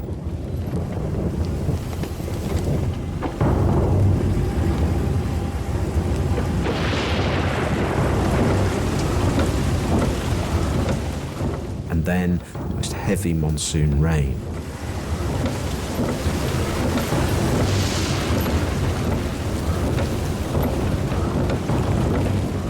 The look on Ben's face tells me that he thinks we're going to die.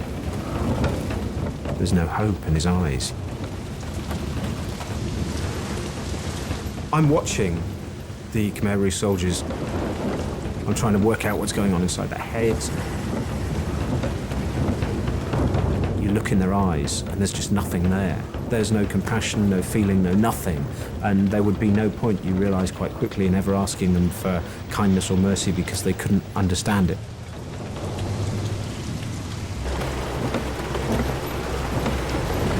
Mr. Hoon? Yes?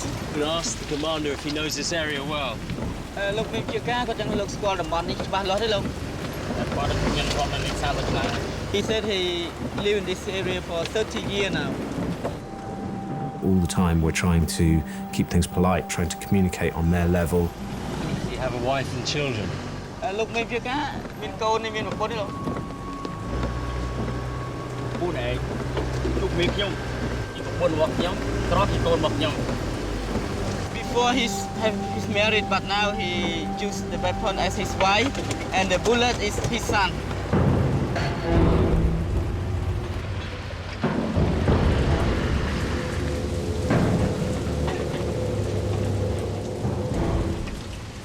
The Russian-made ZIL truck may have confused the Khmer Rouge. Their enemies have been using Russian military advisors for many years. Perhaps they think that's what Chris is really doing in Cambodia.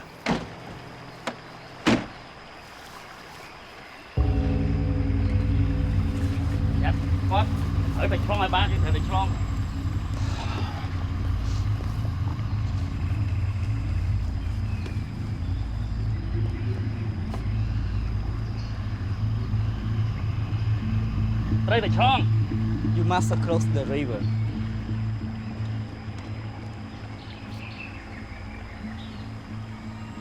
Tell the commander to send one of his men through the river first. Psychologically, it's going to be far better if I make him send one of his men in to get wet. What I need to do is create some sort of a relationship with them in which they respect me. The commander would be very unlikely himself to walk through. He'd get one of his guys to do it. This river marks the unofficial boundary between government and Khmer Rouge territory. The recent heavy monsoon rain has made it virtually impossible to cross. No, it is too deep for the Land Rover. We cannot go across. For the first time that day, I feel good because I'm calling the shots. I'm saying no. I am now in control.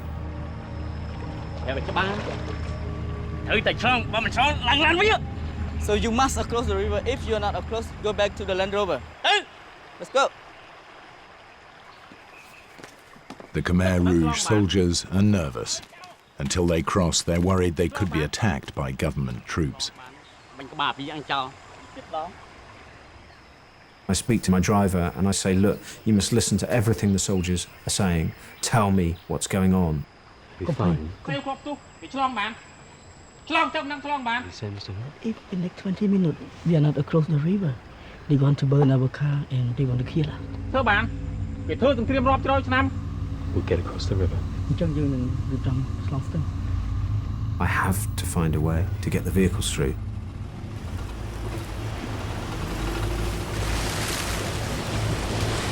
We get into the middle of this fast-flowing stream at 2'6" of water, and I have a few anxious moments as I see the water starting to come under the doors.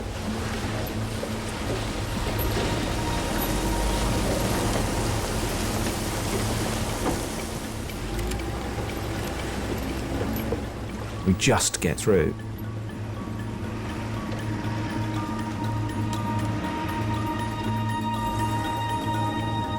Into the deep forest, home of the Khmer Rouge. Every mile further from civilization, further from safety. We're not using roads.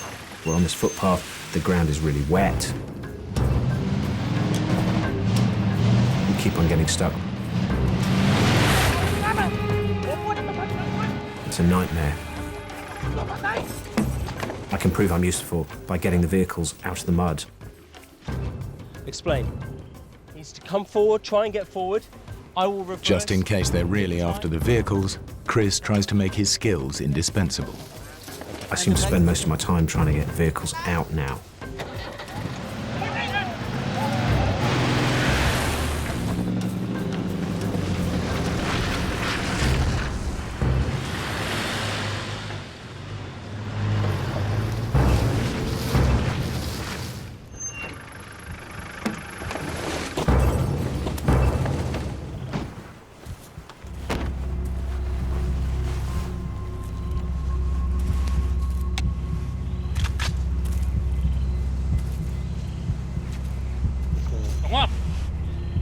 Don't look at them.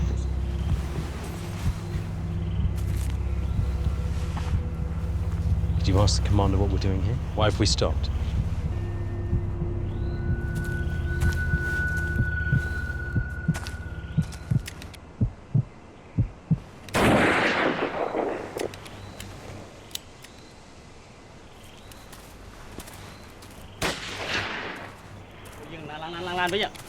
I know by now that we must be deep into their territory. This is their jungle. Okay. What's going on?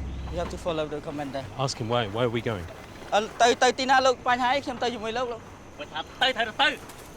Don't talk too much.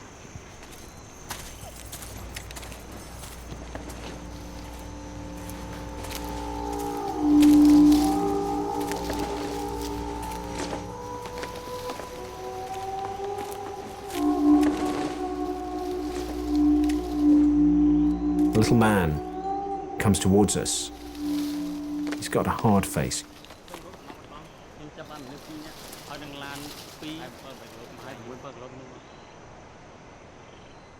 And he's got this strange little brown trilby hat on his head.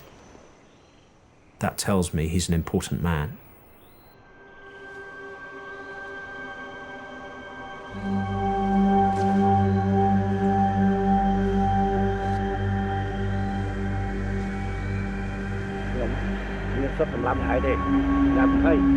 I don't have the authority to shoot you today. Let's go with us to see my commander. Let's go. Chris is now the prisoner and property of a second Khmer Rouge commander.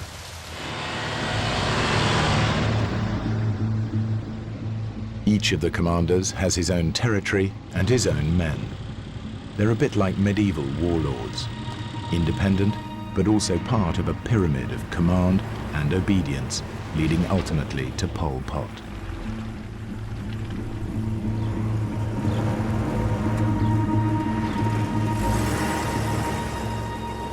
At the end of the first day, they stop by a stream.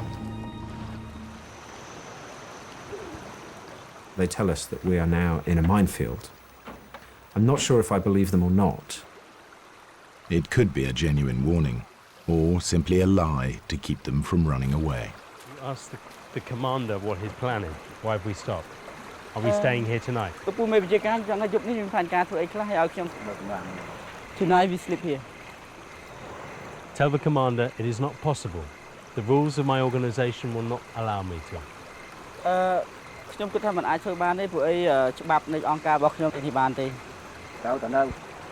You must stay here. There's no point in talking to them. We try to explain who we are, what we're doing, and they just shrug their shoulders. The frustrating bit for me is that they just can't understand what I'm doing, can't compute it. To explain that I'm not their enemy is just an impossible task. What do you think of the commander? I think the Khmer, you know, we cannot trust them. They are very cruel.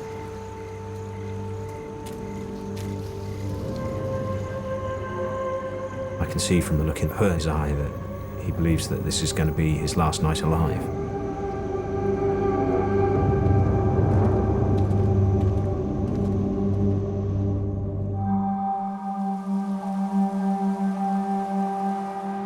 Chris Moon and his colleagues are prisoners of the Khmer Rouge, forced to play a delicate psychological game of survival. It's morning on the second day, and Chris asks his captors for permission to wash.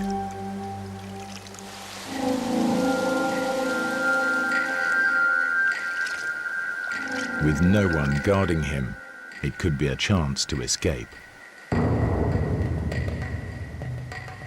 Now I have my darkest moment. My hobby is running. I just know that if I do a runner, they won't catch me. They just won't expect it. He might be able to make his way back out of the jungle, following the course of the stream. Human beings, we are selfish things. We are. We are.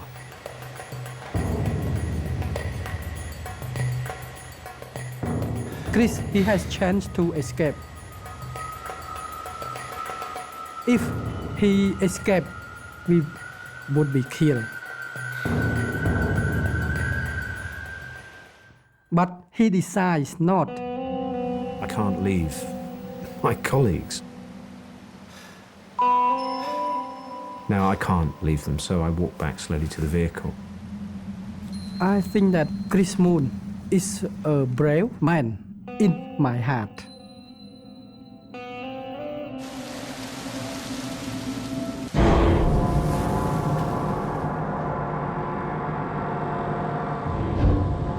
They drive on through the day.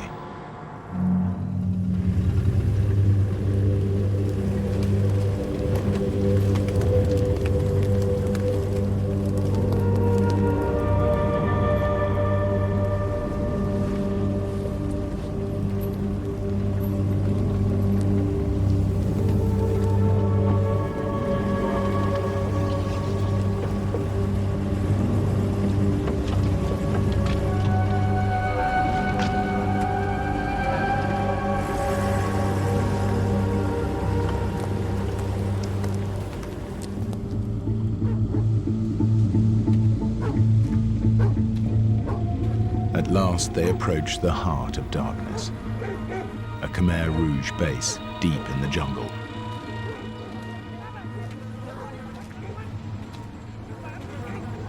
And the regional commander who can choose to have them killed or tortured. Deep down inside, I begin to think maybe there is no hope. And that's when I have to banish the demons.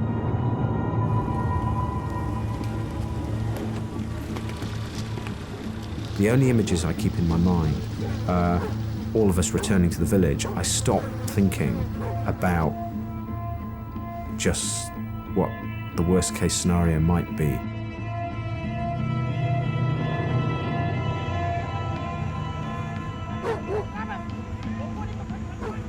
My imagination keeps leaping off.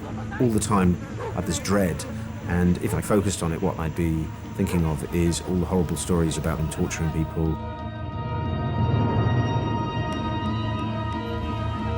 I think about what I need to do when I meet this commander to communicate with him. That is all that I allow myself to think about. If I start to think about my fear, it's opening the floodgates. So all of the time, it is about controlling the way that you think.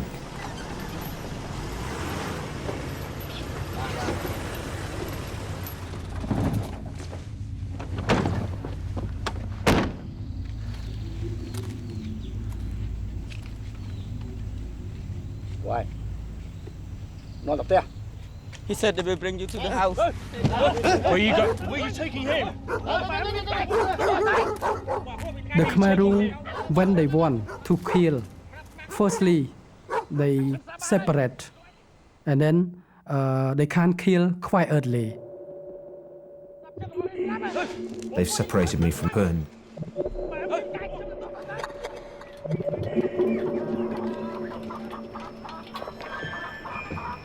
Wonder what's going to happen.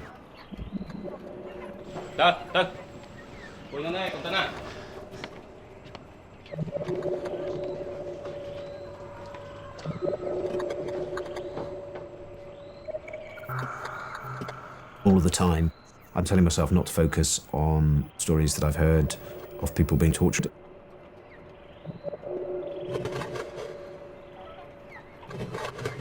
This is the end of the journey.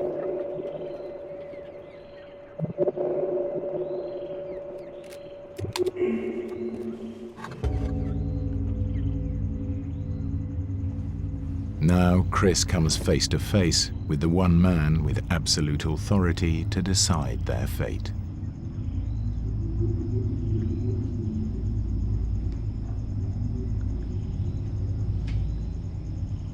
Their lives hang in the balance.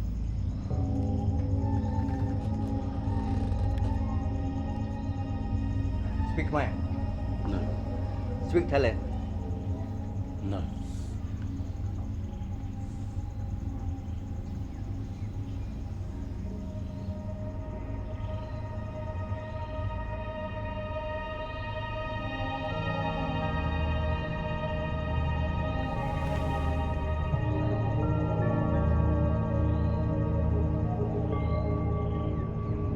You? I don't understand what you're saying. I've been here for 6 weeks. Min. Yes, yes, yes. Cambodia? In Cambodia? Yeah. 6 yeah. weeks. 6 weeks. In Cambodia. In Cambodia. Your name? Name. Clever. Clever. Yeah. Clever. Yeah. Chris. Clever. Mr. Clever, he's got a sparkle in his eye. There's an element of some humanity there, which I find immensely cheering. United Kingdom. 1, 2, 3, 4, 5, 6. England. Clever. Yeah.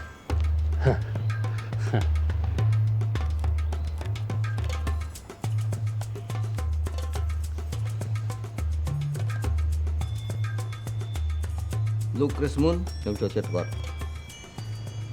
said that you have a good heart. Now he will use me as interpreter.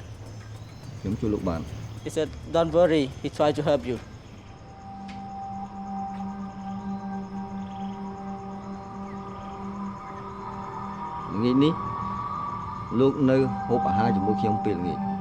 This evening, you should have dinner with him.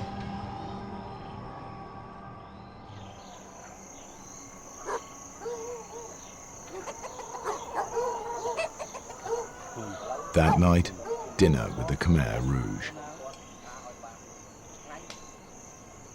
Having heard stories about how Khmer Rouge had given people a dinner and then killed them in a way that the people didn't know what was coming, it kind of made me worry.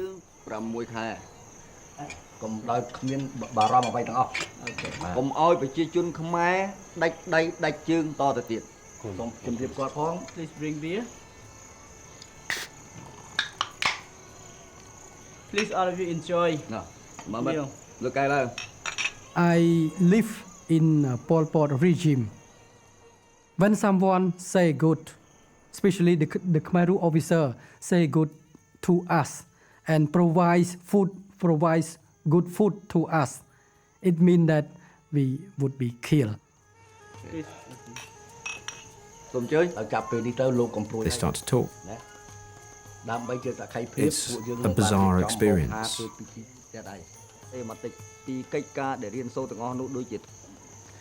Please thank the commander for his hospitality. Although things were very polite, we didn't know what to expect. So please enjoy your supper. In my mind, I thought that we would be killed. There's going to be no concept of us being held for a long period of time. We are either going to be killed or released.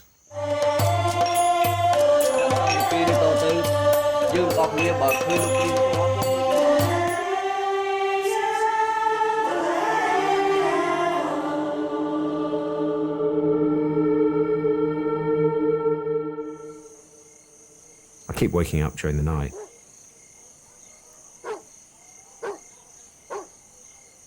I can smell a cigarette. I can see a cigarette light somewhere out in the darkness on the edge of the trees.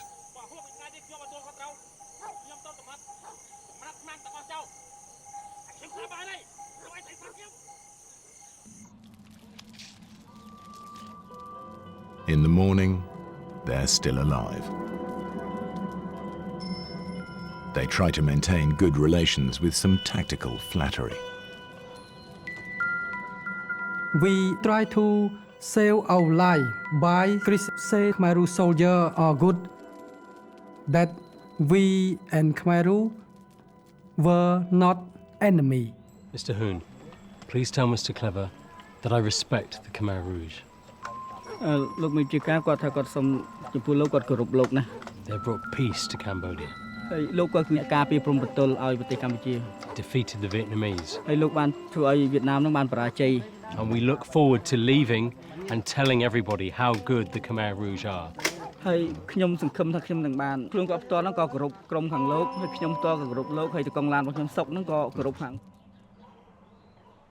As the day drags on, it seems less likely they'll be shot. Instead, they just wait and wait. Then, way in the distance, I think I can hear something.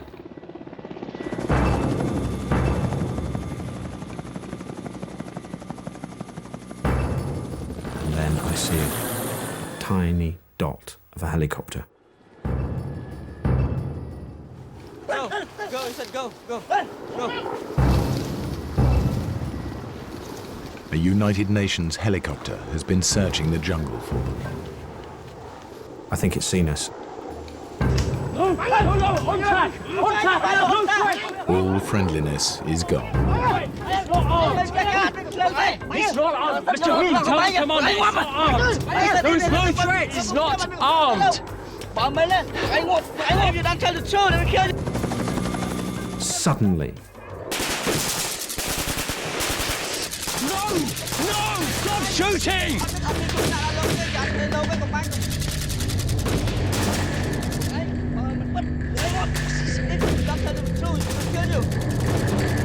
Chris and his colleagues have become a dangerous liability. Mr. Clever needs to get rid of them. Fast. So Mr. Clever changed his mind. And I thought that, it finished our life. He orders the commander who brought them in to take them away again. This time, he can do what he likes with them. by sending us back, it was the other commander's problem. That's why he sent us back.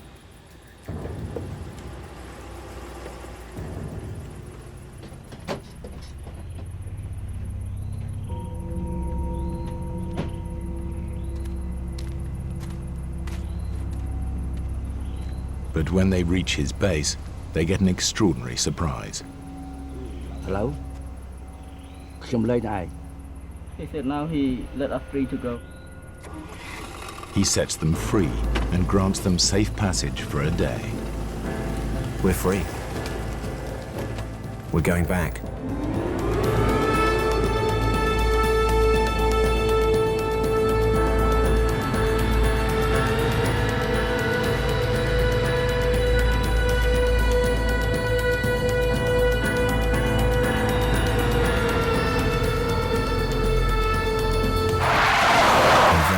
To my complete horror, the original commander who first captured them, angry that they're still alive. Hey! Nào bro. Ôi sao lên? Nào bro. Who allow you to come? He said give the car key and get down. Tell the commander. His commander has given us safe passage through this area. Look, make your guy look. Ôi sao lan đó? Ôi sao lan đó? Give me the car key. If I give him the car keys, how are we going to get home? But soខ្ញុំឲ្យsao lanទៅលើកតែពួកខ្ញុំអាចទៅផ្ទះយ៉ាងម៉េចបាន?ឡើងឡើងនោះ You said get in the truck. Down here. Down down. On the verge of freedom, they trade their Land Rover for their lives.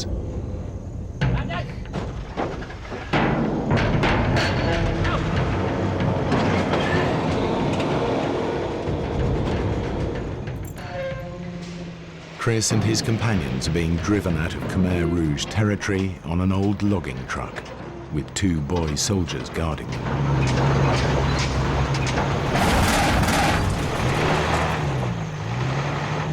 Let's go. Let's go for a walk.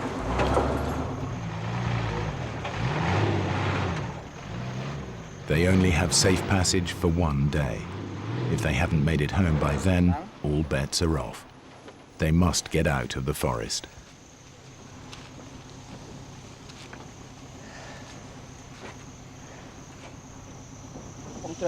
We cannot get out. It's stuck too deep.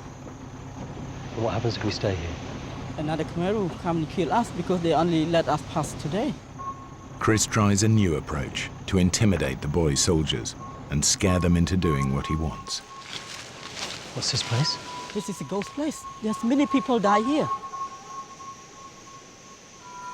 Do you think the boy soldiers will be able to find their way back to the village from here? Okay, I will ask him. Bring them over.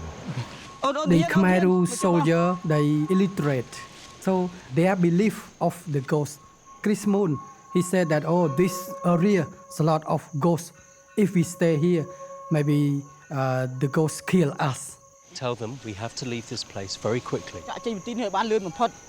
Tell them this is a ghost village. I have seen them. They will be very angry if we stay. Now a new plan. Okay. Which way? To walk through the night and to keep going until they're free. It will mean walking in the dark, through jungle, through rivers, through minefields.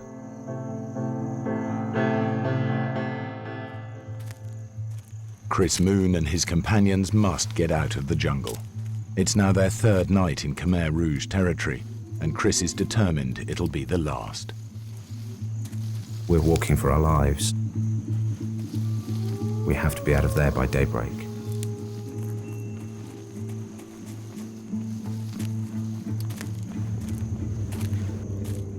I make everyone put their hands on their shoulders. In the darkness. In this place where there are no rules. Where I'm just so angry with them for what they've done. I have to confront the fact that what I hated in Khmer Rouge might also be in me too. Because I have a very wicked thought. Maybe I should kill the boy soldier. I've even got my hand on his neck. I could snap his neck like a pigeon. And then I've got the weapon to get the other one when we emerge out into the night.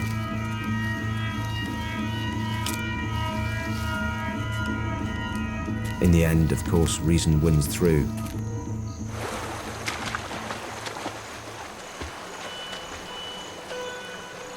We walked almost the whole night. we walk and I'm very, very tired. Sometimes I could not walk properly. But Chris, he's still strong.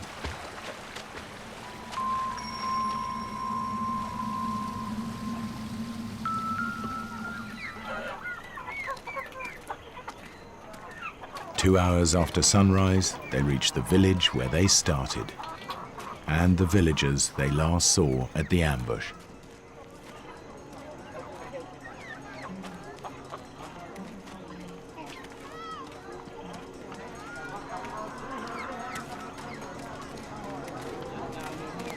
When we arrived to the village where we demining there, many people were very happy and come and congratulate us.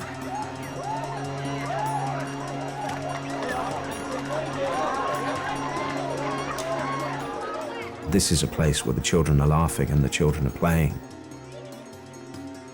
I think it's the most moving moment of my life, simply because of the goodwill of these people who've suffered so much. And they're just so pleased that a bad thing hasn't happened.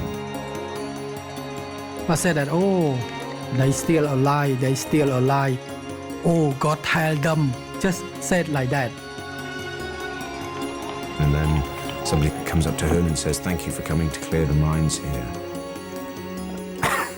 And at this point I get a very big lump in my throat, and I must confess I shed a tear, which I rapidly wiped away in a sensible and British fashion.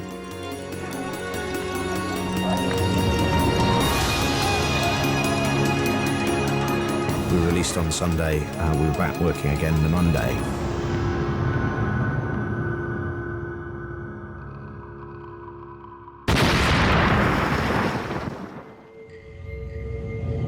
Get back! No one in the safety lane! Get onto US aid! Try to get the copter to come in and do a casevac!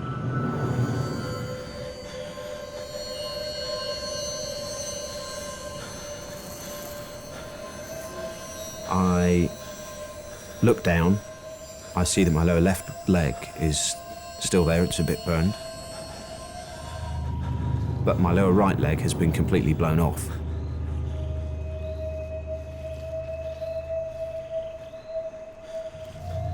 And then I have this overwhelming desire to scream, oh my God, I've had my leg blown off.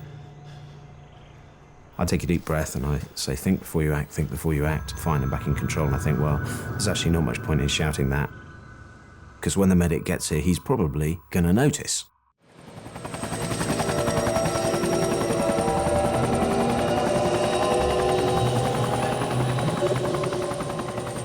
People talk a lot about the survival mechanism, that your survival mechanism kicks in. Well, that wasn't the way it was. After a while, when the pain starts to hit you, I think it reaches a stage where it is so bad that you actually want to die. You would rather give up and pretend it wasn't happening. The battle in the helicopter is not to go to sleep. It was easier to go to sleep, to pretend it wasn't happening, to turn over and just fade out.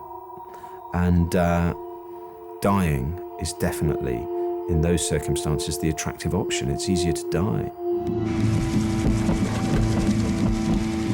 I knew I'd gone into shock. I desperately needed fluid. The medic was struggling to get the drip lines into me. I had to get some fluid in. I decided that I would drink my drips.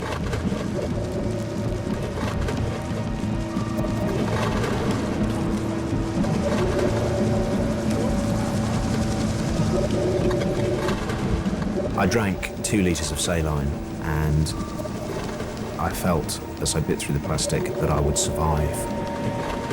It didn't enter my head that I wouldn't survive. Once I'd made that decision to live, I thought of all the reasons I had to live. To see my family again, to see my friends, to see my niece grow up, who was then very young, and also I still had my job to do. I had a responsibility to my programme. I didn't want to die because I knew it would be bad for funding for my programme. When Chris reached hospital, his red blood cell count was so low, he should have been dead. His right leg was lost below the knee, and his right lower arm had to be amputated. But he vowed to make a full recovery. Within a year, he was running marathons. Eventually, he ran the Marathon des Sables, 7 grueling marathons across the Sahara Desert. 7 marathons in 7 days.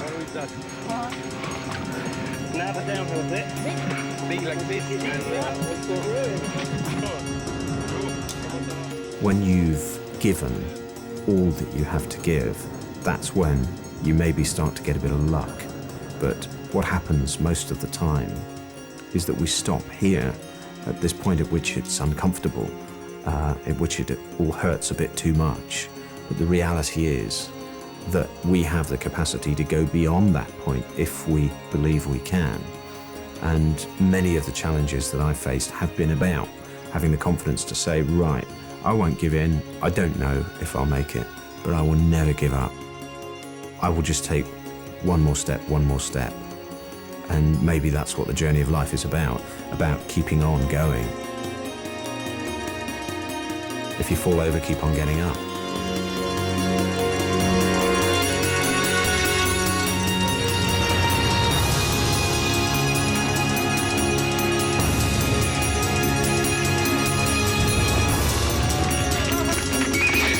It's good to be here.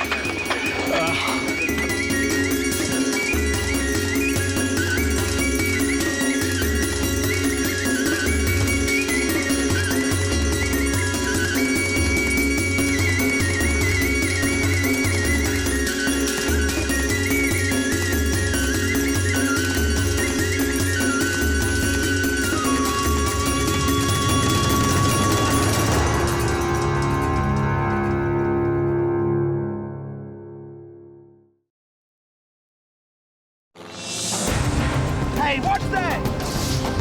When a plane full of executives develops engine trouble over the Kalahari Desert, Put your head between your knees. an enjoyable business trip becomes a journey to hell.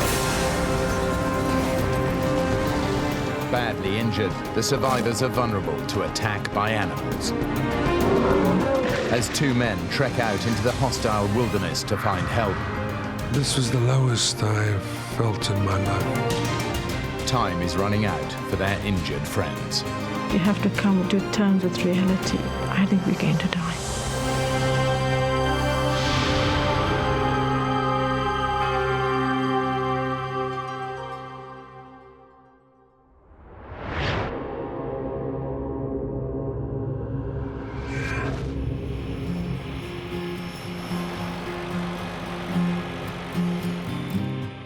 Carl Duplessis is executive director of a thriving courier company in South Africa. He lives in Johannesburg with his wife and has 2 small children. Today, he's chartered a private plane to take him and his team on a promotional tour of Botswana. I enjoy flying, so I don't often have an opportunity to just relax and enjoy the journey, so I was really looking forward to it. Carl's close friend and business partner, Neb Graurak, is originally from Serbia, but now lives in Botswana with his wife. Also traveling are Mike and Lynette Nikolic. They just got married and are hoping to start a family. Lynette is from Botswana, and Mike is from Serbia like his friend Neb. I had experience flying with the small planes, and they always been my concern. But it's quite a normal day. Nothing really that you could sense or see there are problems. Lynette's not so sure. I am looking forward to the trip, but I was just feeling a bit uneasy. I thought to myself, Lynette, if you need to say anything, it should be now. But I couldn't get myself to express my feelings to anybody. It was all internal.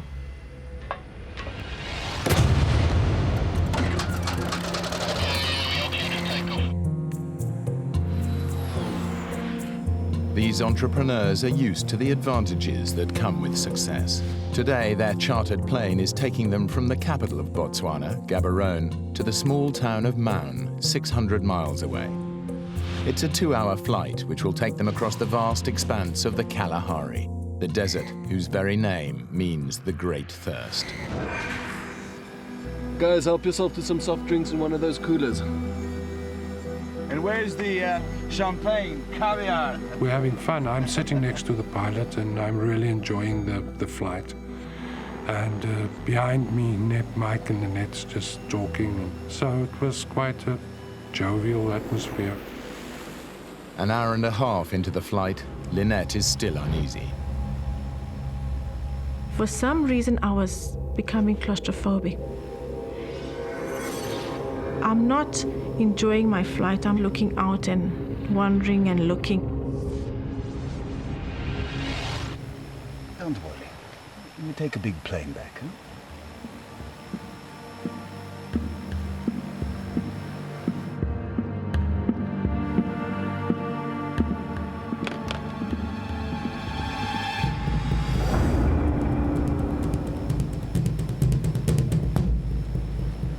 I looked towards one wing, the engine, and I saw a bit of oil coming out of the wing.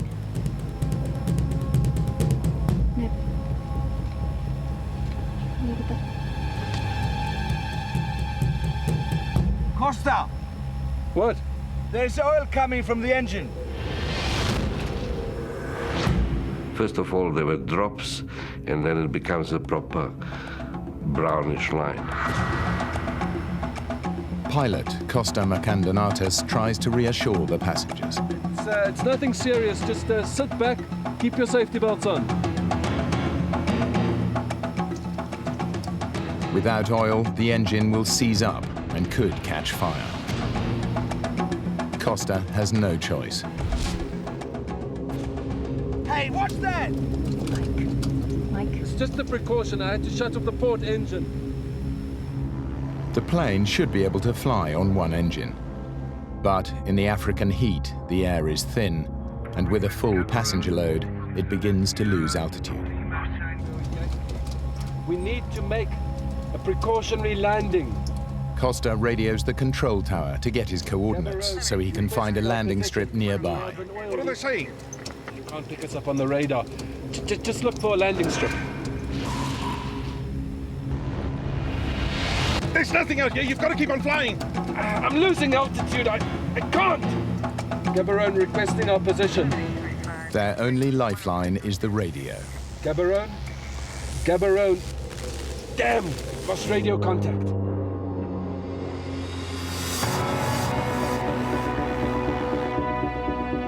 Costa knows he's going to have to crash land. I took Mike's hand, I took Neb's hand, and I said, God, I'm just asking for safe passage.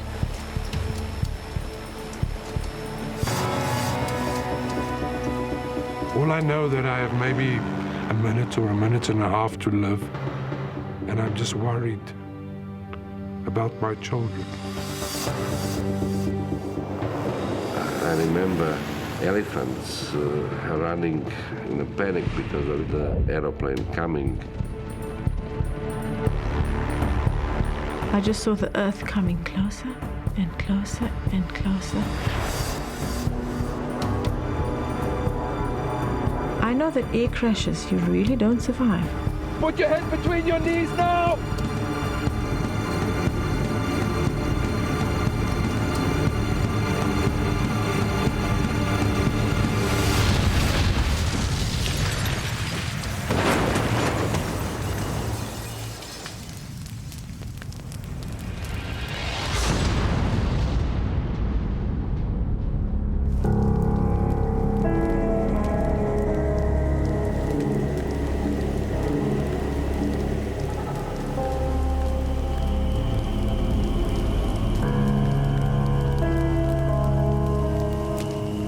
The impact should have killed them all.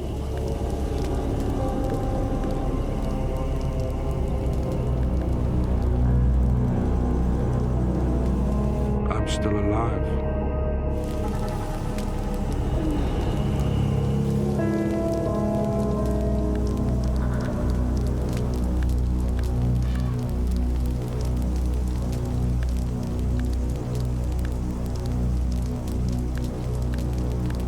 I open my eyes.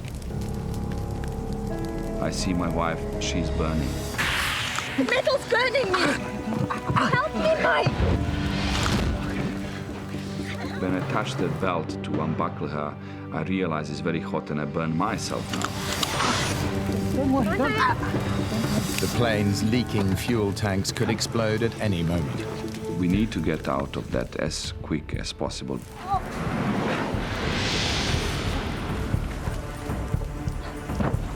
Your body is kind of state of shock. You try to get up and you just fall down.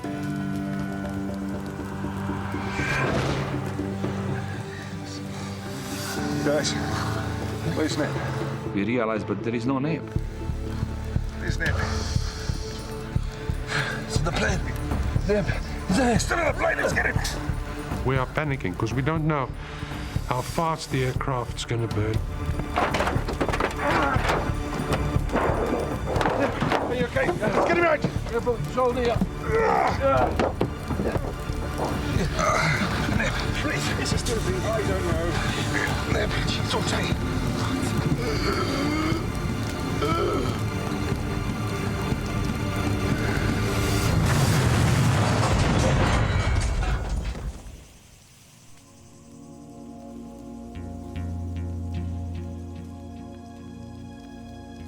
The survivors are shocked and injured.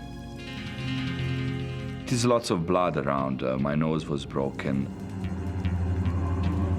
Mike, Costa, and Carl's injuries are superficial. But Neb is in a bad way.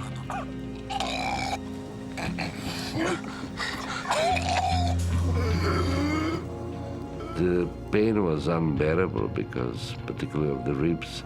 Please, breathe. Just breathe. Just breathe. And I actually couldn't breathe. Lift me up. Lift me up. Okay, I've got you. I've got you. I've got you. Let's take him to the tree. Over there. Neb has punctured his lung. He has to prop himself up in order to breathe.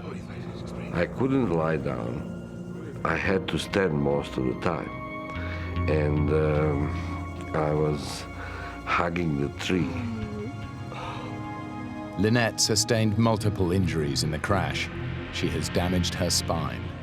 I couldn't move. I couldn't move my legs. As soon as I tried to lift myself up, for some reason I would feel dizzy and then I'll be forced to lie down. And her left arm has been so badly burned that the nerves have been destroyed. I didn't feel any pain. There was no pain at all. I was just worried about the fact that I can't get up. I can't do anything. She needs immediate medical attention. Don't worry. They'll come soon. We'll get you to a hospital. The crash has destroyed the radio. But the passengers believe that the plane's emergency transmitter will soon bring rescue. As the afternoon wears on, they begin to have doubts. We're realizing now that it's getting dark, nobody can land. So we're getting used to the idea that we need to spend the night here. Almost everything that might have helped them survive a night in the bush has been destroyed. Anyone got matches? They need to find a way to ward off predators. It is a sample only. It's for promotions. Oh, we've got to get the fire going and keep it going all night. Who knows what's crawling out there? I was very concerned about the area where we crashed. When I look at those trees, I was thinking this is a perfect area where leopard is living. It's a very dangerous animal. Lots of hyenas, lots of elephants, lions. It's a really wild area. Carl manages to start a fire using the last piece of smoldering wreckage.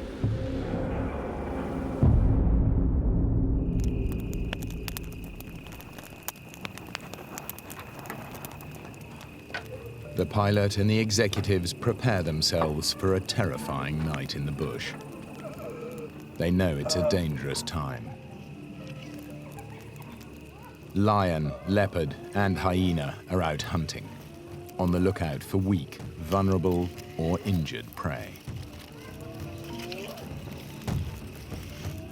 I can hear things move around in the forest, and I'm scared. There's a totally alien environment.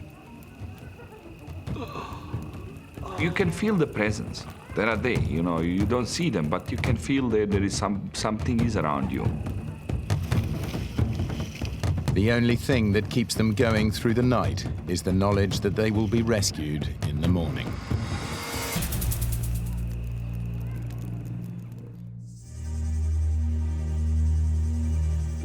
Neb is exhausted.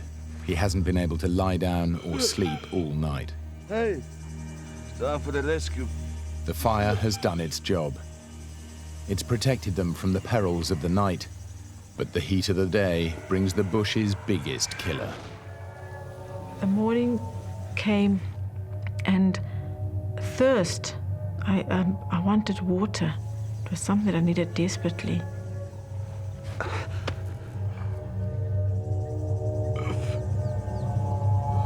The thirst is unbearable. Your mouth is so dry that you can even feel the pain in your mouth, in your tongue. They can find no water, so they take advantage of a fleeting source of moisture. Dew.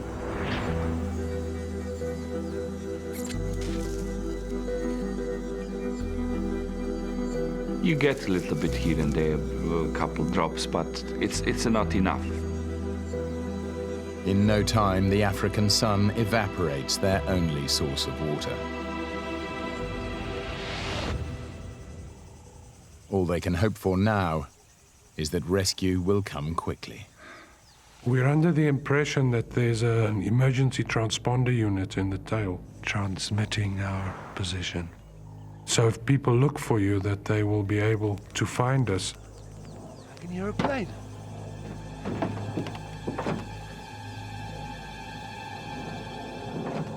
Over there. Over here! Help! Over here! Oh, let's make some smoke! Over here! That's right! Help! Over here! Help! Over here!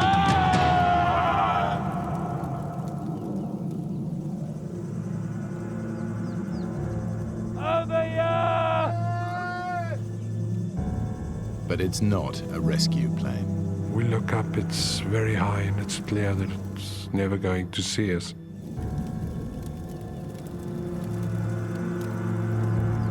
Carl can't understand why the emergency transmitter hasn't brought rescue. If you check if it's transmitting. Emergency transmitters are compulsory in Botswana. You have transponder, right? It's not compulsory. But not in South Africa, where this plane is registered. So now no one knows where we are.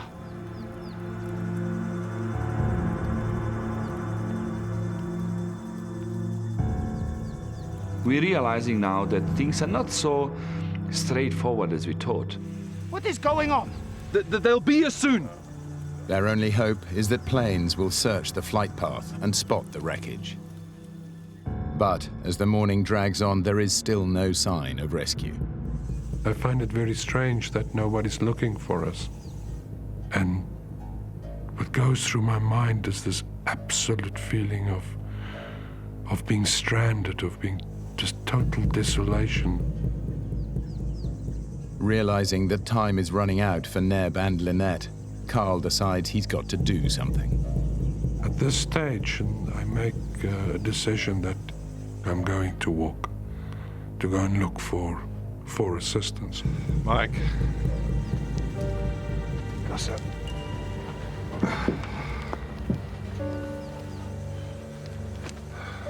I'm gonna walk. Don't be crazy. You'll die. If I walk, we double our chances of rescue, and Lynette and Neb need a doctor. I go with you. No. I'm not injured. I'll go. Be safer with the two of us. Costa has calculated that they've crashed about 150 kilometers south of Maun. So when do we leave? I think the sooner the better. I think it's quite easy to walk 5 kilometers an hour. If I walk 8 hours a day, I can walk 40 kilometers a day. I can walk to Maun in 4 days. You thought that you are not going to see him again because you are not going to be alive. These are obviously enormously emotional situations. The decision to walk is not an easy decision to make. Will the people that are staying behind, will they cope without Costa and I? I'm worried that they don't have water. I'm worrying whether Mike can take care of both his wife and Neb. But it's the decision that I've made, so I decided to just go with my decision. And Costa and I set off. They set out and we said bye-bye to them. I felt very vulnerable again because now I felt that I couldn't help in any way. I was just lying there, and it wasn't my nature to feel helpless.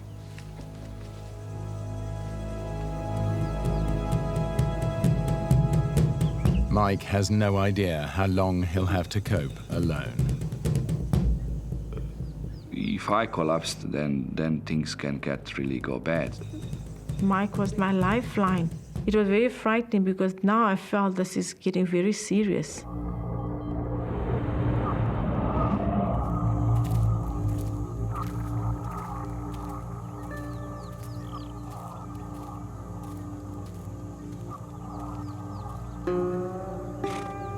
As they trek into the bush, Carl begins to have serious doubts about their position. I'm asking Costa all the time, where are we? Where are you? Are you sure where we are? About 150 k's south of Maun, correct? Keep going due north. We'll be fine. I have my doubts about this simply from the point of view as to why no planes have come to look for us. I don't believe that he knows where we are. At this stage, Carl has no alternative but to accept Costa's word and walk north. But Carl and Costa are taking a huge risk. They have no experience of bush survival, and if they don't make it, neither will the others. By midday, the temperature at the crash site has risen to over 40 degrees. Mike, Lynette and Neb have had nothing but dew to drink for over 20 hours. Lynette's condition is deteriorating rapidly, and she's desperate for water. My throat is burning. I don't have energy. I mean, it's like completely dry. From my throat right into my tummy, it's dry, and it just needs some sort of moisture, water. Lynette is more thirsty than the others because she's losing moisture through her burned flesh. Her only chance is that Carl and Costa will bring help soon. But as they continue walking through the bush, it becomes increasingly impenetrable. Walking through the bush is turning out to be extremely difficult. You have thorns sticking into your clothes all the time. But then they stumble across a solution. Costa, over here, quick!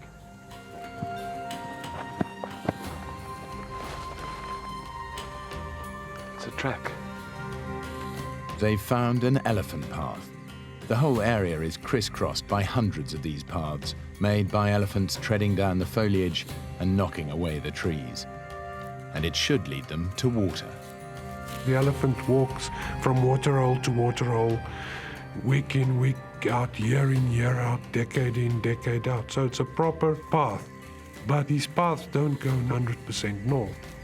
Carl and Costa's need to find water could get them completely lost and bring them face to face with the biggest killer of man in the African bush.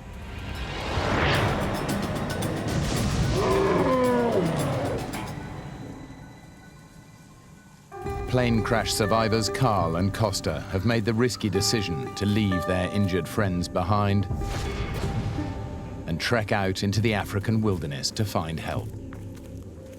They've been following elephant paths for hours and are desperate for water. Costa, look. Right in front of us, next to the path, is a water hole. It's just a really small, little, muddy water hole.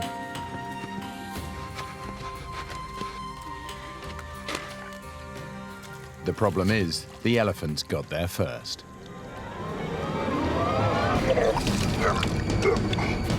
It smells awful. It tastes awful. It's full of excrement from the elephants, urine from the elephants. It's really foul. The water is a breeding ground for dangerous bacteria. This putrid liquid might give them dysentery, which could be fatal. I'm concerned that it would have harmful effects on my body.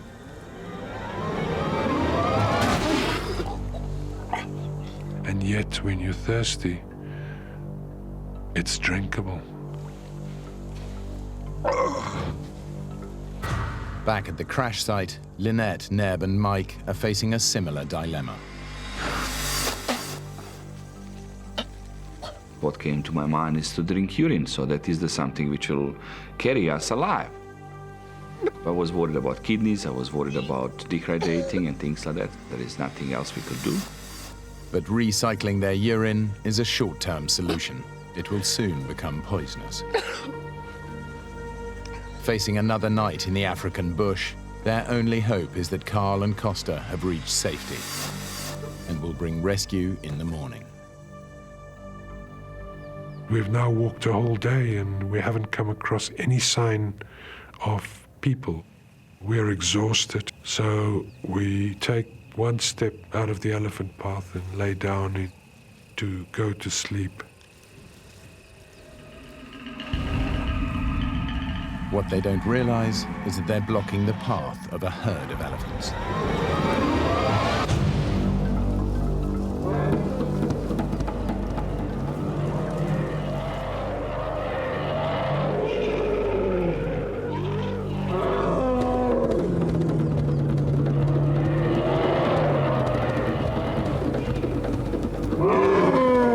Don't move.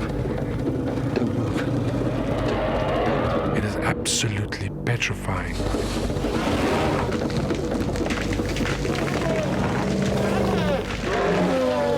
Costa's telling me not to move, but I'm unable to follow the instruction.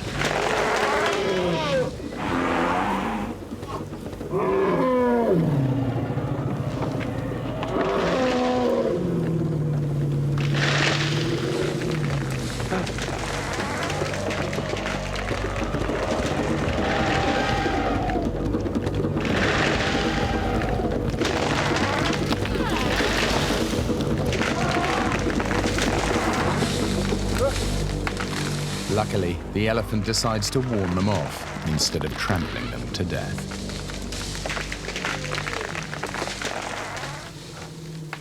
As night falls, the African bush has another surprise for them.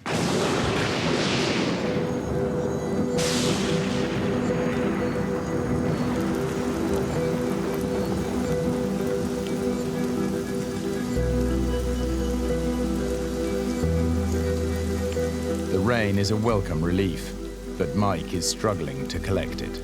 I put various plastic things around just to try to collect some water, because obviously that's what we need. But the rain brings with it a terrible worry. It's in danger of putting the fire out, and Mike has no means of relighting it. Without fire, they're vulnerable to attack by predators. I try even to go back to the aeroplane. I put something over the fire from aeroplane just to protect direct water coming into the fire. It was quite a task. Mike manages to save the fire, but before any water can be collected, the rain stops. The survivors are left as thirsty as if the rain had never happened.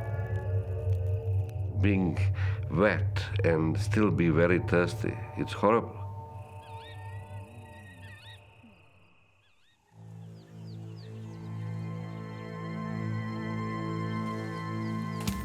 Carl and Costa have survived another night in the bush, but Carl is increasingly worried that they're nowhere near to Mound. If we are walking towards Mound, we should be directly under the flight path. Where's the planes?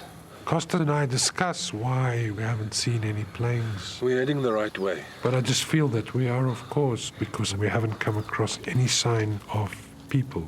I didn't see a track of a car. I didn't see a piece of paper. Nothing. This is wilderness. So I feel that we might be way, way away from Mound. Carl's suspicions are correct.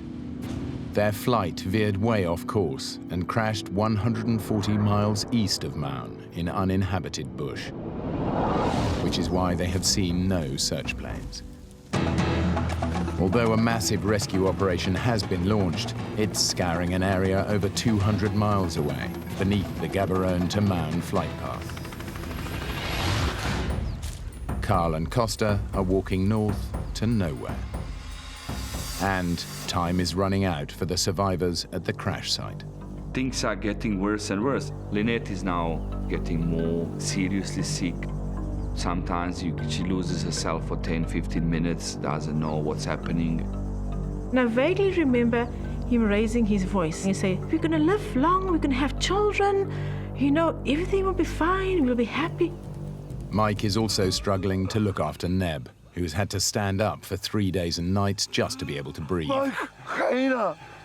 Sleep deprivation and chronic dehydration are weakening Neb's grip on reality. Thoughts about snakes, hyenas, putting you into panic mode. Neb is panicking. He wants to go now. Mike was trying to advise me not to go. It's too dangerous out there. I'll go on my own. I can't leave Lynette. She can't move. Sometimes you have this fix in your brain, you want to do it. Mike thinks he'll never see his friend again, but there's absolutely nothing he can do.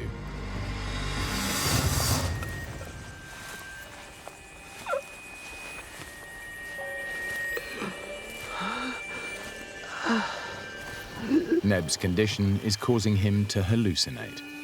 I wanted to find a village with the people who will just pull us and rescue us.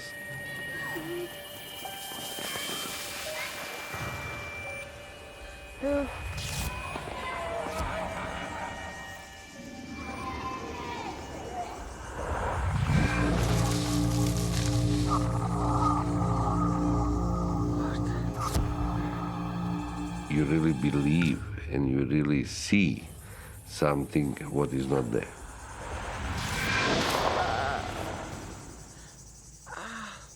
The moment when you see there is nothing there, that is a big disappointment.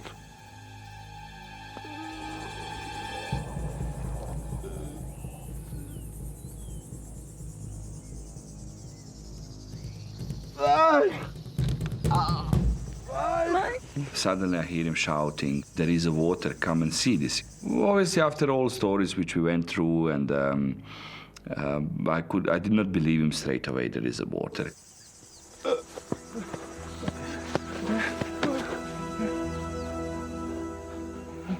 But this time, it really is water. We had plenty of Zippo lighters, but we were actually using for as a promotional material, and that lid of Zippo lighter was very useful to extract that water.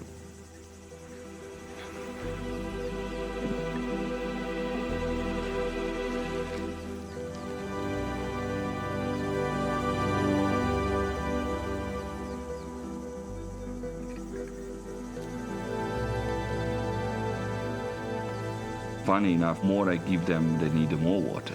They put lots of pressure on me. They need the water now. Now or they're dying. I need more. So I said, okay, fine.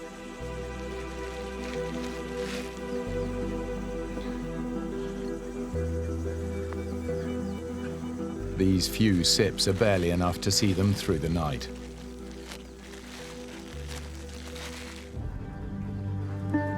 But Carl and Costa aren't even that lucky. We're just walking and walking and walking, and we're not finding any water. I'm really, really thirsty. And I'm constantly thinking about how the other people are doing, constantly evaluating whether the decision was the right one to leave them there.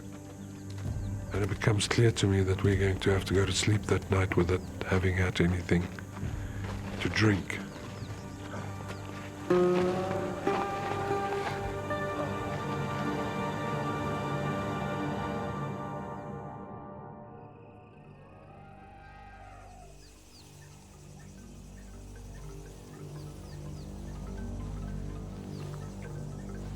I woke up in the morning and I was aware that something was irritating my left hand.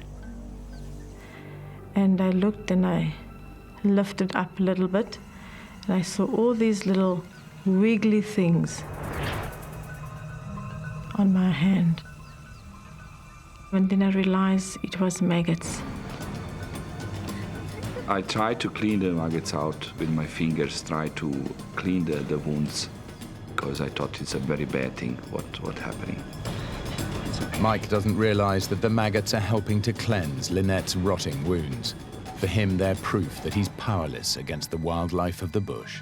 Even a little bit of control and hope is going away. You start doubting, where is Carl and Costa? Why they're not coming? The whole world has forgotten us. After 3 days of walking in the blistering heat, Carl and Costa have still seen no sign of human habitation, and they're completely disoriented. Mentally, this whole thing is starting to take its toll. I believe I hear a car, but I don't seem to get any closer to where the sound emanates from. I realized that it was my imagination. And I just wonder how I got myself into this mess. It's much worse than he thinks. Not only are they hopelessly lost, but because they've been following the elephant paths, their route has zigzagged. They've walked for 60 miles, but in fact they're still only 20 miles from the crash site.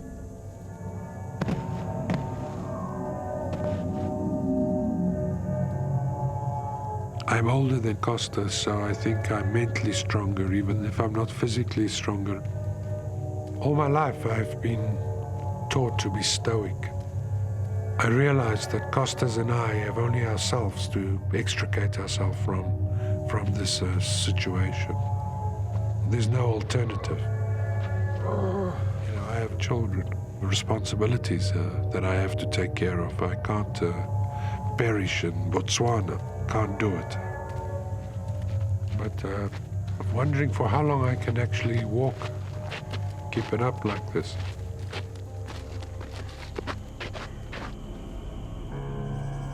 For Lynette and Neb, things are going from bad to worse. Mike no longer has the energy to look after them. I sort of fell into depression that afternoon. And I remember even it crossed my mind to go and commit suicide, take my belt or hang myself on the tree, because, you know, you just wanted to end it.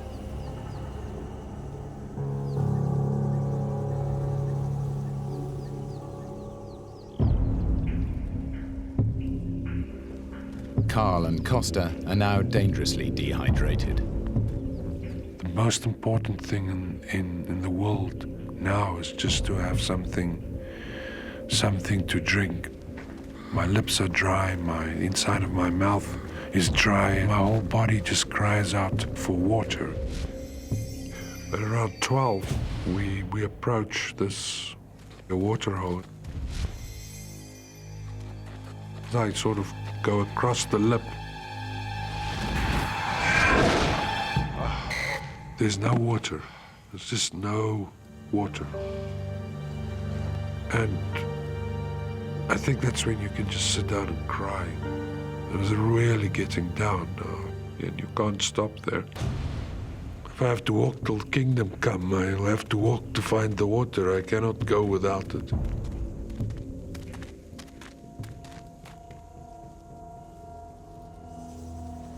Mike, convinced that rescue is never going to come, decides to make preparations for death.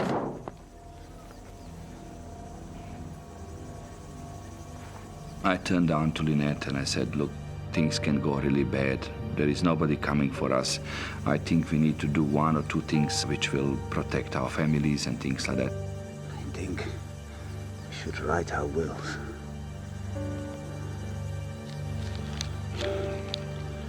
So we took one of my credit card slips and eyebrow liner, and then we wrote the last will and testimony. We actually initialed our signatures, just some indication that if somebody does find us, we were alive for a good number of days before the animals took us away.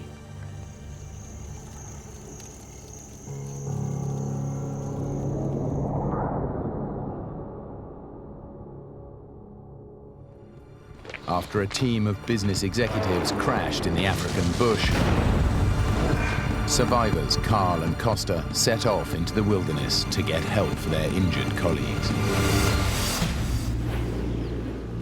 They are now totally lost, exhausted, and dehydrated.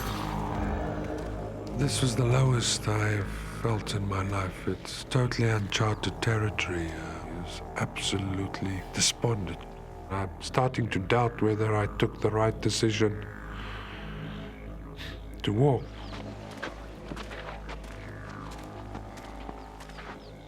The path reaches the choice either to go left or right. Left or right? At this stage, I don't really think it really matters if we go left or right. What difference does it make? He doesn't realize that this is a life or death decision. Right.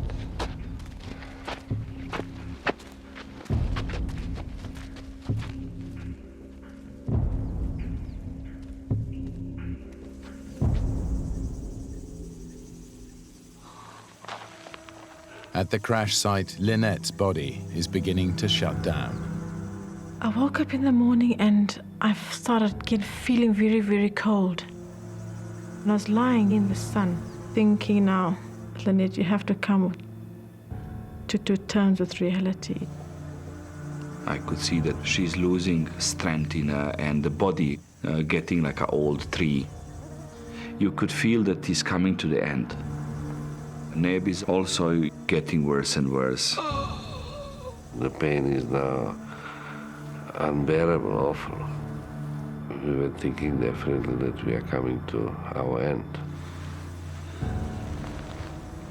I think my mind and my body was kind of giving up on the situation.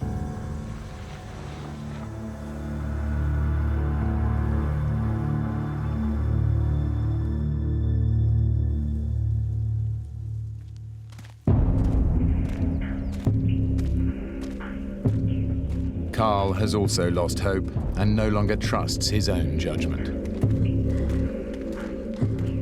As I walk along, I saw a straight line protruding from the trees.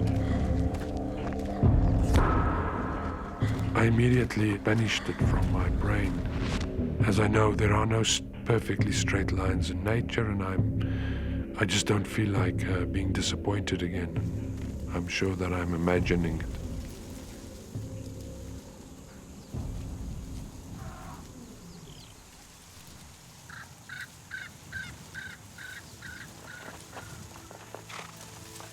As I got closer, I see the structure built against the side of the hill.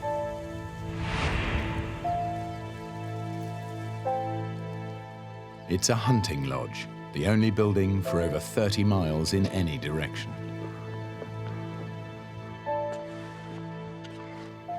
I see a young girl reading a magazine. I'm sorry. I didn't mean to frighten you. It's quite a surrealistic experience. My name is Carl Duplessis. We were in a plane accident. Can you please radio for help? without even asking, I just took a bottle of juice. And while I was drinking, I'm really worried about the people back at the plane, and I still don't know if I did the right thing to walk, if I shouldn't rather have stayed there.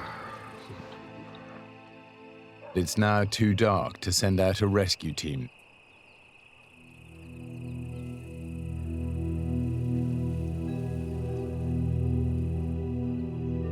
It is difficult looking at the partner that dying. You just got married and then you lose your wife like that in such a bad accident or kind of stupid accident, call it. I need to tell you something.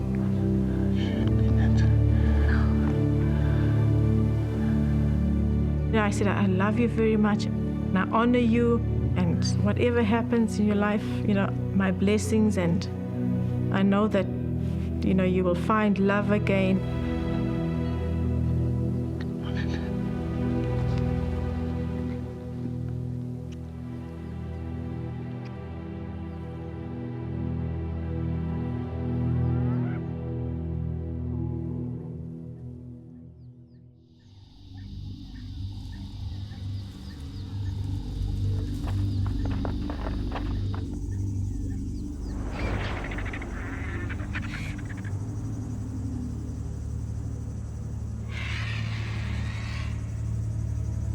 I was start seeing the vultures coming around our crash site.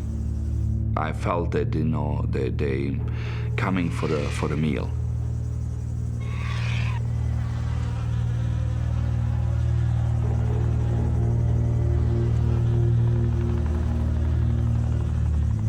Mike.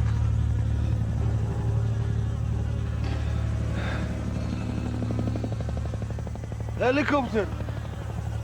After 5 days here, even mosquito for me is like a helicopter. I just hallucinating.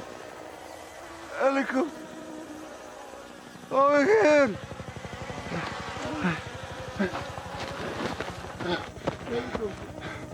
We need to make smoke. Put everything on the fire. Ah!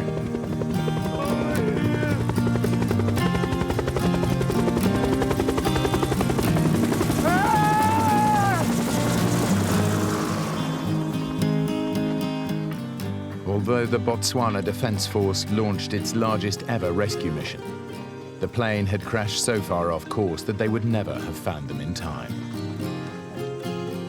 One of the soldiers comes to me and look at me like this, I said, "Hey man, you're so strong." If Carl had not made the decision to walk, all of them would have died in the African bush. When I saw Neb and Mike and Lynette was alive, it was just an immense relief that washes over you. Lynette's burns were so severe that she spent a year in hospital and had 14 skin grafts. It was touch and go if she would survive, but she and Mike now have 2 children. Neb made a full recovery and still lives and works in Botswana. Carl survived to watch his children grow up. The pilot, Costa Markandonatis, died 2 years later in an unrelated flying accident.